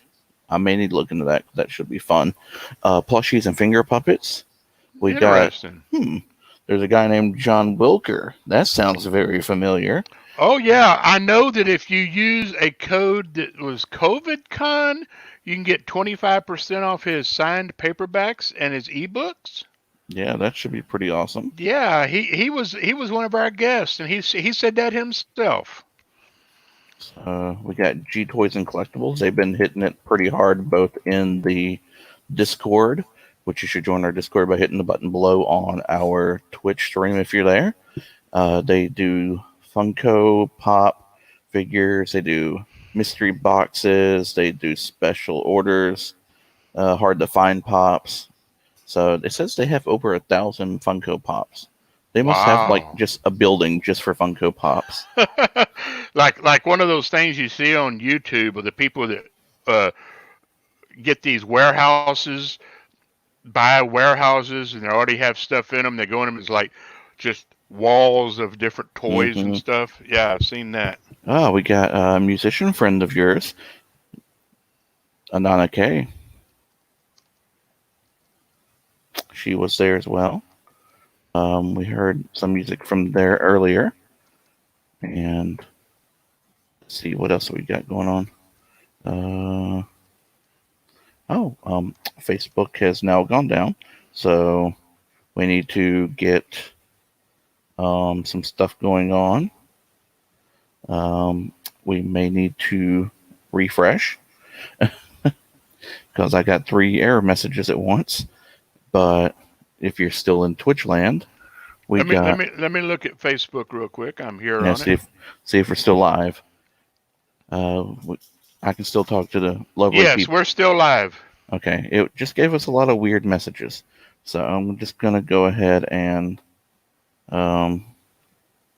maybe click off of those. Okay, let's do that. But supposedly we're not live or posting to any of those places. So, but let's see right here. CovidCon for the Okay. It just words. Remove.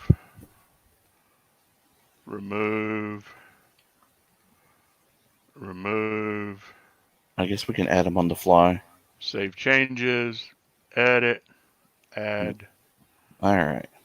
We're going to do this on the fly as he goes in the background. So you should see mostly the screen here. Actually, I can make it where you see only the screen so we don't get in the way. So for those still in Twitch land, getting back added in, we should be live again, except on, looks like the Allsup, but I don't think you can. We're good. Yep, it's back in. So let's go back. We got Captain Love, the hero of the cleansing. This looks like something that's totally up my alley right here. And that's going to be Mr. Drew Ish, sorry. And then we got Jessica Nuna Art, freelance illustrator.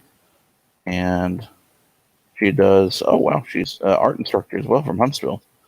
And then rounding up best for last, we got Nathan Payne Art, an artist. And he's doing some great work as well. So if we do this again here soon, this list will disappear and then the new list will come back. And from that point, it's more round robin action. We'll discuss your works. Hopefully at this point, we will get some action going on StreamYard or another service that will actually let me click on links so we can explore a little bit better. But for this time, we can just go through and see who's doing what. And yeah, it's been pretty awesome thus far. We're waiting on Star Pod Trek to come on in and visit us in just a moment. They're going to discuss their geeky, super hyper geeky stuff that they do both inside and outside of the podcast world. Theirs is Exotic Aliens of Star Trek, the original series.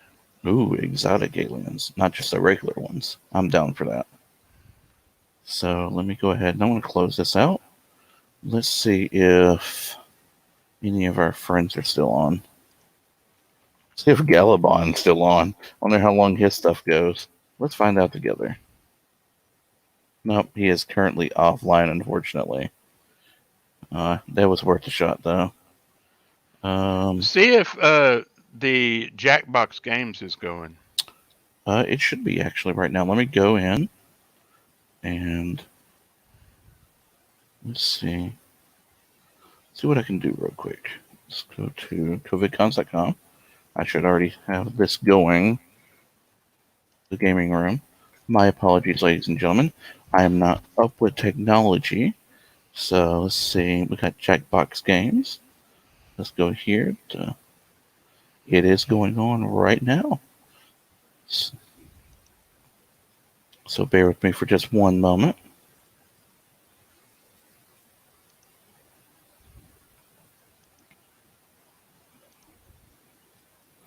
And we're going to be doing this in about 5, 4, 3, 2, and 1.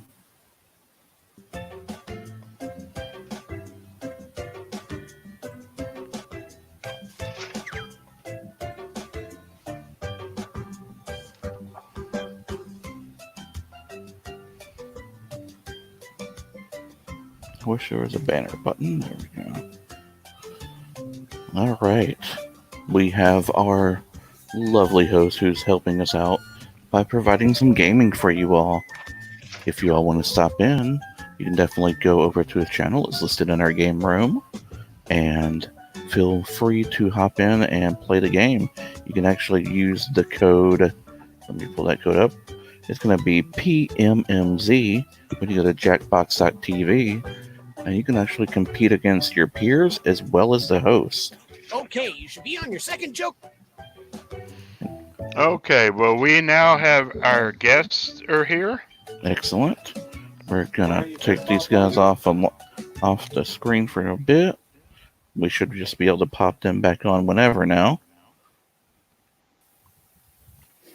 I know there's a video up with people talking, but we can't hear them, and I assume they're about to put us up. Oh, I see it now. But what we want is the PowerPoint presentation, not the camera on our laptop. Okay, let's see. And I don't know if they can hear me say that or not. Okay, you can share the screen. It says you're in the show. Everyone can see and hear you. Okay, you can share the screen and you share the PowerPoint. Oh, I thought they were going to do that. Do we do that? Well, we don't have the PowerPoint. We don't have the PowerPoint. We do. Okay.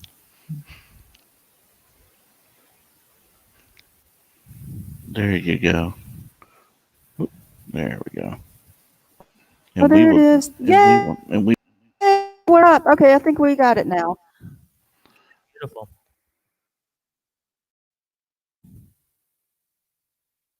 Okay, it's all on y'all now. We're not supposed to hear people, right? We're just we just need to receive comments on our Facebook wall, if anything will come up. Well, or on the StreamYard discussion group. We'll send you comments, but it's all on y'all now.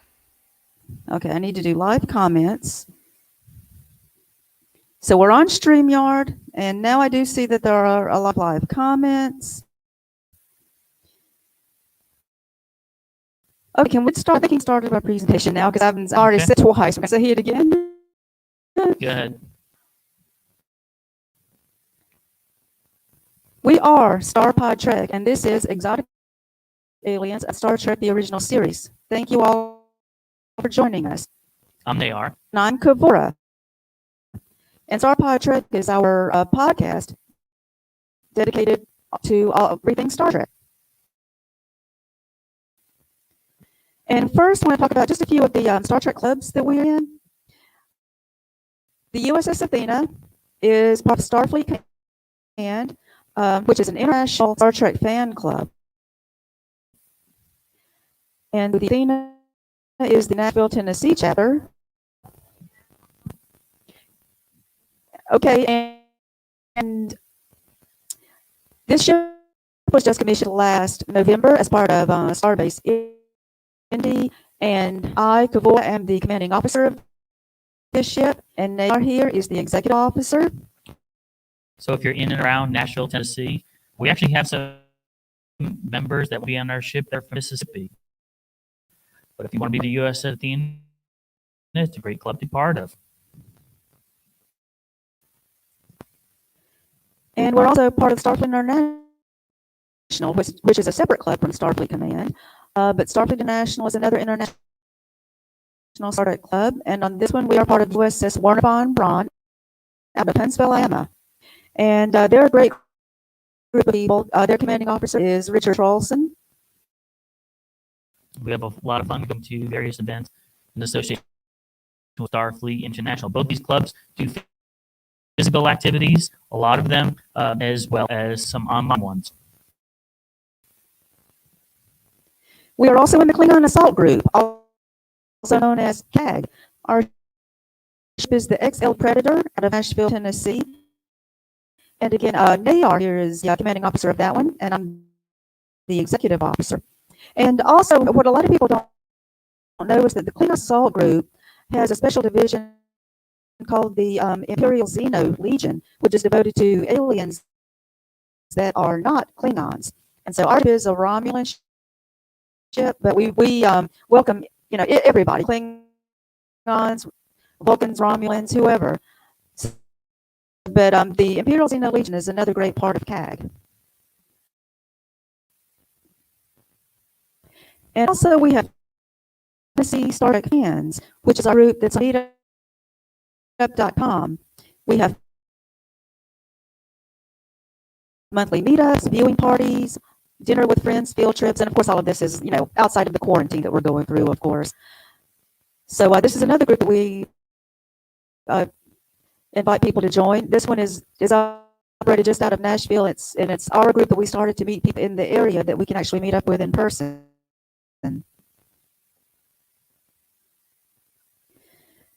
Now, getting on with our presentation about exotic aliens, and we want to say the regular definition of exotic, strikingly unusual or strange in effect or appearance, such as an exotic hairstyle.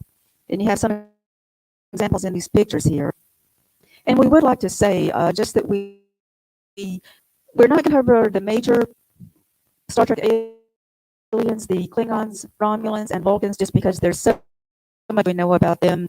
They warrant their own panels on their own. So we're going to talk about the other aliens that appeared in the original series. And you're welcome to comment anytime. We enjoy the interaction as well. Definitely. Please let us know. And we think there might be a time lag on this. There definitely is a time lag on Okay. Yeah, so we would like to know about saying something. You go ahead in the PowerPoint, but we can still go back to, if we hear a comment and want to go back to something. We are first going to talk about Andorians. Of course, first seen in the episode Journey to Babel, and they were in the animated episode Yesteryear. You remember there was an Andoria that was first officer in the episode Yesteryear. And other than that, they were mostly background characters. Remember the episodes Whom Gods Destroyed, which is what this picture is from, and Games of Triskelion, where they really got very little airtime. You just see them in the background, and you see enough to know that they are Andorians. And here we have another Andorian. Now, the Andorians were actually one of the founding member races of the United Federation of Planets. They marry in groups of 4, which was mentioned on a Next Generation episode. And there's a drink called Andorian Ale that was mentioned on Enterprise. Okay, we're having audio issues. Let me see what we can do. Can you hear us in your headset? I hear you. Mm-hmm. Is it just yeah, the... Mike says you can hear us. Oh, okay. So is it just the people watching? It might be just through CovidCon that people might be having audio issues over there. I don't know.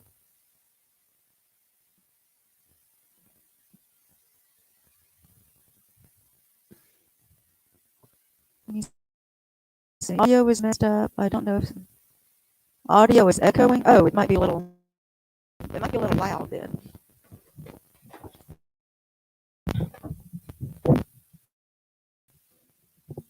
How was that? How that? Audio is echoing. Okay. Okay, we tried it. We made an adjustment. Is that better? It's still going. No, that's the same. Well, normally.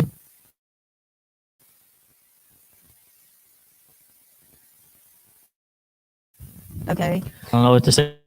We did this earlier. Yeah, we did this.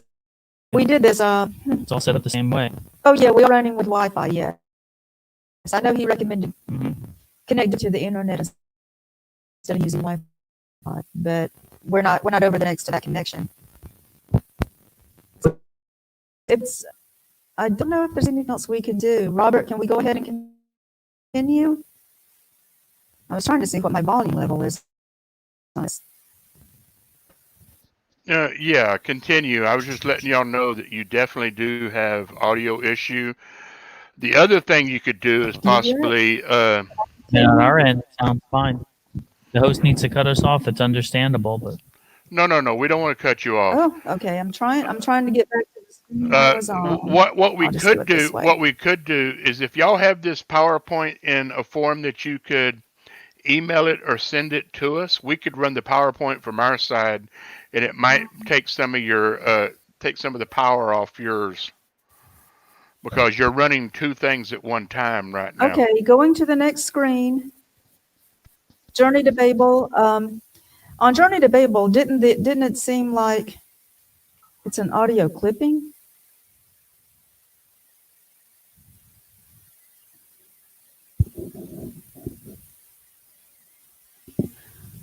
Okay, yeah, we're having problems.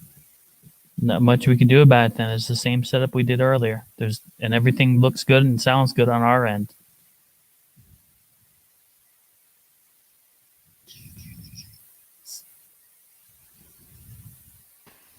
Go ahead. He's saying continue. Okay. Go ahead and continue.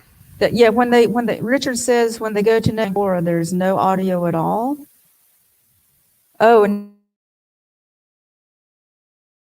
now it sounds. He's an clear. Okay. Okay, Robert, keep going. Go ahead and continue, please. So, I'm trying to seem to be neutral. The Enterprise, whatever the androids are, and take it to Vulcan. They try to choose the character of the android. Somebody had one Enterprise. Just a little bit. It's very noticeable who they are, but for the key, I can see that there are things that we're done. Can't think of. Oh yeah, the makeup surgery, they were different. They did the actual skin and antenna a little different. And here I have hashtag one days later game. In other words, in this time, yeah, 154 series. So that there's a time to so they want to original series. They just as well at all.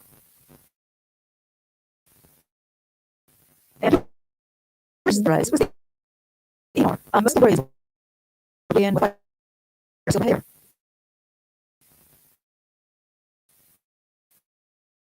I was working on my part. Oh, this is going to be the string yard. We weren't doing that. Can we get it? People, internet, the actual plug-in to the computer. We know how to do that.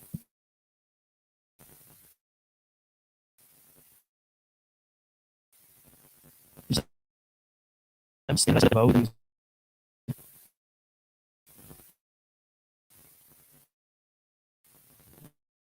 Looks like the router box.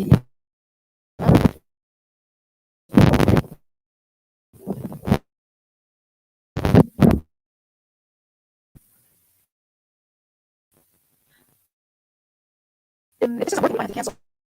Or can we face the stream yard? Because there's nothing else we can do. This isn't working.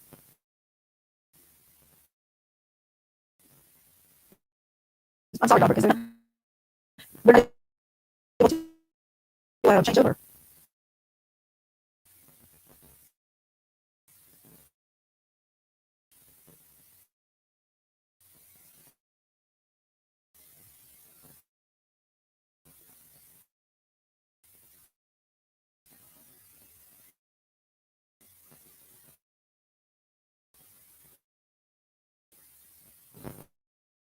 Are you listening to the One Mayor in the World thing?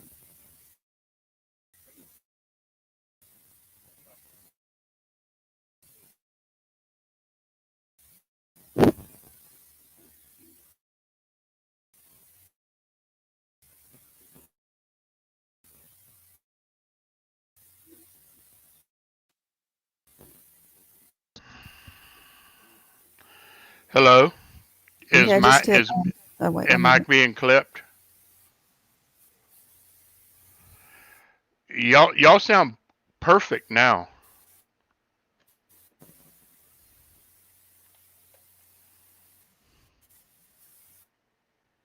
I'm on my phone and I'm gonna message. Just tell them we had to get off. Robert's right here.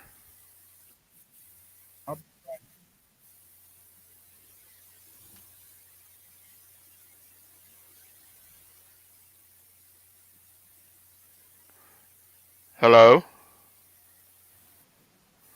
Blake, how do I sound? You sound perfect. Hopefully I do as well. Yeah, you do. I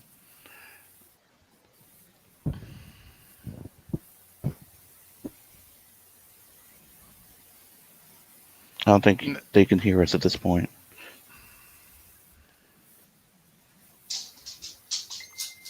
Or they can, because then it comes out fine and I'm slightly higher, but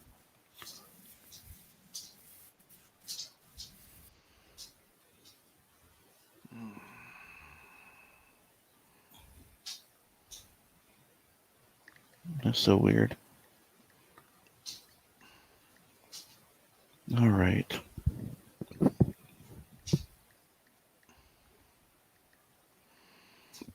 All right. Can you hear me now? Yeah, I asked them to return if they could without the PowerPoint. Yeah, we had to do the talk the old-fashioned way, like when people were playing Zork. So while we wait for them, does anyone have any questions about the shenanigans that's going on right now?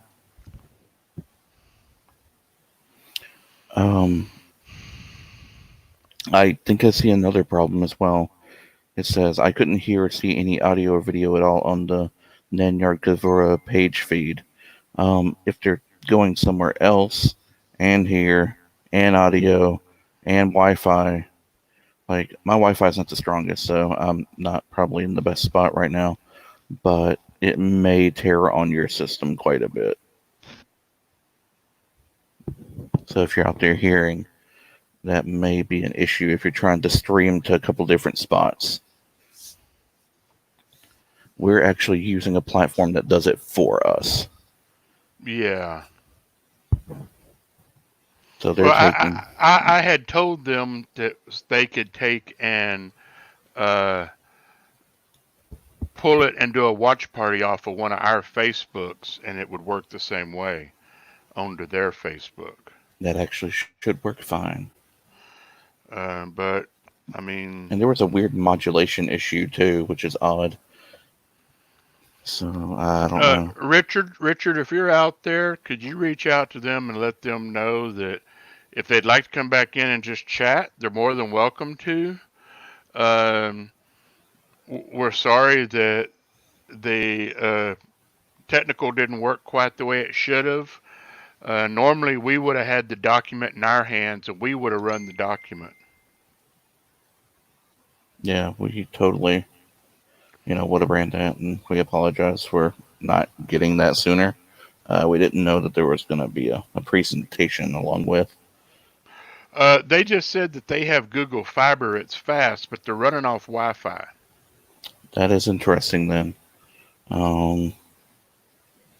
Because that should be 300 up, 300 down, 500 or 1,000 up or down. So that shouldn't be an issue. It might be a limitation with StreamYard then. I'm not for sure. Let's drop our third co-host in, or not, or in. Or maybe it's a StreamYard thing, because we got a big spirally circle on my side. He said he's having issues with his phone because he's trying to do it on his phone. Gotcha. We'll kick him back till we see a picture. Okay. Yeah. I am kind of stuck right now. Yeah. If y'all can hear us talking, I don't know if you're still on the feed or at least can watch the feed. I know that you got Google Fiber and it's fast, but if you're using the Wi-Fi, it isn't quite the same as being hardwired in.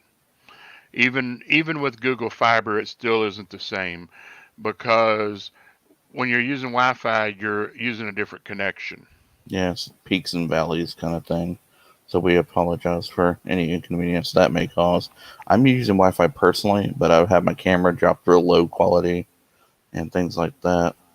Well, so, I purposely ran a hard line to this computer that I'm using. Gotcha. For this event. Richard, if you can let them know, apologize, and we will message them on our private guest list and apologize too. Blake, could you reach out on the private guest list and let them know that we're sorry? We'll have to figure out something else sometime. I mean, if they're able to send you the document, yeah, I can definitely run the document. You run the document through, Google. I could run it through like slides or something and run it that way if we need to. So, let them know in the chat, and we'll just keep plugging along. Let me see. Let me pull up my handy dandy schedule. After them was going to be Rusty Gillian, and we're still 30 minutes out. Mm-hmm. I can run more Jackbox. Have we already went through? We went through all the vendors, correct? That is correct. Run the Jackbox for right now. All right, hold on just a moment. Run it. Picking that up right now. I think saved. All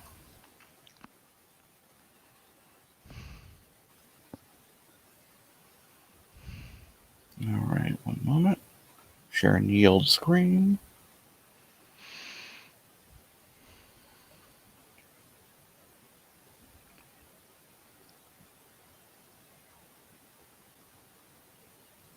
All right.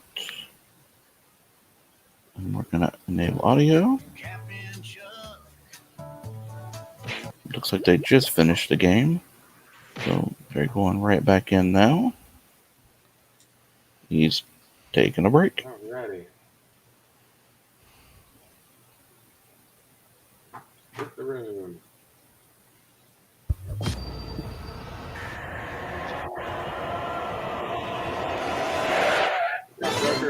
enter the code just like everybody else. Hope you get in. Gotta have a Twitch account to play along though. Just to let you know. This is actually my favorite Jackbox. Party Pack is number 5. It has the rapping robots in it. It is good stuff.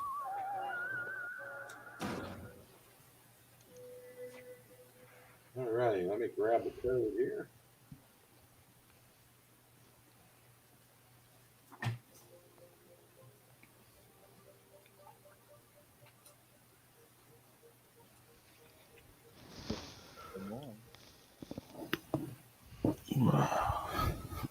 Alright, if you're playing along, go ahead and grab the Jackbox code when it comes up.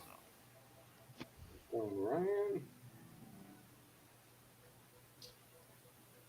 Flips. Join the party. Is your name Flips for Days in Discord? Or do you have a different name?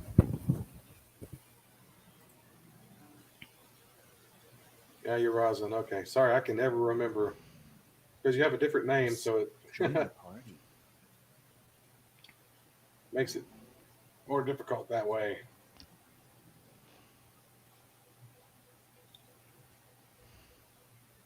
Alright. Join us. All right, I give it to you. All right, I'm going to open it up for everybody else here. Here's the code. There's ERAO. ERAO. So feel free to jump in, go to jackbox.tv and pop in ERAO. And then from there, we'll see what shenanigans we can get into. One more spot left. Join us. One more. And it is taken. All righty, here we go. Everybody else can join the audience. Actually, we're a little bit behind, so it was probably taken before I said taken. Meow. Do not be startled. I am here to guide you as we explore the deepest recesses of your mind. You will build strange and complex worlds using only your imagination and your thoughts. A hypothetical situation missing one key part will be transmitted to your device, like this one. Ads before online videos have been banished. In their place are 15-second videos of this. They are not skippable. Is like meow. There are It still looks like our buddy Michael's having trouble. So, we'll give that a moment. Yeah, he's trying to come in off his phone, and that's where he's having the problem. I think we might be breaking it because we're over 8 hours, and I don't know if that's a thing, but Soul patches are cool. Complete the scenario that was sent to your device. There.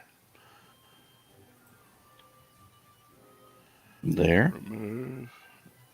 Add. Mike, are you there?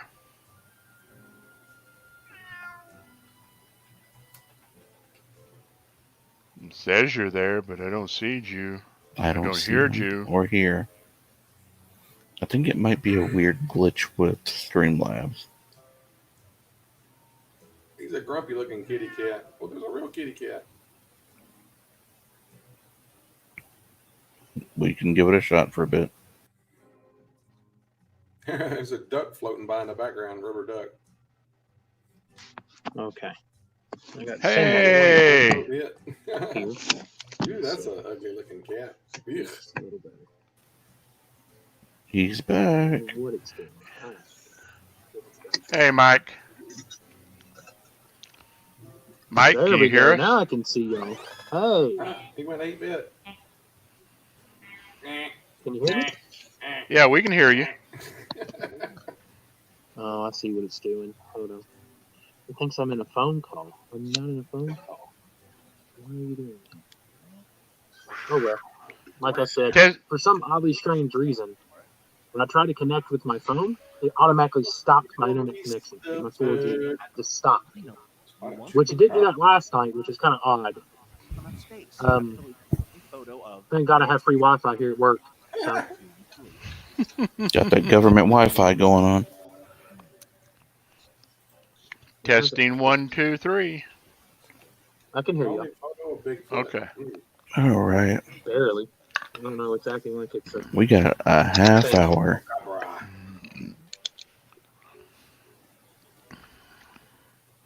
It's time for more chai tea for me, probably.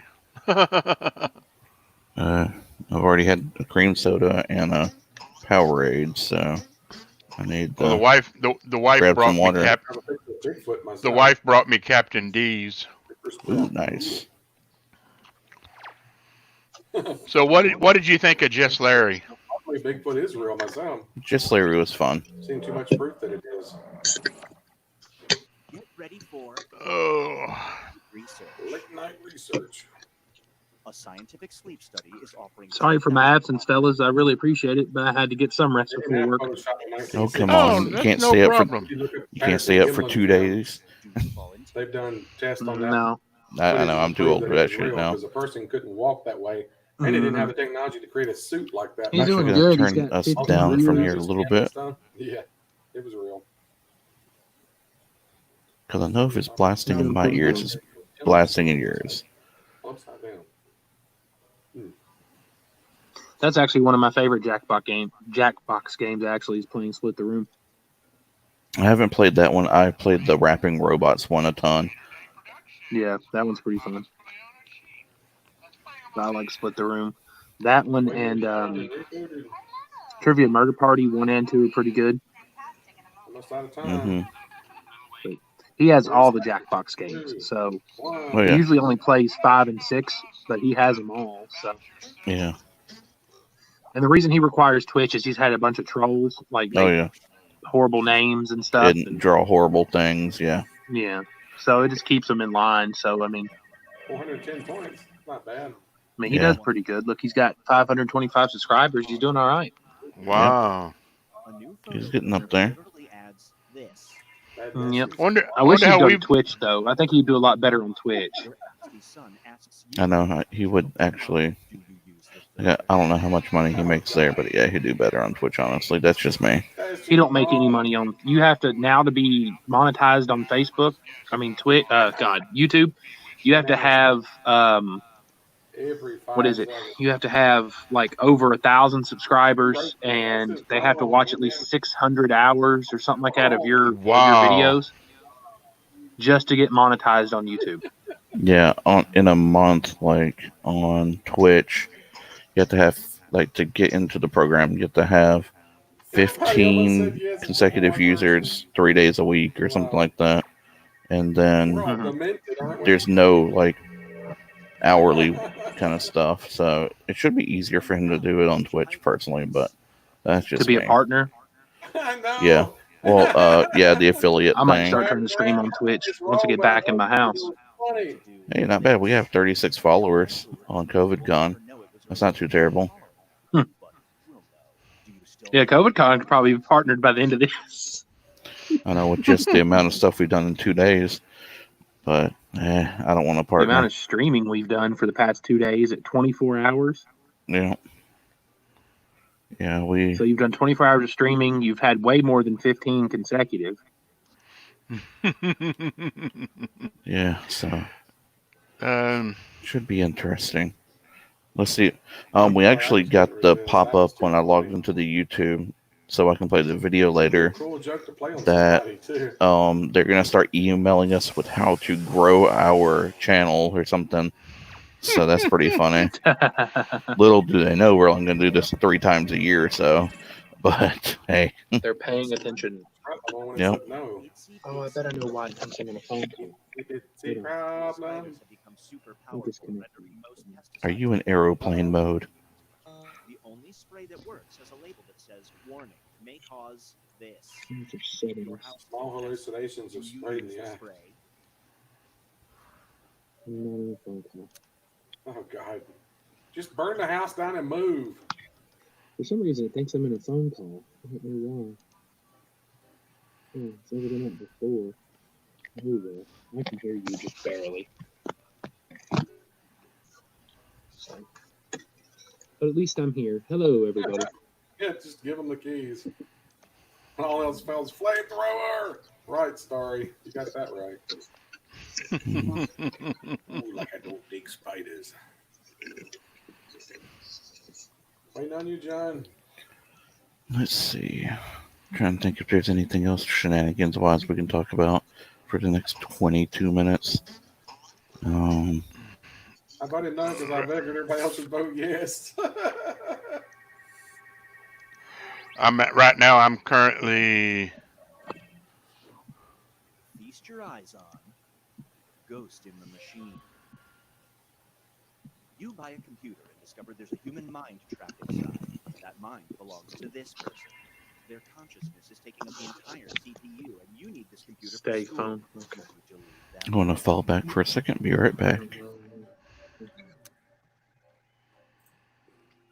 Oh God. Oh.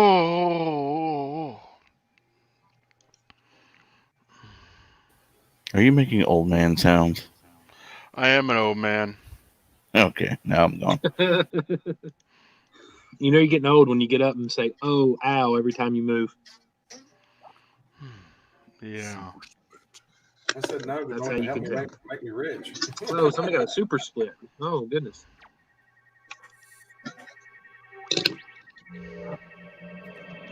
Super split. Up next is Pet Thank you, Deciseless Digital Gaming, for posting that. After a week of Dog ownership, for your the kids. dog gains the ability to speak, but it can only talk about this. It promises to stop talking if you convert your home office into her playroom. Do you do it? Dolphins stealing wallets? What the heck? How's a dolphin steal a wallet? There's gangs of dolphins coming out of the ocean stealing people's wallets on the street.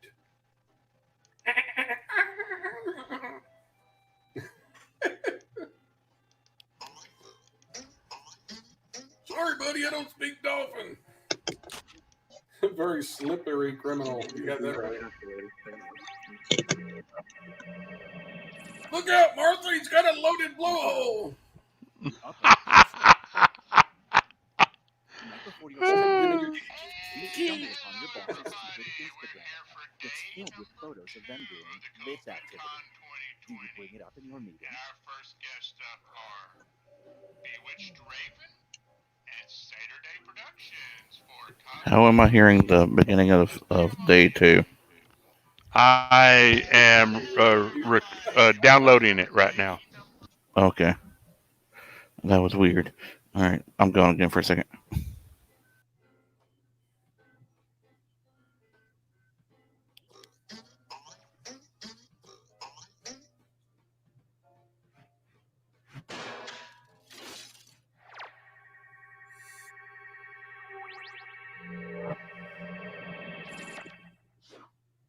This scenario is called I Spy. I'm glad you're having a good time there, Flips. You've lost Oh, your eyesight. that's nice. They even posted his what he says on Facebook on his YouTube. That's nice of y'all. Thank y'all guys. I appreciate that.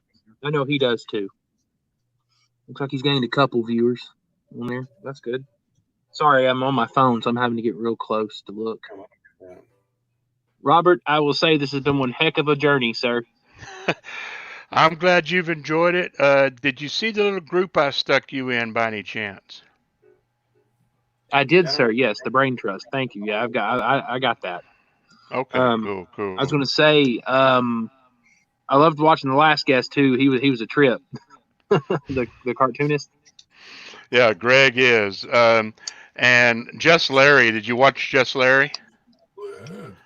I didn't get to see that. I'm sorry. I was asleep. Remember, I took a Man. nap for about 2 hours before work. Just Larry is hilarious. He's he's the clown. Oh. There's a time. Yeah, this has definitely been an adventure. There will be 2 options to choose from. Door number 1. Write an option that you think only some people would choose.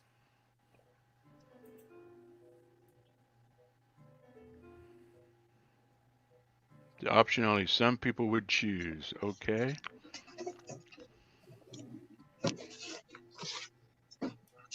now my paperwork from last night is done. What? Okay, that was weird. Yeah, my paperwork from last night is done.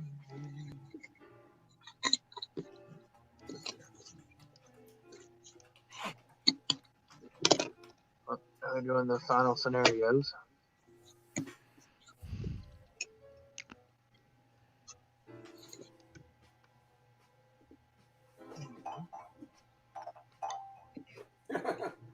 It turned into an hourglass. That's funny. Oh.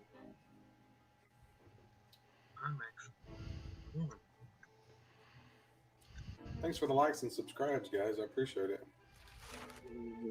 Ah, it's a drone kitty cat. Hold on. Yours is I'll be just right dumb. back. Mine's not that better. Drop me down, Robert. I'll be right back. Okay. Drop me down. You don't mind? Oh, it's the anime cat. Whoa, anime. Hurry up. Time's running out. Meow.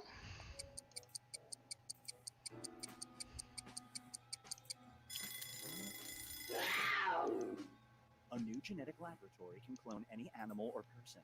For you, they'll either create a clone of your childhood dog or this. Who or what do you choose to clone?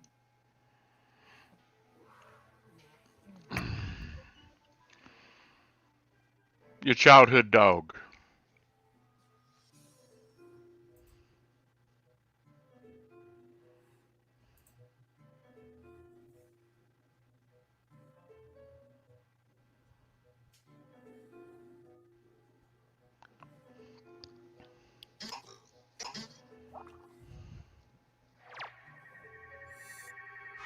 You didn't see that coming.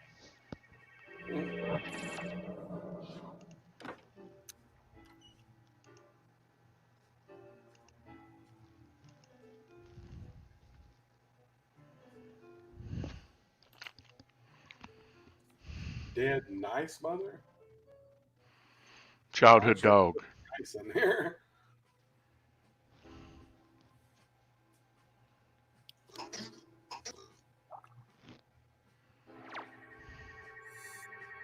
Great prediction. You just earned some bonus points.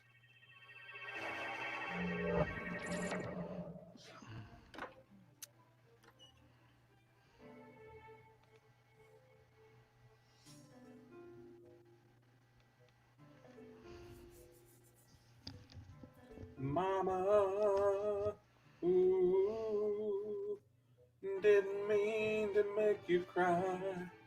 I'm not back again this time tomorrow. Carry on, 'cause nothing really matters. Moving on.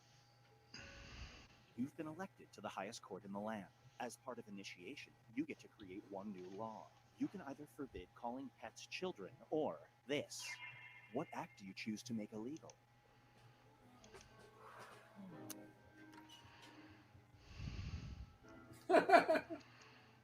Dolphins are stealing wallets. That's great. Yeah. Look, Queen. Freddie Mercury was an awesome singer.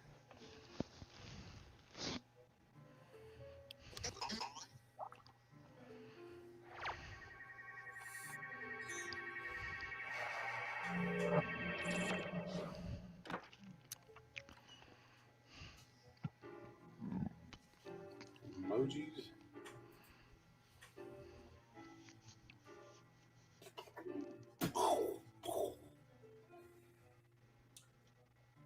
I will bring the dead memes.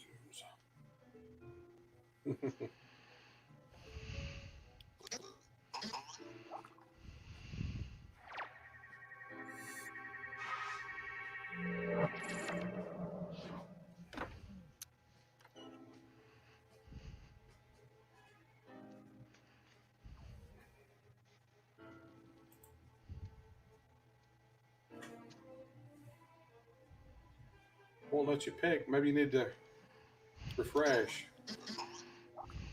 Sometimes it messes up.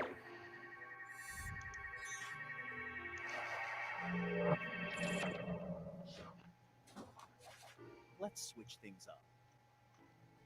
You can get unlimited free movie tickets, provided at some point during the movie you stand up and shout, "I wonder what happens next," or this.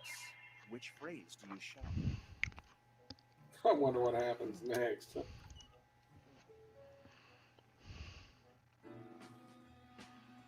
Okay, what is this brim with no Yankee, guys? What is that? I don't know what the heck you keep putting that for.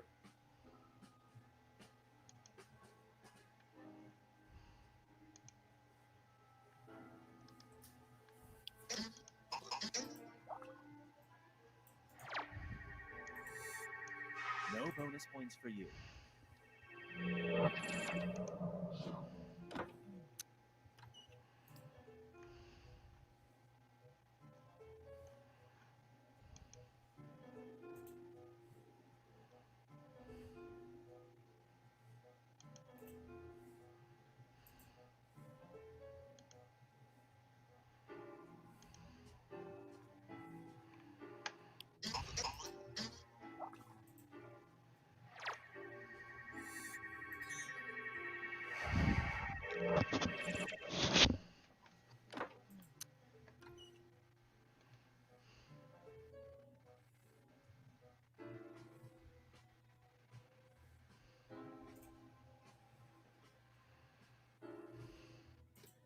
So is it just? I found something. It was a picture of a guy wearing a Yankees hat with no brim on it. Is that what it is?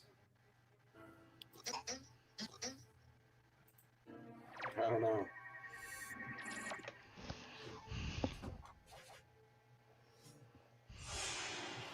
It all comes down to this. And the winner is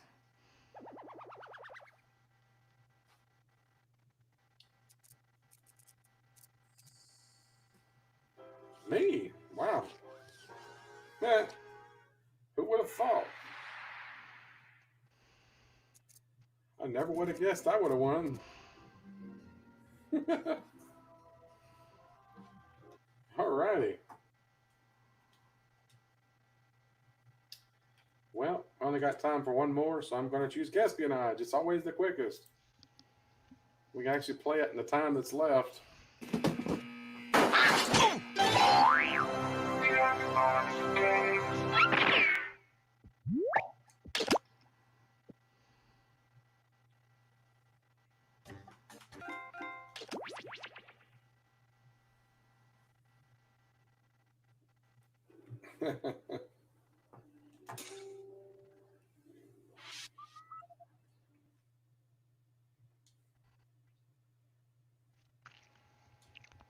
These are gag folders. See, it says classified. Yeah, because you crossed out classified and wrote that yourself with a Sharpie. I outranked you. I don't need this. Okay. See you later, Snowden. See you later, Snowden. You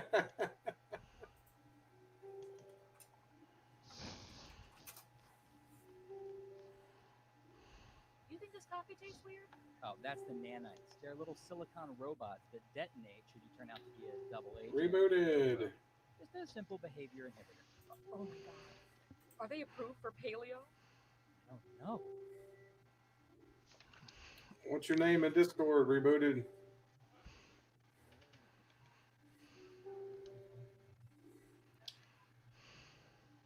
Oh, I'm out. He's left. Okay, he left. See you later. I will do another one. What does that mean? That's the alarm that goes off when the world's man bun population has eclipsed 15%. Okay. What do? We head to the basement. And the new winner is Flips for Days. File out in an orderly manner. Remain calm. Wait, didn't you just win last round? No, I'm going to choose somebody else. Flips, you just got it last round. I'm going to choose somebody else. Okay. Yeah, I'm going to choose somebody else, man. Be fair. Favorite call to eavesdrop. Oh, that's easy. Relationship fights. The more emotional and heart-wrenching, the better. Interesting. Well, dang. He is determined to choose you, isn't it? I dare this time. Perfect. For the next 72 hours, I dare you to not listen to conversations I have with my wife. What the heck? Something really obvious. We can hear you. Why does it keep choosing? I'm sorry, man.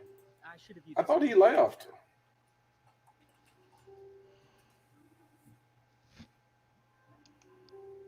Thing is being dumb. Come on, Nightbot. Dang it. A reminder to all agents, we have a camera on the So top. not gonna pick so anything? You know when you take the last cup and don't refill the pot. This is All right, the it's final Xavier. You on Discord, Xavier?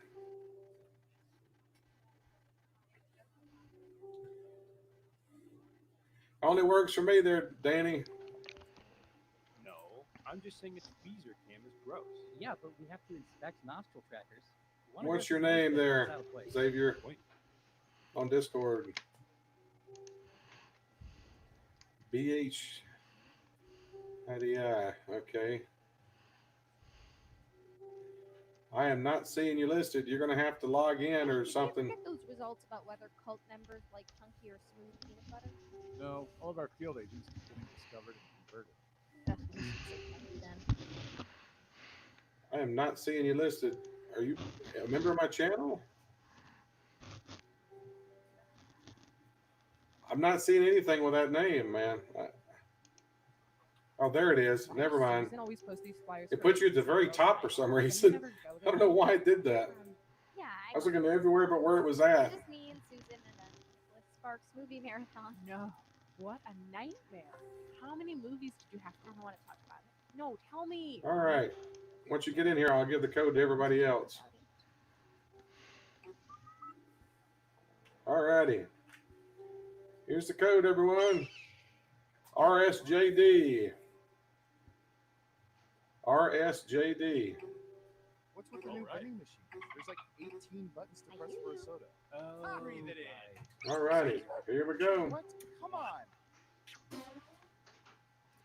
Everybody else can play in the audience. You know, most guidance counselors don't tell you how exciting being in a government agency that spies on people can be. So we decided to make a game to show you how much fun we have watching your every move. We call it Espionage.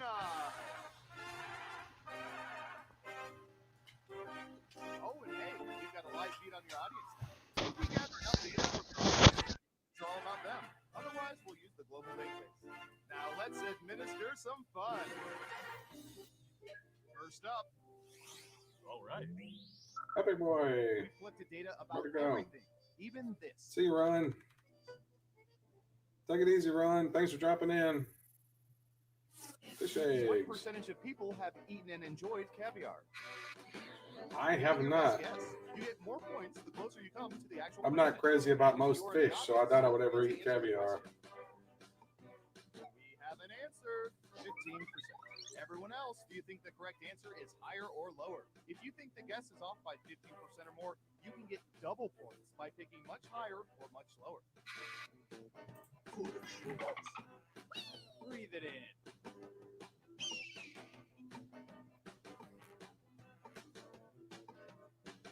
Ha! People are thinking it's lower, and the correct answer is Really? 24%. Thought it'd be higher than that. Not sure what part of fishy eggs turns people off. 24%? I didn't expect it to be that high. Who said higher? Nice job. Who did they ask? Jeez. I expected it to be like 3 or 4%. All right, I have a good one. Website list. Online navigation, sideways versus vertical. What percentage of people prefer to view lists online by clicking arrows or page numbers instead of scrolling vertically? Arrows or page numbers?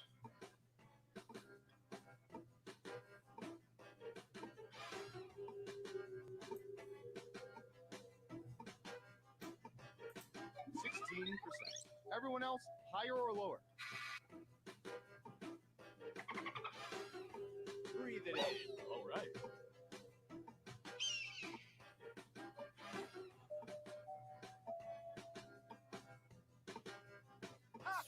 Most of you are saying higher. And Surveil says... Wow. 3%! Did you hear that, all you entertainment list websites? Only 2 of you got Nobody it. likes arrows. Who got it right? Nice job. Only I've got some Ryan points and for you. Xavier got it. Okay, who's up next? Story. Typey. Ghost. Ooh. Residual post-life presence. Observance. There. What percentage of people believe they have seen ghosts?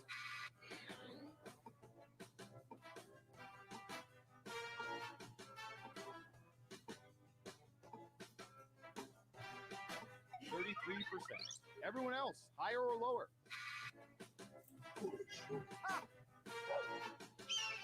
All right. Oh, you guys are awesome. Thanks for the likes. Much more than I expected to get. Now let's get to the right answer. 25%. Sometimes for fun, we'll yell "ooh" in your hidden bedroom mics. You should see your faces. 8% off. Not bad, Starry. Let's see who got it right. Smart, yes. Here's your points. Next up. I'll bet our database has some juicy data for this. Knitting. Rocking chair activities. Yarn-based creations. What percentage of people have knitted something?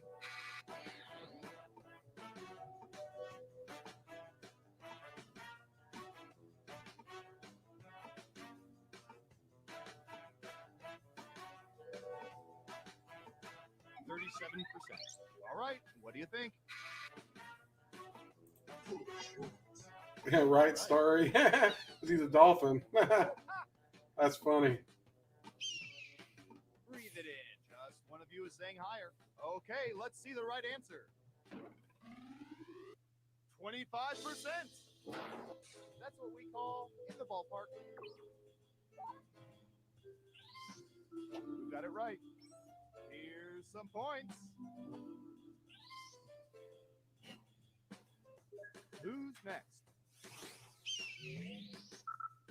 All right, buckle in. I've got one for you. Condiments. Ketchup application. Frankfurter specific. What percentage of people put ketchup on hot dogs?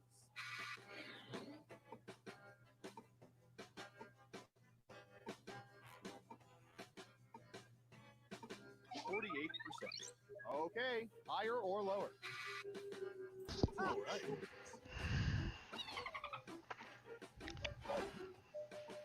Breathe it in. People are saying higher. Okay, right answer is 67%. Much higher. I'm guessing Way to the go, other big boy. 33% maybe uses catsup. Catsup. Let's see who got it right. Well done. You get points. As for you, great answer. Double points for guessing much higher. Okay, who's up next? I'm going to search for DVD organization. Disc collectors. Rigid ordering systems. what percentage of people's DVD or Blu-ray collections are currently organized in alphabetical order? Mine was when it was on the shelf. 65%. Still in boxes Everyone right pick now. higher or lower? All right.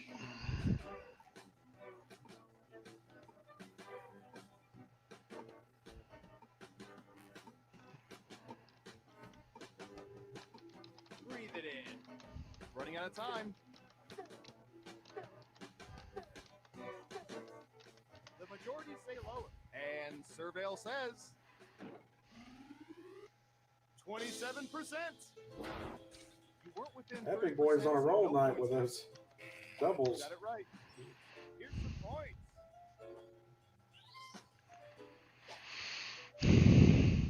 Next. Breathe it in. Ooh, the president asked us to look this up yesterday. Ice trays. Ice cube inventory control. What percentage of people refill ice trays when they're only half empty?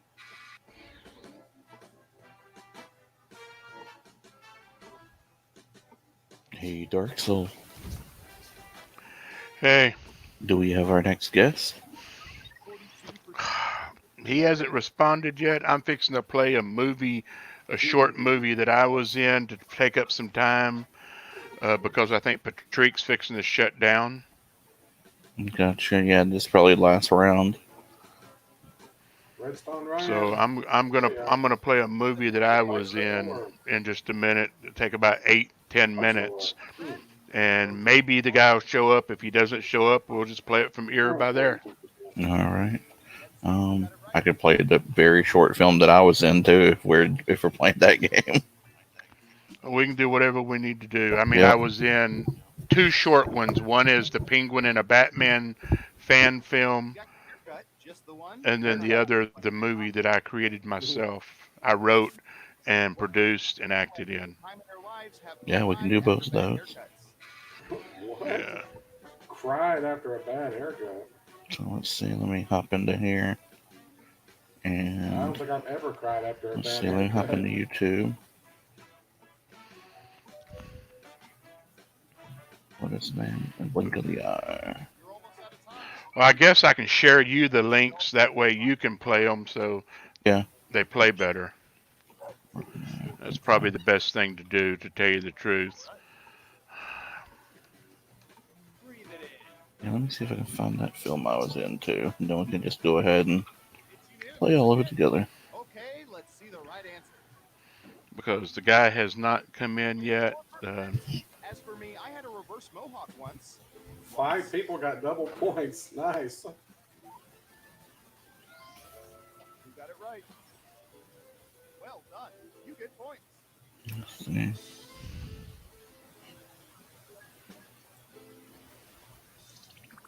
Uh-oh. Final round time. For a sophisticated population I'm going to put the links in our chat and Facebook. Or better yet, I'll put them in our private chat. That sounds good. Oh, God, my back hurts. Try to pick the most popular answers to get the most points. Good luck. Oh yeah, it's hard for me to find my own stuff if I'm in the. Let's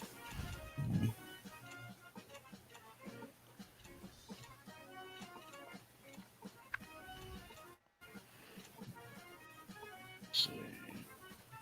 Didn't think it'd be over 20, huh? Let's see what answers you chose.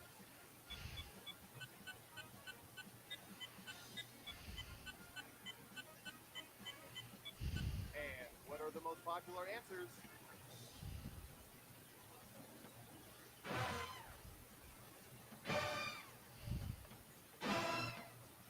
Let's see. Go ahead and And the winner issue is... me those, and I will carry it over. And the winner is... Final round. All right. Starry! Way to go, Starry! Yay!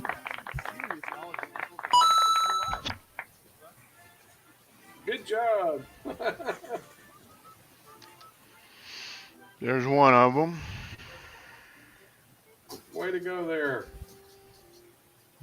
Alrighty. It's been fun, everyone. Remember to check out that website for CovidCons.com. They might still be doing some stuff. I don't know. Alrighty. I will be back tomorrow night, 8 Central Time, as usual. Remember to like and subscribe. That helps me out. Hit that little notification bell, let you know when I live stream, which is every day at 8 Central Time. And when I upload another video, sometimes I do, and I plan on doing more here pretty soon. Alrighty. Take it easy, everybody. Have a good morning, good evening, good afternoon, whenever you're watching this. And as always, thanks for watching.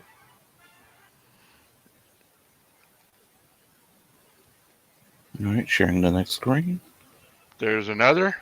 All right. Bear with me for just one moment. Let's do this bad boy like this. Break it down. BTSD 80 with audio. Boom. All right. Turn up the volume a bit.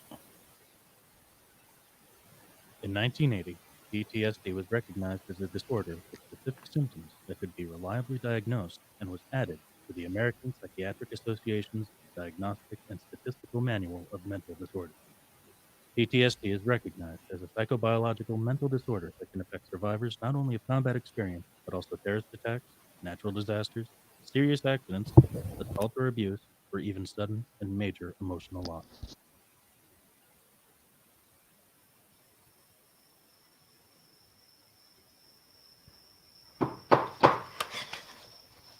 Sir, I'm Sergeant Kennedy with the police department. The officers out here tell me things have gotten tense. Look, I'm just here to talk. You mind if I come inside and speak to you face to face? Fuck you, pig. I didn't let the other ones in. What makes you think you're any different? Look, I know you're upset. Things have gotten messed up, right? Wouldn't be here otherwise.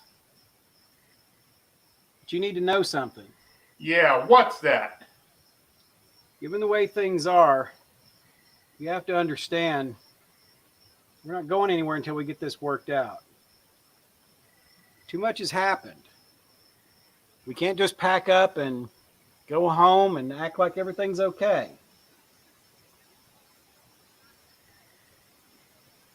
Till you and I have a chance to talk like rational men, these officers are going to stay right where they are. Jim, please.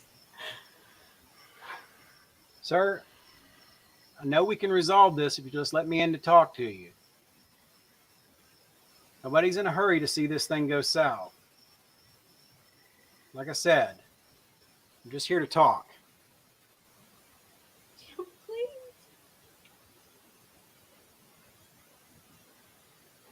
Okay. But only you. And I'm combat trained, so I better not see a weapon or this bitch is dead. And I'll give you something to remember me by, too.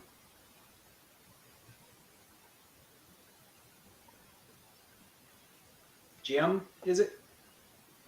I heard her call you that. Can I call you Jim? Yeah, that's my name. You can call me Jim. What do I call you? Well, Jim, my friends call me David. Can we be friends? Sure, David. We can be friends. Jim, you need help. Remember what Dr. Peters at the VA said. Yeah. He said I was unstable. What the hell does he know? Is he there? No. And now, you want to leave me and take my kids away? Well, fuck you, too. I sweat and bled for all of you motherfuckers in that hellhole of a jungle. Is this freedom? Is this the goddamn American dream? Jim, I'm going to need you to calm down. We can work this out in a way that no one gets hurt. Ma'am, you okay? Calm down, he says. He says, calm down? I say, why? I was humping through that bug-infested cesspool, seeing Charlie in every shadow while you were trying to play touch-a-titty in high school. Did you go? Did you, sir? No, but not for lack of trying. I couldn't be medically cleared because of my vision. I tried to enlist at 3 different MEP centers, but they didn't much like these Coke bottles I have to wear. Why would you want to go there? It was awful. People think about it, but they never really know unless they've been there. Saw so many men die. So many friends. Have you ever seen a man die? No. No, I haven't. You never forget it. Especially the first one. But they're all there waiting their turn. I see them every time I close my eyes. Sometimes they go away for a while. All but the first one. He's always there staring at me with those dead eyes. It's like a curse. Curse I can't get rid of. A curse handed to me by that first dead man. So many good men. So many friends.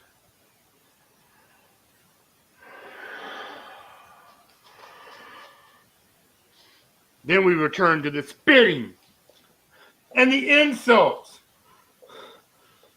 The people turn their backs on us. Our own government turned their backs on us. No one even appreciates or respects the brothers that we lost. You're right. I can't imagine what that was like. Right now I'm here to listen.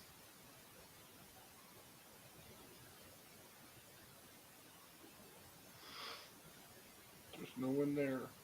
There's no one there. There's no one there. Jim? You still with me, Jim? Jim? Come back. You're not there. You're home. You're safe. He does this when he gets stressed. Don't talk about me like I'm not here. I'm here. I'm not going anywhere. This is my house. My house. Jim, think about the kids. Think about our kids. Yeah, Jim, think about your kids. The same kids this bitch wanted to take away from me? The same kids? No, I'm their father. Fuck her. Hold up. Let's try to bring this down just a bit. Jim, you know there's only two ways that this can go. Let's work on the one where everybody walks away. Look, put down the gun and let Brenda go. And I promise I will personally walk you out of here and make sure nobody tries to hurt you. We can look at getting you some help. The same kind of help where I get put in a cage and this bitch still takes everything? I didn't crawl through the mud and muck to be put in a box with these ghosts in my head. I can't take this curse anymore. So I'm giving it to you. No! Damn it! I really did want to get him some help. So sorry about your husband.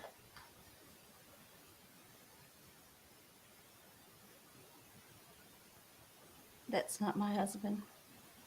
It's just the man that's been wearing this face all these years. Charlie 215, shots fired, SWAT making entry. All other units stand down. Copy that. Charlie 215, shots fired, SWAT making entry. Hold all radio traffic. Charlie 215, scene is secure. Subject is down. Check. Charlie 215, scene secure. Notify all medical. Damn it, we just made it super serious now. Holy fuck.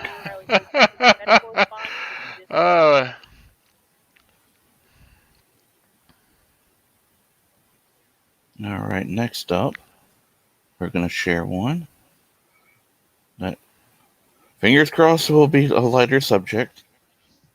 We're going to do the all sub comedy clip.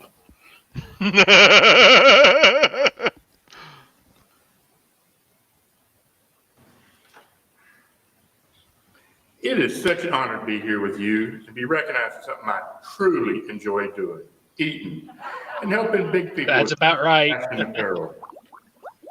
And speaking of eating, how about those delicious red velvet brownies? Mmm.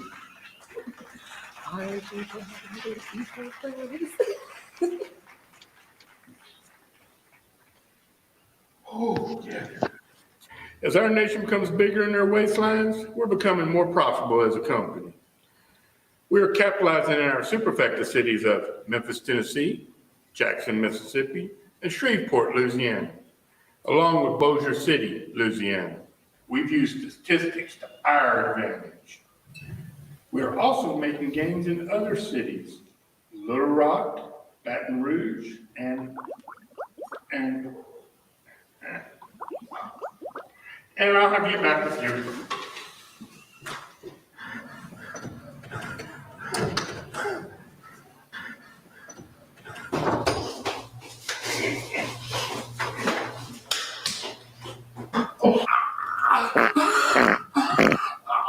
We needed a little bit of this in our life. Oh my God! Like literally, we went from dark to darker.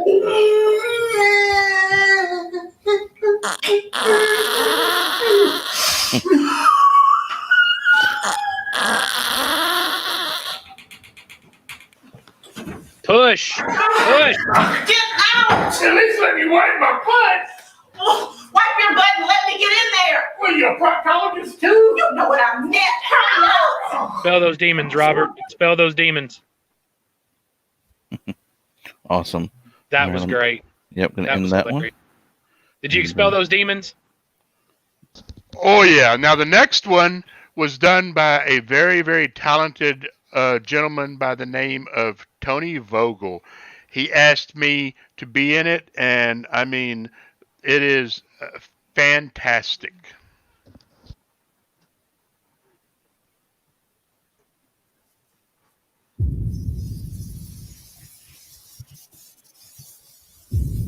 There you go.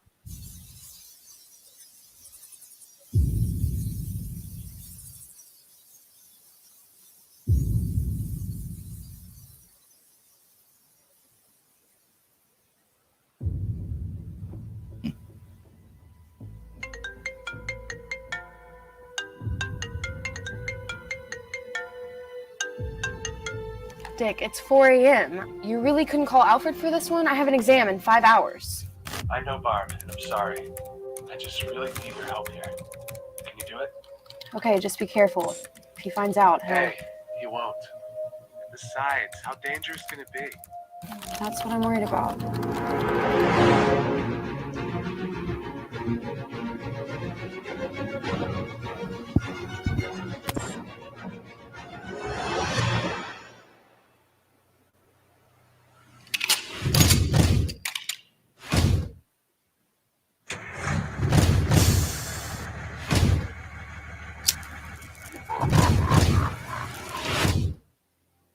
I don't like the looks of this, Dick. These guys, they look like the real deal. Oh, no! What happened? They put anchovies on here. Do people still eat those? Dick, I'm serious. Stop joking around. All right. I can take a hint.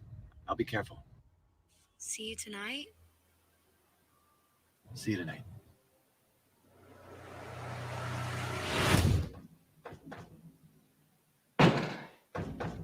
Stuff is heavy, boss. What are we loading anyway? Shut up and load the boxes. I have you, and I need only you and no one else. Oh, I see the bats. Hey, he's in the sky. I see him. We won't let him take. I won't let him take you away from me.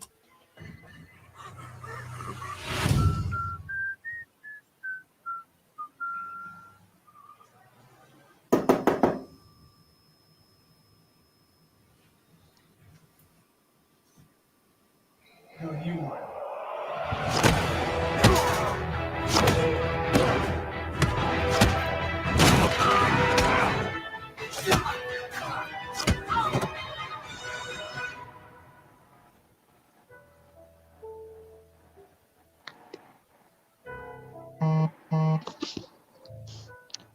Well, lad, looks like a bird brat needs to be taught a lesson. Kill him! I missed you too, us.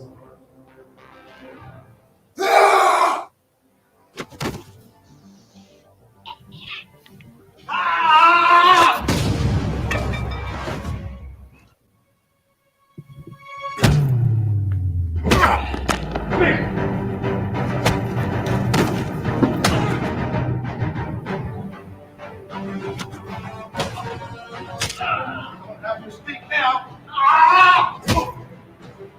Yes!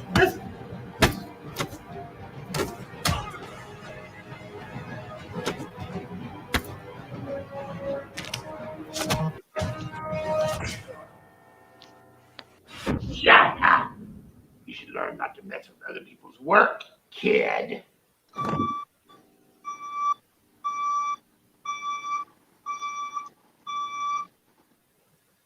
What were you doing coming here alone? You could have gotten yourself killed. You're too young. You're acting reckless. I may be young, but I'm not that reckless. Hey, boys.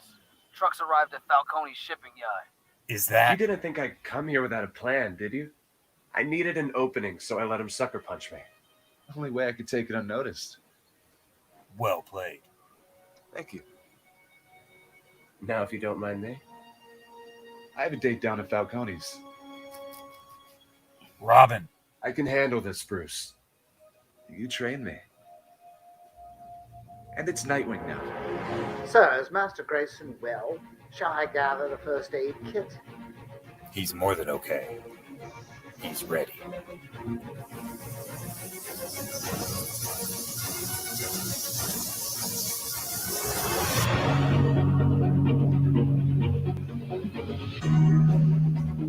That was awesome. Well, let's do mine, and then we'll get our That new, was our new guest actually in. really good. That was really good.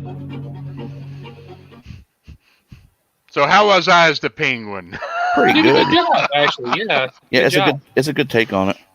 Good All right. Cobblepot. We're gonna do one last one. It's only just like a couple of minutes, and this is And my then, only. then we got Mr. E up. Ooh, okay. Ooh. All right. This one's gonna be. If you get the joke, good on you. Because it starts right in the beginning. Good morning, radio listeners. The time is now 10 a.m. on this lovely Friday morning. I want to say The child with the Groundhog Day. with just me, Evans, here to give you the weather. I've been waiting for this day for months now. Nah, it was Zager and Evans. It feels You like talked only over it. yesterday that Caleb Dunn Sorry. shot my spirit in the most horrific way one could imagine. A blink of an eye and your parking spot is lost. Your innocence along with it. Flurries in the evening. That is Burr, ladies and gentlemen. And in other news, NASA has reported several unidentified flying objects appearing in several regions of the United States. Some people would forgive the wrongdoers at a time like this, but this couldn't happen. I had planned for too long. Parker Springs, the most reliable gal I've ever met. She had spent weeks pulling together the tools I'd need to complete my... Hey, it's Parker. Listen, aliens are torturing, murdering, and enslaving everyone, so I won't be able to help you out today. LOL. Okay, thanks. Bye. Well, damn.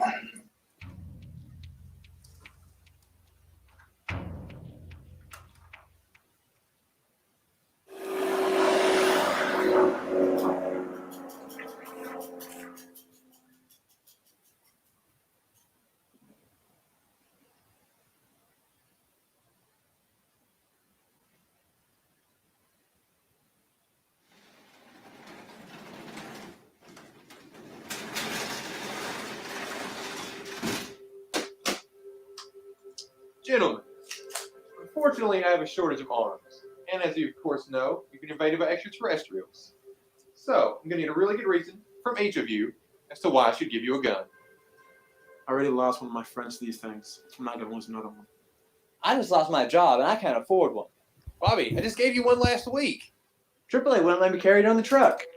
Some guy took my parking space. Now he must die. Dude, that sucks. Okay, so those are all clearly very good reasons. So, we're going to flip for it. Heads. Okay, heads it is. So you and you.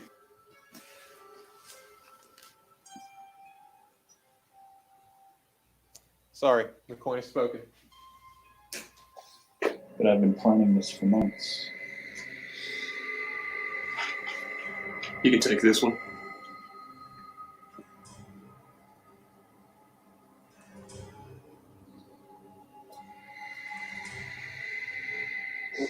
They forgot the bullets. What they don't know can't hurt them. The younger me would have forgiven and moved on long ago. But that was a different time.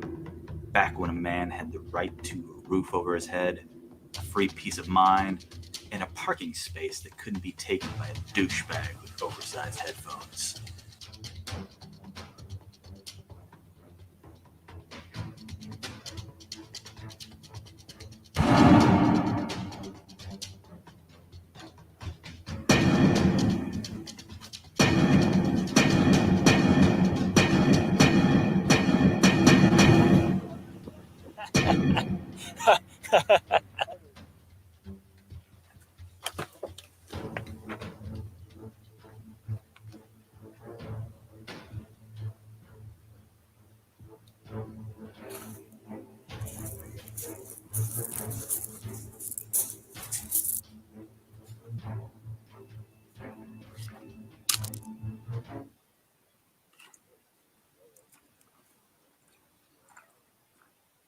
famous philosopher once said that the true strength of a man is measured by how he adapts as he endures conflict. And if his mind is as strong as his actions, his goal will be achieved with the utmost perfection.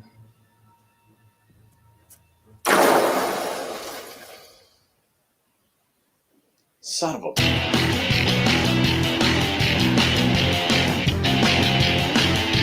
My only credit so far.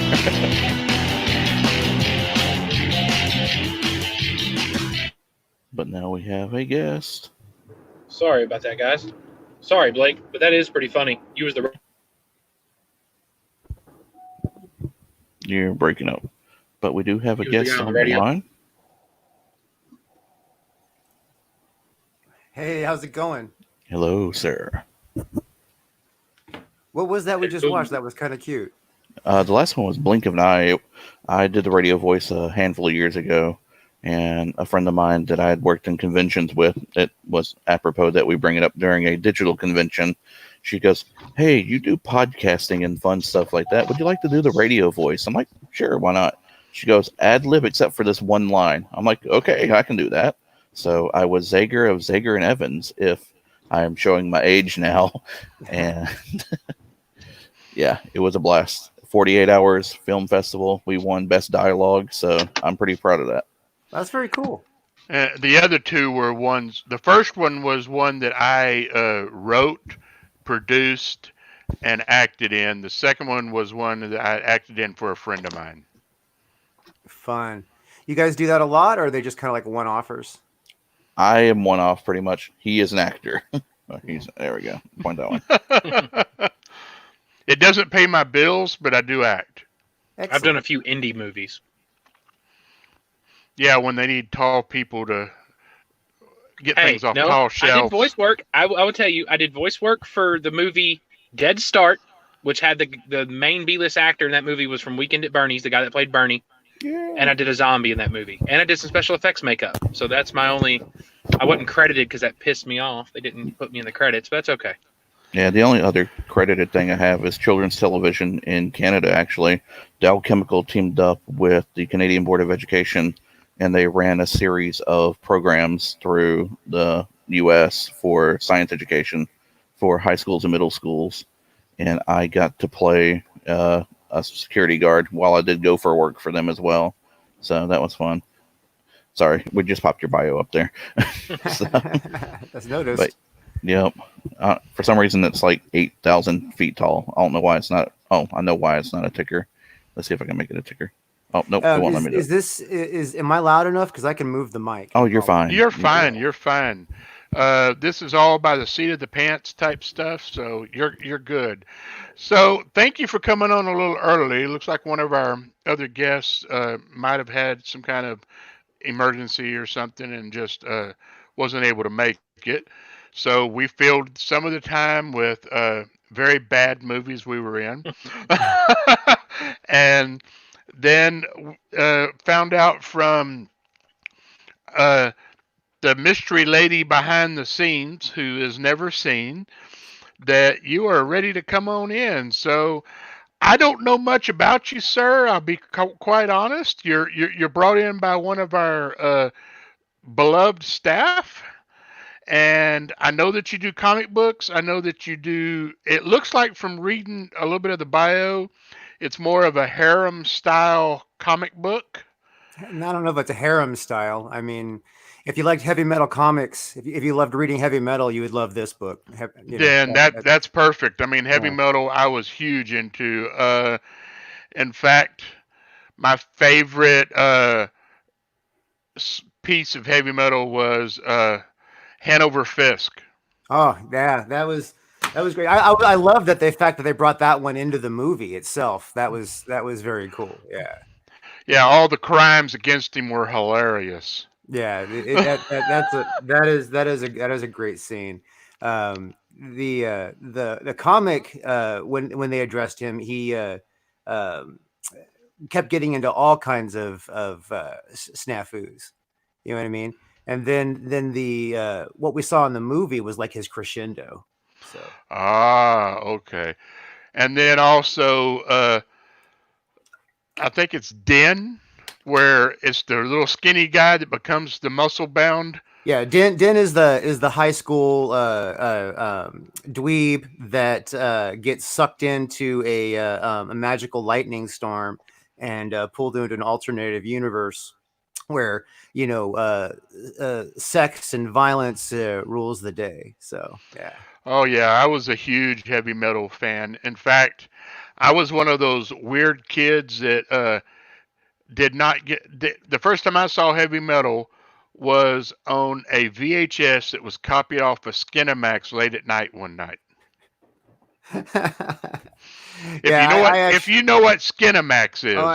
Yes, that actually Skinamax is actually a recent term though. It wasn't called Skinamax back in the day. Cinemax. Yeah, it was Cinemax late at night. That's what it was. And then, but I saw heavy metal in the theaters, actually in the drive-in. Yeah. So my sister and like one of her first like night car dates. You know what I mean? I had to go along. That was like I was the chaperone. I think I was. Go away, kid. Go away, kid. Yeah. So we went and watched a double feature. The double feature was Indiana Jones and the first Indiana Jones movie. I did Raiders of the Lost Ark and the and heavy metal. That was the double feature. So. Well, I remember the first R-rated movie my father took me to. I mean, not to be the first one I ever went to, but the first one I went to a theater and saw, and my father took me. It was actually Lords of Discipline. Okay. Which, that's a rough movie. It's based around a military school, which he may have been showing me hints. I don't know. I mean, I liked the 5th grade so much I took it twice, and after the first year that I took it, I came home and my father just laid out military school pamphlets and said, "Pick one." I've never taught my way out of anything so fast. Wow, yeah, military school that's rough, man. I no one could have ever got me in military school. That would have never happened. Well, tell us a bit about yourself. All right, well, me personally, I am a basic all-around artist. I used to tour on the road as a professional musician. I have a comedy channel on YouTube that's been on hiatus since the adpocalypse. It still has views, but it doesn't run ads anymore because there's just no point right now. And then I a filmmaker. And then a comic book writer, author. Need any actors? On occasion, yeah, actually, on occasion, we can exchange information and figure out where you're at. And sounds good. Sounds good. But I see that you've been working on this. What's the name of it? Captain? Yeah, Captain Love. Captain Love. Yes. The first book here, this is the original cover and the variant cover. This is called The Hero of the Cleansing. This book is basically the backstory of Captain Love and how he meets his companion Spade. So Captain Love is a space trucker and former war hero. He basically goes on adventures reluctantly. With the accompaniment of his living AI that basically lives in his head. He has a computer that runs an optical implant, audio implant inside his head that he got while he was injured during the war.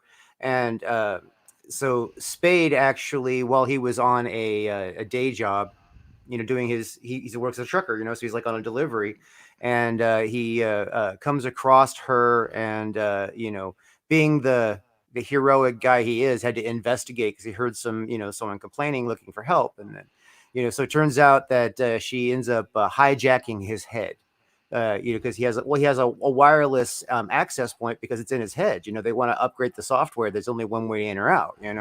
So she basically hijacks him, and he breaks her out of the space laboratory, and then she also takes over his hauler. The hauler here is also in a way a main character of the book.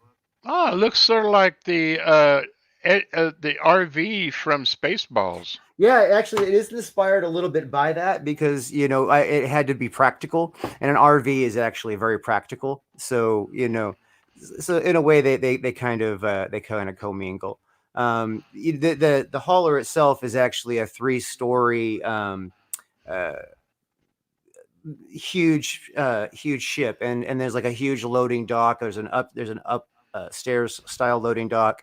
There's obviously the cockpit, the living area, and then like a viewing deck for viewing the stars. Pretty good. So, Cool. It's fun. So what I'm going to do is I'm going to Mhm. put you main center. I'll still be around a bit and just let you talk about you. Okay, well, I actually can share the screen if you want, and we can play Yes. Yeah. We could talk about because Captain Love has a second book out already called Ooh. Rise of the Pirate King. It's actually the first chapter is finished. I do pirate and, reenactments. I'm sort of good with that. Oh yeah. So there we go. And then I'll just give this a play here. Go for it. Wait, you know what? I don't know if I shared my audio. Hold on a second. Well, you might need to do that. I'll just jump out of that real quick and just double check. It's got that little click box hides from you. Yeah. I actually do a lot of live streaming. With StreamYard, so. Wow.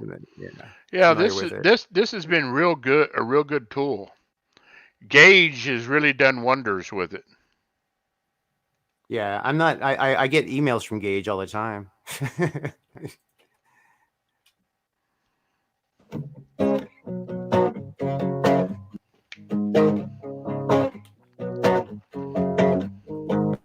Hi, my name is Drew Ish, and I'm the author of the Captain Love series.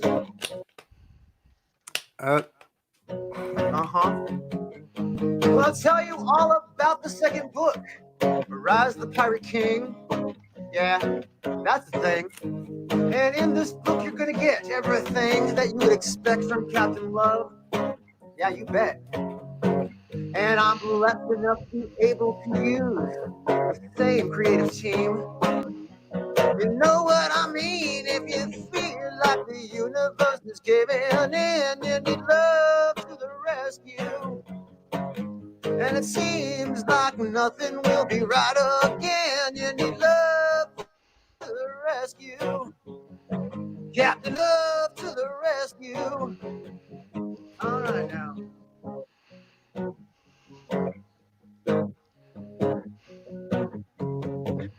Now, Captain Love is a space trucker and a former war hero. There is even a legend that he may be immortal. He is accompanied by Spade, who's a living AI. Yes, I said immortal.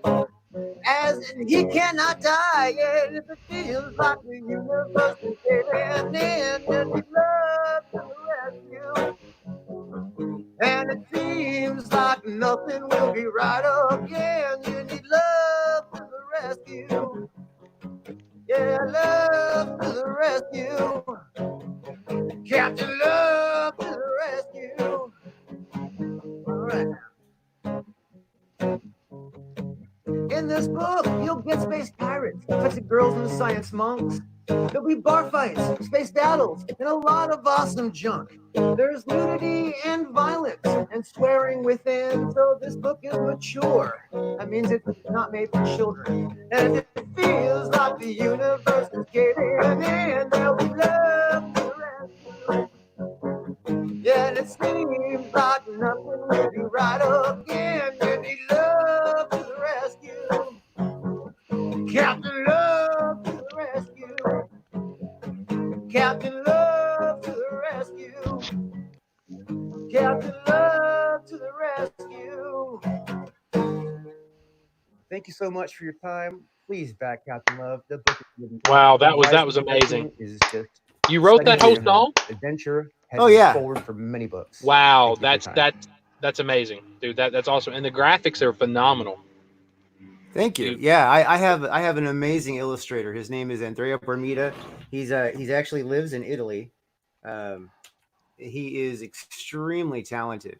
Yeah, this book here is come on, graphics. There we go. This book here is Rise of the Pirate King. Um, it's the follow up to the first book. The first book is Hero of the Cleansing. Both of them are currently available on demand. Available on Indiegogo. The first book is what they call in demand, which means it's kind of like gone to store mode. So there's like different ways to purchase the book. You can get it, without signed. You can get it signed. You can get with the variant cover. Only available on this Indiegogo campaign. Actually, you can't get the variant cover any other way. Trading cards, all kinds of cool stuff that you can get through that. And then that one is the Hero of the Cleansing. That campaign is in demand. If you order from that, you will get stuff shipped out the next business day. Now, the other campaign, which we have up here on the screen, is Rise the Pirate King. Now, this is the second book. This one is 6 chapters, and then a completed graphic novel.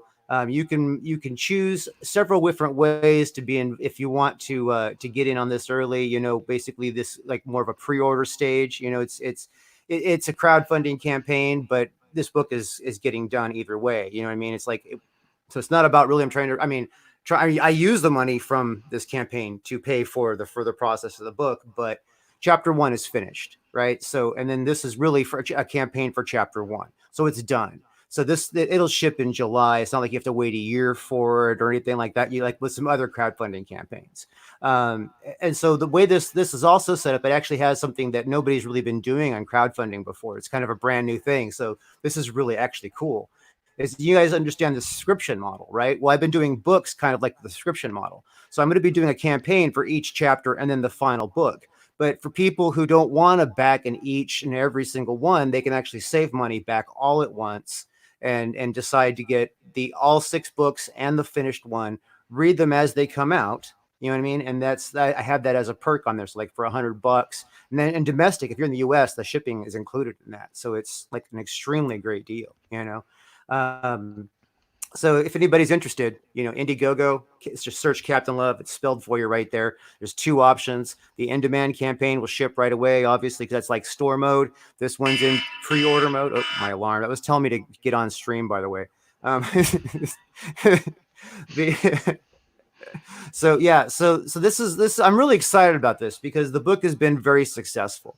Right now the comic industry is a total cluster disaster. You know what I mean? Oh yeah. So it's got all kinds of issues with it, and I'd hate to bring up any of the drama, bash anybody who's involved, because that's just not cool. But what I do have is a solution. Just out of curiosity, will you be doing a electronic version of the book at all? You mean a digital version only? Yes. The digital version I've decided, because I don't like to have digitals out there, even though I understand a lot of people like to read digital, you know what I mean? But I really like the comic book experience, so I decided to compromise. And so like when I finish the first run of the books, when all these sell out and I go for my second printing, I'm also going to have the book available on Amazon at that time, and then I will do Comixology. So okay, cool. Yeah. So that's basically the digital, version, and it'll be through, the Amazon monster. So, question: when you say, like, I was looking at your Indiegogo when you were showing it, when it says executive producer, does that mean kind of like Patreon and stuff? Kind of how like people do Patreon and stuff. Are you actually putting those people on the back of the book, like in a little section saying executive producers? Actually, yes. In fact, the executive producer has it will get not only all the books, it will actually also get all the like stretch goals that exist during the campaign. So any bookmarks, trading cards, any little bonus features, the executive producers will also get that. And then there is a thank you page in the back of the actual graphic novel itself. Is dedicated to the executive producers. Yeah. That's amazing. That's what I was curious about. That's awesome. Right. So they'll be immortalized because it won't be just that one printing. Also, I'll be reprinting that thank you page in any reprint of the book itself. There's also and because of the crowdfunding approach, this makes it kind of interesting that you can do stuff that you can't do in a lot of other things. So like because Chapter 2 is currently in production. It's about halfway done, right? So chapter 1 is what this campaign is targeting. Chapter 2, will target on the next campaign, right? But because there's still 3, 4, and 5, you know what I mean? We actually have the ability to do things like give somebody what we call drawn in the book, right? So we have like pirates that are just going to like die, you know what I mean? Or just make an appearance, just this one offers. So we have like the faces are undefined. They're not relevant to the future of the book. So we're giving somebody the ability to be an executive producer, right? So this is an executive producer tier, but it's a little bit more because with the extra, you get your face put into the book. Again, that will be in, like immortalized. So, and we had a few people pick that up. We also have another one that's really crazy over the top. I thought it was just going to be fun. I gave 2 slots open for character development. Basically, work with somebody to actually collaborate on a character that's put in the book and will appear in this book and then make at minimum a cameo in every graphic novel moving forward. So they'll exist in one of the chapters in one of the books, even if it's just a cameo level. And somebody picked one up already for this. There was one of 2, and I mean it's expensive. It's $1,000, but you're basically gonna create a character or help create a character that's in the book, and it'll be forever. So that's kind of like these things that you can do with crowdfunding, is because you're engaging your audience during the creation process. So it's next level. I think that's real next level. And then so I got the subscription model in there, sort of. I got Wow. I mean, makes me want to go out and actually get one of them, to tell you the truth, because I'm more of a Kindle reader, though. That's the only thing sort of holding me back, because I'm not really a physical. I'm in the IT field, so physical just. Yeah, I understand. I make a living with the IT. I mean, but the thing you can't get in a digital comic is this. How long have you been in IT? There's a smell. Since '98. There's a smell that you get in these books. Comic book smell. 92. Oh yeah! Wow. So like you were doing it like when like pre-internet. So yeah, well, I was doing it when there was no such thing as an IT degree. I got a associate's degree of electronic engineering technology.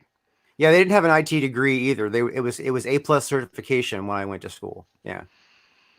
Wow. I mean, the book sounds great. So you said that you played with some bands. Can you name some of them?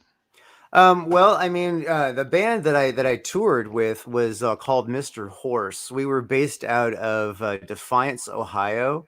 I live in California. I'm a California guy, but I moved to Ohio to join that band. And then we played a couple of years. Played a lot of small bars, opened for Pat Travers and a bunch of buddies. You know what I mean? But it was a lot of fun. A lot of. Let me tell you, there is nothing that will educate you to humanity faster than playing nightclubs all over the country. I was a bouncer. Yeah. So I understand what you're talking about. I bounced. I worked for in Austin, Texas. I worked for IBM, Big Blue, during the daytime, and at night, me and my roommate bounced at a place called Dance Across Texas. And the reason we bounced there is so we wouldn't spend so much drinking. So you can hang out, but you're working, so you can't drink. I get it. A lot of my really good friends are bouncers. Because basically, because they know me, they can keep me out of trouble. Are you saying you're a troublemaker? Well, they do serve whiskey in bars, so. Oh, you look like you would be just a total gentleman. No, I usually am. I usually am until her boyfriend comes up. Yeah. Oh Lordy. So, how long have you been drawing? I'm not a drawer. I write. My illustrator is You just write. Okay. yeah. Well, I write and coordinate, pay for it, make it happen. You know what I mean? I do the lettering. it would That it kind of would stuff. probably be cool for you to get a hold of Greg Cravens that we had on earlier. Greg is a fabulous cartoonist. Oh yeah. And artist. So, and he was talking about how with the comics industry, you have to have a good story there too. So I mean, yeah, it might be beneficial. So, what made you decide to do this story? Was it Heavy Metal the motion picture? Was it your past? What was it? All right. Well, this is an interesting story. So, okay. So like I said, I used to have a comedy. I still have a comedy channel on YouTube. I just don't. It's not very active right now. And then when the adpocalypse happened, I decided to, because the money was just choked out. So I just decided to like put that on hiatus, and I was going to write myself a short little 30-minute sci-fi movie to make, right? And I was like, okay, this will be fun, and so I like tried to think of, who would be the coolest of the cool, you know what I mean? So like all the influences of my favorites: Flash Gordon, Buck Rogers, James Bond, all oh, I gotta hit that stop. There we go. All my favorites, a little bit of Han Solo, a little bit of Captain Kirk, you know what I mean? Just all the cool stuff. And then it was like a playground, think of like, what would I have this character do? What would this character be? Like that kind of stuff. And so like I wrote this little 30-minute short, and I have a business partner for my media company. We don't really do much, but we're trying. But he read it and he's all like, no, you have to make this feature length. This is awesome. So I was like, okay. So I wrote it, to be a 2-hour movie instead. And, a good 165 pages, and then we got a storyboard guy to come in and do some storyboards. And when he was doing the storyboards, he had read the script. He's all like, you don't have the backstory to this character here. I'm like, yeah, I know. I was thinking about introducing that over time a little bit. And he's all, have you thought about maybe doing a graphic novel of the backstory? And I was all like, that would be kind of cool. You know what I mean? So I actually decided, yeah, let's do that. And then, so that's how the process began to create the first book, which is The Hero of the Cleansing, which is the backstory. Now, this in the creation of The Hero of the Cleansing, the story became so beautiful. The artwork is so awesome. The story is just too catchy that I had to turn it into a series. And so basically, we're building up the IP. I got a movie written for it. You know what I mean? It's just money waiting to be made. So you're already building the foundation for a full universe. Yes. Mm-hmm. Yeah. Cool. Yeah, and it's fun because this universe, they don't even have interstellar travel yet. You know what I mean? They really haven't even got light speed. They only have they go like about a quarter light speed at top speed. So it takes like at least 30 hours to get to Saturn. You know what I mean? So it's really like truck driving. Does he take uppers while he's driving? No, because he has a computer that can take over, so he can just knock out. So he really does text and drive. Yeah. Well, yeah. I mean, those tropes, those concepts haven't really been a need to touch on. I mean, it's basically if you like you were mentioning how the hauler looks a little bit like a Winnebago. You know what I mean? It's cool because in the back of the book, there's actually a diagram of the hauler. So. Oh, cool. You know what I mean? So it's actually like the diagram and cross sections. So you can so anybody who's wants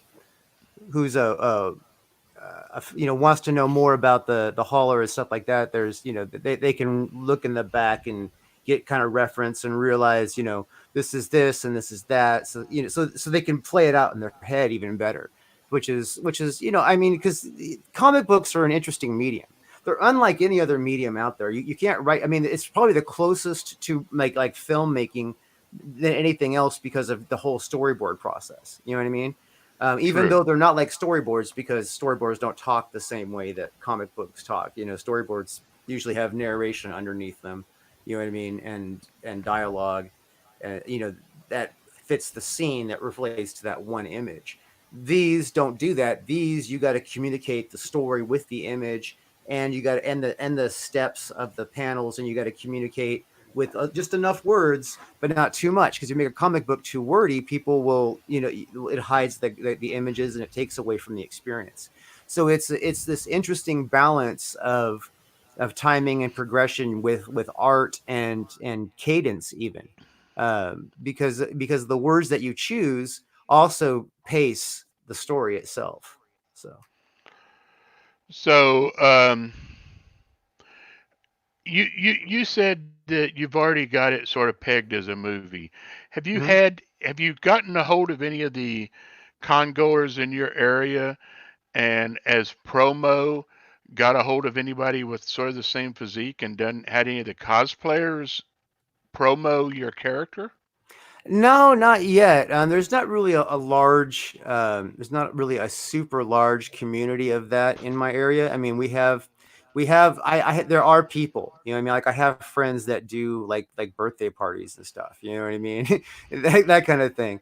They're not really cosplayers as more as they're like, you know, hero impersonators for birthday parties. And then they'll show up and do events that, you know, versus like, you know, cosplaying where they just show up at the conventions. You know what I mean? I mean, technically, depending on how you phrase it, cosplay and role play, or cosplay and character, you know, play. It gets kind of washy when you turn it into a business. You know what I mean? When you're doing kids parties, it gets kind of crossovery. So. Well, yeah, but that's not really what I'm talking about. Say when you can physically go to the cons again, right? When the cons are physical again. Mm-hmm. Say you have your table where you're promoting, and you bring in a couple of cosplayers. You have just three women and a guy, because that's what's on your picture here, and you pay or get a hold of a cosplayer or that does commissions. And I mean, the costuming is pretty simple. Yeah, you're talking about basically having cosplayers work as promo models. Yeah. Yes. Mm-hmm. Yeah. I think I have thought about and considered that. The obviously it comes down to having the right, you know, the right person available, and at the right cost. You know, because it's if you reach out to the cosplay community, you could probably find probably a Thor cosplayer. No, there's actually a good Thor in the area, but and there's a good Captain America. There's some Batman. You know what I mean? From the looks of it, the guy looks a lot like a Thor. Yeah. He's got that physique, yeah. And I mean, lady cosplayers, you can, since the hair and wigs can be changed, you can find those pretty easy. But the gentleman there, I mean, if you found like a good Thor cosplayer and put him in that costume right there, or representative of that costume, you would almost have him already. Yeah, well, that's the concept of the costume is supposed to be kind of simple and iconic. I mean, it's just a holster over a, you know, long sleeve, you know, navy colored shirt. You know what I mean? So it's hopefully that you know that rings simple enough and iconic enough to you know, to be very useful as far as cosplays goes. I can't wait until I really, here's the thing, I really don't want to do the first cosplay. I want to have that experience where I'm sitting at a con and someone walks up dressed as Captain Love. I'm just, that would be cool too. That's I've been waiting for that moment. That'll be the coolest. You know what I mean? It's so. But I was thinking more on the promotion level. Yeah. Well, I have a 6 foot standee of Captain Love that I have next to my table. That works pretty good. People tend to like, oh, that's bad. They want to take pictures with it and stuff, you know. And I'm actually going to be doing more of that because I like the standee thing because it's right there. The thing about cosplayers, I've had cosplayers come and hang out, you know what I mean, but uh, they bring like a crowd, around, but the problem is that the crowd isn't usually they aren't people who are seriously interested in checking out the book, and then because there is a crowd, people who are seriously interested in checking out the book don't come up. That's true. That's Yeah. true. Yeah. So it's like one of those hit and miss things. I'm going to be trying all kinds of different things. I'm a pretty innovative guy, so I will be trying everything. And I like your idea of having cosplayers promote. In fact, if I was going to go to was going to before it was canceled, San Diego Comic Con, I was going to have some people from the LA area come out and work as actors to promote for Captain Love. Oh, that'd be I was cool. even gonna I was gonna have a little battle staged between Captain Love and the villain from the first book. So, who is your villain? Is he just run of the mill, or Well, like some mastermind, or what? in the first book, he is the executive general, and that is that he is he works for like this super corporation that they like bought up everything, and they're like the conglomerate of all the biggest brands, and he works with them, and they basically select him to lead because they produce weapons as well. They decided to try and take over all the interplanetary commerce. So they selected him amongst themselves, the executives, to lead the battle. Well, he ended up being, extremely power hungry, and any executives that disagreed with him, he had them all executed. And then he, in the first book, Hero of the Cleansing, there's a planet Venus is the pleasure planet. And the pleasure planet is pretty simple. It's obvious, it's kind of like Ryza and from the Star Trek, except that it is only women citizens, right? And then all men who visit are considered guests. Now, women can be guests as well, but only women can live there, right? So it's a pretty awesome concept. So, but anyway, so the corporation learned that people who visited Venus and then came back to work were less productive afterwards. So they decided to exterminate anybody who had been to Venus and try to wipe. Technically, the term cleansing comes from trying to cleanse the idea of the Venus philosophies from society, so they can have better control over their workforce. So there's a lot of depth to the story. Cool. So you've been pushing this. You said the first book is already in the direct first book, direct ship. Yeah. How was your crowdfunding on that first book? Did it go over well? The thing is that when you're an indie creator and you're virtually unknown, it's really hard to build an audience. So it didn't go as well as I had hoped. Like if I had been able to put it in a comic book store, it would go fine. Because I mean, I actually had put books once I had physical copies in the comic book store. So I paid for this whole book to be created out of my pocket, but I really couldn't afford to print it the way I wanted to. I just couldn't. So that's why I approached the crowdfunding model. And it still didn't go as well as I thought because again, I had no existing fan base as a comic book creator because it was my first book. And I wasn't a major publisher, so I didn't have any of that pre-laid groundwork to jump into. So it did okay. I got my funding goal, and I was able to do my minimum, concept, minimum print style. And then, but it's a high quality book. I just didn't get to print as many of them as I wanted to, basically. So the cost per book, isn't really there's not a lot of profit for me yet in that. But I'm still making money. You know what I mean? It's just, but I'm really at the stage where I'm just paying myself back for the creation of the book still. Okay, well, at least you're paying yourself back. Yeah, There's a lot of people that are artists and stuff that they don't make money. Yeah. Well, in all reality, it's going to be, probably until the end of the second book before I start, seeing any kind of profit, and that's because of the way that I'm doing it in chapters. A chapter is going to release every 3 or 4 months. You know what I mean? That's going to be, 6 chapters. That's a year and a half. So it's going to be like basically a 2-year process just for the one book, right?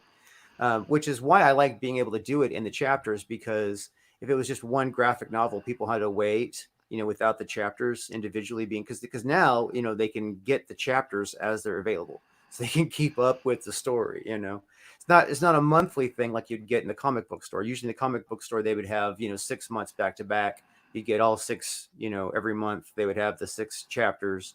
And Yeah. then later on in that year, they would release the graphic novel. And then possibly next year they would do it again. Well, that pacing is great, but my illustrator is not that fast, so it just doesn't happen. I've been trying to get him to go faster, but it is virtually impossible. Is he a digital illustrator, or is he Yeah, a old fashioned? He does illustrate digitally, yes. So, but he's just not lightning fast or anything. Well, I mean, that's the way of the world. I mean, it's still, even though it is a digital.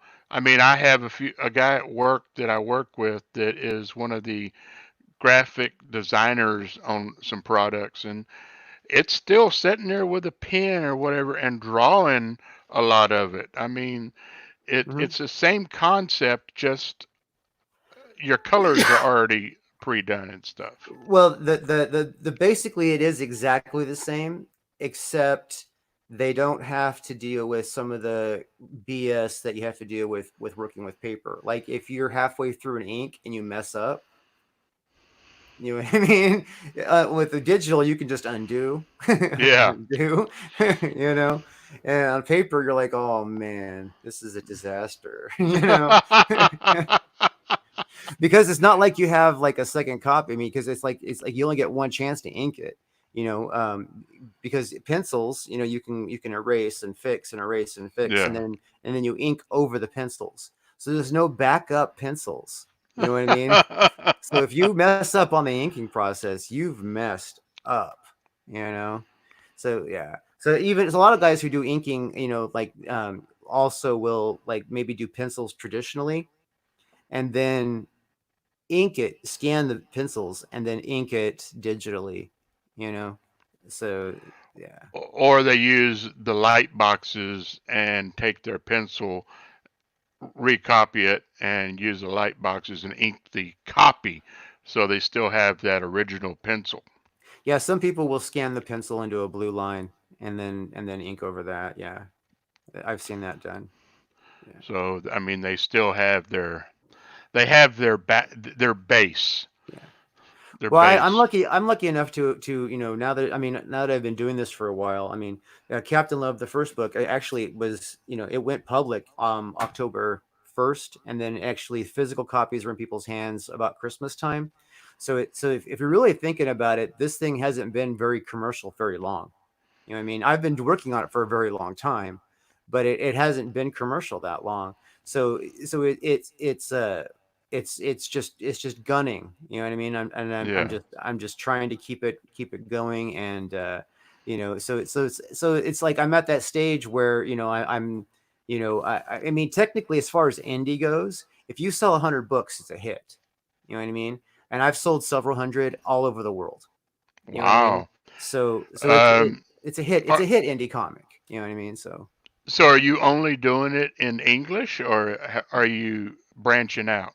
At this time, it's only in English. And that's because most people learn English. You know what I mean? So if as time goes by, and the demand appears for it, then I'll probably do other languages, because it's not hard to translate. You know what I mean? Get somebody to translate. I got the digital file, so I can just put new words in. That's not a problem. So. California Con coordinators singing your praises tonight. Yeah, she's cool. That's I Jennifer I Swan. I She's I cool. I cannot tell you how much of a boon she has been to this event.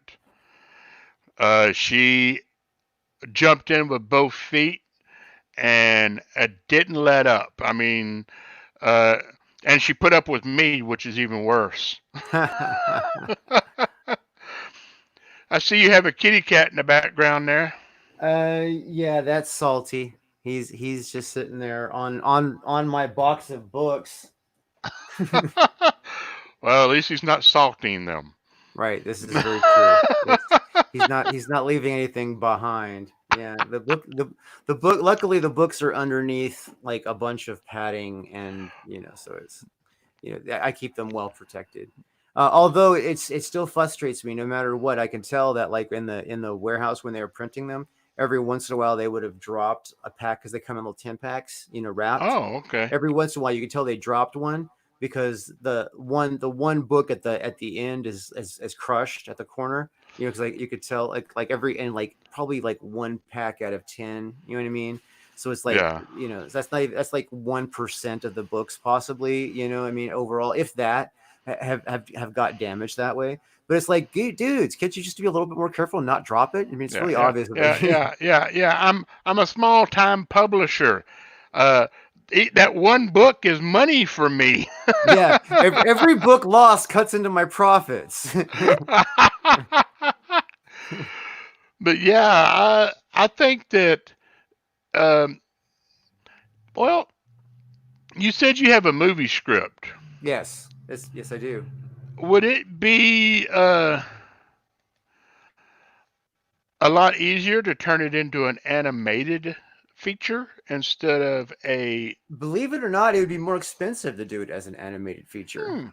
Yeah, because even though you already have the drawing concepts and everything down. Yes. Okay, so like I mean because I've been doing this for for a while, I found a large community of independent creators, right? So there's a lot of artists and writers. I mean, a lot of artists, and I've made some really good friends with a lot of artists, and then a lot of them dream of being animators, and then we talk about, and I've worked on movies before, and I've written a bunch of films and stuff over the years. So that's a medium that I'm familiar with, like what it costs to make a movie, what goes into it, and all that kind of stuff. And so I'm talking to these guys about what it costs to make an animation, and that kind of stuff. And believe it or not, the time involved to do a large animation is probably about 3 times the time, and it takes even more manpower than it does to make a movie, to do a good animation. To do a cheesy little like half-ass piece of crap, it doesn't take a lot of people, but then you get what you put into it. You know what I mean? It's you actually need a lot of hands on deck to do a good animation. So well, Jennifer Swan is asking, was Captain Love your first comic? When did you start? Yeah, Captain Love is my first comic book as far as writing. And I started writing this one. Like I said, it was a movie first. It was a short film, and then I wrote it into a graphic novel. I started writing that probably about 4 years ago. So yeah, and it was a long process. Actually, the first illustrator, the one that did the storyboards, actually kind of burned me on the process of creating the first book. He only got about halfway through, and it turned out he had like a drug problem. So it was kind of like he was just sucking up the money and not giving the work, and that almost killed the project there. Another illustrator burned me after that, and then I finally found this illustrator, and not only is he honest and has great integrity, but he does deliver. My only complaint, I have 2 complaints about him. 2 complaints. One is sometimes he can be a little bit of a diva, and I have to do things his way, even though I disagree. And I'm like, I'm paying for these pages. Why am I giving in? You know what I mean? But I need. He's an artiste. He's an artiste. And I need to have him passionate and engaged in the project to get the work out of him. And then the other thing that probably drives me crazy about him is that's the biggest thing, really. But the other thing is he's so slow. it's not a bad thing. I mean, his work is excellent. His work is Oh, excellent. it's very good. It's very Yeah. good. It's very reminiscent of heavy metal, Yeah. except it's more reminiscent of heavy metal if heavy metal had superheroes. Yeah. Well, yeah. Except there's no superheroes in this either. Nobody's got any superpowers or anything. Well, I'm talking about just the physiques. Right. Yes. Yeah. Heavy metal had a bigger variety of physiques. And the thing about heavy metal was also cool is they had the exaggerated comics also in there also. So they would have like really cool aliens that were just like goofy looking. Yeah. Yeah. But They had yeah, cool I stuff. mean,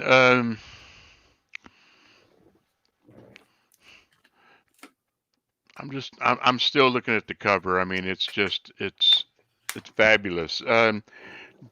Do you have one that you can sort of flip through the pages if we put you on full?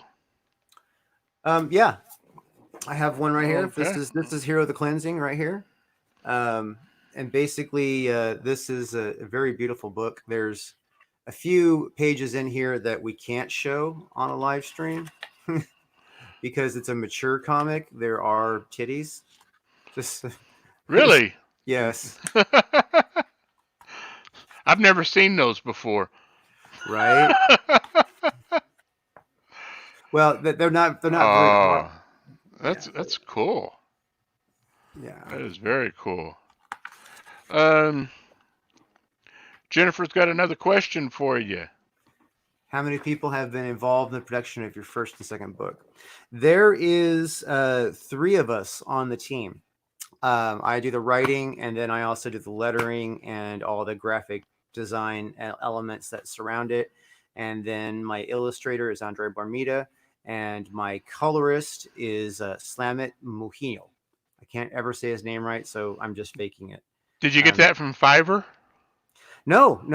I found and Andrea Bormita found me on LinkedIn, and then I did a talent search for colorists on Facebook in the groups, and I found Slamit, and his skills is his right here. These are the names: Slamit. Oh wow. Mujiono.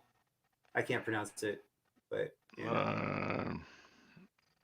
where's he at? Where's he at? He's actually in Indonesia right now. Is where he lives, and then Andrea Bormita is in Italy. So find. Oh, very cool. Very cool. Yeah, this book. Yeah, I had a design made for a podcast that I do called Old Codger's Liars Club, and I found the guy to do my logo out of Fiverr, and he did a hell of a job. Yeah, no, there's a lot of guys on Fiverr that can deliver. Fiverr's also really good if you want voiceovers. Wow. Like you can get really good voiceovers on Fiverr. Nice. Because it's just a little bit of work. It's not a lot. A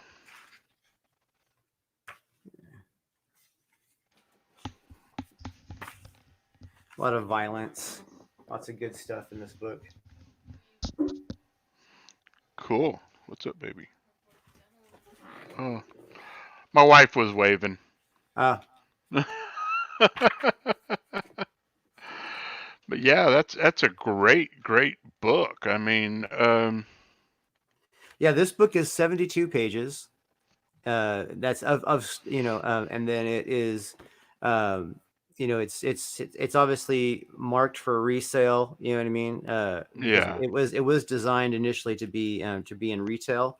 Of course, I make maybe if I sell this retail, I might make $2 a book. You know what I mean? If I sell it direct, I don't have to give the retail discount. You know what I mean, to the retailer. So what is your MSP on those? $9.99. Yeah, the ISBN is $9.99. Yeah. Jennifer's got another question for you. What is the depiction of Captain Love based on yourself? I can see some similarities. Only because, only because, yeah, you see there's a long braid here, and Captain Love has a long braid. That's one of those things.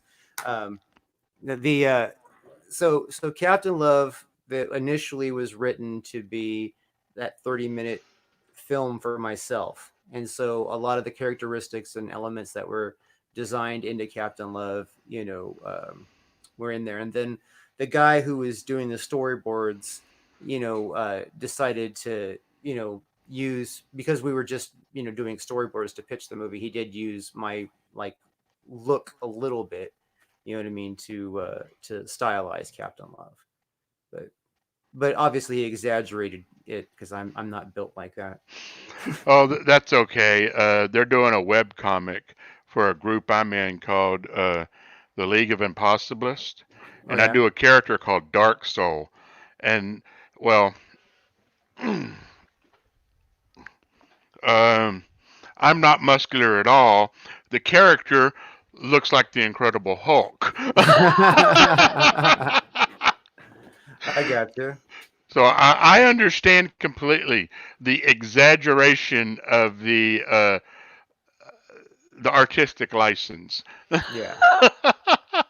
Well, I mean, I'm fairly fit, but I'm not like 6'2" and like 220, rock solid. So, Well, I'm about 6'1" and a 330, but I'm definitely not fit. Yeah. Plus, I'm an old fart. Yeah, well, I'm old as well. I just try to. I just don't have any kids or a wife to age me. So. Well, I'm on my third marriage, first child, and it is hell having a child smarter than you are. I've got a daughter that is a genius, and I'm not joking. She's actually a genius, and it scares me. She's got your number every time, huh? Oh yeah. She is 11 years old, going on 30. Okay. Yeah, that's funny. 11 going Oh. on 30. Yeah, that sounds about right, actually. So, are you ex-military or anything? No, I am not. My I have family that's ex-military, but no, I was a little bit too much of a rebel. I have issues with authority, so I did avoid the military when I was younger. Although I did regret as I got older. So like anybody who's watching this now, later, or whatever, if you're trying to think, well, should I go into the military or whatever, um, it's not a bad thing. You know what I mean? If you're going to go put in 3 or 4 years or whatever, and then you just pump it out, try and keep yourself alive. That's I would suggest that. But the after benefits of having been in the military, what you contribute to the country, obviously is very important. But then you can get your education paid for, your medicals taken care of for life. There's a lot of really good aspects that serving in the military. Would have suited my life a lot better if I had done it. It would have been a small sacrifice instead of what I mean, because I wasted several years. 3 year would have been nothing. Yeah, same here. I mean, when I was a senior in high school or junior in high school, was about the same time as the first Gulf, and we had a very good friend that was, well, he's passed now, but he used to be a drill instructor at Fort Bragg, and he still was involved with a lot of it. And he told us that there was a possibility at that time that the draft was going to be reinstated. Mm-hmm. And since I did not want to go in to be a quote unquote ground pounder, I went ahead and not enlisted, but pre-enlisted. I took the ASVAB and all that, made 99 percentile. They offered me whatever I wanted. Now, here's the caveat. I knew I was overweight. Since I was overweight, then I would have to lose weight. So I pretended to try to lose weight until the point that we realized that there wasn't going to be a draft, and then basically just let it fall off. Now, now I think back on it, I probably should have went in and done a couple years because it would have helped me greatly in college and medical, and even my the state of mind sometimes And because bosses and just regular, like if you're trying to get a job, if you have military experience, sometimes you're hired over somebody who doesn't, just because yeah, they because respect a that. lot of them have military experience. Mhm. They know how you think. Uh, California Comic Con coordinator has a question there. Do you have any merchandise outside of the book? Yeah, there is trading cards and T-shirts and cool stuff. Here's the trading cards. I'm not wearing the Captain Love T-shirt right now. I would have if I had thought about it. I don't Uh, have any on the current campaign, but there's notice I'll actually bring do up. you, do you have adult sizes? Yeah, adult sizes. Yeah, Like, adult sizes. Adult sizes. I don't have children.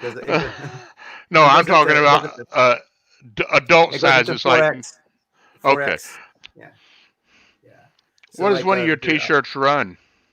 um let's see, the T-shirts run roughly around the $20 point. Let's see here. I'll get an example of. Right now they're only available with the original campaigns. If you want to share my screen. Sure, just a sec. So like there's these tiers here. Oh, this is Planet Venus from with the Pleasure Planet. Here's a T-shirt with them there, here. But if you contact me through, because you can comment and stuff, you can contact me through the campaign itself. This is the design of the T-shirt right here. All you need is love. Oh, that's almost very James Bond of it. Yeah, the James Bond feel. I mean, because it's like, okay, so like the concept of Captain Love, right, was very James Bond. I was trying to write a movie. I was trying to I wanted James Bond, but I wanted it to be sci-fi, but I wanted him to be blue collar. You know what I mean? So so it's basically that's how he started, is that kind of concept where he was, he's a space trucker, former war hero. People come to him to help them with their problems. You know what I mean? They'll say, hey, somebody's missing, my daughter's missing, my friend is missing, so and so was murdered, this kind of stuff. Can you help me figure this out? And then he'll start investigating it, private detective style. You know what I mean? But he really doesn't even want to. No, he really just kind of stumbles into it. He really does not want to have anything to do with any of that shit. Leave me alone. Let me do my job. Yeah. And then here's the thing. Okay, so there's a legend that he can't die. And this comes from he was in a relationship with a voodoo princess, and she basically cursed him so that the voodoo goddess would watch over him, so that he would always be protected, and he can always come back to her as long as he loved her, right? Well, the voodoo princess ended up dying while that curse was still on him, and he was still in love with her. So that created the legend that he couldn't die. And then of course he hasn't died yet, and he's been through some serious stuff. You know what I mean? So that legend kind of grows every time he goes through something and he doesn't die. And then now, because of that, you find that a lot of people want to test that theory. So he's a gunslinger too. So people are out to get him, yeah, just to see if they can kill him. So is he fast on the draw? Is he just is he tactical, or is he just a brute and just sort of stumbles through everything? Well, he's former special forces. I mean, he did lead, a military force, so he's a badass,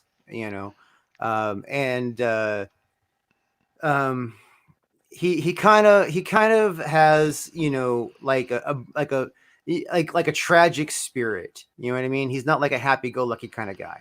You know, um, but he's, you know, but he is he's not like a miserable person or depressed or, you know, a mopey guy either. So, but he ends up into crap, and he just has to deal with it, and so it happens so frequently. He's just really good at it, I guess. So, I mean, what did you use to base his skills off of? His skill set, I kind of like, again, like a combination of things, but like in my mind, James Bond, how he can always just be like a normal dude, but still always come over on top.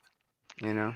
So, what did you use to research, like his fighting style, his weapons use, and all that? Shoot, life experience. Well, you'd already said you weren't military. Right, Do but you have? it's not like, there's a whole lot. I mean, it's not like I'm doing, fight choreography or anything. So it's not like I really have to go deep into that. I've studied quite a bit of military movies. I've studied quite a bit of, of fight styles. So Are you a are you a martial artist yourself? I have studied the martial arts. I am never at any point was I like a regular devotee to call myself a martial artist. I can defend myself. You know what I mean? I can, I've taken Krav Maga myself, so yeah, I mean I can defend myself too. yeah. I'm not really. I don't call myself a martial artist either. No, I can get on the mat with somebody ground to pound and leave blood behind, no problem. You know what I mean? That kind of thing. But you know, that's, I mean, that's just kind of like stuff you pick up because you don't want to have yourself prison raped or something someday. You know what I mean? You realize you got to, as a man, you got to pick up those fighting skills, because at some point you're going to have to use them. If you think in life you're going to get through life without ever having to fight, you're either going to have a very boring life, or you're extremely sheltered, just extremely sheltered. I was in fights as a small child. I knew that I'd be fighting my whole life as a small child. So, how old is Captain Love? He's ageless, part of the ability not to die. The ageless thing still, is remains to be seen. Because again, he hasn't like abnormally. He's not abnormally young. You know what I mean? He's still in a normal life cycle. The whole immortal thing is strictly legend now, because it's kind of like, there's a line in the book, which Jennifer knows because she has a copy of the book. There's a line in the book that says that he just hasn't died yet. You know what I mean? It's like he doesn't know if he can live forever. He just hasn't died yet. You know what I mean? So it's just that it's just like a legend that surrounds him. And now the truth of the matter is time will tell as the story progresses, as he gets himself out of more crazy situations. The legend will intensify, and then if the story continues 20, 30, 40 years and Love doesn't age, you know what I mean, then that will indicate that. But everybody's got to stick to the story to find out how that's going to go. And then So as far as Love is, you've built in a longevity to the character in the writing by building this legend around him. yes. Whereas because it's comic books, you can have the same character never age, and nobody else in the book ages either. You know what I mean? You could have that forever. But if I want, I can play with that, because I can do whatever I want as the author, as the writer, with the character. Right now, I want to keep that part aloof. I want to keep that part kind of like mysterious. Like, okay, it's not real, it's real. Because again, that's part of the whole thing. People are coming up to him thinking that whole you can live forever is bullshit. I'm going to kill you right now. You know what I mean? And yeah, so. Well, it also opens up a lot more usage in the movie world too, because you can use the same actor for multiple movies and not age him. Right. So I mean, it all sort of flows together. AKA what they did with Mad Max, what they did with Hugh Jackman. Mm-hmm. I mean, it has that same kind of feel to it.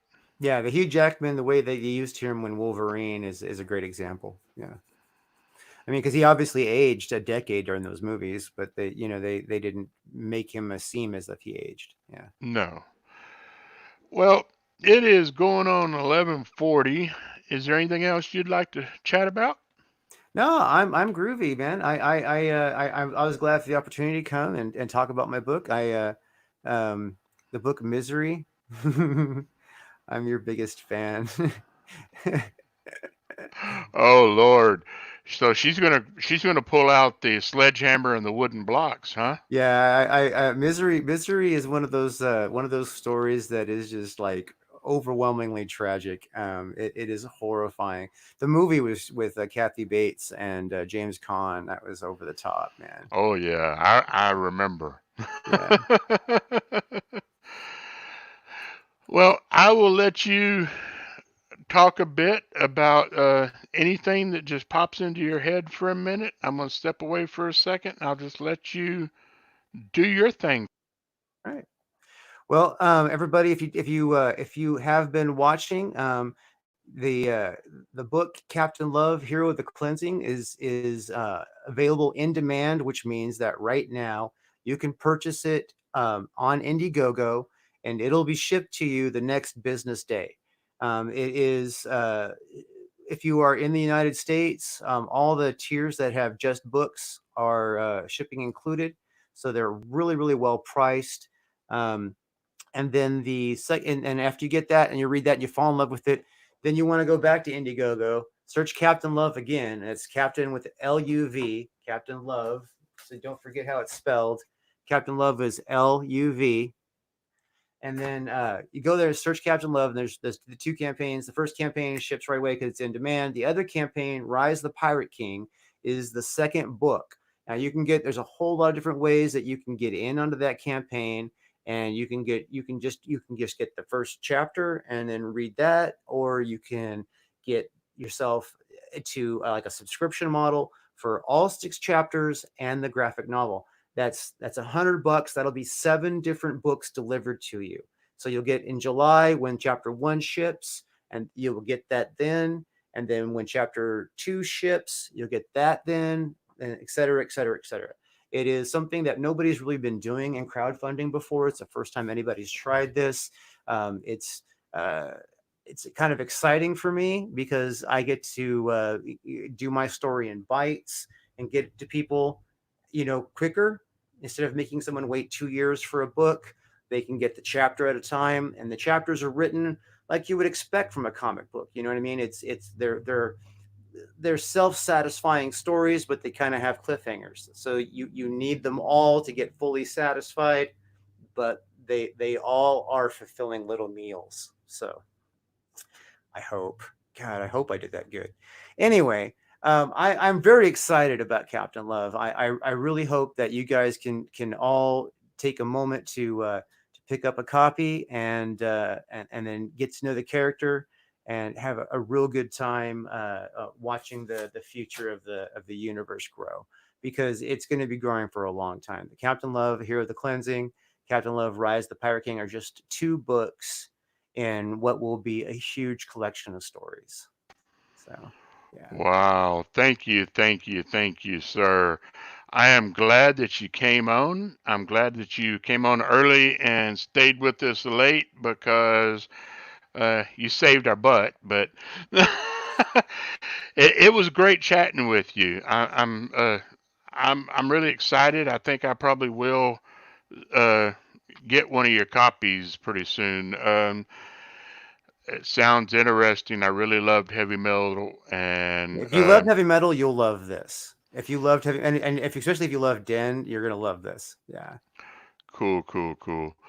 Well, I'm going to let you go. We have about 15 minutes before our next guest, and during that time, I guess I'm going to play another one of the little local movies, and then our next guest is going to be Seven Star Press, and they're a local publishing house. And I will let you go, sir. Thank you for your time. Thank you for having me on. Everybody, back Captain Love. It's a great book. You're going to love it. You're going to love it.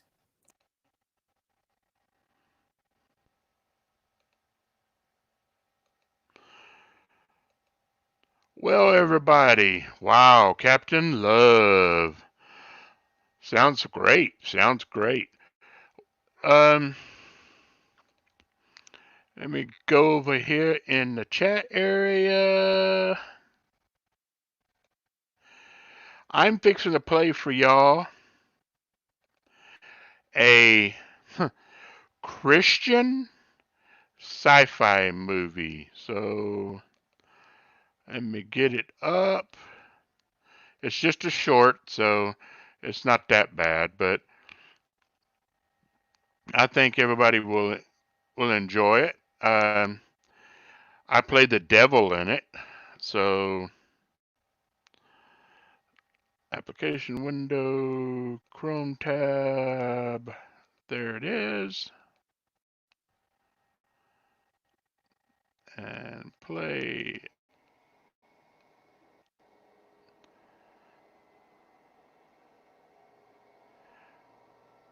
And I don't know if we can hear it.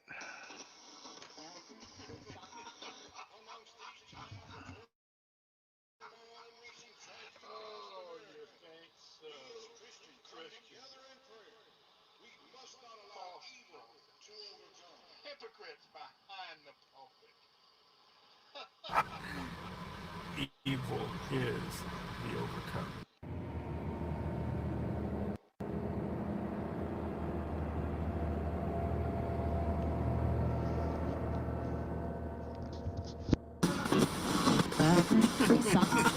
Amongst these times of turmoil and recent tragedies, Oh, you think so?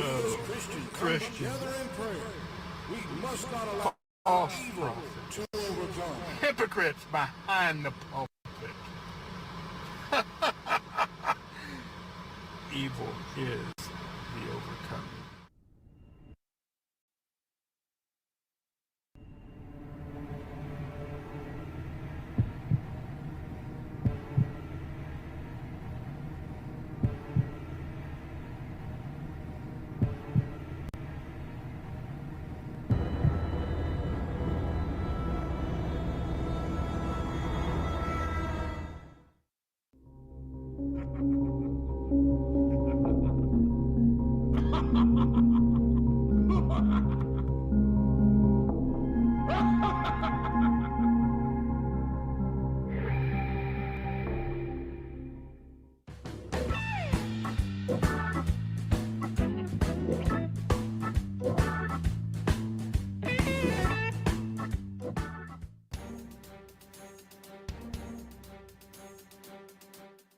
Detectives already solving more than half of the homicides so far, 32 of them domestic, while more than 100 were between people who knew each other. While the city is calling on communities to help fight crime, some Memphians are hoping for local leaders to do more.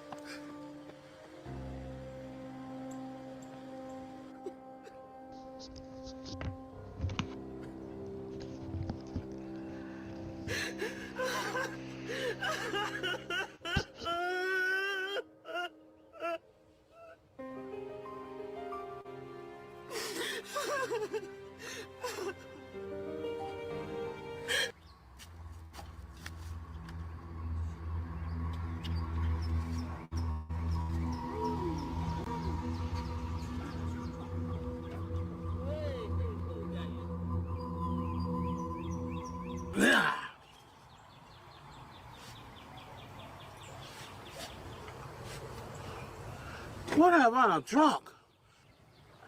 What is that right there? No, it can't be. No, no.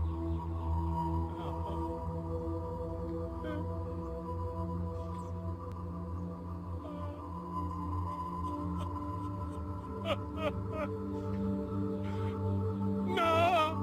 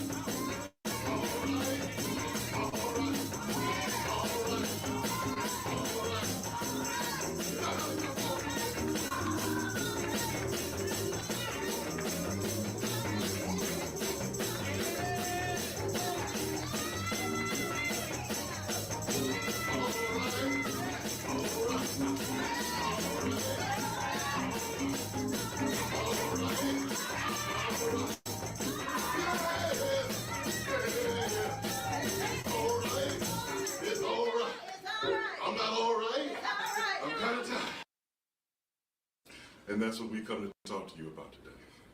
It's been a wonderful, wonderful.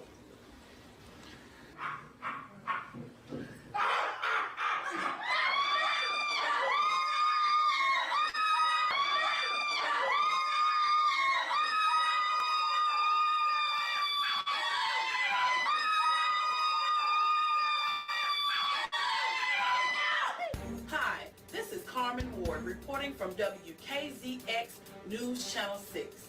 6 pastors were killed today in 6 separate incidents. There were 3 separate schools today with team suicide pacts. As our city is in mourning, destruction has hit our city like nothing we've ever seen before. And with our 7th day with no sunlight, which baffles scientists, there seems to be no end in sight. Earlier today, we talked to Pastor Charles Strambley, and here is his take on the current state of the city of Memphis. Reporting to you live from WKZX News Channel 6. I'm here at Eagle Heights Church of Faith with Pastor Charles Strambley. Pastor Strambley, in light of the recent increase in murders, suicides, thefts, and chaos happening in the city of Memphis, what do you think the church's involvement should be? Well, as you well know, Carmen, the city is in a real mess. And of course, the number one solution to the problem really is for the church to begin to pray. You know, if we will humble ourselves and pray, confess our sins, then God says he's going to be faithful to come and heal our land. So I think our number one responsibility is to pray, but we have to be able to identify who the real enemy is. You know, and there's a spiritual darkness, as it were. Really, it's spirits of wickedness, the spirits of murder, spirits of rape, and there's a spirit, I believe the strong man is the spirit of lawlessness that has just been loosed in our city. About all the churches have to come together. Thank you for tuning in to WKZX News Channel 6. I'm Carmen Ward. Thank you.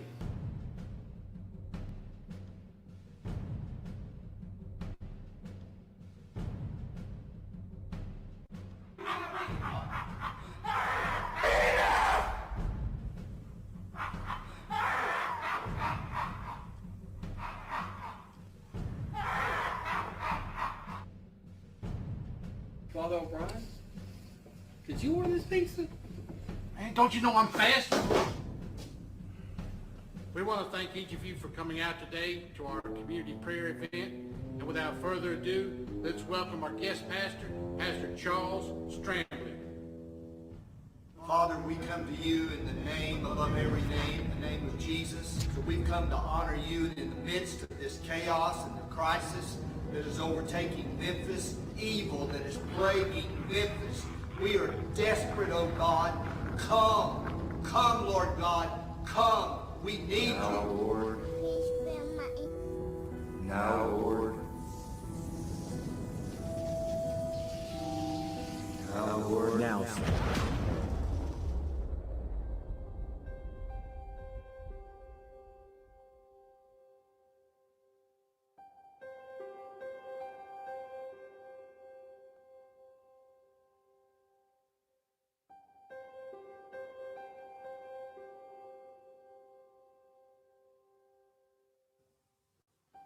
God, I feel like John the Baptist.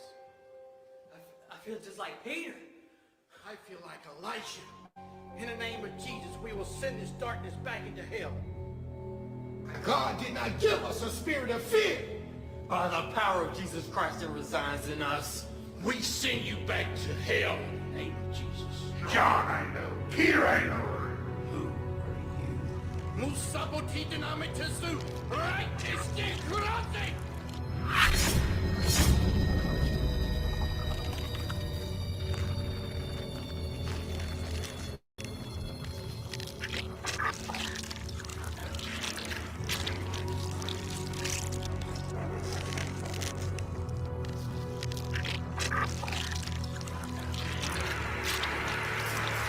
We cast you into hell in the name of Jesus.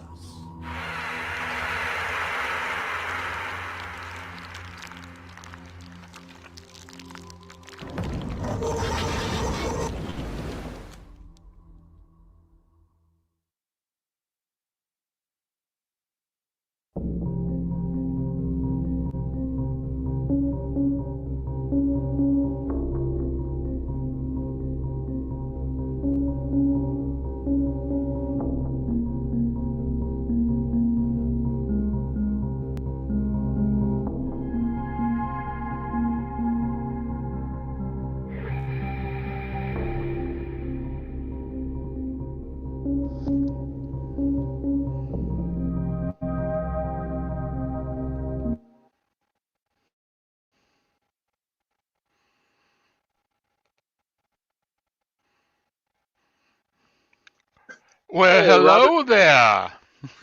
What's up? I was just taking and filling a little more time with another one of my indie little things I'd been in. Played the devil in that one. You are the devil. Well, next up, we are going to have 7 Star Press. I don't think that they have a Q&A. If we wait just a few minutes, we can... Well, I don't think we have a room party tonight either. The only room party that we were going to have just texted and said that they're having bandwidth issues tonight. So we will do the next recording, talk a little bit, and probably have closing ceremonies. What do you think? Well, we still got an hour. Yes, we do. Yes, we do. Let me message Industrial back and let him know. No problem. Steven No Zimmer. problem. Oh, that's 7 Star Press. Yeah. Mm-hmm. Yeah. We understand. Okay. So, I guess I will be pushing it from my side. Let me go get it again. Let me go get my YouTube. Don't mind me. I'm just doing paperwork. Oh. So you want me to remove you from the stream? No, I'm fine. I can talk and everything. No, we're good. Okay. I'm multitasking here.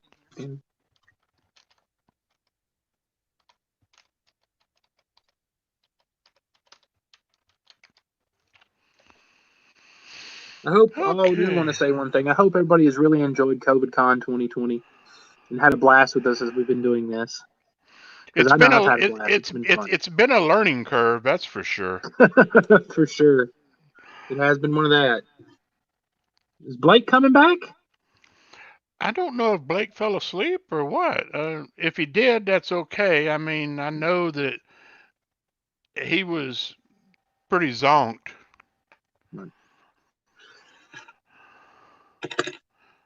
Playlist. And we are on the, wow. We are on the final panel of this 2-day event. Wow. I can't believe it. I really can't. What? It's just, we did it. Yeah, that's true. With 1 hour left to go and the countdown clock up there. Yep. And let's do the share screen. Let's make sure we share the audio because half the time I forget that.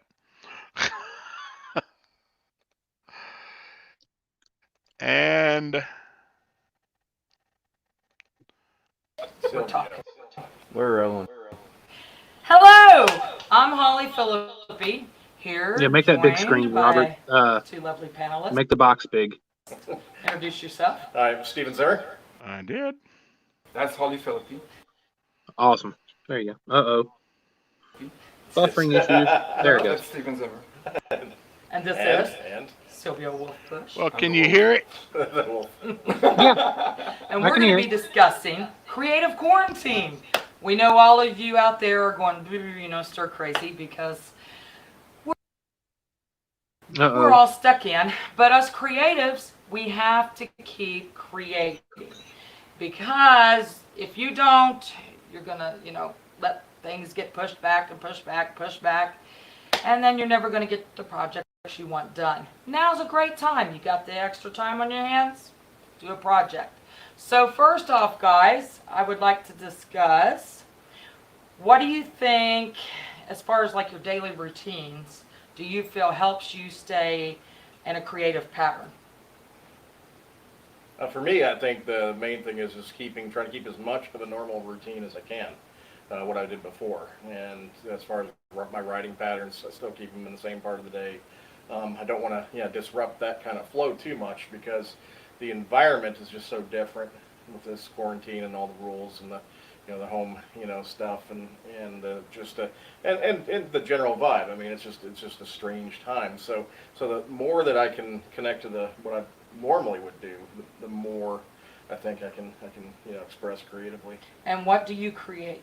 What do you all? Well, for me right now, it's working on novels, and right now, I mean, the current project, I'm fourth installment of my epic fantasy series. So it's a pretty large word count project. It's a little over 200K project as far as word count. So it definitely gives me plenty. A Stephen Bible. Plenty to work on. So yeah, that's the good news.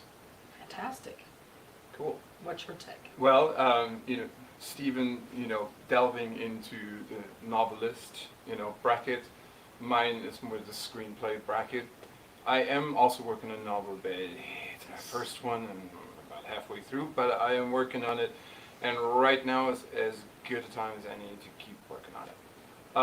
Other than that, screenplays, working on, a new one, and several that I've already written. A couple of them are in pre-production, for the next few months. They're slated to be turned into reality. So obviously I've been working on those, polishing them, and I realized something else. I don't know, the ones among you that are creative, that are writers and so on and so forth. I mean, how many times in the past have you written something and you have friends and you have collaborators and you have people whose opinion you value, and you want to reach out to them, right? You want to share this with them, you want to bounce it back to them and get their feedback, and how many times do you get a hold of them under normal circumstances? virtually never, right? I mean, it's like a hit in the lottery. But guess what, folks? Right now is the time. Right now you can actually get them because, like most of us, they're sitting at home twiddling their thumbs, going stir crazy, right? So right now, call up your friend and say, hey, remember that thing I was talking to you about months ago I wanted you to look at? Can you look at it? Come on, don't say anything. I know you're not doing anything else, you know. Take a look at it. And right now it's time for it, right? Because everybody's there, you know, virtually. They're at home. They have little to do. They like something happening in their life. So you can give that to them. Not only are you serving yourself and progressing your projects, right? You're actually putting something in those individuals' lives, you know, because you're giving them a little bit of purpose right now. Even if it's just their opinion, right? But they feel like, okay, something's going on. Something for a moment is going to take their mind off all the crap that's happening around us, you know, like, and when I look at my news feed, or I hear, you know, like my wife, Tori, talk about some, you know, popular topics or whatever, you know, what the Republicans or the Democrats or God knows who else is up to right now, makes you just want to either shoot yourself or someone else, right? Let's not do that. So let's be, you know, creative instead. If we shoot anybody, if we kill anybody, let's do it on paper. Let's do it in a novel. Let's do it in a screenplay. Exactly. And maybe that's also kind of a good outlet for our frustrations. Because like, if you're anything like me right now, you have moments where you're pretty darn angry, right? So, well, it's a good outlet. You know, put it into creativity. True. Yeah, and I think another thing that you can do now, and it's a good time to do it, is if you want to hone your craft some more. I mean, there are some amazing tutorial series out there available for free on YouTube and other video channels, hosting channels, and you know, a lot of great folks like Sylvia said that are available to pick their brains, to mentor you, to, you know, so take this time too to, you know, push your skill set forward a little bit, whether it's learning layout design elements, whether it's you know, getting better at Photoshop, whether it's improving your writing techniques, character plot, you know, things like that. There's a lot of things that you can do right now to take yourself forward that you may not have had the time to do before. That's true. That's true. You know, and even if your creative potential is limited to memes, you can go crazy with memes right now. I mean, there is so much material for memes right now. I mean, I keep seeing, you know, some hilarious ones every day that like made me chuckle. And you know what? If there's anything out there that makes you chuckle, it's a win. Right now, more than ever, it's a win, right? I mean, I saw, what was the one where probably somebody's wife, somebody's housewife or whatever, wrote this and like, remember, honey, how you always told me that you're going to fix that when you have time, when you're home, because you're never home? We're home now, honey. We'll fix it. Honey-do list. Yeah, and another thing I've noticed too that's going on a lot now is a lot of people that weren't doing live streams and video before are doing very well. And we have a good friend, Jason William Allen, who is in the band Poetry of the Dead, and I'll give him a quick shout out because like he's doing one daily now, and it's fun, and so a lot of people are, and I think it's going to lead to people doing more YouTube channels, more video content and things. People get more comfortable, and it's also helping with their skill sets for doing panels at conventions or public speaking or you know, marketing their own work. I mean, it's a good thing to do. So you can dive into some of those live streaming activities too. That's another thing. That's true. That's true. Absolutely. And you touched on a little bit. I wanted to talk about mental health as far as like how do you know, keep your mental health in check during these times, being a creative, because our minds go, you know, constantly, and now we're not stimulated by outside. We're glued to our electronic devices, you know, and not be, we don't want our brains to become robotic. So what is your outlets? What do you, besides like writing, or what's some other things that you do? Most important, folks, is I know we are under house arrest right now. Don't take it literal, okay? I mean, yeah, they tell you stay home, but I'd still highly suggest get some vitamin D, right? Step outside 20 minutes every day. You know, walk around walk about the neighborhood, go into the park or whatever. I mean, don't play rugby right now, okay? But take a walk. You can keep your distance. Around your block. Whatever. Even. Take your dogs, your cat, your iguana, whatever. Yeah. Go for a walk. I mean, really, it's super important that you get some nature in. And I know, ironically, for some of us, this kind of imposed prison sentence that we're currently sitting out actually gives us opportunities to get a lot more of that we would normally get. I mean, how many people, among you go, wake up in the morning and they go to work. They have work all day long. They come home, they eat dinner, watch a little bit of TV, spend time with their family, they go to bed. They don't have time to go anywhere. They don't have time to take a walk. It's true. Under normal circumstances. But, this right now actually gives you the opportunity to do so. Right now is the time to do things that you normally wouldn't do, but should. Correct. Yeah, because I think it's very dangerous just to be totally reclusive at this point. And I think especially for creatives. I mean, a lot of us do struggle with various mental health aspects, and I think creative people are, just, even as a group are, a little more vulnerable to that, just because, we have a lot of sensitivities, a lot of things we do come from, inspirations from emotions, things like that. And so it can get really, really tricky quick for a lot of folks there. And I think that, I mean, you've got to try your best to stay connected to others.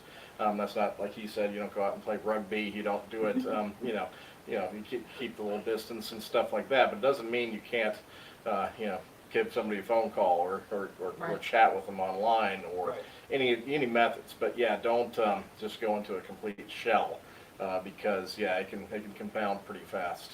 Yeah, or I mean, how many times? Okay, like, right. I'm sure it happened to all of us at one point or another that we follow somebody on Facebook. We look at what they're doing from time to time. Sometimes we lose touch for months at a time, right? And then what's the next thing we see about them?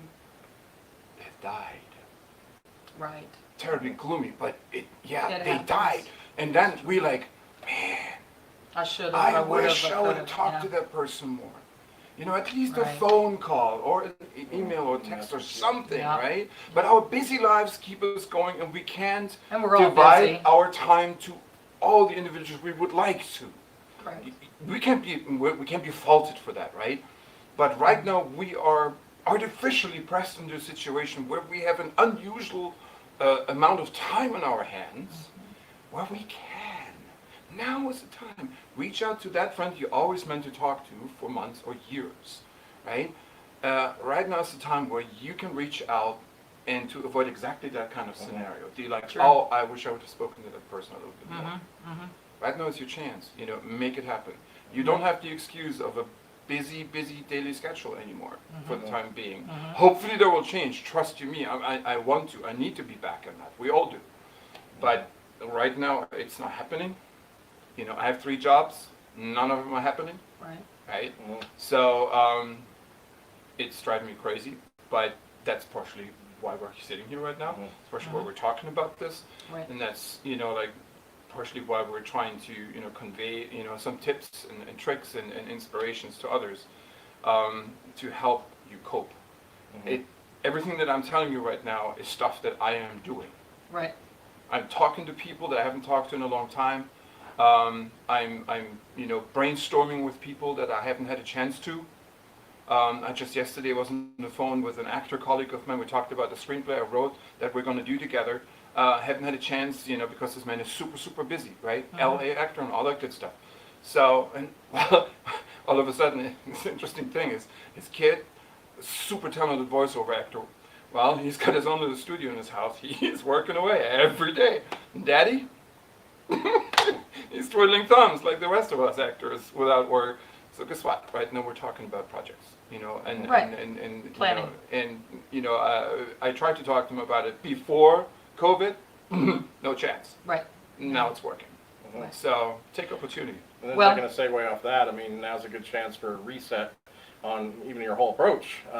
Good chance to assess, where you're at, what you want to, do in terms of, organizing and planning your next year or 2 years of projects, and you know, it gives you a chance to step back, take a breath, and just assess your whole picture. So, well, before we go, I do want to talk a little bit about upcoming projects. What do you got that's upcoming, that's new? well, right now on my side, I'd kind of alluded to it before, but I mean, I'm just doing a lot of writing, and Fourth Fires in Eden novel definitely is in the front burner. But I also will be doing the follow-ups to some of my other series and doing a few more novellas pretty shortly. And then looking to explore taking the Raiden Valkyrie franchise into tabletop gaming, I hope, and RPGs, audiobooks, and audiobooks. Narrator. Yes, he got to me before I could say it. But yeah, tabletop games, and then RPGs, and then audiobooks. And we're still, you know, working on the series. Right. And then also, we haven't changed plans now. You know, me and Steven run the Imaginarium Convention. Still on the schedule. It's still on the schedule for July 10, 11, 12. At the Holiday Inn East in Louisville. Great new venue, fantastic. I mean, this is just a great step up. And Sylvia will also be there. Yep. And you can check us out on www.entertheimaginarium, spelled I-M, see, right here. Enter the Imaginarium. IMAGNARIUM.com. Yeah. So 2020. Yes. 2020. Yes. Yes. Yeah, that's our project together, Holly and I. Now, what new stuff do you have coming up that you could talk about? Well, you know, as was already mentioned, I'll be part of the Imaginarium, so excited. That will be my, fourth year? Fourth year. Part of it. Yes. The film festival, and it's gotten bigger and bigger every year, and which makes me happy because it's getting more and more geared toward film. It started out almost exclusively as a literary sort of convention. Now it includes a lot more of the film medium into it. You know, it's a lot bigger, and that's super exciting because that's my home. Yes. And we have also attracted a lot of talented people in that genre. ISA in addition to the already stellar authors, you know, that have been present. So, you know, I'm looking forward to that. There's going to be at least 2 of my films. Right. Shameless self-advertisement, forgive me. At least 2 of my films will be airing there at the film festival. One is called, the most recent one's called Sudden Death. It's a 10-minute short. It's a pretty cool story about, you know, like an unlikely young person turning the tables on a very powerful individual. That's all I'm going to say about it. Then we have, you know, we have officially going this time. Last year it was shown as out of competition screening, guest of honor. I had the huge honor, guest of honor, see what I'm doing here, to work on this project with this amazing director out of South Carolina named Justin Robinson. He is affiliated with Film Riot, and Ryan Connolly was also executive producing. Ryan Connolly, of course, being the founder and the head of Film Riot. I mean, most of the filmmaker friends that we have and that might be watching this will recognize the name. So that will be shown. It's a wonderful historic short. It's filmed in black and white. Looks stellar. Looks amazing. It's powerful stuff, and I highly recommend you guys, you know, like checking it out. It's you know, what's the runtime? I forgot. Oh, 10 minutes, right? 10 minutes. It's about 10 minutes. Yeah. So, you know, so it's not, you know, a terribly big time commitment. So that's what's going on there. Then I have a couple of projects in there, you know, smaller projects that might be airing that I'm starring in, like Deadline. I don't know if it's going to show again or whatever. Right. But, you know, anyway, so there's... Where can people find you? Where can they find me? Instagram and Facebook, pretty much. Okay. And, you know, I mean, my you know, like, social media presence is limited. I'm not terribly, you know, good in keeping up with keeping my social media, you know, updated or whatever. So once in a while I get like, you know, like, crap, I haven't posted anything in a while, so I'll put something on there. But, you know, hopefully the day will come that somebody will come up to me and say, Silvio, you are so inspiring, you're so amazing, and I really want to donate my time to you and run your social media for you for free. There you go. Yeah. Right, so I'm waiting for that to happen, and as soon as that happens, you see a lot more of me on social media. Well, I'm looking to train our cats to run. Once I do that, then we can actually just pay them in fish, and then That's right. Go. Yeah, and Oscar, what is it? King Oscar King Fish. Oscar, yes. King Oscar Fish. Shameless And advertising. that's right. That's right. We're gonna plug them. That's right. But you are on www.stevenzimmer.com. Yep, and then I'm very active on Twitter, Facebook, and LinkedIn. So if you look up Steven Zimmer author, and that's Steven with a PH. I'm based out of Lexington, Kentucky. But if you want to find me on Facebook and Twitter, it's SG Zimmer is my handle, and then I also am on Instagram and then LinkedIn. I love LinkedIn too. And me, anytime you email Imaginarium or something, you're going to get me. So there you go. You got questions about Imaginarium, you're going to get me. But thank you so much for your time. Thank you guys for joining us. Wash your hands. Stay healthy. Keep your 6 feet. Oh, we're like family. So we don't count. Right, it's too late now. It's too late now. We've done infected each other. But see you soon, out of quarantine, 2020. Hopefully at Imaginarium in July. Love y'all. Bye-bye.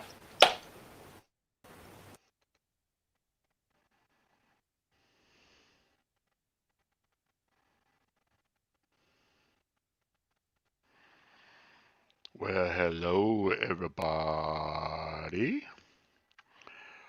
As we come to the end of this adventure, where's Blake at? I know he's online. I saw it say it was active.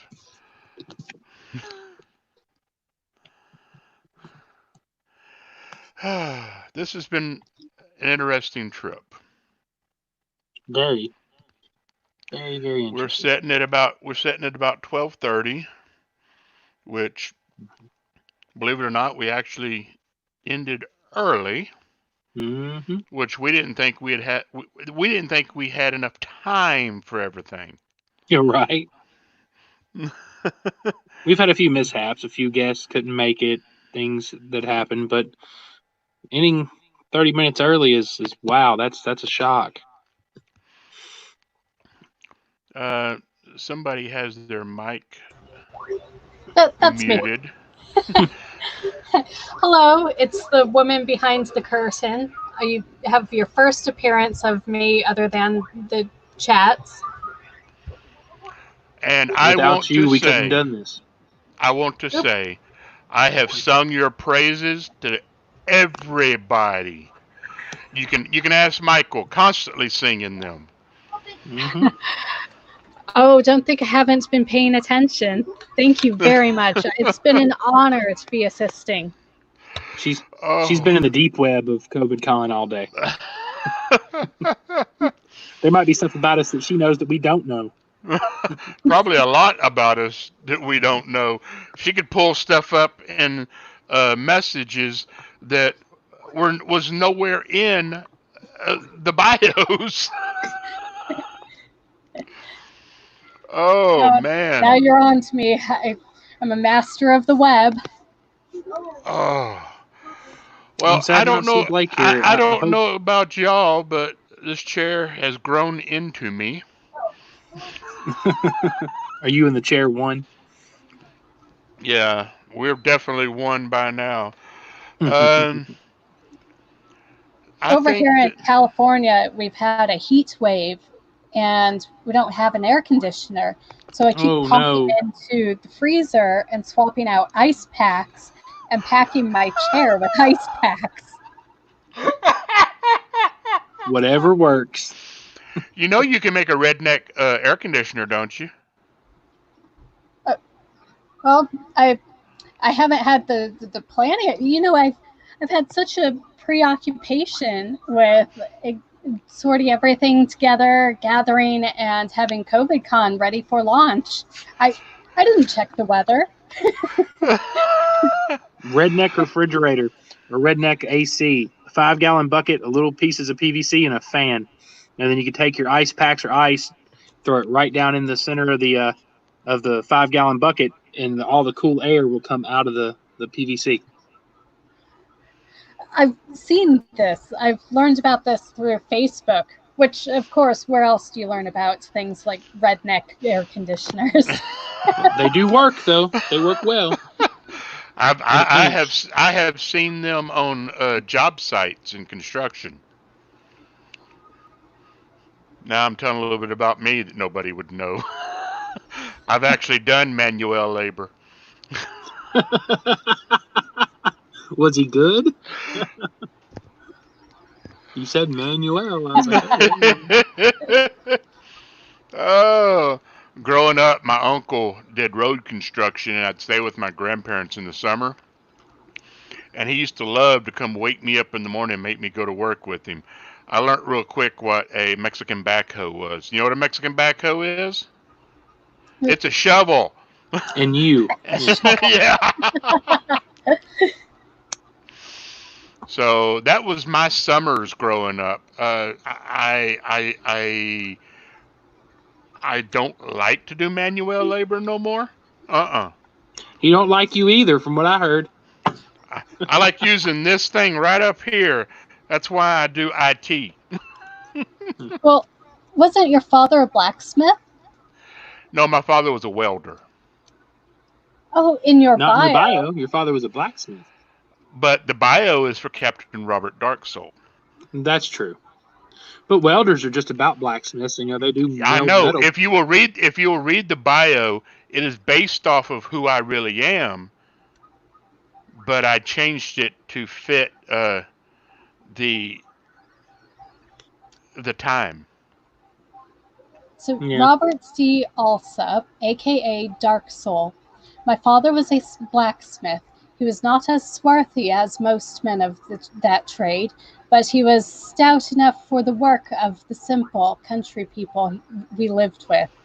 Horseshoes, plow blades, a bridle, or an axe head. We barely kept body and soul together in our meager hut. He would take me betimes to nearly beachhead, and I would throw shells and rocks into crashing waves.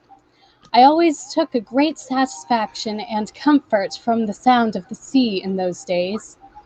Some afternoons, I could lie in the shade and be rocked to sleep by the sound.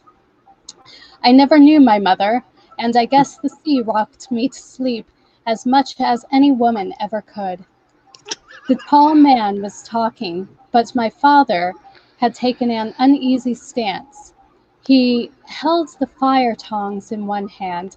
The tall man had taken out his cutlass and was making conversation with my father. He was demonstrating how the hilt was loose. He was apologizing for the poor workmanship. But my father just looked at the tall man in the eye. Suddenly, the tall man's hand whipped out the sash, and a dagger gleamed in the welched sun, a flash of metal against the sky. My father brought his hand up with the tongs, but he was slow with them, and the tall man had the advantage of the battle quickness. The blade was across my father's neck before I could will myself to move. But the tongs were still flying up, and my father aimed the heated end of the tongs at the tall man's face. They found their mark and left a burning stain as the tall man screamed in pain. The other men were suddenly not so occupied with the things in the shop or at the well.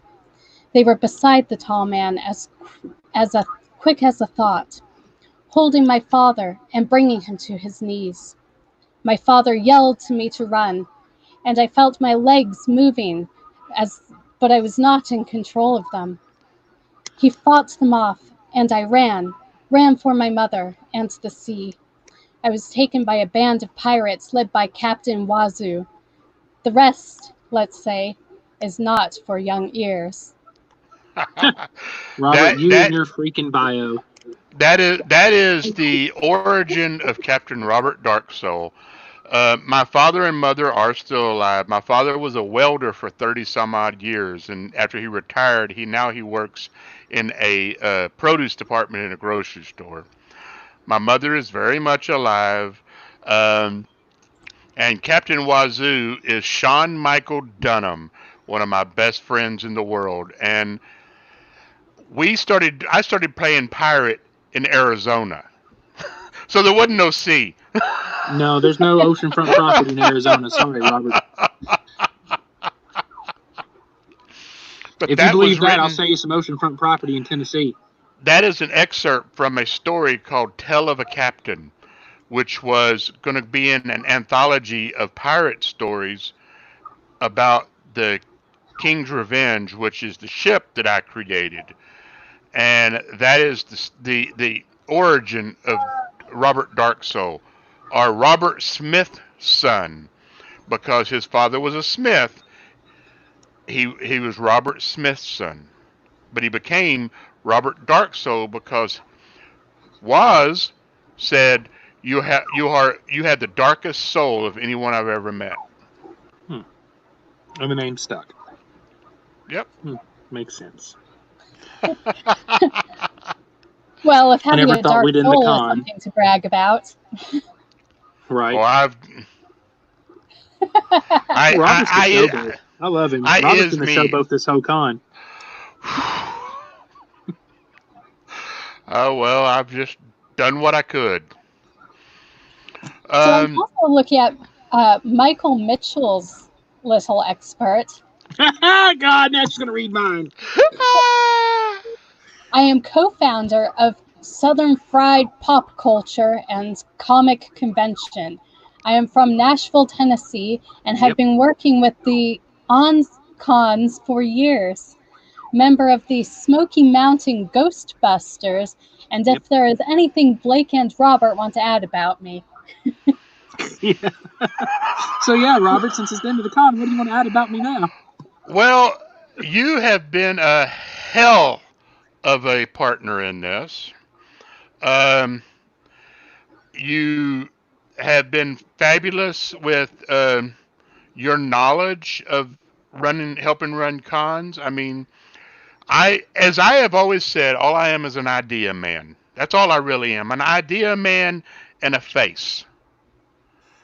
I don't know all the inner workings. I know what I know, but I know to look out for people that do know what I don't know, and I'm willing to listen to those people. I mean, I know that I know I can be a face, even though I'm uglier than hell. I know I can. I know I have charisma, and that's a scary thing because I know I'm ugly. But I also am an idea person. I get an idea in my head, and I try to run with it. And if I can run with it, I do. Sometimes I fail. Sometimes I do not. Vernon Schmidt says, thanks for doing all this, guys. I enjoyed what I was able to see. I hope your goals were met and that other people on the internet will take similar action to benefit others in the long recovery to come. Well, thank you, appreciate Vernon. the kind words, Vernon. Really do appreciate the kind words. Thank you. Now, this will be the recording. I will pull the recording from Facebook. I will put it back on the CovidCon YouTube and pull a link from that. Well, I'll put it on the YouTube, then I'll pull that link back to Facebook as a full video. Plus, I'll have a copy on my computer. So anybody that wants will be able to go back and watch day 1 and day 2. That's a 24-hour stint. If you want to sit in a chair for 24 hours, we have almost. Now, let's read what California Con Coordinators says. Let me find this real quick here, and I will read it in a Southern voice just for her. I think she beat you to the punch. CovidCons.com. He don't even have the website pulled up. That's putting on the thick Southern accent for you right there. You're done. I can do a little voice acting myself. He's put on a big thick Southern accent like a Southern gentleman. Yeah. And I normally don't sound like that. First Ain't we that need funny? first you need to do Blake's because we really need to do Blake's even though he isn't here at the moment. Yeah. Okay, Jen, do Blake's. Well, Blake's bio, so far, what I have on the site is Blake Wilson. Hi, my name is Blake, and this is my bio. That's Blake. Hey, there we go. But let's describe my picture real quick. You want a good laugh? My picture looks like I'm a model. Sexy Mikey. Yeah. California Comic Con coordinator. Comic Cons are one of the biggest and most exciting pop culture conventions in the entire universe. It happens to involve the comic book, publishing, and media and licensing industries. What could be cooler than that? The content coordinator plays a key role in building an experience that Comic Con fans love. So how was that? Oh, that was beautiful. Not as elegant as her, but you want to talk with this accent. It's definitely a very southern accent. We can get a little Cockney. So, Jen, what did you think of the little movies that we had ended up having to show to save some time? So I've done a few film stunts in the past. I've oh no! I played the courting of let's see, it was a PBS production, and I played Charles Darwin's girlfriend's love interest into wife because it was a documentary. So when you watch the documentaries on PBS and they need some eye candy to go over to show you as they have their I almost just forgot what it when they're doing their narration and they give you something to look at. That was what my part was. And that was the last film production that I was a part of personally. Before I started doing this, I was living up in Oregon, and I had a job as the assistant director of a modeling agency. And that's kind of a piece in the puzzle that brought me to what I do now and how I acquired the skills with gathering up talent and putting together a profile for them. So you learned how to herd cats early. I learned how to herd cats early. And there are quite a few similarities with cosplayers and models. Yes, there are. Yes, there are. It's like when people always asked me when I ran the Mid-South Buccaneers, how do you do it? And I said, well, it's like herding cats. I had people, the reason I stopped doing the Mid-South Buccaneers is a couple of things, but one of them is I was considered too bossy. Well, but I could have a con contact me and say we need X amount of pirates, and there would be X amount of pirates at that event. I mean, I got things done. A lot of the things behind the scenes I got done. Now, in front of the scenes, I was always a clown. I was always the joking captain and everything else. Now, the persona and the person, two different things. Always have been, always will be. Y'all have noticed that off the camera, I can be fairly serious at times. In front of camera, I'm constantly a clown. Oh, I refer to it as changing my hats. Yeah. Well, oh God, put the hat back on. It's blinding me. It's blinding me. Oh God. No, but let's just go back through our day real quick. Just like what Lucas and we were talking about in his panel. You know, Sometimes you have to be the bad guy. There is no, I'm your buddy, but you're going to listen to me. It's just you got to put your foot down because, like you said, cats are independent creatures. They don't need you. You know, you need them as about as they need you at some points. So you have to learn that, hey, sometimes it's my way or the highway. Now, we might compromise, but it's got to get done. I'm going to make sure it gets done. Yes, yes. That's the job. And At the end of the day. Blake also has been very good at that within this. I mean, I think that this team, all of us together, did a hell of a job. I think, Jen, without you, the website would have never been done. Never. I'm horrible at web design. I can't do it. I mean, I probably could if I put my mind to it, but I don't have the time. I am not a code monkey. I can change little things. I am not a code monkey. I'm a hardware monkey. Blake's ability to push things without appearing to push things has been fabulous. I mean, Mike, you've been a cheerleader beyond compare. Well, also the first day I was running all the videos off my computer, so I mean, yeah. I was in there spotting 80 doing IT work. Oh, gotta load the video up.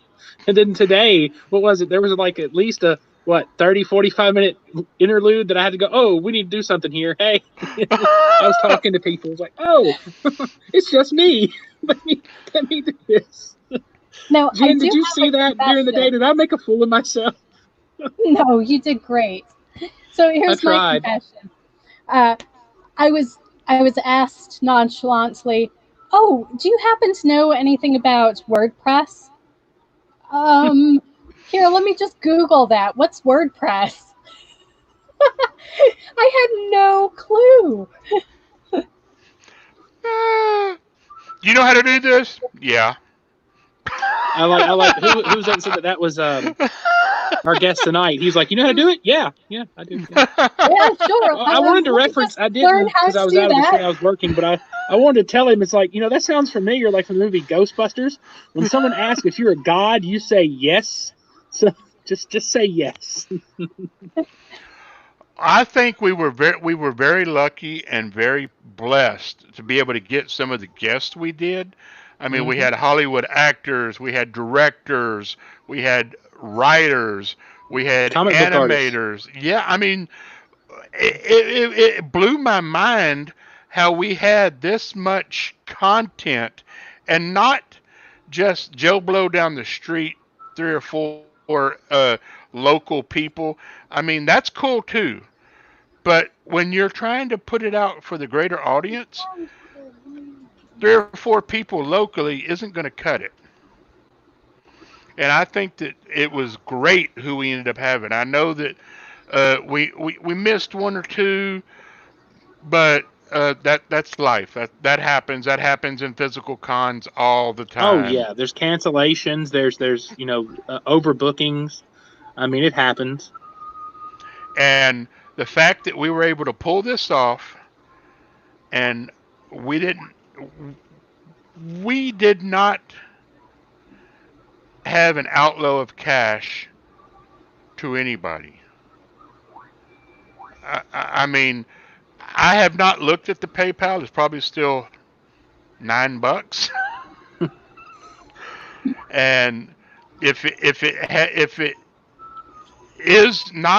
it's a much more, and I keep my word, it's not for us. Mm-mm. It's not for us. It's for the people that were the guests, and it's for Jen because of her time. I mean, I spent a little bit of money, not much. I spent it out of my squirrel money that I could afford to let a little bit go. And Blake spent a little bit of money, some of his Trump bucks, and Mike spent a little bit of his money. I mean, but it wasn't like hundreds of dollars. No. It was less than $100 between all of us. It's pretty much like going and think about this. It'd be like if we all went out to eat. Yeah. That's about what we spent. And we were able to pull off 2 days of back-to-back content, 12-hour days. I'm glad though that I told you to go to 2 days. I ain't gonna lie, because when I looked at the list and was doing the schedule, I don't know if Jen was overwhelmed by it too. Just popped in. Thank you, Lucas. Appreciate it, brother. Thank you very Thank much, you. Lucas. But like I said, pulling 2 days, I was like looking at the guest list. I was like, Robert, there's no way we can do this in 1 day. There's no way. I was like, we got to spread this out over 2 days, because even if we gave them 45-minute blocks or 30-minute blocks, I mean, with all the content that we had, that was my decision to say we can't do 30-minute blocks with these people because there's no way. There's so much good creative content here with people. We have to do hour blocks. Now, being 12 hours a day, I was like, well, it's something that's not really been done. You have these cons that run, what I call 48 hours in total, but their main content's usually from like 9 or 10 in the morning to like 6 in the evening.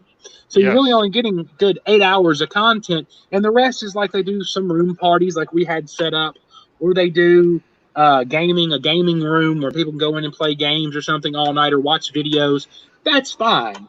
But when you're doing a convention like what we had done here, we can do all that in 12 hours and give people the entertainment value, and hope that, when people rewatch this, because this ain't over. I mean, it's over for us physically, as in we won't be here after, 1 a.m. or in the next 10 minutes. But when we're gone, this video will still go on. I mean, it can be replayed over and over and over again. YouTube, Twitch, Facebook, it can be replayed. Like I said, I'm going to save it, pull it off the net, and turn around and put it right back on. And I know that we can't quantify how many people watch it once at that point, or where it goes at that point. I welcome people to share it around. I want some of the people that run conventions to see the proof of concept worked. And it worked in such a way that it is as if you walked into a physical con. You have your panels, you have your rooms, you have your gaming. Now, we didn't have as much of the other content as we wanted, but we proved it can work. And I have not seen that model in any of the other virtual conventions yet. Have you seen it, Jennifer? Have you seen the same model? I have not seen it to this degree. I have seen another virtual Comic-Con, but nothing to the level that CovidCon has produced. It's only been a few hours. It was some interviews. It certainly didn't have vendors and gaming rooms and the depth of content that CovidCon has. Like Just Larry, we had a world-class magician, juggler, comedian on here working for us. We had belly dance that was instructing people how to belly dance. I mean, it was not just a couple of Arthurs and 1 or 2 B-level actors going, well, this is how you do a sci-fi book. We need a moderator on this. And I've seen them like that. I've seen cons and I've seen panels exactly like that. A lot of panels, I don't even stay in very long when I'm at conventions because they don't grab you. But I feel like nearly everything that we put on, it grabbed at least somebody. It was all very deep and engaging content. Every single talent that we had. I am so pleased. Not a dull moment. Everybody brought something that was very dynamic to the table. Well, I thought I was dull for a minute, though. I thought I was boring people when I was trying to figure out something to do. I'm sitting there, Robert and Blake just go, woo, and I'm like, oh, hold on. Let me pull up some audio. Let me pull up DM Galabon real quick. I hate to say it. I love Ken. DM Galabon is awesome. He is my DM. But I have to bring this up real quick. We have plugged the crap out of that man this weekend. You know, he should be getting like Twitch certified, like a partnership pretty soon. As much as we plugged him, and I appreciate him doing that. I really do. I told him, you know, I'll have to talk to him tomorrow and say, Ken, look, I really appreciate you doing what you've done for us. We did the best we can, but we I ain't gonna lie, there was some downtime. We just kept plugging your channel, so we kept streaming it, you know, just to fill some gaps. But you know, I hope that helps and you know get some traffic to your channel. Actually, when that mess up we had with the whole link ended up getting him over 700 views his channel because of the gaming, where it kind of overtook his channel and it gave him 700 views. I was like, God. Well, I really hope that some of the vendors made some money. Yes, that too. I really do. I hope that some of the DJs ended up with some good tips. Yep. Tips and also some people now that know about their channels. I hope that our cosplay guests end up with all kinds of people wanting commissions. I mean, I hope that this was something good for everybody involved. I hope it did not leave a sour taste in anybody's mouth. And as far as the team isn't just us and Blake. The team is farther. It is all of the entertainment. It is all of the gaming channels, the vendors, everybody in Discord, the cosplayers, which were beautiful. By the way, everybody has had such great content, and we are all part of the team. Every single person. Well, now that we are at the end here, we can now finally announce what CovidCon actually stands for. Would you do the honors, please, Michael? CovidCon stands for, oh Lord, you put me on the spot. Community? Community Video Convention is what CovidCon stands for. So that is what we originally, what it was to stand for. We know we got a lot of flack for the name, but we stood by it because that is what it is going to be. Community Video Convention, and that is exactly what this was. Mm-hmm. Because it took everybody to come together to do this. It took a lot of planning. I'm just proud of what we did in 3 weeks. Let's be honest. We're going to be honest now. We put all this together in 3 weeks. Yes. That I am shocked by. 3 weeks. That's right. Literally nonstop. Of Me, course Robert, Jen, Blake, we're all on the phone. We're talking. We're texting. We're going back and forth. We're on stream. We were on StreamYard before this, going talking to each other.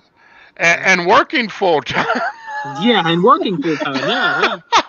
Yeah. As you see, I'm at work right now. You know, I mean, I work during the daytime.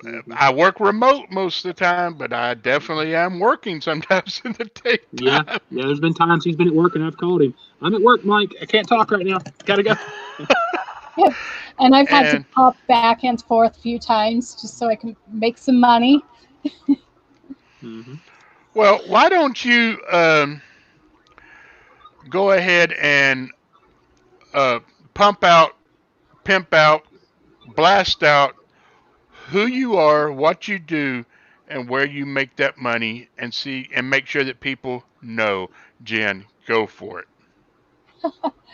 Well, I'm over here in California, and you could tell from the title, California Comic-Con Coordinator. This is what I do. I'm usually the person that gets called at the last minute. Or second. Oh, my son just chimed in. Or second. I gather up talents and I bring everybody together. I'm I'm the person behind the scenes, where other people, not really saying that this is really you guys, but other people tend to come forward and get the credit. I'm the assist. I feel that I help create the content that brings Comic-Cons together and gives it some life. I do event setups. I help gather up the panel with talents. Have a wide skill diversity with the spreadsheets and the pre-planning process. These gentlemen went ahead and did the scheduling first, which